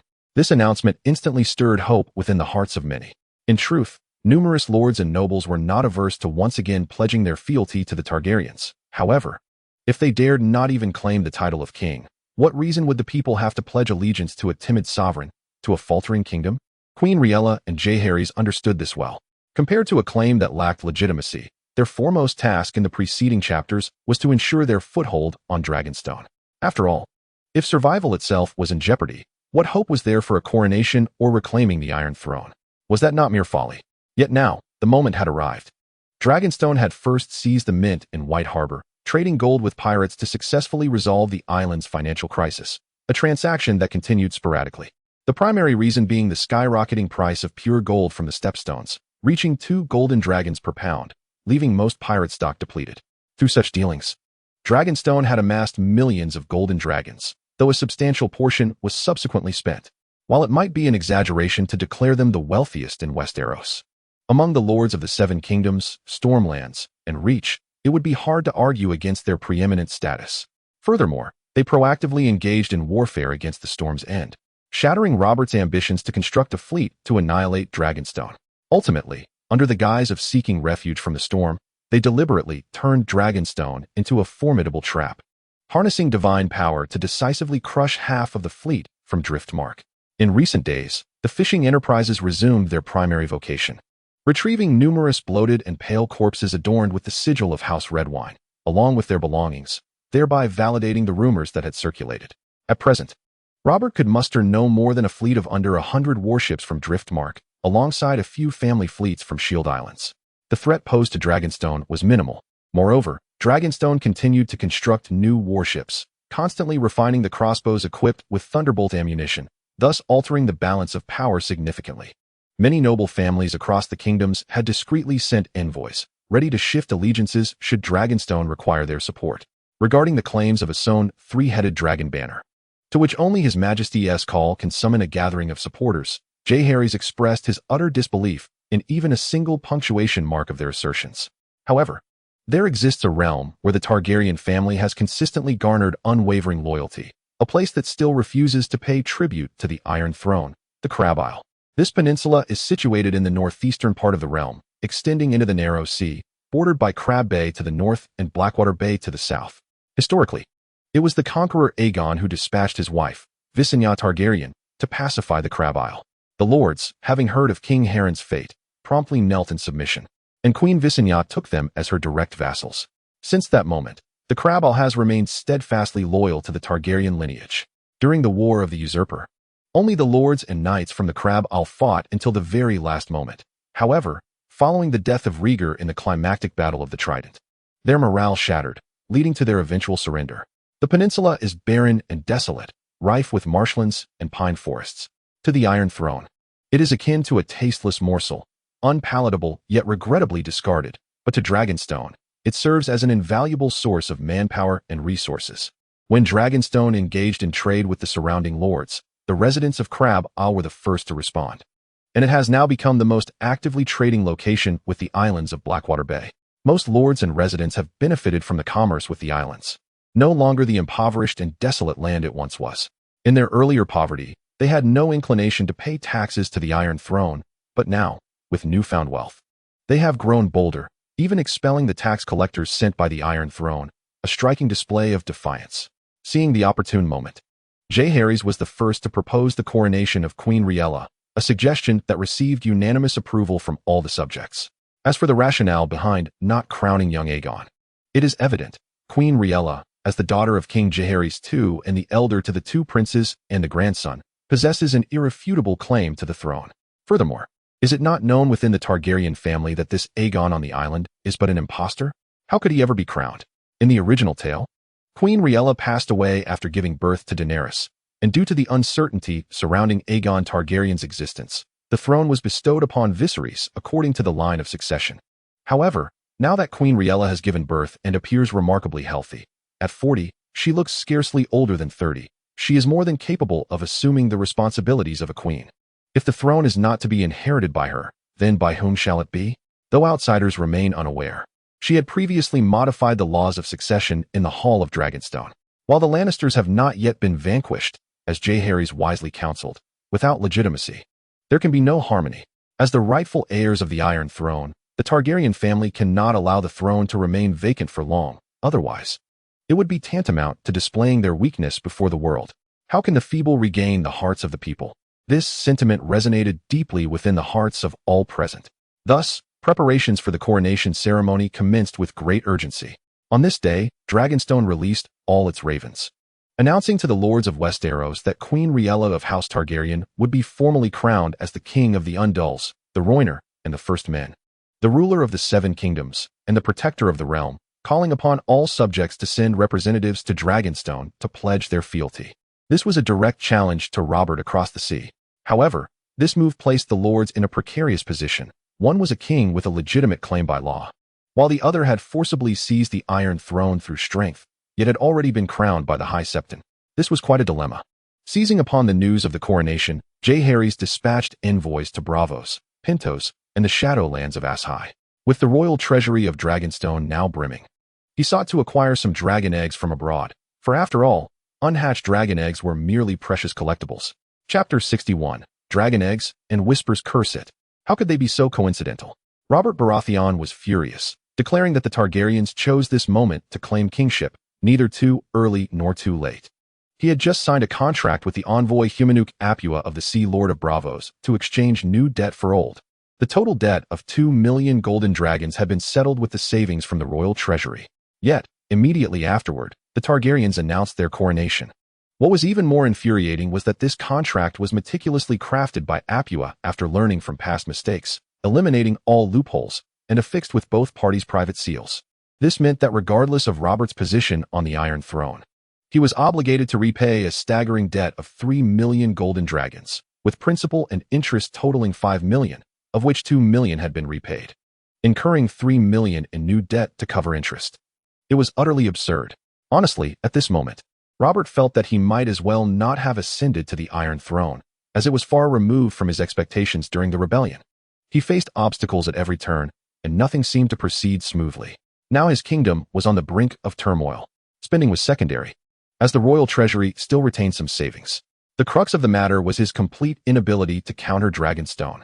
He could not fathom why even the gods seemed to side with House Targaryen, leading to the complete annihilation of the Red Wine fleet that had ventured to Dragonstone.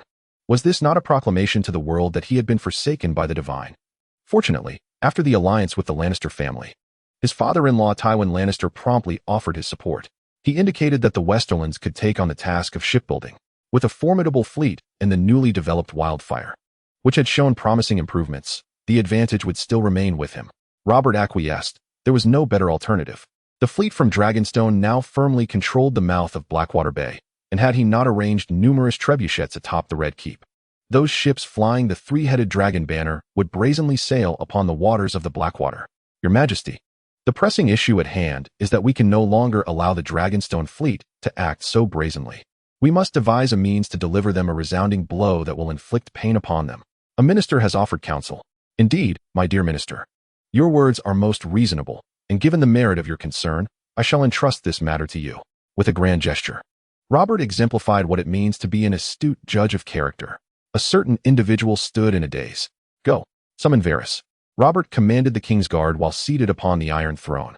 Following the conclusion of the Battle of the Tower of Joy, Robert ultimately appointed Ser Barristan Selmy as the captain of his Kingsguard, upon the counsel of the Queen and Tywin. The remaining 6 members are as follows: Jaime Lannister, Boros Blunt, Visanne Osprey, Mandon Moore, Meryn Trant, and Preston Greenfield. However, many believe that this cohort of white-cloaked knights is the most incompetent in history. Only the fearless Barristan possesses true prowess. Yes, your Majesty. A white-cloaked knight accepted the command. Robert's gaze darkened. There was no other recourse but to proceed in this manner. He assured himself, I am the envoy of the drowned god. I beseech the deity of this realm to come to the shore for a moment. After a gentle evening breeze, Jeherys received a telepathic message, distant yet distinctly clear. You see, this is all you're doing, is it not? The voice of the Tree of Wisdom echoed. Mastering telepathic communication is no trivial feat. Jeherys had long since acquired this skill, and not only could he communicate telepathically, but he could also split his consciousness and deliver prophetic dreams. However, this division of consciousness had temporarily diminished Jeherys' strength, though it would naturally restore itself. Given the intensity of this telepathic communication, it seemed unlikely that the Cinder was an immortal. At most, they might be a celestial being suppressed in rank. Fear not, simply be bold, the Tree of Wisdom urged.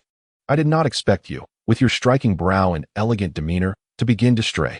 Jeherys retorted, having just recovered from a grand ritual, only to be beset by consciousness splitting and a cold, knowing his strength could not rival his peak. Judging by the intent of the telepathic sender, it would appear they did not wish to engage in combat, would they? If it were a fight, I would decline. Fear of humiliation looms if I cannot prevail. Yet should I succeed, I might face the wrath of an elder if the younger is defeated. Nevertheless, I must attend. Thus, he donned his meteor sword, grasped his twin recurved bow, and slung his quiver over his back. More extraordinarily, he selected a spear from the armory. Though these are mere mortal weapons, once adorned, an aura of iron and blood arose. Let us proceed. I shall meet with them. Jeherys admired his formidable appearance, satisfied with his imposing presence. Upon reaching the castle's exterior, he dismissed the guards and mounted a steed, galloping toward the location of the telepathic message.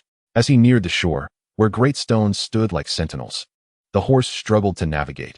Thus, he leapt down, his feet gently touching the ground. Leap of the stones. He murmured inwardly. In an instant, he transformed into a faint shadow, weaving and bounding among the towering rocks by the shore.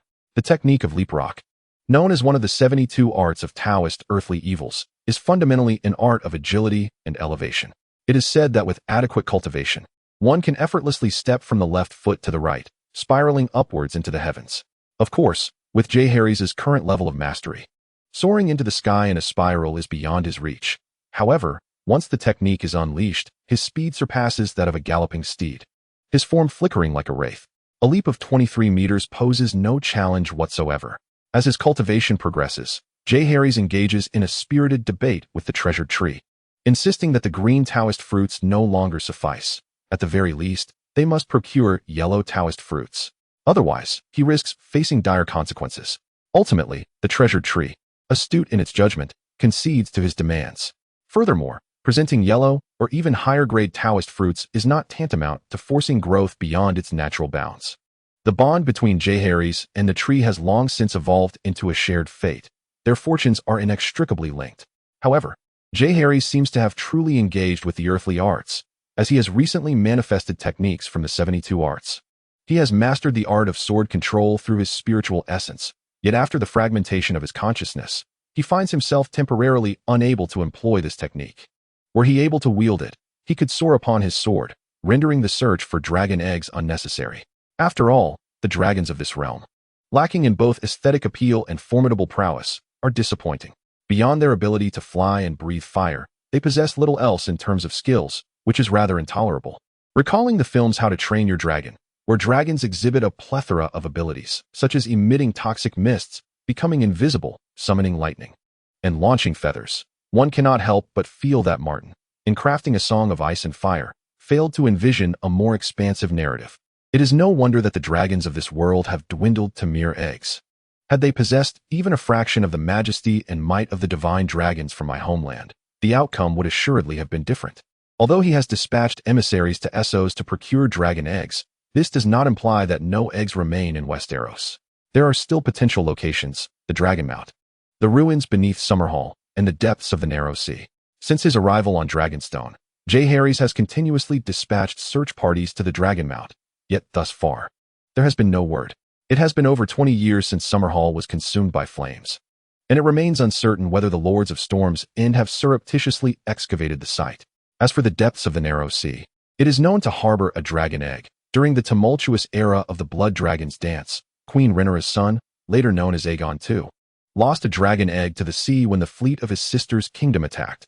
However, scouring the vast ocean for a single egg is, in this age, a foolhardy endeavor, akin to an unwise choice even in the realm of Blue Star. As for Summerhall, he has instructed his inner guards to discreetly investigate, while the sea is the cradle of my existence. Chapter 62, The Forbidden of Ice and Fire with the enhancement of the leap rock technique. Jeherys swiftly arrives at the location of the sound transmission. Here lies a small rocky shore, distant from the dock and the conch farms, where human presence is scarce. Beneath the moonlight, a figure stands upon the stones, with long, pale green hair cascading behind. As Jerry stepped onto the rocky edge, the figure suddenly turned. There stood a person adorned with a golden crown, their lush, seaweed-like hair restrained beneath it. A magnificent headpiece, set with a large purple gemstone, secured the hair in place, revealing pointed ears akin to those of an elf. With silver eyes and a regal nose, the cheeks bore delicate silver scales, clad in a shimmering skirt woven from seaweed. The sleeves barely reached the elbows, leaving a tantalizing glimpse of fair skin. The waist was slender, revealing a small navel, but it swiftly expanded into a grand, fish-like tail. The iridescent scales of the tail sparkled under the moonlight, emanating a gem-like radiance. A mermaid, Jeherys exclaimed in his heart. Enough of this Na'vi demeanor.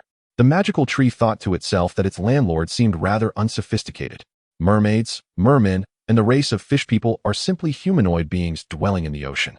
In the realm of the divine, they are not uncommon. Jeherys recalled that the first skill in his golden Dao fruit was bestowed upon him by the goddess of the fish people in a miniature world. I am the fish king under the command of the water god.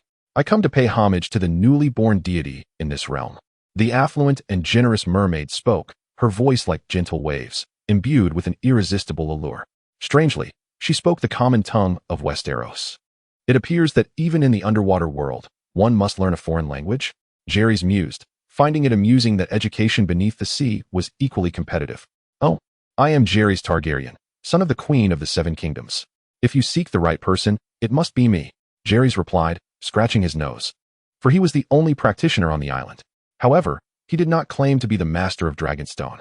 To his surprise, the Fish King chuckled, covering her mouth, revealing a set of teeth as delicate as pearls. Most disarming was the way her lips, lightly bitten, heightened her allure. Had a captivating beauty spoken to him thus in his past life, he would have been flushed, timidly sneaking glances.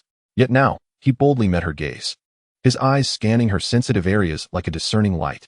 Having spent considerable time aboard the ship, Jeherys had heard sailors and soldiers boast of their encounters with mermaids, recounting tales of extraordinary interspecies romances. Now, witnessing a living mermaid, he couldn't help but wonder how they achieved such feats. There seemed to be no openings in that tale. Could it be that they emerged from the navel? Should anyone boast again, he would certainly bestow upon them the title of Mermaid Knight or Golden Needle Mushroom Knight. What? The Mermaid King was momentarily taken aback, only to find Jeherys' eyes furtively scanning her magnificent tail, which ignited a wave of embarrassment and indignation within her. From the moment of her birth, she had yet to find a companion. While her appearance might suggest otherwise, in truth, she was not as she seemed. A crimson hue spread across her cheeks and neck, and her fishtail swiftly sank into the depths of the sea, denying Jeherys any opportunity to continue his scientific inquiries. This was a divine gift bestowed upon the newborn deity. With a graceful motion of her hand from behind her back, a flash of red light illuminated the scene, revealing an object that appeared in her delicate grasp, a treasure that encapsulated the universe within a mustard seed. Jeherys' eyes gleamed with excitement. This was the first time he had encountered such a storage artifact on anyone other than the treasure tree since arriving in this world. The Mermaid King elegantly tossed the object towards him. Jeherys hastily reached out to catch it, grasping a golden orb, roughly the size of a human head, which felt warm to the touch and was slightly heavier than a stone. A dragon egg? Where had this artifact come from? 100 years ago. In the throat of the world, ah? So it was that dragon egg. Jeherys had never anticipated that the least likely of treasures would be the first to come into his possession.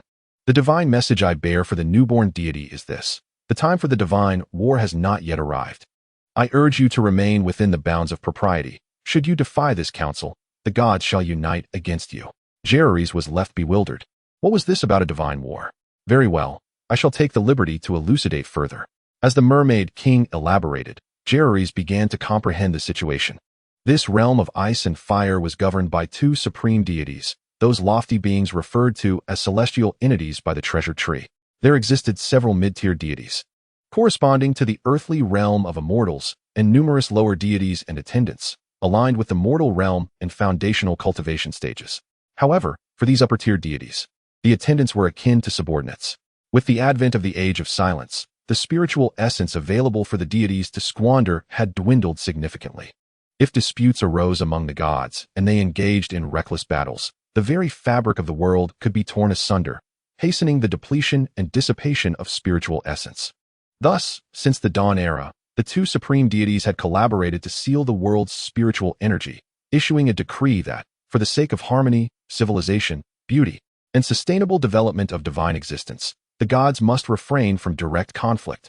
Should a significant depletion of spiritual essence occur, the deities would rise in unison against the offenders. Yet, even with the utmost conservation in the Age of Silence, the day would inevitably arrive when spiritual essence would fade. Thus, the final divine war loomed on the horizon, where grievances would be avenged and enmities resolved. Furthermore, it was strictly prohibited for lower-tier deities and above to directly interfere in mortal conflicts. They could employ subordinates, representatives, or followers, but direct intervention was forbidden.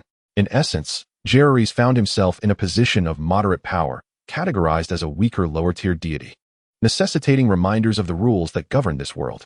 Most importantly, while one may choose to disregard the unspoken rules when others decide to act against you, they must ensure you understand the reason for their actions. Certainly, the words of the Merfolk King were not expressed in such a manner, yet the essence remains intact. Grant her the promise. Stalling for time will serve your interests. The voice of the wondrous tree resonated. Very well. I am a person of principles. You respect me, and I shall reciprocate. The Merfolk King recalled the unabashed gaze directed at him, which hardly conveyed respect.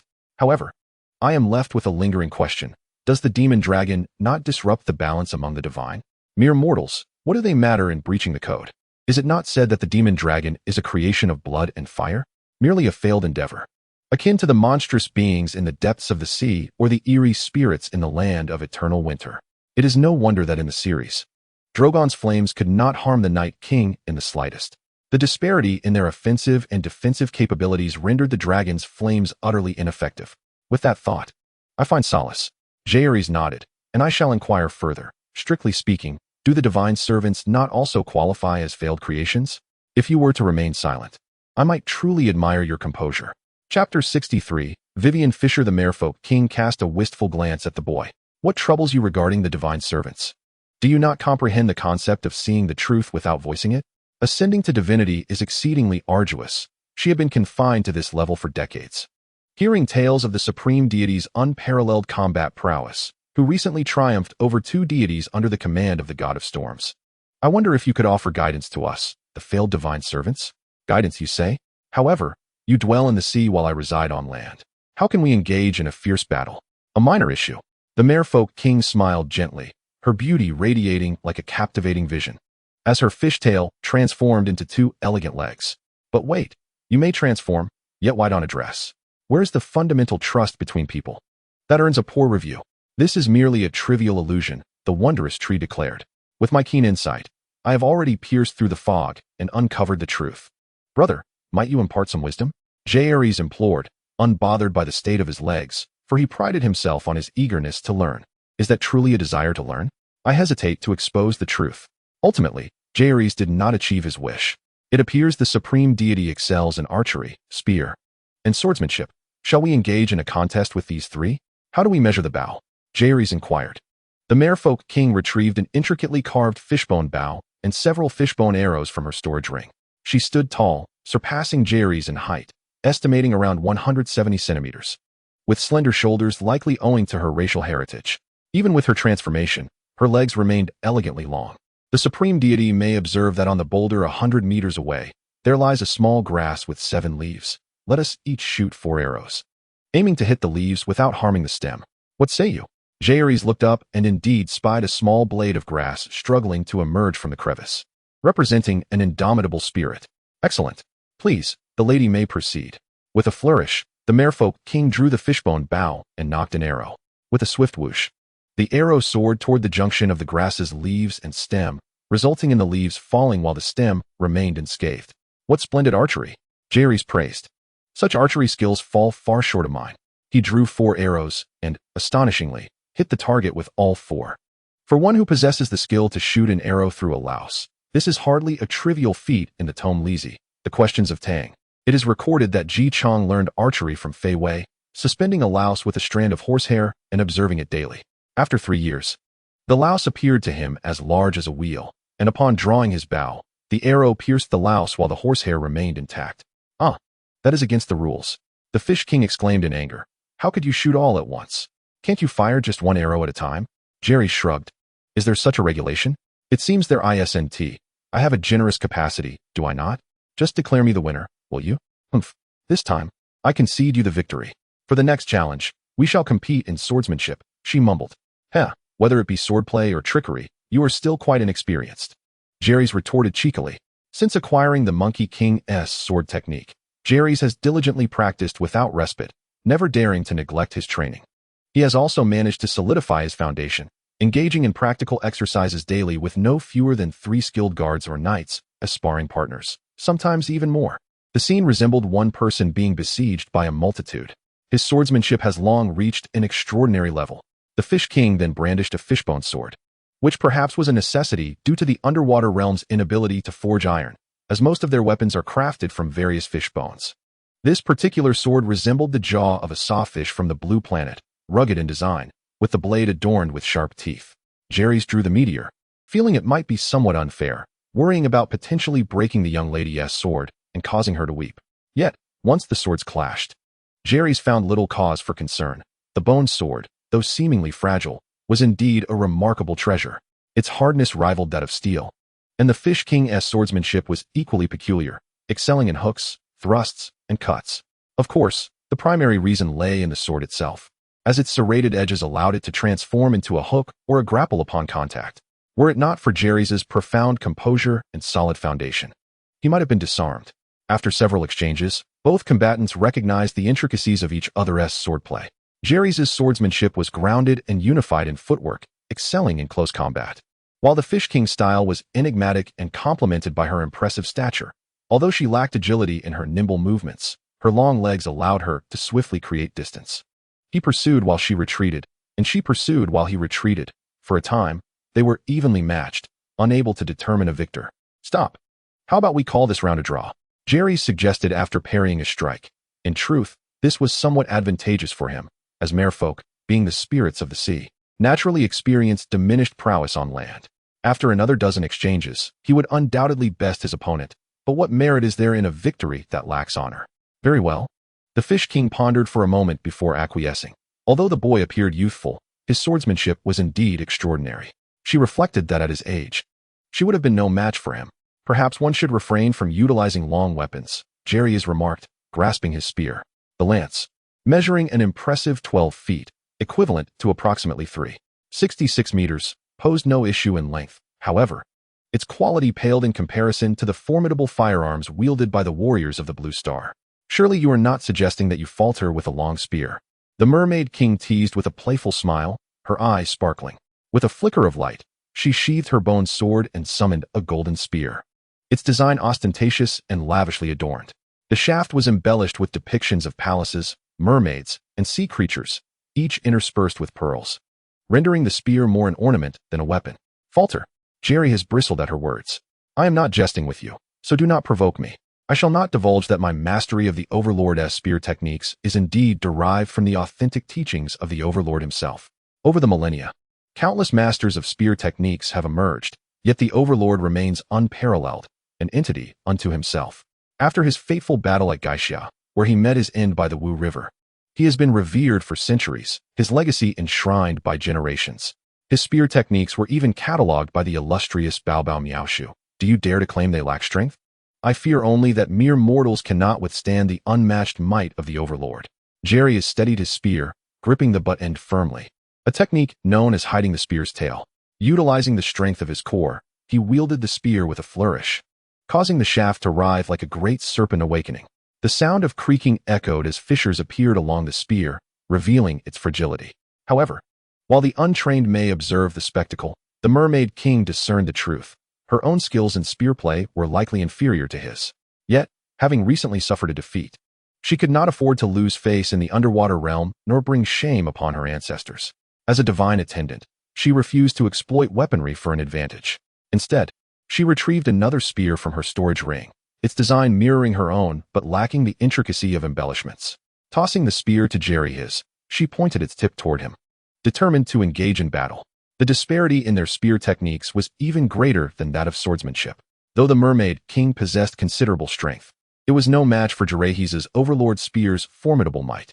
Within mere moments, as their spears clashed, Jeherys seized the opportunity to exert his strength, sending her ornate spear flying from her grasp. At that moment, fatigue overcame her, her arms felt weak, and her magical prowess waned, reverting her to her elongated tail. Unsteady, she stumbled and fell against the rocky shore. Be careful, Jeherys exclaimed, using his spear to support her under her arm as he helped her to her feet. This, however, earned him a scornful glance. The Mermaid King felt a surge of frustration. I offered you my spear, knowing its inferior quality. Now, having fallen, are you not supposed to rush forward and embrace me with your robust arms? Why resort to your spear? Do you fear I might claim damages from you? Humph, foolhardy. Farewell. With a huff, she declared, retracting her magnificent spear without requesting another, and leaped towards the sea. Hey, what is your name? Jeherys shouted. After all this time, he realized he didn't even know her name, which was indeed quite rude. Lillian Fisher. A voice echoed, and the waves on the surface of the sea covered the ripples, crashing against the rocky shore. Fisher? I would say it's more about exhausting one's blue mana. Chapter 64. The Birth of the Dragon. Huh, my dear brother. You appear quite clever, yet why are you acting so foolishly at this critical moment? The treasured tree mocked, having never encountered such a bluntly straightforward individual. Nonsense. If she were truly one of those delicate young ladies, I would have embraced her immediately, but she is not. Jeherys retorted with conviction. What if she takes a stab at me while I assist her? You make a compelling argument. The treasured tree was left speechless. resigning itself to the fact that this child, having already suffered from a superiority complex, was now afflicted with paranoia. Do you not feel anything else for her? The merfolk are quite a popular race even across the myriad realms. Jeherys pondered for a moment and replied, I do. Quick, speak. Her storage ring is rather impressive. Oh, matchmaker. Next time, do tether a steel wire, for the red thread does not seem to suffice. The treasured tree lamented in exasperation, you are merely a fire priest. Capable of starting a family, why are you so narrow-minded? Alas, have you not sensed the vibrant life force within this dragon egg? Jeherys held the gem-like egg, its surface adorned with golden scales and white patterns. I have an inkling it might hatch at any moment. This spirit pet is indeed on the verge of birth. It has been nurtured by divine power for over a century, mused the treasured tree. Such low-tier spirit pets do not actively absorb spiritual energy before birth. Either their parents have infused sufficient energy into the egg at the time of laying, leading to a natural emergence when the time is ripe, or they are deliberately infused with energy postnatally to complete the final transformation. This egg was retrieved from the sea. People often say that water and fire are incompatible. At the moment of its fall into the ocean, it must have been taken by the sea deity, nurtured by divine power. Otherwise, the life force within would have long since perished. One might say it is indeed a magnificent gift. Hurry and infuse your spiritual energy into it, nurturing it well. If possible, for the next period, also transfer the spiritual energy from a few Tao fruits. Advised the treasured tree. Why? Weren't you always complaining about the weak strength of dragons in this world?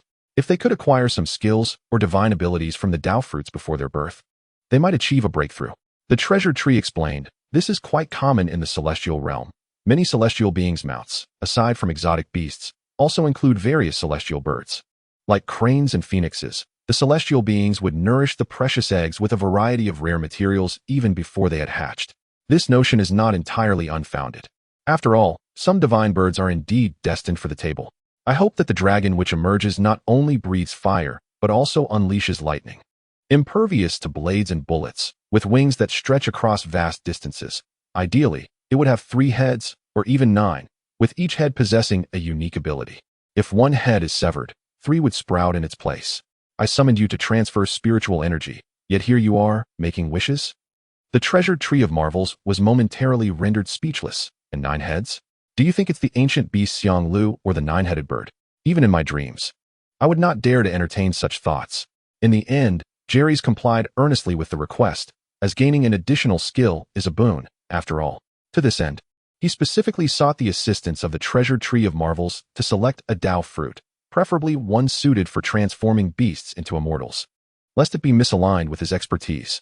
The treasured tree pondered for a moment and realized that there indeed existed quite a few non-human entities that had achieved immortality. Being able to discern the fruits it had borne, it swiftly identified one. Having more would be of no use and could harm the spirit companion. One was just right. Jeherys contemplated for a moment and returned to the altar where the dragon tower was located, adeptly following the rituals of bathing, changing garments, and cleansing his hands. Come, the deal is sealed. Open. In truth, without personally absorbing the spiritual energy contained within the Tao fruit, one cannot truly fathom its essence. Thus they must wait for the dragon egg to hatch. As Jeherys transferred the spiritual energy of the Tao fruit, he also formed a contractual spell as directed by the treasured tree, embedding it within the shell of the egg. The advantage of this approach is that it allows the spirit companion to resonate with his intentions. Although divine consciousness could achieve this, it remains a one-way communication. After completing all these tasks, they heard cracking sounds emanating from within the shell, as the small dragon grew restless, clawing, biting, and butting against the shell. Finally, a fissure appeared on the surface of the egg, followed by a pair of sharp dragon horns, and then the dragon's head emerged. Wow, it's born already. Jeherys felt that the arrival of this colossal dragon seemed a tad too hasty. He looked up at the sky. In the original tale, when Daenerys' 3 dragons hatched, a comet weeping blood graced the heavens. Yet now, as my dragon hatches, why is there nothing in the sky? Is the disparity in treatment so blatant? The newly hatched little dragon was roughly the size of a kitten, reminiscent of Princess Rhaenys' little cat, named Balerion. However, when departing from King's Landing, Balerion had been scurrying about in the Red Keep and did not manage to board the ship. Jeherys would not go to great lengths to find it, as managing 2 children was already quite a challenge. The little dragon was resplendent in a golden hue, with sharp horns on its head and bony spines along its back in a creamy white. Its body bore irregular white stripes, and the membrane of its wings displayed a delicate pink. To be honest, one might have misordered the logic here. The image of the little Groot from the treasured tree emerges, its head bowed as it playfully engages with the newly hatched dragon. Perhaps it is the appearance of the red comet you mentioned that has coincidentally heralded the dragon's birth, rather than the other way around. They speak of the war of the gods. Could it be that the blood-crying star signifies the imminent clash of deities? Or that the celestial beings have unraveled the seal of spiritual energy? This remains shrouded in uncertainty. Nevertheless, time is of the essence for you, Hygeia. The treasured tree seldom employs such earnest appellations, and the name Hygeia has not graced his ears for far too long, though it lingers deep within his heart, unforgotten. I am Hygeia, and I am also Jeherys Targaryen. Jeherys solemnly declared to the treasured tree, as if sensing its master's sentiment. The little dragon raised its slender, serpent-like head and hissed at the treasured tree, a faint plume of smoke escaping its mouth. Look at this little creature. With its elongated neck, delicate wing membranes, and feeble scales, all are vulnerabilities. Jeherys critiqued the newly hatched dragon with a fervor akin to a parent overseeing a child's homework. The little dragon, intimidated, withdrew its neck and promptly folded its wings, adopting a demeanor of obedience. Have a bit of patience. Even the Nine Heavens dragon was once a humble mudfish. The treasured tree reassured. Wait a moment. I recall that when you signed the contract with me, you seemed to have used the name Jeherys, didn't you? The treasured tree suddenly realized, goodness, I am being so sincere, and you still intend to entrap me with this contract? Absolutely not. The former name must be included, or I shall not pay the rent. Chapter 65. Accelerate further what? My son has been taken as a disciple by the dragon god, with a chance to attain divinity in the future? Queen Layla gazed at Jeherys in astonishment. Indeed, the dragon god visited me in a dream last night, instructing me to venture to the depths of Dragon Mountain to train alongside him. Jeherys now lied without hesitation, compounded by the hatching of the dragon, which he named Hyla, a golden female dragon. Jeherys covered his face. Ah, so it's Jeherys riding a female dragon. He could already sense the profound malice from the heavens. Whether a female or male dragon, the name must be melodious. One must not resort to names like Little White Longworm or Bloodworm. As the new generation's leader among dragons, who else but his little golden dragon could bear the name Hyla? Unyielding, the little claw instantly crushed the tiny hammer. Do you believe it? Despite her initial disbelief and immense reluctance, Queen Layla ultimately decided to let her child soar. Jeherys, too, found himself in a position of helplessness. His divine consciousness had quietly reached the threshold of a lower deity and dared not openly contravene the prohibitions under the watchful eyes of the gods. Additionally, the dragon god temples in the Blackwater Bay archipelago number only 3 or 4, yet their incense offerings are fervent. Once people taste the sweetness of having their wishes granted, they readily become the dragon god's most loyal devotees. At present, the pace of consciousness fragmentation has already outstripped the cultivation speed of divine awareness augmented by incense offerings. When the vessel is full, it overflows. When things reach their limit, they tend to transform prematurely into the young god. Moreover, numerous dragon shrines are being constructed like mushrooms after rain, which will further accelerate the cultivation speed of those who share in the incense offerings. Jeherys has no desire to become a specialized deity. Should he attain divinity, it would mean sharing the fate of this realm. Indeed, this predicament is somewhat his own doing, as he had, in a moment of experimentation with the dream messaging technique, sent forth his divine thoughts imbued with incense into Dragonstone Fortress one fateful night. That night, many dreamt that the dragon god, with an authoritative tone, proclaimed them his most loyal followers, bestowing upon them newfound strength. Consequently, the following morning, the archery novice, Queen Layla, stretched her limbs in the backyard, drew back a massive purplewood bow, and loosed an arrow that found its mark at the center of the target. Princess Rhaenys, on the other hand, suddenly exchanged her practice sword for a longsword nearly her own height, engaging in spirited combat training with her master, William, in the garden. As for Viserys, he brandished a spear, jabbing at the sky, and when questioned about his peculiar antics, he claimed to be practicing his spear technique on imaginary flies, asserting that the art of spearmanship was unrivaled, with the primary objective being to strike flies without causing a disturbance. Even the kitchen maid in Dragonstone Fortress wielded her cleaver with such finesse that her movements rivaled those of a squire who had trained for a decade. A stableman, armed with a spear, managed to overpower a knight with ease. Remarkably, these individuals had been utterly inexperienced in weaponry just a day prior. Now, the entirety of Dragonstone Fortress thrummed with martial vigor, boasting dozens of skilled archers and a multitude of adept swordsmen and spearmen, akin to an influx of over 100 battle-hardened knights. With the tale of the dream messaging spreading, the incense offerings at the dragon shrine flourished even more. Who among them does not yearn for strength? Who does not wish to achieve glory at the speed of a galloping steed? Jeherys pondered deeply. Now that the path of incense offerings had taken shape, his true form could not overly interfere with the affairs of mortals. Reflecting on the past years since his crossing, consumed by mundane tasks, he realized he had scarcely found time for proper cultivation. Seizing this opportunity, he resolved to publicly adhere to the edicts of the gods, while secretly retreating to further his aspirations of transcending to the realm of immortals. Contemplating the unfolding narrative. Since the War of Usurpers, the only significant rebellion had been that of the Greyjoys, which, though thunderous, was rather inconsequential. He had heard whispers of shipbuilding in the Western Territories, yet it seemed that the shipyard was perennially besieged by disturbances from the Ironborn. It was only sensible.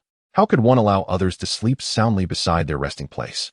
The Ironborn, if not foolish, would recognize that the emergence of a formidable fleet in the West would not merely threaten Dragonstone Island. In a recent campaign, the Ironborn, helmed by their marauding ships, ravaged the coastal territories of the West, seizing the opportunity while the locals were weary of vigilance. They launched a surprise assault on the shipyards, resulting in the deaths and abduction of numerous craftsmen. Although the soldiers of the West, under the command of Lord Tywin, managed to slay a significant number of Ironborn and destroy several of their longships, the loss of craftsmen rendered the shipyards temporarily inoperative. Lord Tywin expressed concern that even if operations were to resume, the Ironborn could strike again at any moment.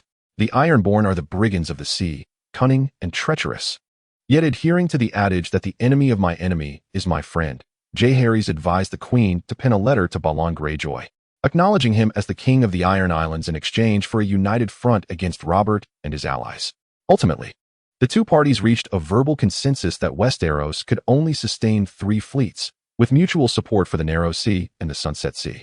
The Ironborn, however, are not reliable allies, known for their fickleness. Yet the allure of coronation and the restoration of ancient ways proved too enticing, and Balon Greyjoy ultimately joined the fray. Notably, Balon was astute, recognizing that this was the opportune moment to seek independence. To forego this chance could mean waiting an indeterminate time for another. Thus, on the first day of 285, Balon Greyjoy proclaimed himself king of the Iron Islands, crowned by the drowned man, Tally, beneath the ribs of Naga, as Tally placed a crown of driftwood upon his head. Subsequently, having secured his position, Balon demolished all the septs of the Seven, expelling the clergy, and announced a return to the old ways. Thereafter, the Ironborn rampaged, their longships visible along the entire western coast, their battle cries echoing, with shipbones cutting through endless waves. Desolate peaks and verdant plains, I am both shield and spear. The dead shall not perish, but rise again, fiercer than before. The Ironborn rebellion posed a significant threat to the lords along the coasts of the West, the Riverlands, and the Trident, compelling the entire realm to shift its strategic focus from east to west, bolstering defenses in the West, a year later, leading to the War of the Three Kings. The instigator of all this felt no remorse. After all, the Iron Islands rebellion was inevitable, and Jeherys merely accelerated its onset. Just as Robert Baratheon found himself beleaguered by 2 fleets, one from the east and one from the west, Jeherys meticulously laid out his vision for the future development of Dragonstone to Queen Rhaegar, emphasizing the need to cultivate the royal power intrinsic to Dragonstone. Reviewing the course of the War of Usurpation, one could argue endlessly that the root cause lay in the Targaryen family's insufficient strength to contend against 7 foes. Chapter 66. The authority resides with one. Jeherys and Queen Rhaegar discussed for the first time the reasons behind the Targaryens' expulsion from the Iron Throne. Undoubtedly, the absurd actions of King Aerys II were a primary factor, but the deeper issue lay in the excessive power held by the great lords, who commanded numerous vassals and legions.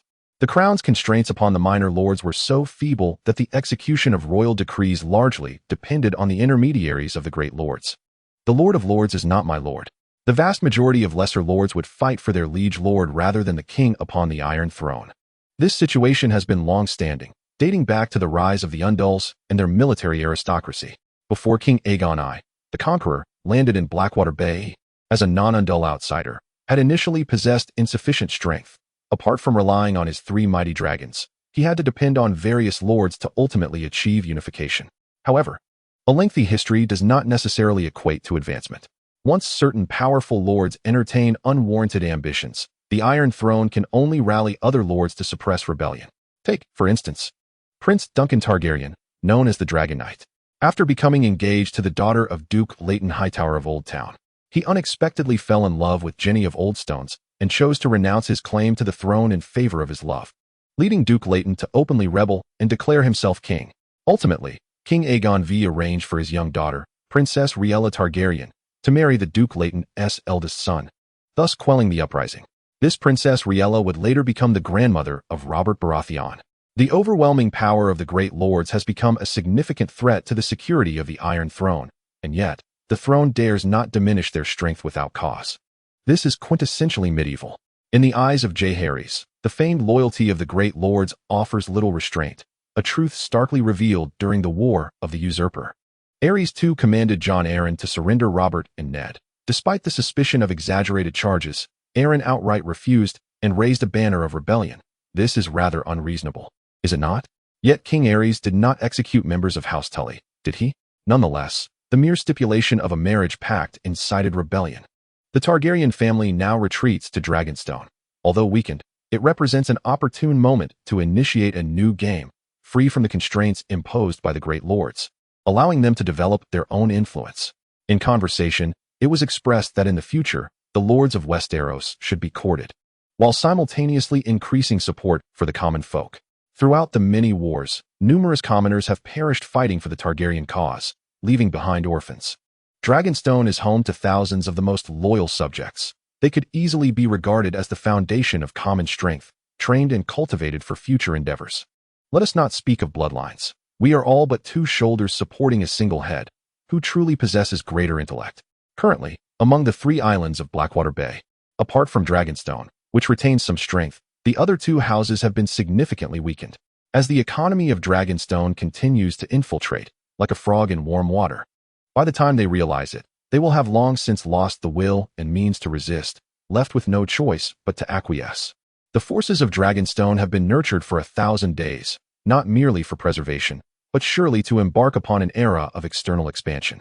Noble individuals may be bestowed with titles of lordship, yet lands shall not be granted. Instead, itinerant officials will be appointed to oversee governance. Ultimately, this will establish a fixed mindset, which, when propagated further, will enable the royal family to suppress any dissent solely through their inherent power. In such a scenario, the king will reign as the sovereign of the realm, exercising absolute authority and consolidating power. Queen Layla, persuaded by Jeherys, had never pondered this matter before. Constrained by the inertia of her era, she found the latter's ideas to be utterly subversive and revolutionary. Subsequently, Jeherys shared with Layla the envisioned military strategic layout for the future. Faced with an overwhelming array of concerns, Jeherys found it impossible to attend to every detail. Thus, he could only propose a general direction. The specifics would require Layla and her council of ministers to deliberate, as he could no longer be involved. Whether passively or actively, he must relinquish control. According to my son, the next target is indeed Undulls, located across the Narrow Sea.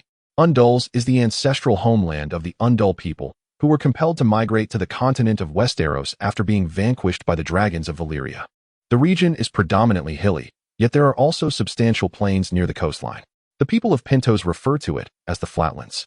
It is rich in minerals and boasts fertile land suitable for agriculture and pastoralism. Most crucially, this land has suffered incessant raids by the Dothraki, and the Pentoshi have not established castles or military fortifications there. Instead, they frequently bribe the Dothraki to deter their incursions. Such a divinely favored land has been reduced to a grazing ground for the Dothraki, truly a lamentable waste. Choosing Undulls as the initial target is a matter of necessity. Across the entirety of Westeros, Dragonstone possesses a formidable fleet, yet its infantry is grievously weak. Although Jeherys has cultivated a cadre of skilled warriors through Dreamcraft, he has yet to discover any exceptional military leaders in terms of strategy and tactics, regardless of whether in the age of cold steel or gunpowder. Warfare cannot be approached with reckless fervor. Hence, he can only compile the limited military theories he knows, in hopes of identifying those with innate martial prowess. Beyond the inadequacy of commanders, the number of infantry is severely lacking, with Dragonstone capable of arming no more than 3,000 soldiers. Such a meager force pales in comparison to even the lesser noble houses of Westeros. Great lords like Tywin and the Tyrells can muster 230,000 soldiers with ease, while the lesser houses such as Frey, Hightower, Florent, and Bolton can effortlessly rally 1,000 to 2,000 knights and retainers, with the capacity to arm 56,000 infantry at any time. Of course, Dragonstone is not incapable of hiring mercenary companies and free riders. Yet the latter's combat capabilities and fighting spirit fall far short of the desired standard, and their discipline is utterly chaotic. After all, a group of mercenaries fighting for money may not fight fervently when the battle commences. Should the enemy offer a higher price, they might very well change sides in an instant. What Jeherys aspires to create is a professional army that adheres to command, upholds strict discipline, and possesses the capability to emerge victorious, not a haphazard militia summoned from the land, armed with rudimentary spears. The Targaryen family now boasts a mighty dragon. However, the young Helaena is not yet capable of being ridden, and Jeherys must abide by the edicts of the gods, refraining from interfering in mortal conflicts until a solution is devised. To continuously enhance the military strength of the Targaryens, his gaze must turn outward. One must select the softest fruit to pluck, and Andaz presents itself as a sufficiently ripe and sweet target. Chapter 67. Retreat and Transformation. Having entrusted the inner guard to Queen Rhaella and made the final arrangements, Jeherys bid farewell to all, embarking alone to the depths of Dragonstone. Atop the mountain, he had constructed a modest stone abode. Before departing, he advised everyone that if they encountered indecision, they could seek guidance at the Dragon Temple, reminding them not to forget that their own lineage is also under divine protection. Since his retreat, the summit of Dragonstone has been declared a forbidden zone. The inhabitants of Dragonstone frequently witness the majestic golden dragons soaring above, while the mountain echoes with the roars of dragons and tigers, occasionally accompanied by flashes of thunderous fire on still, cloudless days. It is widely understood that Jeherys is receiving instruction from the deities, and when he returns, he shall undoubtedly arrive as a king. At the secluded beach at the foot of Dragonstone, many have passionately claimed to have heard mermaids singing sweetly at dusk. Time has flown, and the economy of Dragonstone has found its footing, bolstered by an abundance of golden dragons. The specialized fishing industry and foreign trade are flourishing steadily, as Jeherys' foreign trade-oriented economic system gradually gains momentum. With each transaction of crimson wool, silken fabrics, dragon crystal jewels, and canned fish, numerous vessels from free trade city-states transport these precious textiles, adornments, and foods back to the continent of Essos. Moreover, the worship of the dragon god has begun to permeate the free trade city-states. When the crew of the first ship from a free city, lost in a storm, knelt on the deck to pray to the unseen dragon god and returned safely, a seed was sown in the hearts of sailors, crew members, and pirates alike. They began to honor the dragon god on their vessels, with images of varying sizes and materials, all reportedly sourced from the Dragonstone Mountain by Prince Jeherys, a disciple of the dragon god. These images, said to possess a certain magic, became so revered that even the most stringent captains would not forbid such acts of worship. Gradually, the custom of offering incense at the Dragon Temple before embarking became a prevalent practice in the Narrow Sea, just as one must prepare a wand before entering Hogwarts. The act of burning incense became a spiritual bridge to communicate with the dragon god. It is said that the taller and sturdier the incense burned, the more the dragon god could sense the sincerity, thus fulfilling the wishes of the faithful. Consequently, before the Dragon Temple, the incense burned ever higher, with each offering resembling a grand sword raised in tribute. However, all incense sticks must not exceed 3 feet. For the monks of the Dragon God Temple have long proclaimed that divine beings reside 3 feet above our heads. Should one exceed this height, one would be recklessly provoking the dragon god. The human desire for creation is truly boundless. Subsequently, a plethora of incense varieties emerged, each more fragrant than the last. Initially, sandalwood incense evolved into agarwood, cypress, musk, ambergris, saffron, and an array of other aromatic offerings. Upon entering the Dragon God Temple, one feels as though they have stepped into a spice market or a bustling kitchen, enveloped in a haze of smoke. Almost as if Jeherys' divine essence could no longer recognize its own abode, the dragon god was compelled to send dreams once more, insisting that offerings should consist solely of sandalwood and cypress incense, for all other spices are not only a waste of resources and wealth, but yield no additional effects. Consequently, devotees began to innovate in the shapes of their incense offerings, developing coil incense, stick incense, sign incense, and tower incense, among others. Some fervent worshippers even designed custom stamps for their incense. When lit, the curling smoke would form their unique emblems in the air. Alas, the dragon god lacked the energy to concern himself with the reasons behind humanity's incessant efforts to please him. For a considerable period, he devoted himself entirely to fulfilling the desires of his followers. In his presence, all are equal, yet devotees must refrain from making casual wishes, for they can never predict the form in which their desires may be realized. Once, a corpulent merchant, unable to walk, wished to lose 10 stones, 635 kilograms. He indeed lost the weight, but only due to a severe throat ailment, rendering him unable to consume anything but liquid sustenance, leading to his gradual starvation. A beautiful lady secretly sought a child. After conceiving, she returned to fulfill her vow, only to be cast aside by her husband, who was rumored to have suffered an injury in his youth. Some sought wealth, only to return home and be struck by a cart, unexpectedly gaining a fortune. One wished for an annual salary of 5 golden dragons, which was later confirmed, but a year later, he was dismissed by his employer for being indolent and gluttonous. The dragon god's approach to granting wishes is characterized by its efficiency and directness. He simply ensures fulfillment, indeed quite potent in his responsiveness. However, the manner and location of such realizations fall outside his purview. Eventually, devotees learn to articulate their wishes clearly, devoid of loopholes, preferably in the common tongue of the continent or in unaccented Valyrian, enunciating distinctly and expressing their intentions with precision. They learn not to leave anything to his interpretation, and the phrasing required the same caution as drafting a commercial contract, commencing with respectful speech and concluding with gratitude.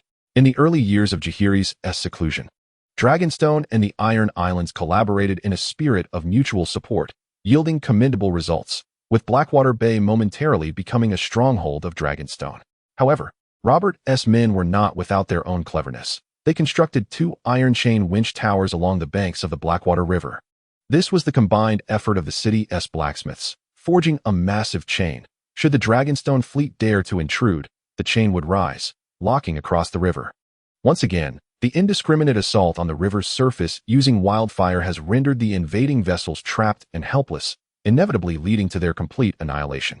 What an astoundingly clever strategy. After meticulous calculations, Robert concluded that the costs were entirely manageable.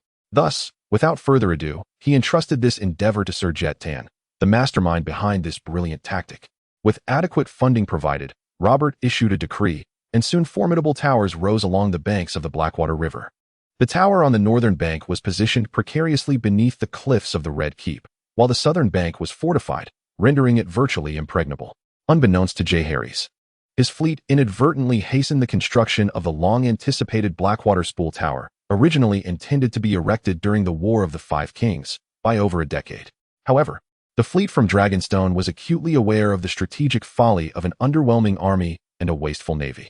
Understanding that advancing alone into hostile territory was a cardinal sin of warfare. Thus, since the completion of the Spool Tower, they refrained from penetrating deep into the Blackwater Bay. Even when tactical necessity arose, their operations primarily focused on harassing the coastline rather than launching large-scale assaults. What they termed as harassment was, in essence, recruitment. The common folk, upon spotting vessels flying the 3-headed dragon banner, eagerly volunteered, yearning for a prosperous life on Dragonstone. No one informed Robert's coastal guard of these developments. In matters of shipbuilding, the ingenious Wyvis of the Riverlands ultimately crafted a modified version of the monkey-style swift clipper based on Jeherys' suggestions, increasing the deck height while reducing the sail area and mast height. Although the speed did not meet expectations, these vessels still outpaced the large ships of the Free Cities by more than double. This new class of ship became known as the Wyvis ship. To date, over 100 of these vessels have been constructed, significantly reducing the journey time across the narrow sea and to Bravos from 3 days to just 1, under favorable winds. Such high efficiency naturally caught the attention of the Dragonstone fleet. Under the orders of Admiral Targaryen, the royal fleet replaced its aging ships with a substantial number of new Wyvis vessels, establishing a rapid response fleet and tax collection ships. Chapter 68. Isolation and Transformation 2. In the 3 years following Jeherys' seclusion, the dragon Hela has grown sufficiently to be ridden. Heeding Jeherys' telepathic commands, she accepted Queen Rhaegar as her rider and fought valiantly on her behalf. There was no alternative. Her master was too formidable. In her infancy, when she had just hatched, the sight of one person and one tree tugging at her wings and critiquing her neck had terrified Hela into believing they intended to roast her. Before Jeherys withdrew into isolation, He had commanded her through a binding spell to remain within the confines of Dragonstone until she matured, for a young dragon, unprepared and vulnerable, could easily fall victim to a crossbow bolt or an arrow. Yet, the dragoness nature is to soar through the skies. Although Jeherys expressed disdain for her whims, he could not bear to confine her within a cage. Hyla expressed her obedience and docility, and her master's mother treated her exceptionally well. Perhaps due to her time spent in the sea, Hyla developed a fondness for fresh ocean fish, prompting Queen Layla to command the fishing company to select the finest fish, which would be roasted for her enjoyment. While relying on a colossal dragon may have weakened their offensive capabilities, it rendered defensive counterattacks remarkably straightforward. Thus, even though Robert had reassembled his royal fleet at Storm's End, he still dared not confront the fleet of Dragonstone head-on. After several encounters in previous years, during which fierce battles ensued, Layla would descend from the sunlit skies atop her golden dragon, unleashing torrents of flames that swiftly engulfed Robert's ships, inflicting grievous losses upon his fleet. On numerous occasions, although the fleet of Dragonstone might have suffered the loss of 30 to 4 ships, Robert's fleet would invariably be left with at least 10 to 20 ships, rendering the exchange ratio disproportionately unfavorable. Eventually, even the Lannister family, renowned for their wealth and generosity, grew reluctant to bear the costs of shipbuilding for the Iron Throne's reckless endeavors. Ultimately, Jon Arryn proposed negotiations with Dragonstone to terminate the hostilities between both parties and safeguard the hard-won peace of the continent. A few years prior, Arryn had, without the need for arms, persuaded Dorne to pledge fealty to Robert solely through his eloquence, effectively quelling the flames of war and earning the admiration of the lords across Westeros. His current endeavor was met with anticipation. As Dragonstone was no longer the desolate land it once was, it thrived commercially, boasted rich fishing resources, and had developed a flourishing textile, shipbuilding, and jewelry industry that garnered acclaim across 2 continents, resembling a land of gold. Though not officially acknowledged, it was evident to all that Dragonstone was on its way to becoming the 10th free city of Valyria. The lords of Westeros were eager to engage in trade with Dragonstone, casting envious glances at the 3 islands of Blackwater Bay and the Crab's Claw Peninsula. For who could resist the allure of wealth? With the people's support, Duke Arryn set forth, yet negotiations were notoriously arduous. Queen Layla firmly insisted on severe punishment for Jaime Lannister and Ser Gregor Clegane, demanding at the very least that they don black garb, while usurper Robert must relinquish the throne. Naturally, Arryn would not acquiesce to these demands, for who was unaware of how Duke Tywin had, over the years, lent millions to the Iron Throne at low interest to prevent his beloved son from donning black. As for the Mountain, during Arryn's last mission to Dorne, even the Prince of Dorne had not sought his head, making it clear that Layla would be even less inclined to do so. Just when it seemed that his journey to Dragonstone would yield nothing, a glimmer of hope emerged. After a day of worshipping the dragon god, Queen Layla unexpectedly agreed to engage in commercial cooperation with the lords of the continent, excluding the Lannister family, and reached a certain degree of reconciliation with the Iron Throne, allowing for mutual envoys to be dispatched. This heralded the dawn of peace. Jon Arryn felt a great relief in his heart, realizing he was not merely a Na'vi dreamer of peace, but rather a harbinger of mutual aspirations, striving together towards a common goal. In truth, he was overthinking. The reason Layla consented to limited cooperation was purely due to the counsel of Jeherys. The inhabitants of the mountains were far from isolated, with each dragon god temple serving as their ears and eyes. Dragonstone Island currently lacked neither wealth nor manpower. What it truly needed was an environment conducive to development and the passage of time. The strategy of trading time for space, of enduring minor grievances for grander schemes, was indeed pragmatic. Moreover, what significance did the exchange of envoys hold? It provided an opportunity to sow discord in King's Landing. Queen Layla had long since covertly instructed the head of her internal guards and spies, Long E, to select elite operatives to establish an intelligence network across Westeros. Layla held a considerable degree of trust in Long E and his agents, for since Jeherys had retreated from public life, they had thwarted numerous assassination attempts and poisoning plots orchestrated by various factions, including the smallest birds of the spider. Every commercial spy from diverse powers was under their meticulous surveillance. Presently, her internal spies were dispersed throughout all significant cities in Westeros: King's Landing, Lannisport, Storm's End, Winterfell, and Dorne. Among them, King's Landing was the most critical node in the intelligence network, with reports detailing even the minutiae of King Robert's excursions to taverns and his nocturnal engagements with seafood merchants, often landing on Queen Layla's desk by the following day. However, The intelligence from within the Red Keep was not easily intercepted, especially with Varys in his position, where the Master of Whispers could not be disregarded. Yet, the spider was not beyond the realm of cooperation. For instance, Prince Aegon of Dragonstone presented a splendid opportunity for a breakthrough. Thus, in the shadows, the spies from both sides were not only aware of each other's existence, but had also commenced limited collaborative ventures. For example, a seemingly inconsequential figure had been operating under the name of the Prime Minister, Duke Aelin, amassing wealth through the acquisition and establishment of multiple seafood markets. Additionally, a high-ranking individual in golden robes was clandestinely accepting bribes and selling titles behind the king's back. Furthermore, Queen Layla was even aware that Robert had inquired about prices from a faceless man, seeking a favorable deal for the Targaryen members of Dragonstone Island. However, the exorbitant prices were so outrageous that even Robert began to question his own judgment and ultimately refrained from proceeding. The children were Layla's dearest treasures, and presently the Targaryen family had only a few scions remaining on Dragonstone Island, one of whom was unaccounted for. In her fury, she briefly contemplated retaliating against the usurper's wife and children with similar measures, but was ultimately dissuaded by Long E.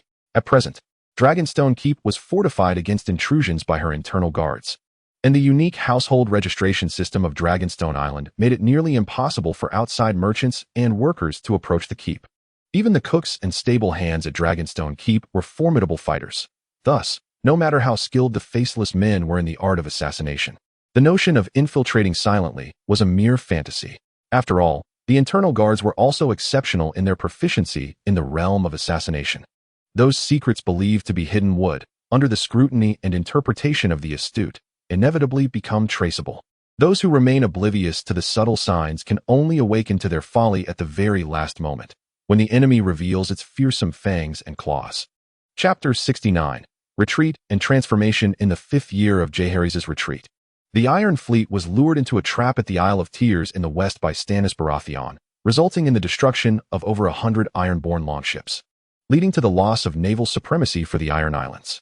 6 months later, Pike fell, and Balon Greyjoy, relinquishing the crown of wooden driftwood, knelt before Robert Baratheon to pledge his fealty. His only surviving son was taken in by Lord Eddard Stark as both a foster child and a hostage. In the 10th year of Jeherys' seclusion, with the Iron Islands subdued and the arrival of a prolonged summer revitalizing the populace, Robert, with ambitious designs, sought to reignite the flames of war against Dragonstone. However, the lords who had profited significantly from their dealings with Dragonstone opposed him vehemently.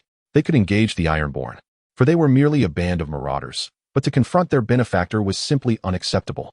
Ultimately, only the Lannister family of the West and their vassals rallied to his cause.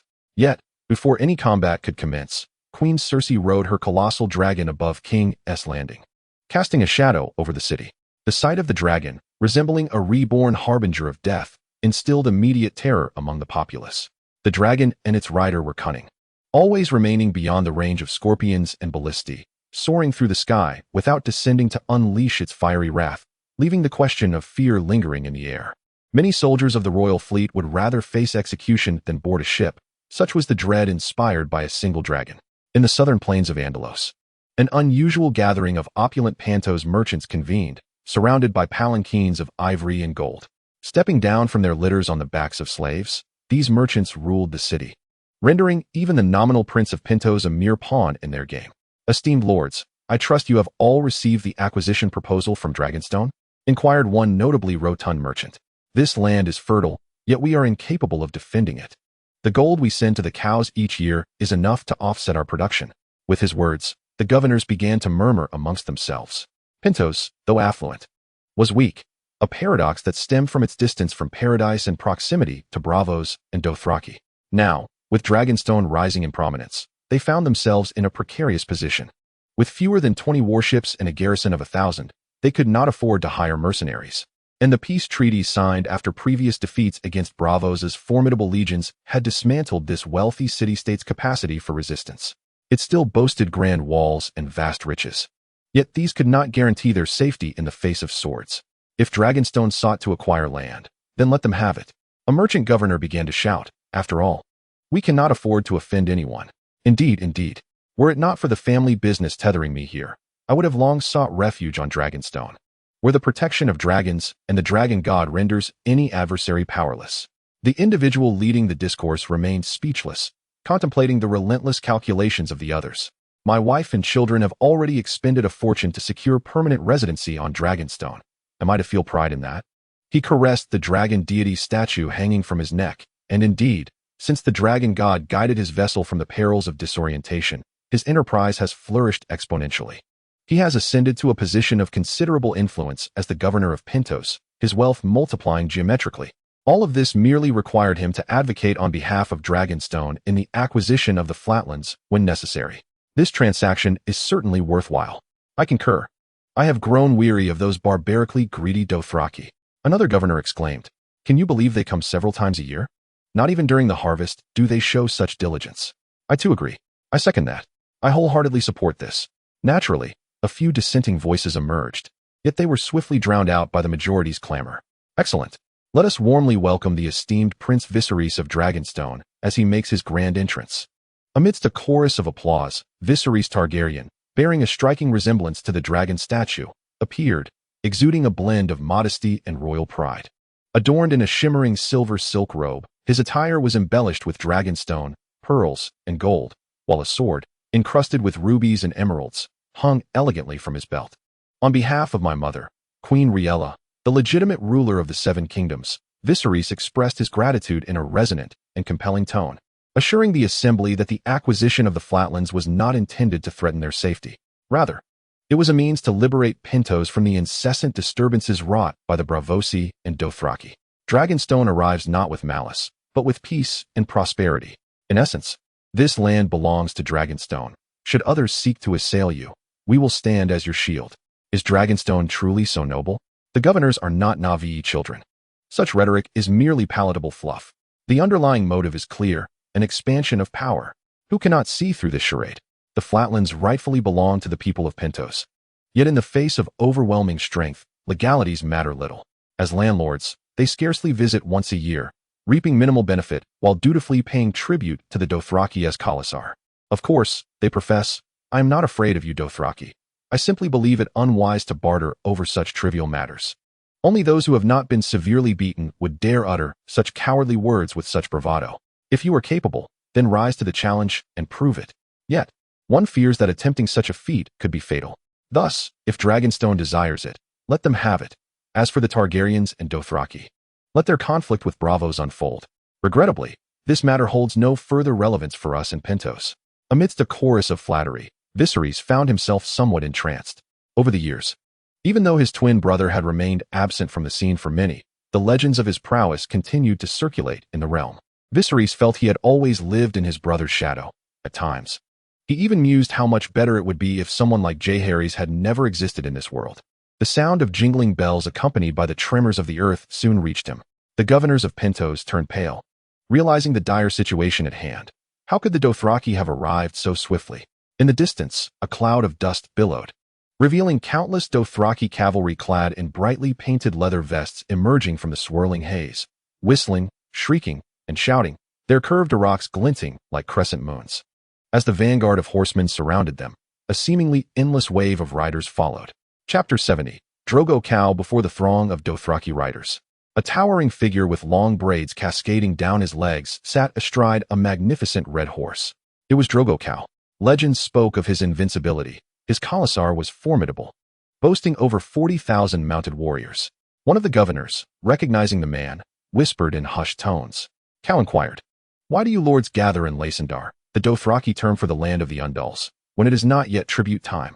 A rider stepped forward behind Drogo Cow, awkwardly addressing them in stilted Valyrian. "And who is this milkman?"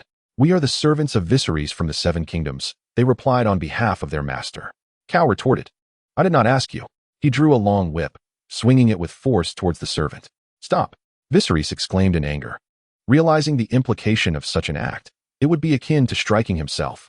Without further deliberation, he unsheathed his ornate sword, its blade flashing as it severed the whip midair. The exquisitely crafted whip, made of fine leather mixed with silk thread, left only 3 feet in the hands of the assailant. The severed portion twitched twice on the ground before falling silent. The Dothraki, in a frenzy, unsheathed their blades, while several archers had already drawn their bows. Arrows poised but unfired. The defenders from Dragonstone also brandished their swords, raising shields to protect Viserys. They were the elite of the Dragon Castle Guard, clad in black plate and chainmail, moving with assured and swift steps, drawing swords and lifting shields in one fluid motion. Drogo Cao raised his hand, calling out in Dothraki, prompting his riders to sheath their arcs and bows. Viserys breathed a quiet sigh of relief. A conflict would have placed them at a grave disadvantage due to their numbers. Alas, he had no dragon to call upon. Were there one present, even an army of knights would find it impossible to take him captive. We, Drogo Cao, commend your swordsmanship. If you can best him, all of you shall live today. Should you fail, you will all become his slaves. Do you dare to accept this challenge? Viserys felt his cheeks flush with indignation. How dare this man be so insolent? Let the contest commence. My swordsmanship, honed over a decade, is hardly something a mere barbarian chieftain can withstand. The onlookers parted to form a circle, with Viserys wielding his sword, while Drogo stood there unarmed. You might wonder why he refrains from using a weapon. Khal said that against a milk drinker like you, he has no need for arms. You might as well prepare to be sold into the slave bay, where you shall be lavished with the affections of all the noble women. Such arrogance, a self-destructive path. Viserys, enraged to the point of laughter, recognized that this man was truly oblivious to his impending doom. He ceased speaking, while Drogo pounded his chest, bellowing at his khalasar. As Drogo faced Viserys, the latter's sword quivered, its tip glinting like stars in the night sky, executing the white snake's tongue from the primate's sword technique. Aimed directly at Drogo's throat, armpit, and chest. This was a probing maneuver, a blend of illusion and reality. Should the adversary fail to discern the truth, they would be thrown into disarray, allowing for a sudden transformation of feint into lethal thrust or horizontal slash to conclude the encounter. Drogo, unarmed yet audacious, clearly possessed remarkable insight and experience. He sidestepped and retreated with ease, dodging Viserys' strikes, and then provocatively wagged his finger at the prince. Viserys narrowed his eyes. Despite Drogo's towering stature, he was far from foolish, and his lack of armor allowed for swifter movements than those of the knights he typically sparred against. This is troubling. Prince Viserys may not stand a chance against Drogo, cautioned Sir Lyz, the leader among the guards, an elder of the Red Keep. He had witnessed the prowess of exceptional warriors like Dawn and the White Bull. Although Viserys wielded a commendable skill, his technique lacked the fluidity and integration of true mastery. His movements were sluggish and rife with openings, having previously capitalized on the slow actions of armored knights. Yet this man moved with the speed of a leopard. No matter how exquisite Viserys' techniques, what use were they if he could not match that velocity? Quietly, he commanded that should Prince Viserys falter, they must, even at the cost of their lives, delay the Dothraki cavalry to ensure the prince's escape. Sir Lyz could scarcely fathom the repercussions should the Prince of Dragonstone be captured and sold into slavery. It would be tantamount to a volcanic eruption or a dragon's upheaval in terms of damage to Dragonstone's reputation. He resolved, risking his own life and those of his companions, that such a fate must not come to pass. After a span of over 10 minutes, it became evident to all that Drogo was toying with Viserys like a cat with a mouse. As the battle wore on, Viserys' stamina waned, his strikes growing slower, while his opponent slipped away like an eel in the sea, effortlessly deflecting the few serious blows Viserys managed to land with the golden armlets on his arms and legs. The force from the sword nearly caused Viserys to lose his grip. Outmatched in strength, speed, and skill, it appeared certain that Viserys was destined to lose.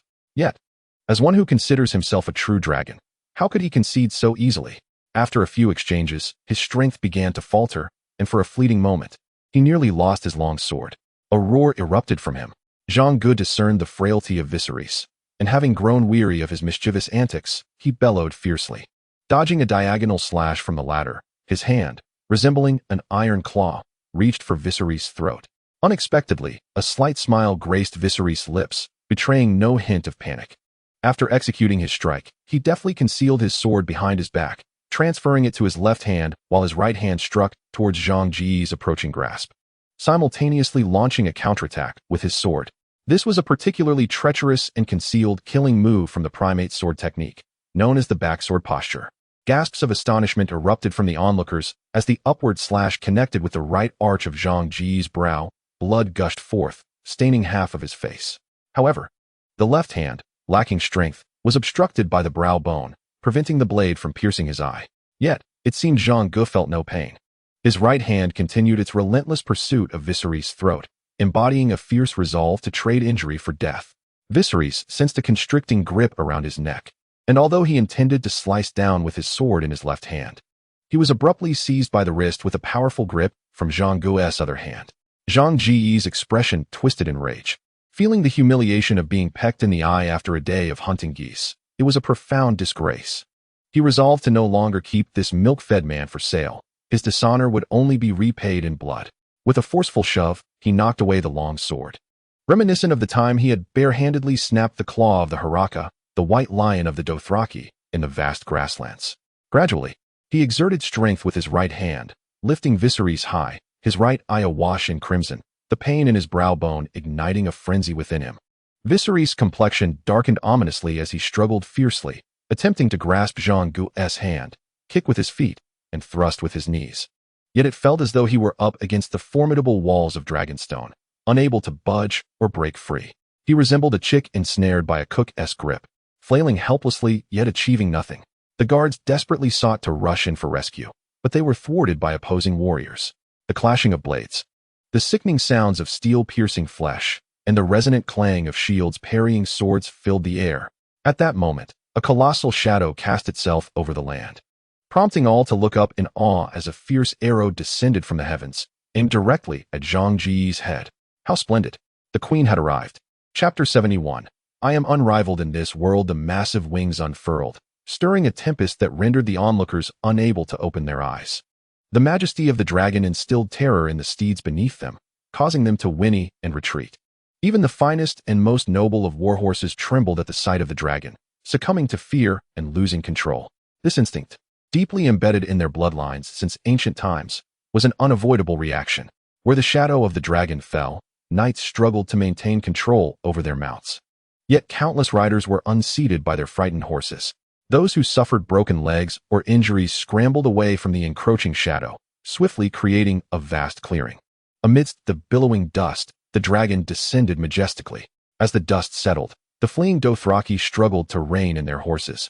Fear etched upon their faces as they beheld a colossal figure even more imposing than the two great bronze horses of Westeros.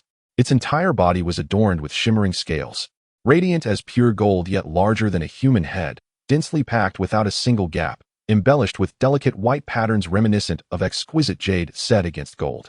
Atop its towering and majestic head, a crown of alternating white and gold spines resembled a regal diadem. Its elongated visage featured golden eyes that glimmered like molten metal. Upon its back sat a tall knight clad in golden scale armor, beneath which lay a white inner garment. A hand and a half sword hung at his waist, while he held a magnificent double-curved bow in his hands, and an arrow quiver dangled from the spines beside him. He wore a dragon-shaped helmet, its faceplate lifted to reveal a gaunt yet resolute countenance, strikingly similar to that of Viserys. Yet, his eyes betrayed no emotion as they swept across the crowd. It felt as though blades had sliced through their very beings. Prince Jeherys, Sir Lyz exclaimed in astonishment, though a decade had passed since they last met. The resemblance to his twin brother Viserys was unmistakable, the dragon evoking memories of that once radiant Targaryen duo. The battle below had already ceased, and when the arrows descended, Drogo swiftly attempted to evade them, but ultimately, he was a moment too late. An arrow pierced his right arm, causing him to instinctively release his grip on Viserys, who collapsed to the ground, coughing violently, gasping for breath, with copious drool spilling from his lips. Viserys, my dear brother, why do you always appear so disheveled upon my arrival? Jeherys slid down the pale pink membranes of the dragon's wings, his boots embedded with tiny dragon scales, which their mother had annually sent to be collected from the shedding dragon, fashioned into garments and delivered to Dragonstone. Year after year, this was the case. Yet Viserys had never enjoyed such a luxury. Gazing up with envy, Viserys beheld the golden greaves, knee guards, skirt armor, codpiece, chest plate, shoulder guards, and throat protection adorning his twin brother. This man who had vanished for a decade, this insufferable being. At a crucial moment, he had once again overshadowed him. Viserys could not comprehend why, emerging from the same womb, he was so unfortunate, never victorious in battle, ultimately needing to be rescued by his bothersome brother.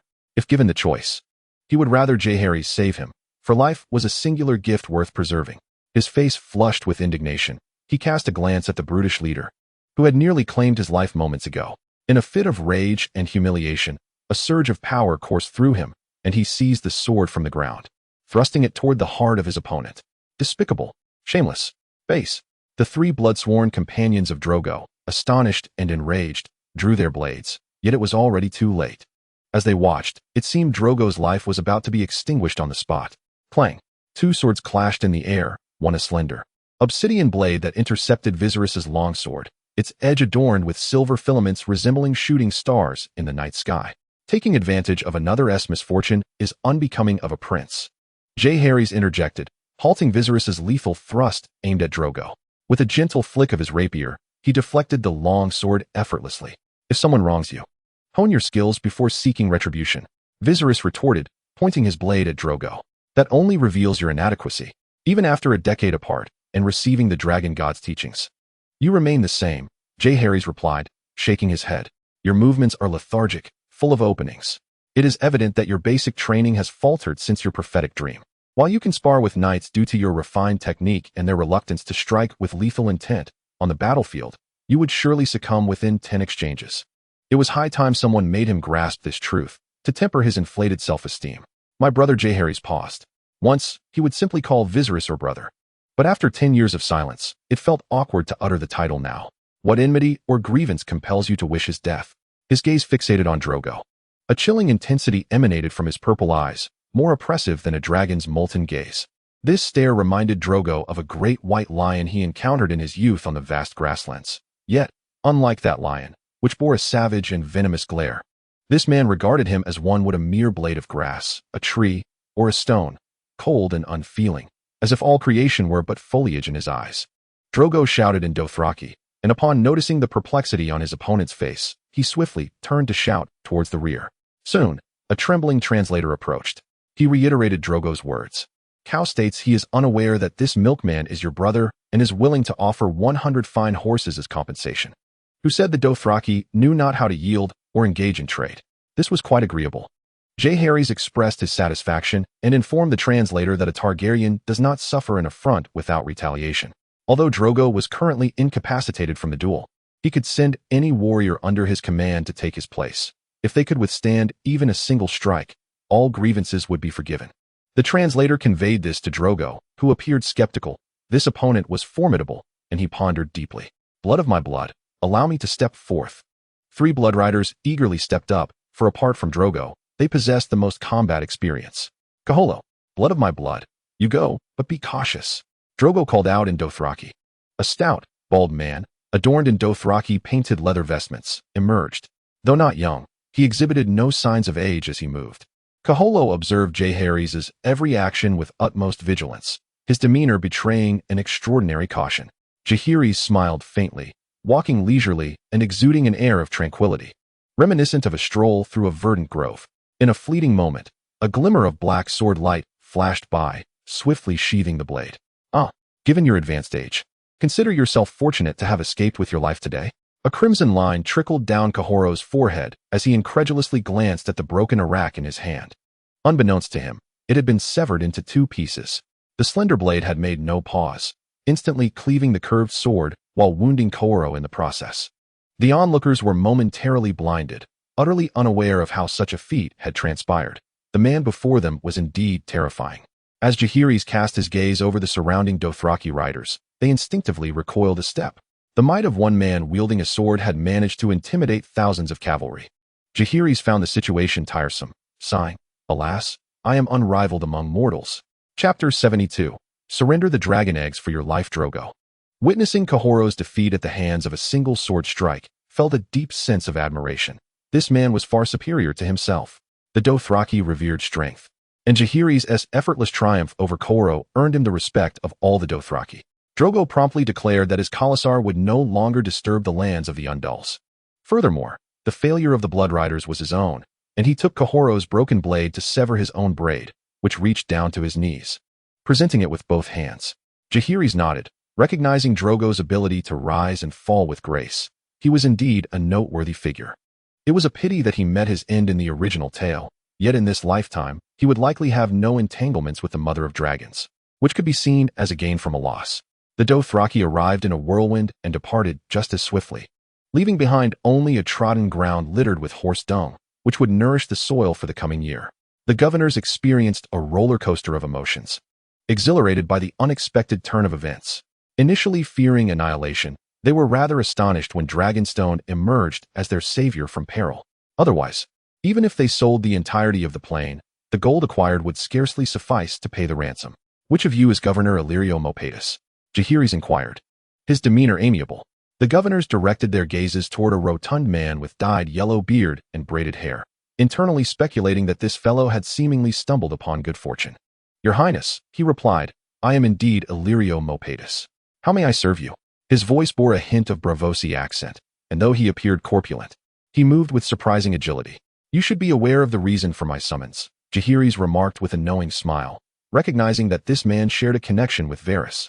In these uncertain times for the Targaryen family, the boundary between friend and foe remained blurred, and no news had yet surfaced regarding the true Aegon, leaving his fate shrouded in mystery.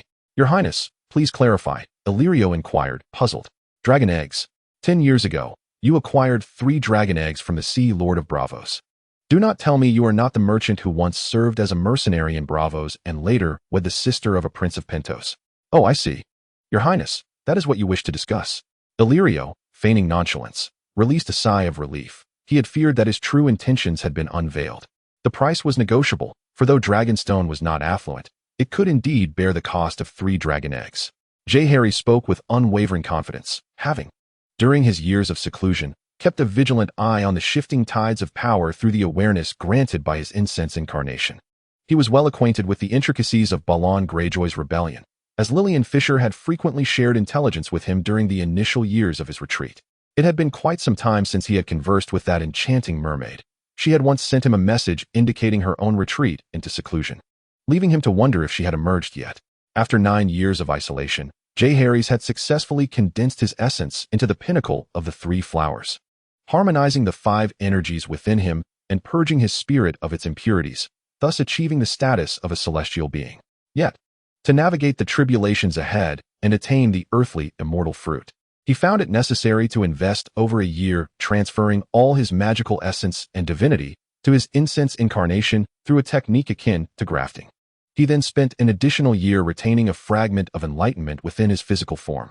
Years of spiritual nourishment had rendered his corporeal body, despite the absence of any spiritual energy, formidable. His strength, reaction speed, and muscular prowess had reached the zenith of mortal capability.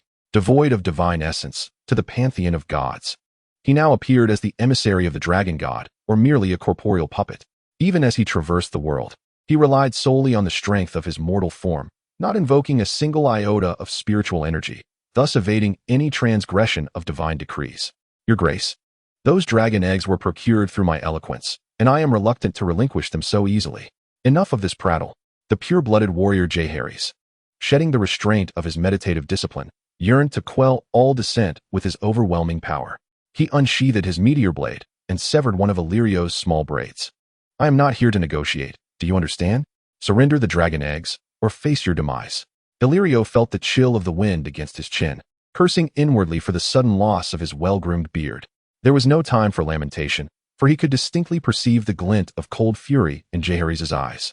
"Your Grace, do not be vexed. I am willing to offer them to you. Wise of you to recognize the gravity of the situation.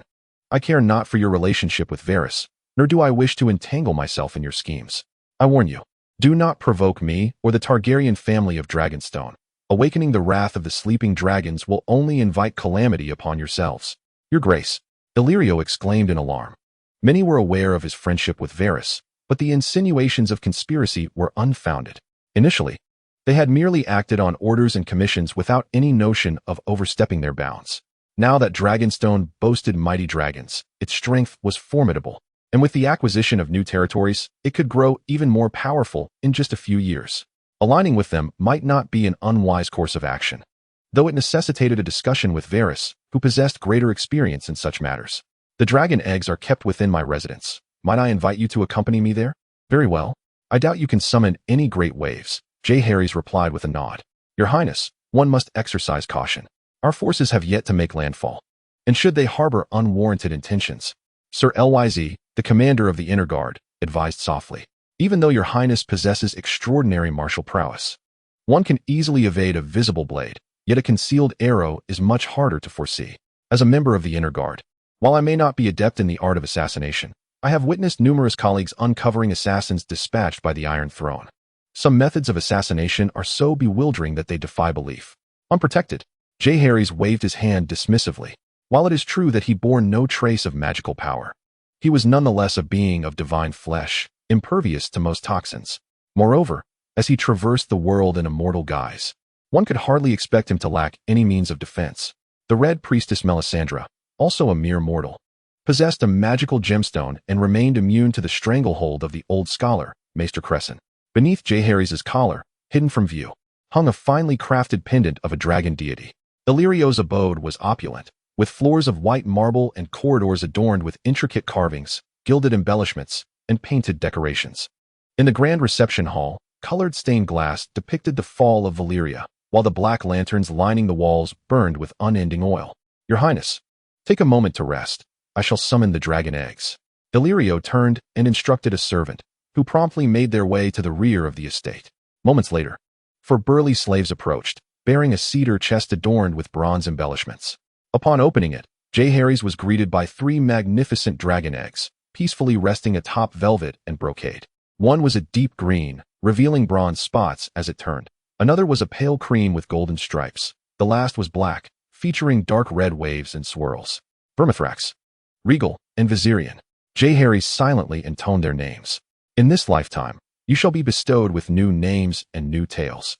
Are you prepared to soar alongside me through the azure skies? As if sensing Jeherys' call, the vitality within the dragon eggs surged forth. Chapter 73. The Journey to the North, Part 1. Having successfully acquired the dragon eggs, Jeherys also achieved the dual purpose of intimidating the Dothraki and the Pentoshi, thus hitting 3 targets with 1 stone. He took a swift flight back to Dragonstone aboard the Hela, truly enjoying the sensation of private flight. With a gentle breeze, he arrived at his destination in no time. After handing the 3 dragon eggs to Queen Rhaella, he found no inclination to wait for them to hatch like chicks. As for the dragon eggs, he paid them no further mind. It was highly probable they were the progeny of 3 dragon queens. Following the Targaryen tradition of 1 egg per offspring, this lineage had been interrupted only after the dragon's disappearance for a century. Hela had now grown enormous and possessed unique abilities. Coupled with years of beneficial cooperation with the lords of the mainland, Dragonstone had assumed a uniquely advantageous political position. In terms of military might, relying solely on a dragon to sweep across the entirety of Westeros was nothing short of a fanciful delusion. The times have changed. This is no longer the era of Aegon the Conqueror, 3 centuries past.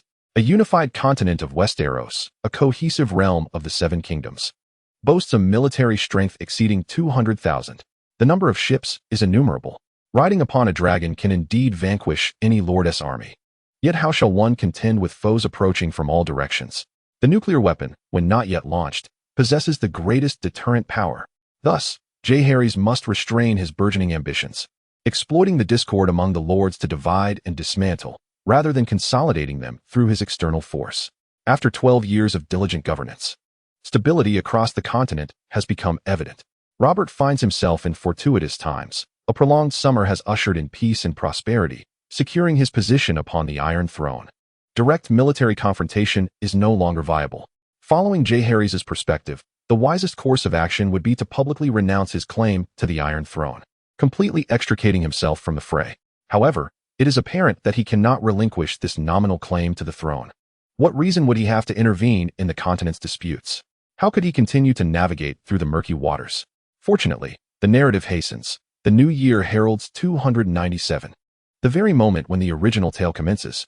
In this lifetime, he has ensured that the Kingsguard discreetly divulge certain information to the then King Robert, and surely, his demise is imminent. Now, he awaits the slow spread of the poison he has sown, until it ensnares all in its grasp, before plunging its barbs deep. Jeherys' purpose in emerging from seclusion is not solely to instigate chaos, but also to repay debts.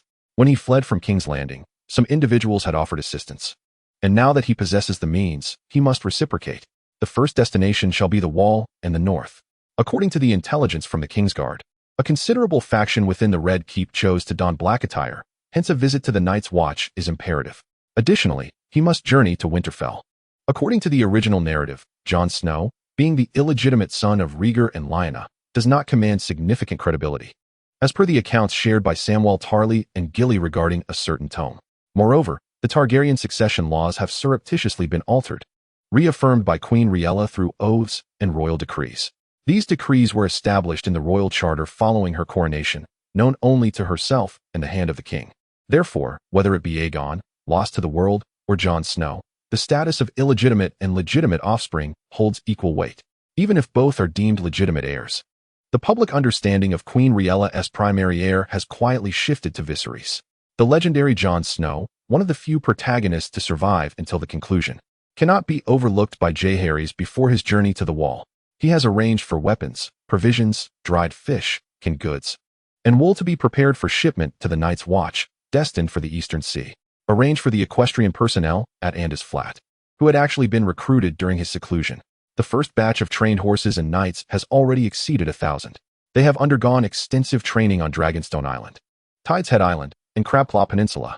Additionally, 3,000 reserve cavalry are awaiting their steeds. Over the past decade, Dragonstone has crafted thousands of sets of armored horse gear, heavy armor, all waiting for their riders to don them and venture forth into battle. With the Queen's command, a fleet laden with provisions, weapons, timber, and stone immediately set sail for Andys Flat, which has now been renamed Fortalrand, meaning the land of abundance. A governor has been appointed as the chief officer, with a provisional term of 3 years. He himself mounted Hela once more and rode swiftly towards the north. In Winterfell, Count Yoren of the Vale was delivering his youngest son, Wymar Orys, to Winterfell, where the latter would accompany the chief ranger, Benjen Stark, to the Wall. For this purpose, Count Yoren had brought numerous supplies. Upon arriving at Winterfell, he was met with the warm hospitality of the North's Duke. Just as Ned raised a toast to the king, a mighty roar echoed from the distance. A dragon, the great beast, was upon them. Alarm! Cries erupted from the towers. Duke Ned and his children rushed to the towers, only to behold a golden dragon spiraling through the air. "My Lord Ed, is this how you entertain guests?" A silver-haired youth on the dragon called out. "Northerners offer fine wine to friends and blades to foes. I wonder if His Highness the Prince of Dragonstone comes as a friend or an enemy." Ned replied, addressing the figure, "Certainly as a friend." Jeherys laughed heartily, directing Hela to alight on a burned and abandoned tower before gliding down to the castle walls. "Might I request that the Duke's men lower their crossbows? My little dragon may not fear such toothpicks, but he is rather displeased when others point them at him." Ned steadied himself and gestured for the soldiers to lower their weapons, though he did not instruct them to depart. "Very well, allow me to introduce myself. I am Jeherys Targaryen, the legitimate son of the Queen of the Seven Kingdoms. As expected, my Lord Ned, this is our first meeting. Your Highness, having traveled so far, what brings you here?" Ned inquired, noting that while the south basked in a long summer, the north remained frigid. Ned had heard of Dragonstone's extensive trade with certain lords within the realm over the years, yet he could not fathom what could draw a prince to Winterfell. Braving peril for such a visit, could it be for that matter? "My Lord Ed, would you not invite me to partake in some food first? The chill in the northern air has left me quite frozen." Jeherys chuckled. Ned pondered briefly, then nodded, extending an invitation into the great hall. "For a guest must be welcomed, and some matters cannot be evaded. These must be your children, my Lord Ned." Jeherys gazed upon the 6 little ones. The tall figure with red hair must be Robb, while the one with brown locks ought to be Jon. Among the remaining 3 were Arya, Bran, and Rickon. In the distance, a young man wearing a constant smirk of derision must be Theon Greyjoy. Indeed, when Ned introduced them, Jeherys found his assumptions confirmed. He wondered who this lord and young master were, as he noticed other guests in attendance. Among them were Lord Yohn Royce of Runestone and his son, Ser Waymar Royce. Ned could only present the introductions. "So, it was the illustrious Bronze Yohn. A pleasure to meet you," Jeherys thought, masking a polite smile. For this man was merely a minor character.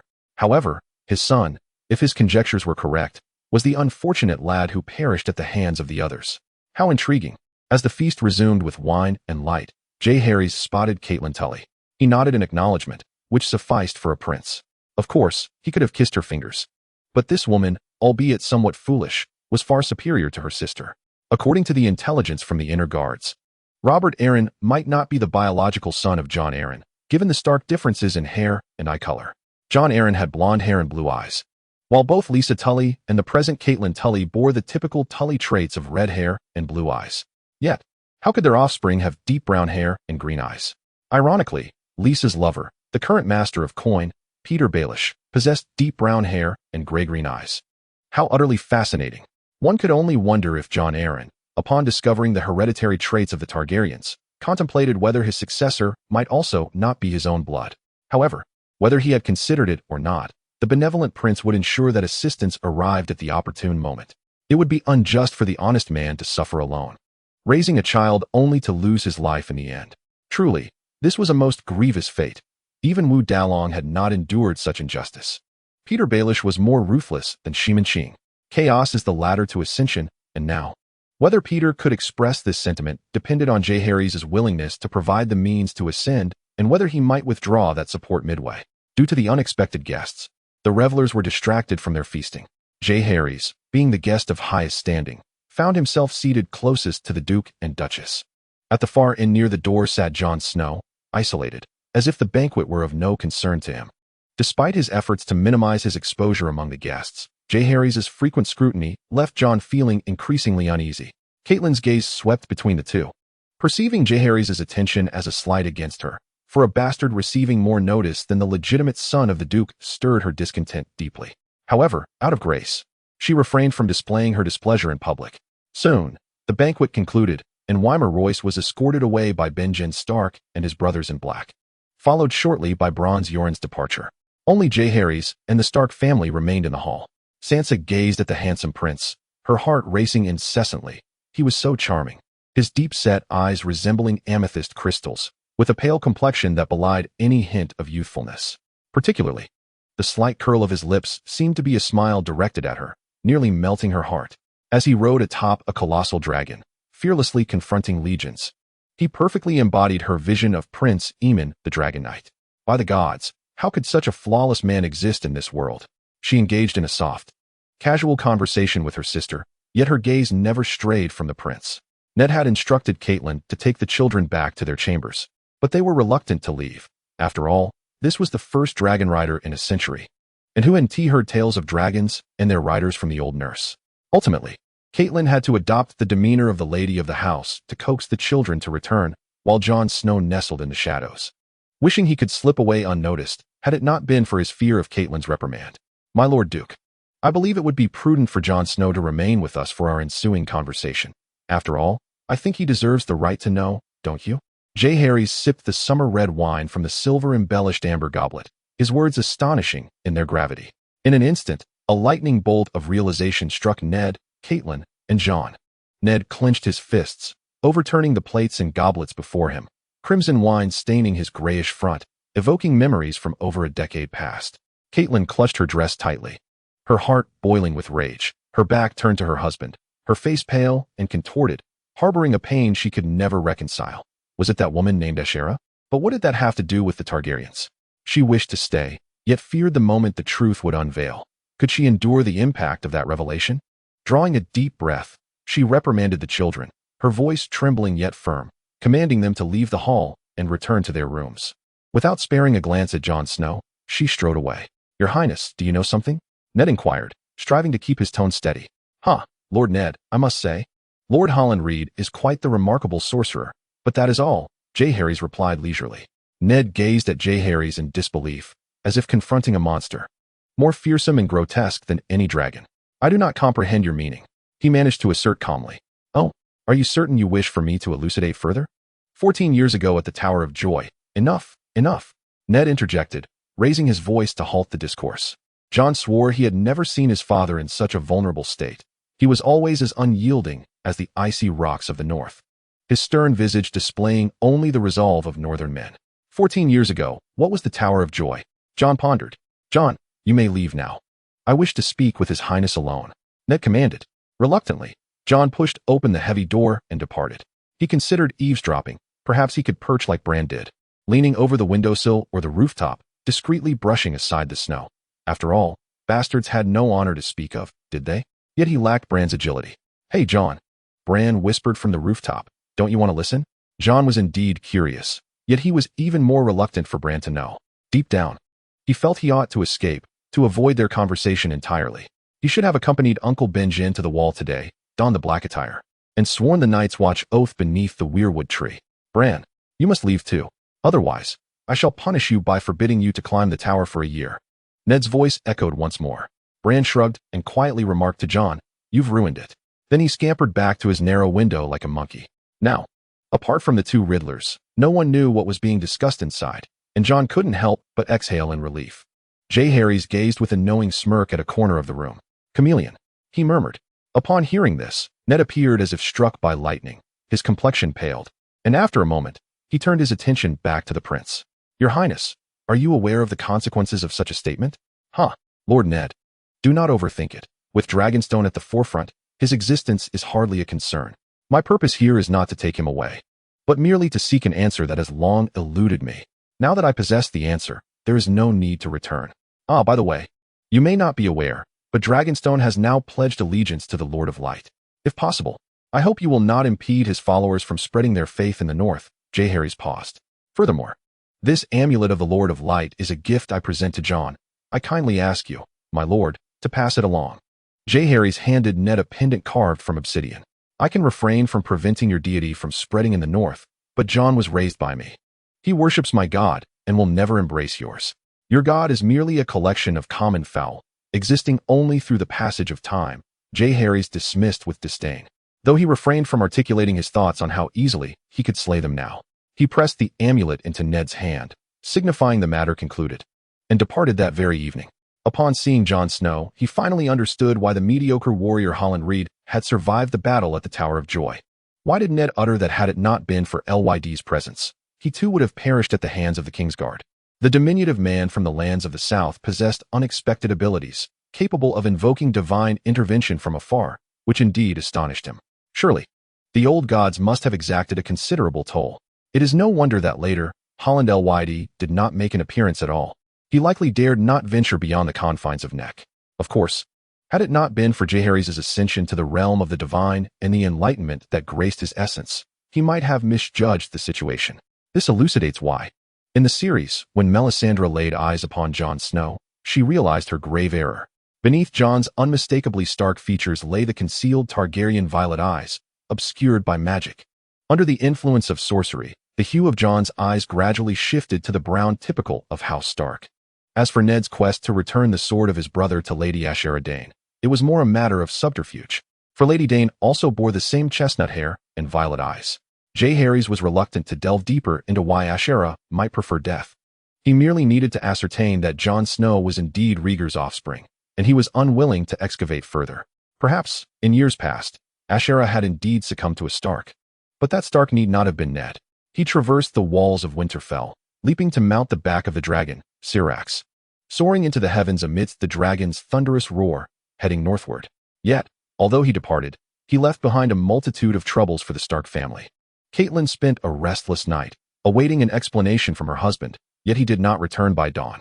Ultimately, the servants discovered Duke Ned kneeling in the Godswood after a night spent in vigil. Arya and Bran played joyfully, enacting the roles of dragon riders, while Sansa wore a countenance adorned with youthful blossoms, seemingly lost in her own daydreams. Robb had gone to seek Jon, their bond always intimate. In the end, Catelyn exhaled a weary sigh. She still harbored resentment toward her husband and that bastard. Yet from their conversation the previous day, it appeared her husband bore unspeakable burdens. And this bastard seemed to harbor many undisclosed secrets. She feared that uncovering these secrets might bring ruin upon House Stark and the Tully family alike.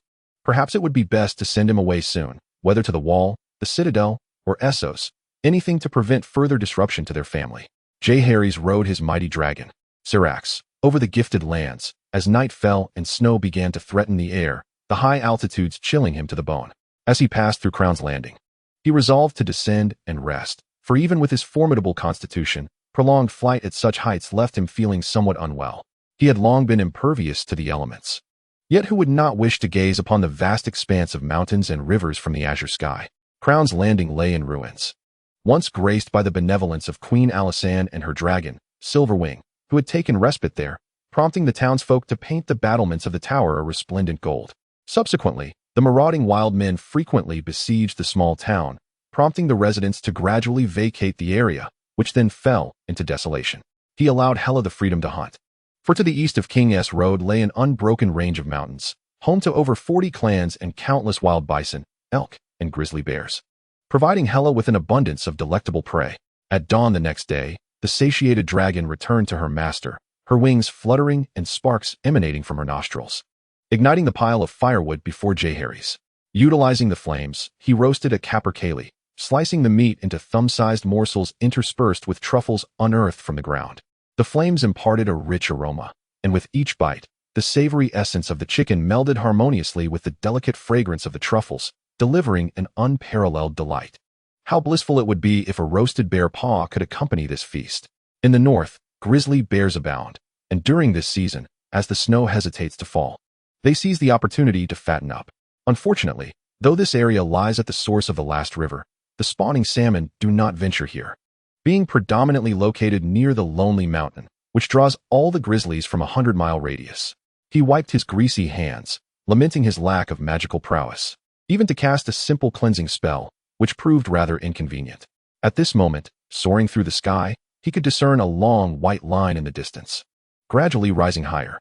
Under the sun's radiant glow, the great wall sparkled with an ethereal beauty. The wall was spacious, approximately wide enough for 4 lanes of traffic in either direction. He refrained from recklessly riding his dragon onto the wall. After all, he was not there to impose as an unwelcome guest. His visit was unlike his journey to Winterfell seeking answers. He had come merely to offer support and repay debts. He trusted that the Night's Watch at Castle Black had received the missive from Dragonstone, containing provisions sufficient for a large vessel of the Seastone fleet. Jeherys was confident that he would be met with the warmest of welcomes from the Night's Watch. As the dragon descended onto the grounds outside Castle Black, countless black-clad brothers of the Night's Watch emerged from the castle. From the towering 700-foot walls, heads occasionally peeked over, eager to catch a glimpse of the spectacle. Perched high upon the dragon's back, Jeherys waved eagerly to them, akin to a king addressing his subjects, exuding a semblance of regal grandeur. Brothers of the Night's Watch, your toil is commendable. I thank you for your unwavering vigilance, safeguarding our realm from dreadful foes. Jeherys spoke with vigor, while the black-clad men were moved to tears. By the gods, could those dragon scales be made of pure gold? How else could they shine so brilliantly? Commander Jeor Mormont extended his utmost enthusiasm to all nobles willing to donate supplies, putting the past behind him since enlisting in the Night's Watch. Even though he had once fought for the usurper during the Battle of the Trident, he bore no ill will towards House Targaryen. He had merely served his liege lord. Chapter 76. The Journey to the North, Part 4. After a brief exchange of pleasantries, Jeherys expressed his intentions. When he fled from the Red Keep years ago, certain loyal guards had selflessly aided his escape. Though the deceased must be set aside for now, many who survived were exiled to the Wall. The Night's Watch is a most peculiar entity on the continent of Westeros. His inner circle has yet to establish an intelligence network there. The North is already harsh, and conditions at the Wall are even more severe. The inner circle believes there is little merit in preparing for threats beyond the wildlings' raids. This viewpoint, while not entirely unfounded, is steeped in the ignorance of those from the South, where tales of White Walkers, giants, and the children of the forest are merely myths. Jeherys considered guiding the inner circle's thoughts towards the Queen's counsel, but recognized the necessity of not overstepping. As long as his subordinates operated within reason, they must devise their own strategies. He could not shoulder every responsibility alone, for such a role would be excessively burdensome. Moreover, the inner circle had performed admirably over the past decade. The overall development of Dragonstone has been flourishing, suggesting that the Queen's ministers have been dutiful in their roles. Old Bear expressed his understanding, noting that gratitude and loyalty have long been esteemed virtues among knights. He instructed the officials to summon the guards from the Red Keep who had been exiled to the Wall during the War of Usurpation, led by Tywin Lannister. Among the Night's Watch, some had already recognized Jeherys, and upon hearing Old Bear's command, they stepped forward. Are you Ser Aelysar Thorne? Are you Ser Jaime Rylak? Jeherys carefully identified them. The survivors were scattered across the 3 fortresses of the Wall, and before him stood only a small fraction. After the gates of the Red Keep were opened by Jaime, many guards chose to fight to the last. Notable among them were his father, the Golden Cloak's commander Manly Starkwater, and his eldest son Cyril Starkwater, as well as Ser Darren Tunstall from Crow's Nest, who was shot dead by arrows, and the brothers of the Vale who perished in the cellar. The fallen are long gone, but the living remain burdened with grief. The Thorne, Rylak, and Derry families were once esteemed houses during the reign of Aerys II. Though Robert granted them clemency, he stripped them of much of their lands and subjects, reducing these once great families to mere shadows of their former selves. The Starkwater family suffered the most. Now under the stewardship of Lady Tanda, they have only 2 daughters surviving. The eldest, Ferris, has wed an unworthy husband, and their union has been unfortunate, yielding no offspring over the course of many years. The younger daughter, the simple-minded Loras, is a timid and foolish soul, now in her 30s and still unmarried. According to intelligence reports from the inner circle, Lady Tanda has spent recent years seeking a suitable match for Loras, approaching Littlefinger and Tyrion Lannister, yet none of the respectable suitors find her worthy. She has become a source of ridicule in the realm. The Derry family has faced a similar fate. For those who devoted their lives to the Targaryen family, such a dismal outcome is utterly unacceptable. Jeherys vowed that he would not permit the loyalty of his faithful subjects to be extinguished. If Robert has wronged them, then Dragonstone shall endeavor to restore their dignity. Alicia Thorne now serves as the newly appointed training officer at Black Castle, while Jaime Lannister has earned a formidable reputation as a ranger. Jeherys embraced both men, having carefully selected several fine weapons and armor from the armory of Dragonstone, accompanied by supplies, which he instructed the steward to personally deliver to the former guards at the Red Keep. This marked Jeherys' first encounter with Sir Jehomer Mormont, the commander of the Night's Watch, and he gleaned from mere snippets that this man, though shrewd, retained the essence of a northerner. He requested that the commander allow him a moment to speak with his two old acquaintances in private, subtly inquiring about their desires, should the opportunity arise. He wished to bring these former guards of the Red Keep back to Dragonstone. A flicker of intrigue sparked in the eyes of the two men, yet it was fleeting, as they collectively shook their heads, politely declining his proposition. As Jeherys anticipated, not all souls in this world had forsaken the chivalric honor and loyalty to their oaths. More than a decade ago, these two had steadfastly maintained their allegiance to House Targaryen until the very end, having sworn the Night's Watch oath. They would naturally uphold it.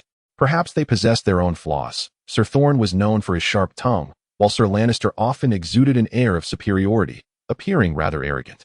Yet, overall, they were good men. With the threat of the White Walkers looming and the free folk advancing upon the wall ahead of them, the future of the wall promised to be fraught with peril. Jeherys, recognizing the limits of human strength, could not guarantee their safety and certainly would not stand idly by as they marched to their doom. He gifted each a protective amulet as a token of goodwill. Although the materials were of little value, these items, having been consecrated through sacred rites, were ineffective against humans but held some deterrent power against the undead and other malevolent entities. Likewise, the specialized weapons he provided were also sanctified. While they resembled ordinary arms in everyday use, they would wield the same efficacy against the undead as Valyrian steel. One must not underestimate the significance of consecrated items. As a lower deity, endowed with the full might and awareness of its divine essence, it could rival even mid-tier deities. Mid-tier deities are considered among the elite of this world, with only two upper-tier deities existing. As for the others, they would do well to rely on fire or obsidian weaponry. Does one truly believe that sanctification requires no exertion? Without applying some pressure, how could these haughty lords ever lower their noble heads or offer their sturdy knees in submission? During dinner, Jehomer Mormont arranged for the steward to invite Jeherys to a banquet at Black Castle. It must be said that resources at the wall were in ample supply. Thanks to the stability of the realm and a decade of prolonged summer, the northern lords had reaped a bountiful harvest. And although the lands beyond the wall were sparsely populated, the limited forces of the Night's Watch still ensured a reliable provision. At the banquet, Old Sheong subtly conveyed his desire for conscription from locations such as Dragonstone, to which Jeherys readily acquiesced. With the ongoing economic ascent of Dragonstone, many smugglers and tax evaders have faced severe penalties, thanks in large part to the arrangements made by former Admiral Tyder. The customs enforcement vessels of Dragonstone, all part of the swift Shija fleet, have left no smuggler unpursued upon the vast ocean. Presently, the prisons of Dragonstone are overcrowded. Many of these individuals have, to some extent, been influenced by the faith of the dragon god. Rather than having them atone through years of labor, it would be more beneficial to allow them to propagate the faith of the dragon god upon the wall. It could be seen as a repurposing of resources. Chapter 77, A Journey to the North, Part 5. Both parties agreed upon the location and method for the personnel handover, and the banquet began to draw to a close. Jeherys seized a moment to speak privately with Old Sheong. By the way, why did I not see your scholar at the banquet? Are you referring to Ser Iman? He mentioned feeling somewhat unwell. Perhaps he wished to avoid confronting me, a descendant of the Dragon King? Jeherys stroked his somewhat unruly beard. His curiosity about this wise elder, who had willingly renounced his claim to the throne, was piqued. I have heard that Old Sheong has a son, Jeherys remarked nonchalantly. A crow flew over Old Sheong's head and landed upon his shoulder. A misfortune for the family. Old Sheong sighed deeply after the incident. His sister Maggie had informed him of Jorah Mormont's escape. Were it not for his duty as a night's watchman, I would certainly venture to Essos to retrieve this wayward son. Old Xiong was not angry at his son for engaging in the slave trade, which was a violation of the law, but rather for his lack of responsibility, lacking even the courage to face his own mistakes. I have heard that he is currently serving as a mercenary between Pintos and Volantis. If Old Xiong requires assistance, I am willing to arrange something for you. However, rather than having him don the black or severing his head, I would prefer he serve Dragonstone. This way, he could be positioned as a spy close to Daenerys, all in pursuit of a pardon. As long as he demonstrates his worth, Dragonstone could fully accommodate his requests. Of course, words alone are insufficient. I hope Old Xiong will pen a personal letter. I believe he now deeply regrets his actions and is in urgent need of a chance for redemption. Who, besides you, could earn his trust more?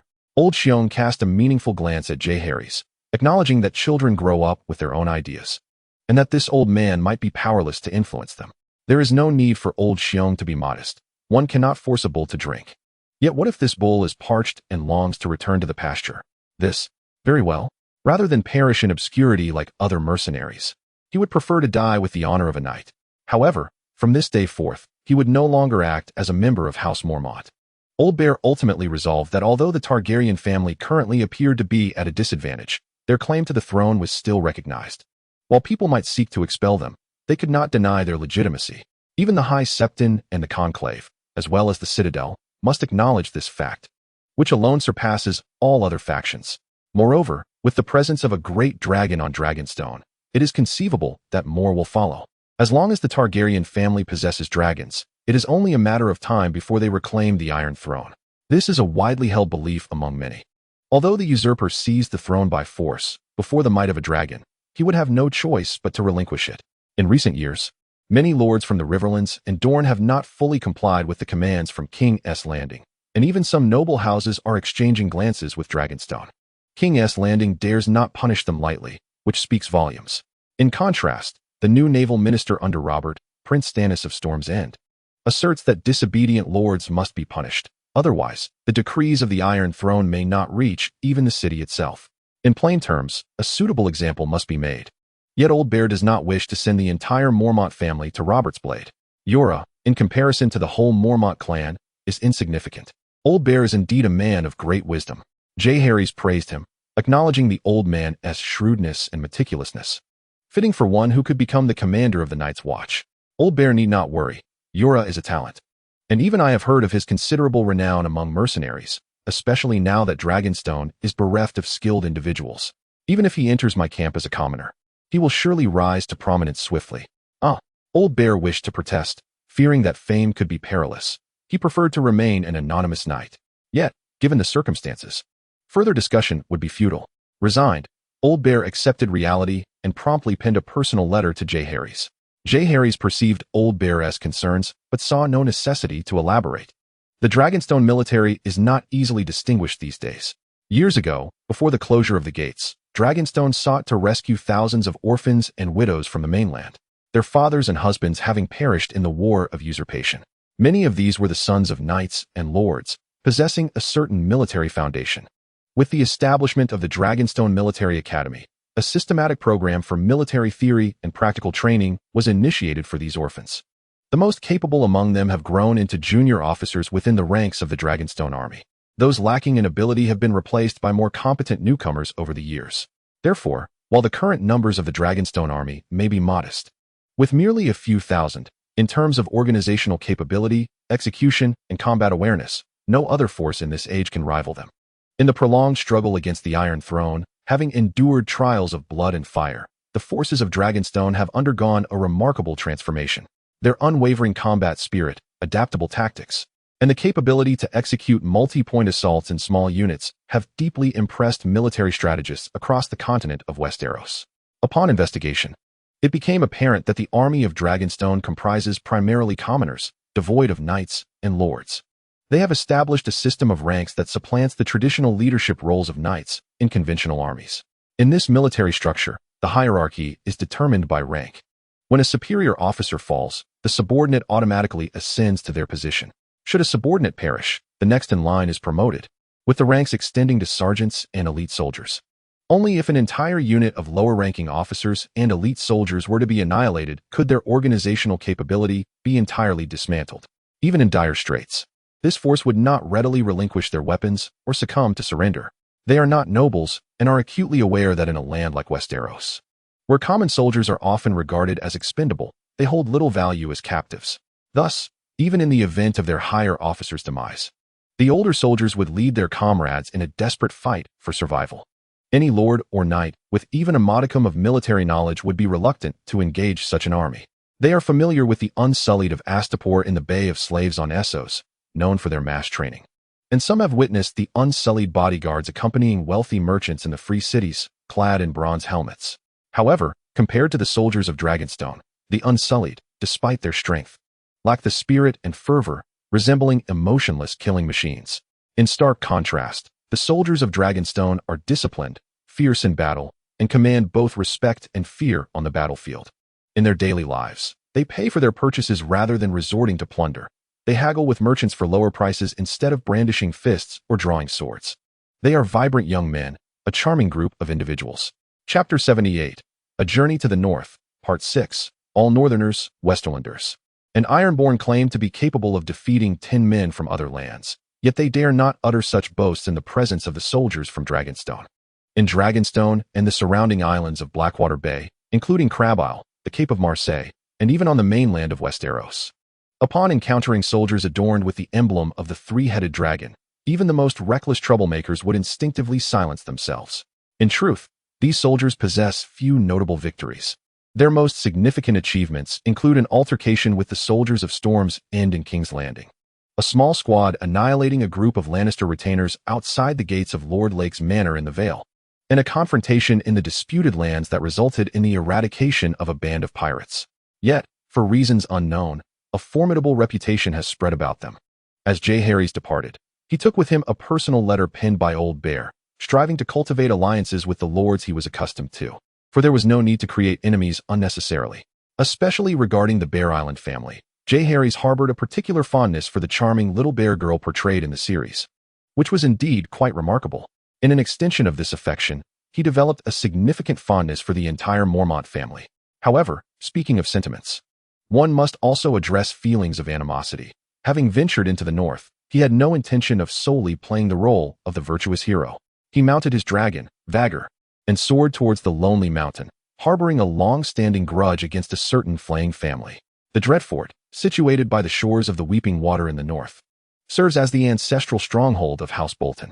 Over several millennia, with the diligent renovations by generations of the Bolton family, it has become an imposing military fortress.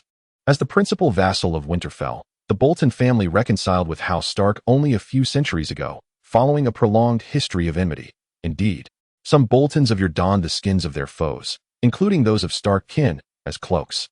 Roose Bolton, the current lord of the Dreadfort, commanded absolute authority within his domain. No one dared to question his word, which was law. This morning, having recently awakened from slumber, and before his favored leeches could draw the tainted blood from his body, he was suddenly startled by a deafening explosion outside. Boom, boom, boom. A massive cloud of smoke accompanied by flames engulfed the gates of the Dreadfort and the nearby walls and towers. Following this was the panicked cry of soldiers announcing an enemy attack. He hurriedly donned his cloak. An enemy attack? From whence had it come? Was it from Carhold, Winterfell, or perhaps the wildlings? A tremendous gust swept across the courtyard, and with a thunderous roar, a colossal figure landed atop the main keep.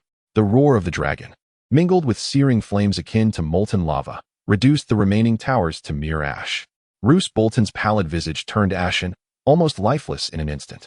His face darkened with fury as he commanded his guards to rally the soldiers and instructed his maester to release the ravens to seek aid from Winterfell and King's Landing. A dragon. Which faction still possessed a dragon? Surely, this was evident. He hoped that his soldiers could drive off the dragon and halt the forces from Dragonstone before they reached the ruins. He knew the odds were slim, but even the friliest creature fights for survival. His eldest son had met an inexplicable demise the previous year, yet he found solace in the existence of a bastard son. Though he despised the notion of such a tainted lineage continuing, it was preferable to complete extinction.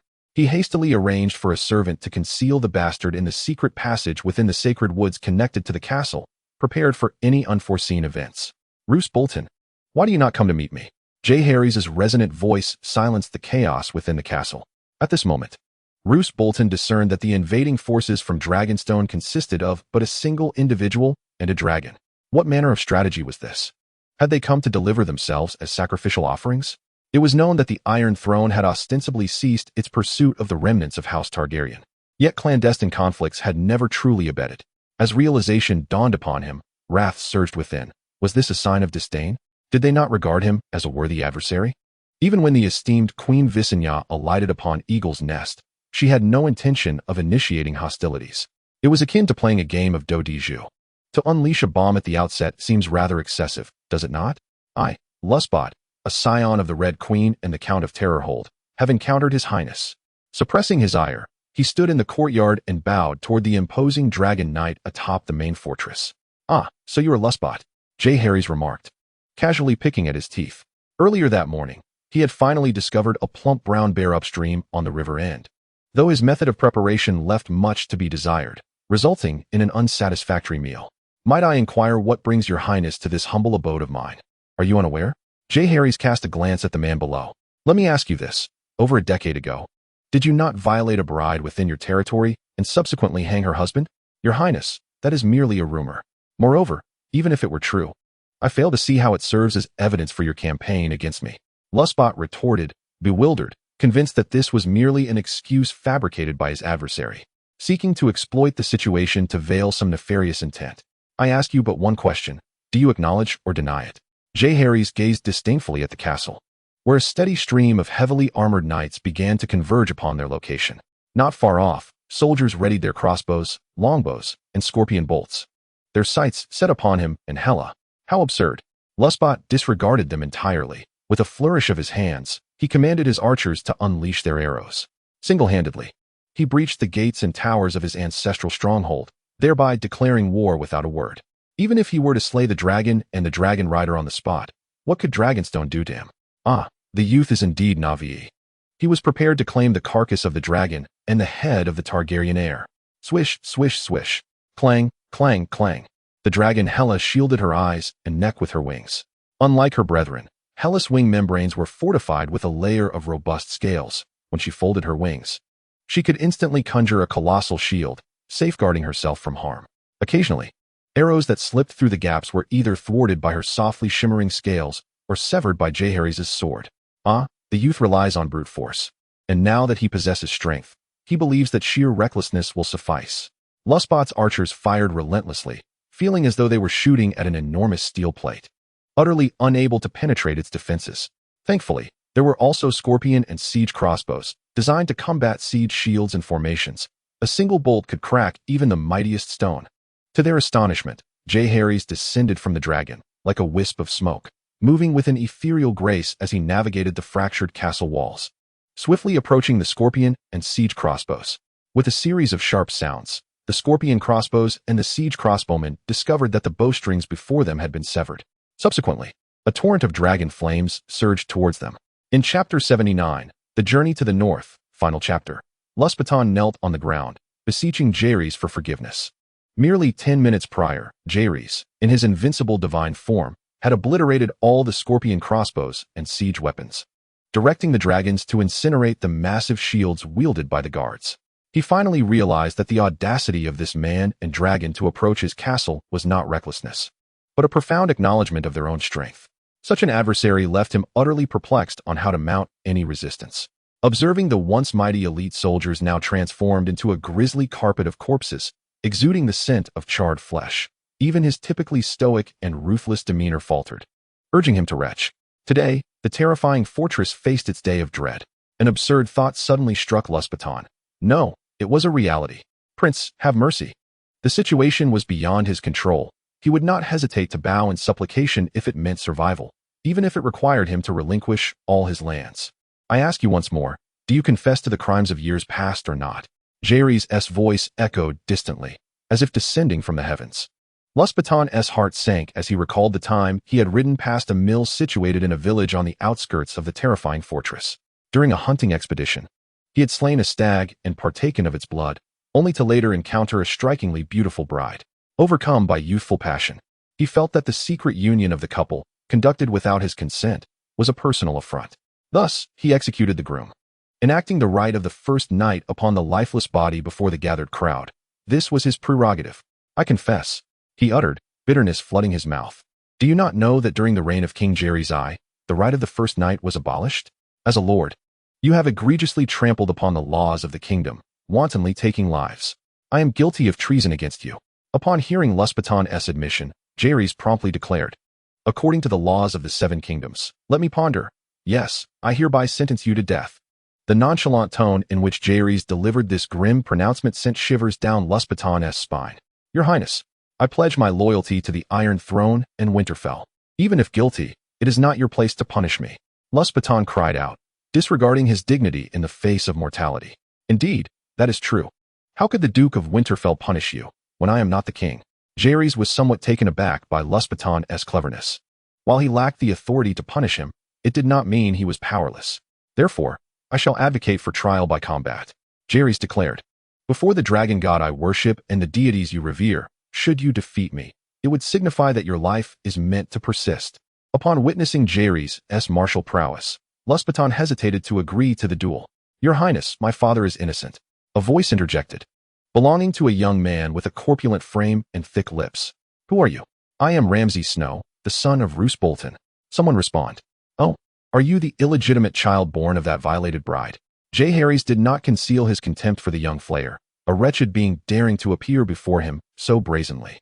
Ramsay's face flushed crimson. Never had anyone dared to address him as a bastard to his face. Those who had spoken thus before had met with his ruthless wrath. Yet, the man before him was not to be trifled with. Had he not witnessed how all those under his father's formidable influence had knelt in surrender? With a shift of his gaze, he retorted, my parents were deeply in love.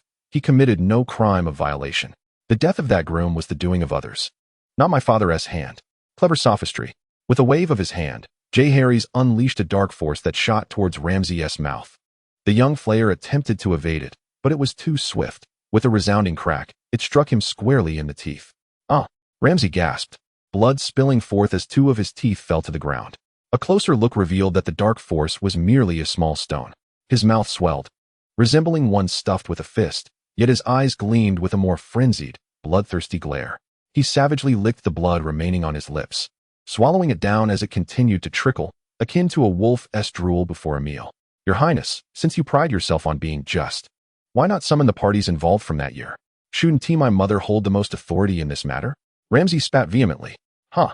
Do you take me for a child of 3? What can your mother say? To survive, she must dance to your whims. Jeherys scoffed. With no witnesses, how can you condemn my father? Do you expect the ghost of the deceased to come forth to accuse him? Is it truly so difficult to prove whether your father is guilty or innocent? Jeherys mocked. It is merely a matter of summoning spirits. Do you truly believe I lack the ability to do so? Communicating with the idol around his neck, he channeled a surge of magic. If Ramsay had not emerged, it would have sufficed, but since he did, let his sins be punished as well. The ghost summoning technique, one of the 72 arts of Taoist necromancy, had become second nature to Jeherys after a decade of seclusion. As he silently chanted the incantation within his heart, a chilling wind arose, and shadowy figures began to converge from all directions.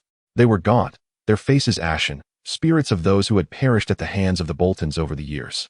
The two men were struck with terror. What manner of sorcery was this? Divine intervention? No, it was the work of demons. Go forth and identify those who brought about your demise. Let grievances be avenged. The tremulous voice of Jeherys rang out, momentarily restoring clarity to the restless spirits. Upon recognizing their murderers before them, their memories replayed hauntingly, and they shrieked, lunging towards the Boltons. One by one, the souls entered their bodies, tearing at and gnawing the transparent essence of the two men until they writhed in agony upon the ground, howling in despair. At last, as the two souls breathed their last, they knelt before Jeherys, departing in satisfaction. It seemed that even those who perished at your hands retained a flicker of goodness. Jeherys cast a scornful glance at the father and son lying on the ground. Viserys Valerion had not committed many wicked deeds, and in the eyes of the deceased, he remained their lord. Thus, they were content to have claimed a fragment of his soul. In stark contrast, Ramsay Snow had wreaked havoc, leaving countless victims in his wake.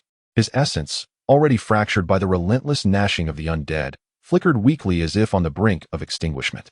Even if he were to survive, his remaining years would be marked by madness, unable to inflict further harm, a fate most deserved. Jeherys felt a sense of fulfillment. If even the spirits were willing to forgive Viserys Valerion, He would not stain his hands with further blood, with the sins of this realm purged. He mounted his dragon once more, soaring into the winds, leaving behind a dilapidated castle and a disordered throng of soldiers and servants. Chapter 80. The Sudden Proposal. My son, you are already 20 years old. It is time to settle down. Upon returning to Dragonstone, Jeherys was immediately summoned by the guards sent by Rhaegar. The mere mention of marriage evoked memories of his own past torment. Look at you, such a handsome young man. If the dragon god had not withheld your freedom in previous years, I would have arranged your wedding long ago. Queen Rhaegar grasped his hand tightly, unwilling to release him. Tell me, do you prefer Rhaenys or Daenerys, or do you desire both? Viserys, observing from the side, was taken aback. The Targaryen family had always intermarried, yet neither he nor his brother were wed. Are you implying that I am to be disregarded? He thought, feeling a twinge of jealousy. Is this favoritism? Although I admit I am not particularly fond of either girl, and they seem to share my sentiments, this is tradition, a tradition that has endured for millennia. Shouldn't it be considered on my behalf? Moreover, Rhaenys and Daenerys seemed to react oddly. Whenever he wished to hold their delicate hands, he was met with sharp rebukes. Yet, upon hearing that they were to wed Jeherys, their cheeks flushed with bashfulness. Why aren't you drawing your swords to slay this pompous interloper? He pondered. Am I truly the only sane one left in House Targaryen? Your Majesty, this kinship marriage defies theological principles. Jeherys hesitated, for he had never given much thought to matters of romance, especially regarding his underage sister and niece. In modern times, such unions would land one in prison for years, and they were still so young. Young? Ask them if they have experienced their first menses. It has been years. Rilla was incensed. After finally holding hope for the prophesied prince, how could you not wish to pass on such remarkable genes? Why are you still discussing theology with me? Aren't you the one who claims to be well-versed in the laws of the Seven Kingdoms? How can you be unaware of the exceptional statutes of House Targaryen? The bloodline of the dragon lords continues. Can that truly be deemed incestuous? This cough. Jeherys felt his face flush. Does Her Majesty speak so candidly? Today, you must provide me with a response. Either choose one option or the other, or else deny me as your mother. As Layla uttered these words, tears began to flow. Look at your brother. How many bastards has he fathered? Why can't you comprehend this? You'll drive me to my grave, and then I'll go to hell to find your father. Alas, it cannot be so. Jeherys was at a loss for words, astonished that Layla, who had ascended to the throne for over a decade, would resort to tears so deliberately. Aren't you a disciple of the dragon god?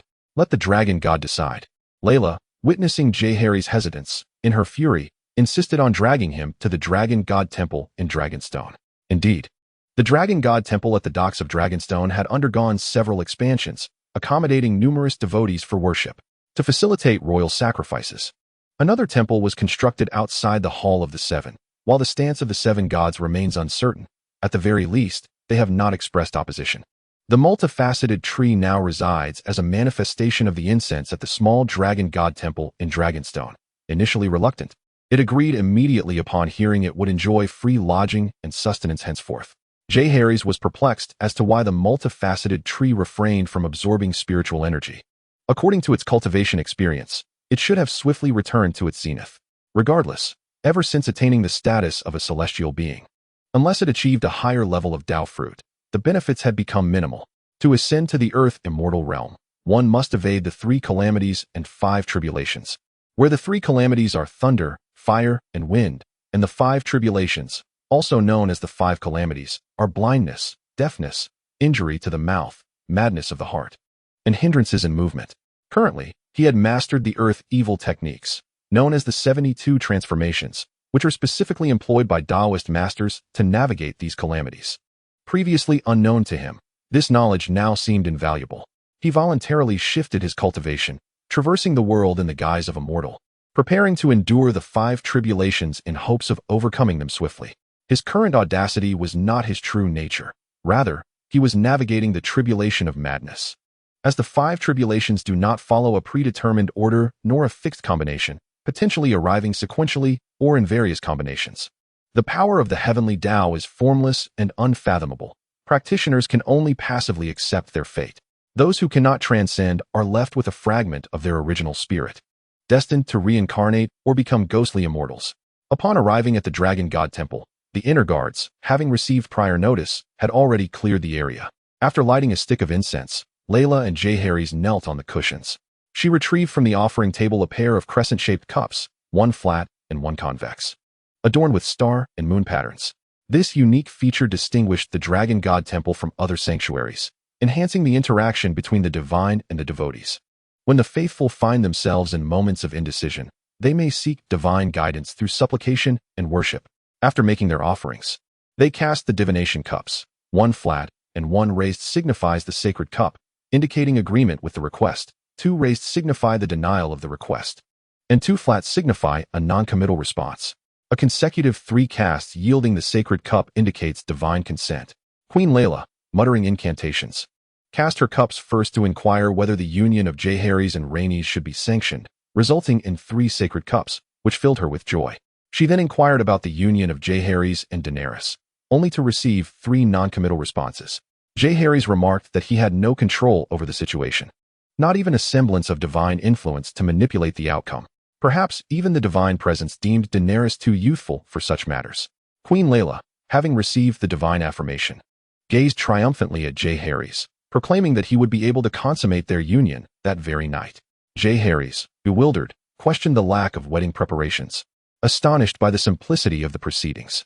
Indeed, the traditions of the Targaryen family were far less elaborate than those customary on the continent, devoid of the complexities of engagement and auspicious rituals. Moreover, the wedding arrangements had quietly been set in motion long before Jeherys departed Dragonstone for the north. In the Dragon God Temple, amidst the sacred hall, and before Queen Layla, they adhered to the ancient Valyrian rites to complete their wedding, ushered into their bridal chamber amidst the laughter of the gathered guests. As they sat upon the marital bed, Jeherys found himself in a daze. Having entered into marriage for the first time in such an unceremonious manner, upon viewing his bride, adorned in a low-cut gown and shimmering jewels, he was at a loss.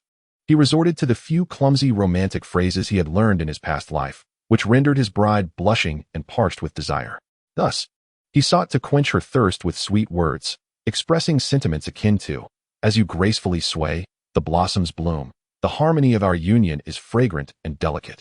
Chapter 81. The Death of Jon Arryn. Alas, Jeherys awoke late in the day, lamenting the indulgences of wine and pleasure that had ensnared him. He bemoaned his fate, as he had recently acquired a new martial skill, becoming so engrossed in his practice that he found himself ensnared. His youthful bride, equally devoted to her studies, reciprocated his affection with unwavering enthusiasm, welcoming his teachings with open arms. Thus, Jeherys finally savored the joy of a king who need not attend early court sessions. Fortunately, Jeherys possessed remarkable willpower, swiftly extricating himself from the allure of beauty to refocus on the unfolding events across the continent. The original narrative was nearing its climax. According to the latest intelligence from the inner guards, rumors had quietly reached the ears of the Prime Minister, Jon Arryn. The latter had initiated a covert investigation.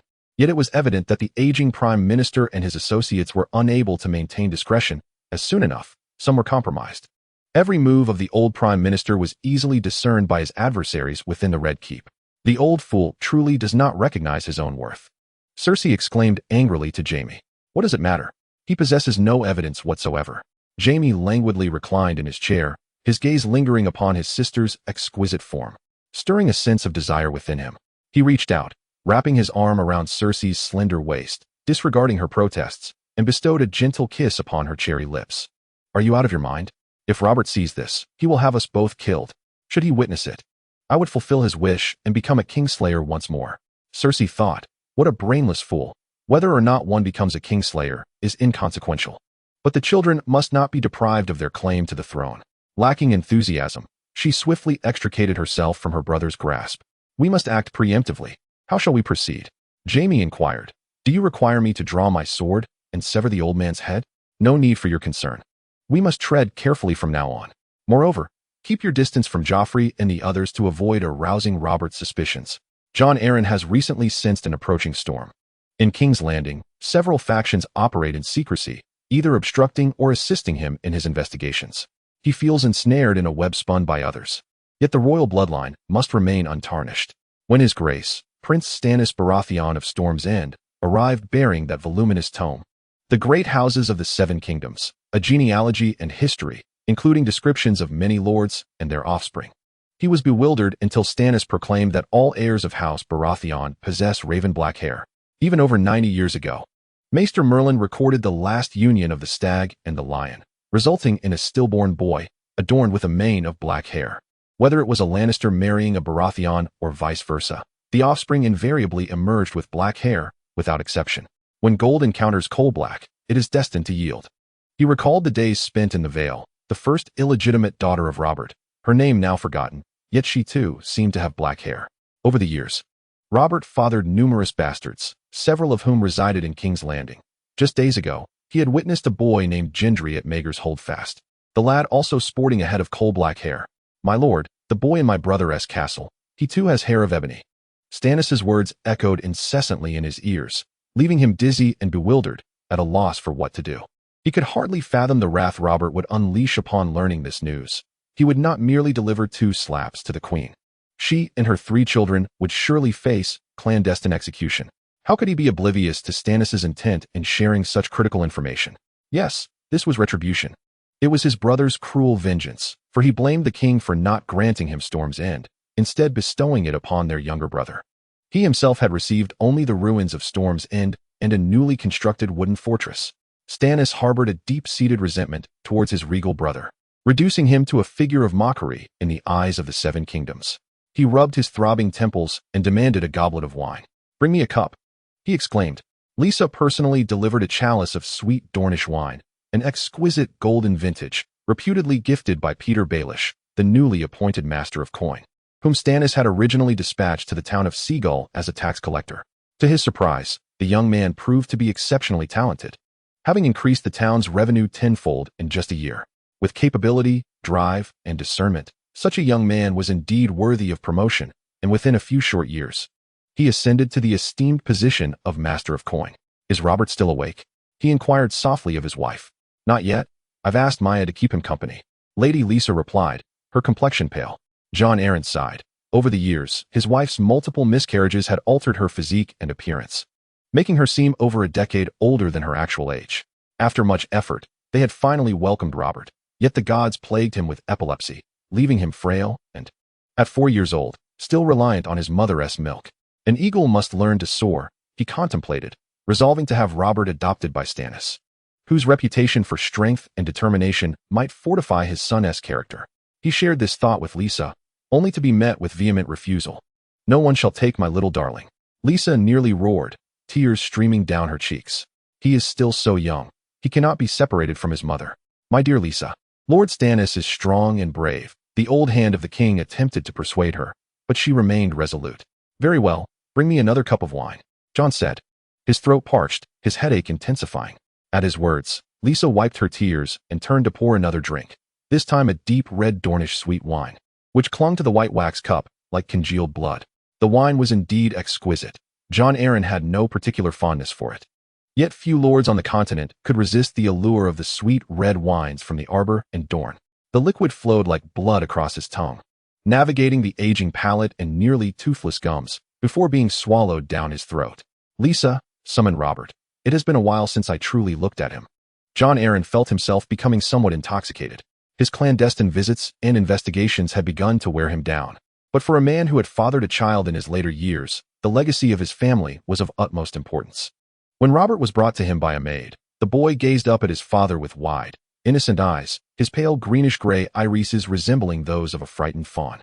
As Jon Arryn observed his son, he noted how dissimilar the child was to his own youthful self, the color of his hair, the hue of his eyes, the contours of his face gradually coalescing into the likeness of another. His speech became increasingly slurred, and drool trickled from the corner of his mouth. He extended his hands, yearning to examine his son closely, yet the latter, gripped by fear, let out a piercing scream, trembling uncontrollably. Amidst Lisa's terrified cries, chaos ensued around Prime Minister Ta. Jon lay on the ground, gazing at Maester Cresson, who incessantly spoke to him, though his ears were deaf to the words, his lips barely managing to utter fragmented phrases. When Robert Baratheon received the news, Jon was reclining in bed, a foul stench emanating from beneath him, for the elderly man had lost control of his bowels. "Your Majesty, the Prime Minister must be suffering from a gastrointestinal ailment.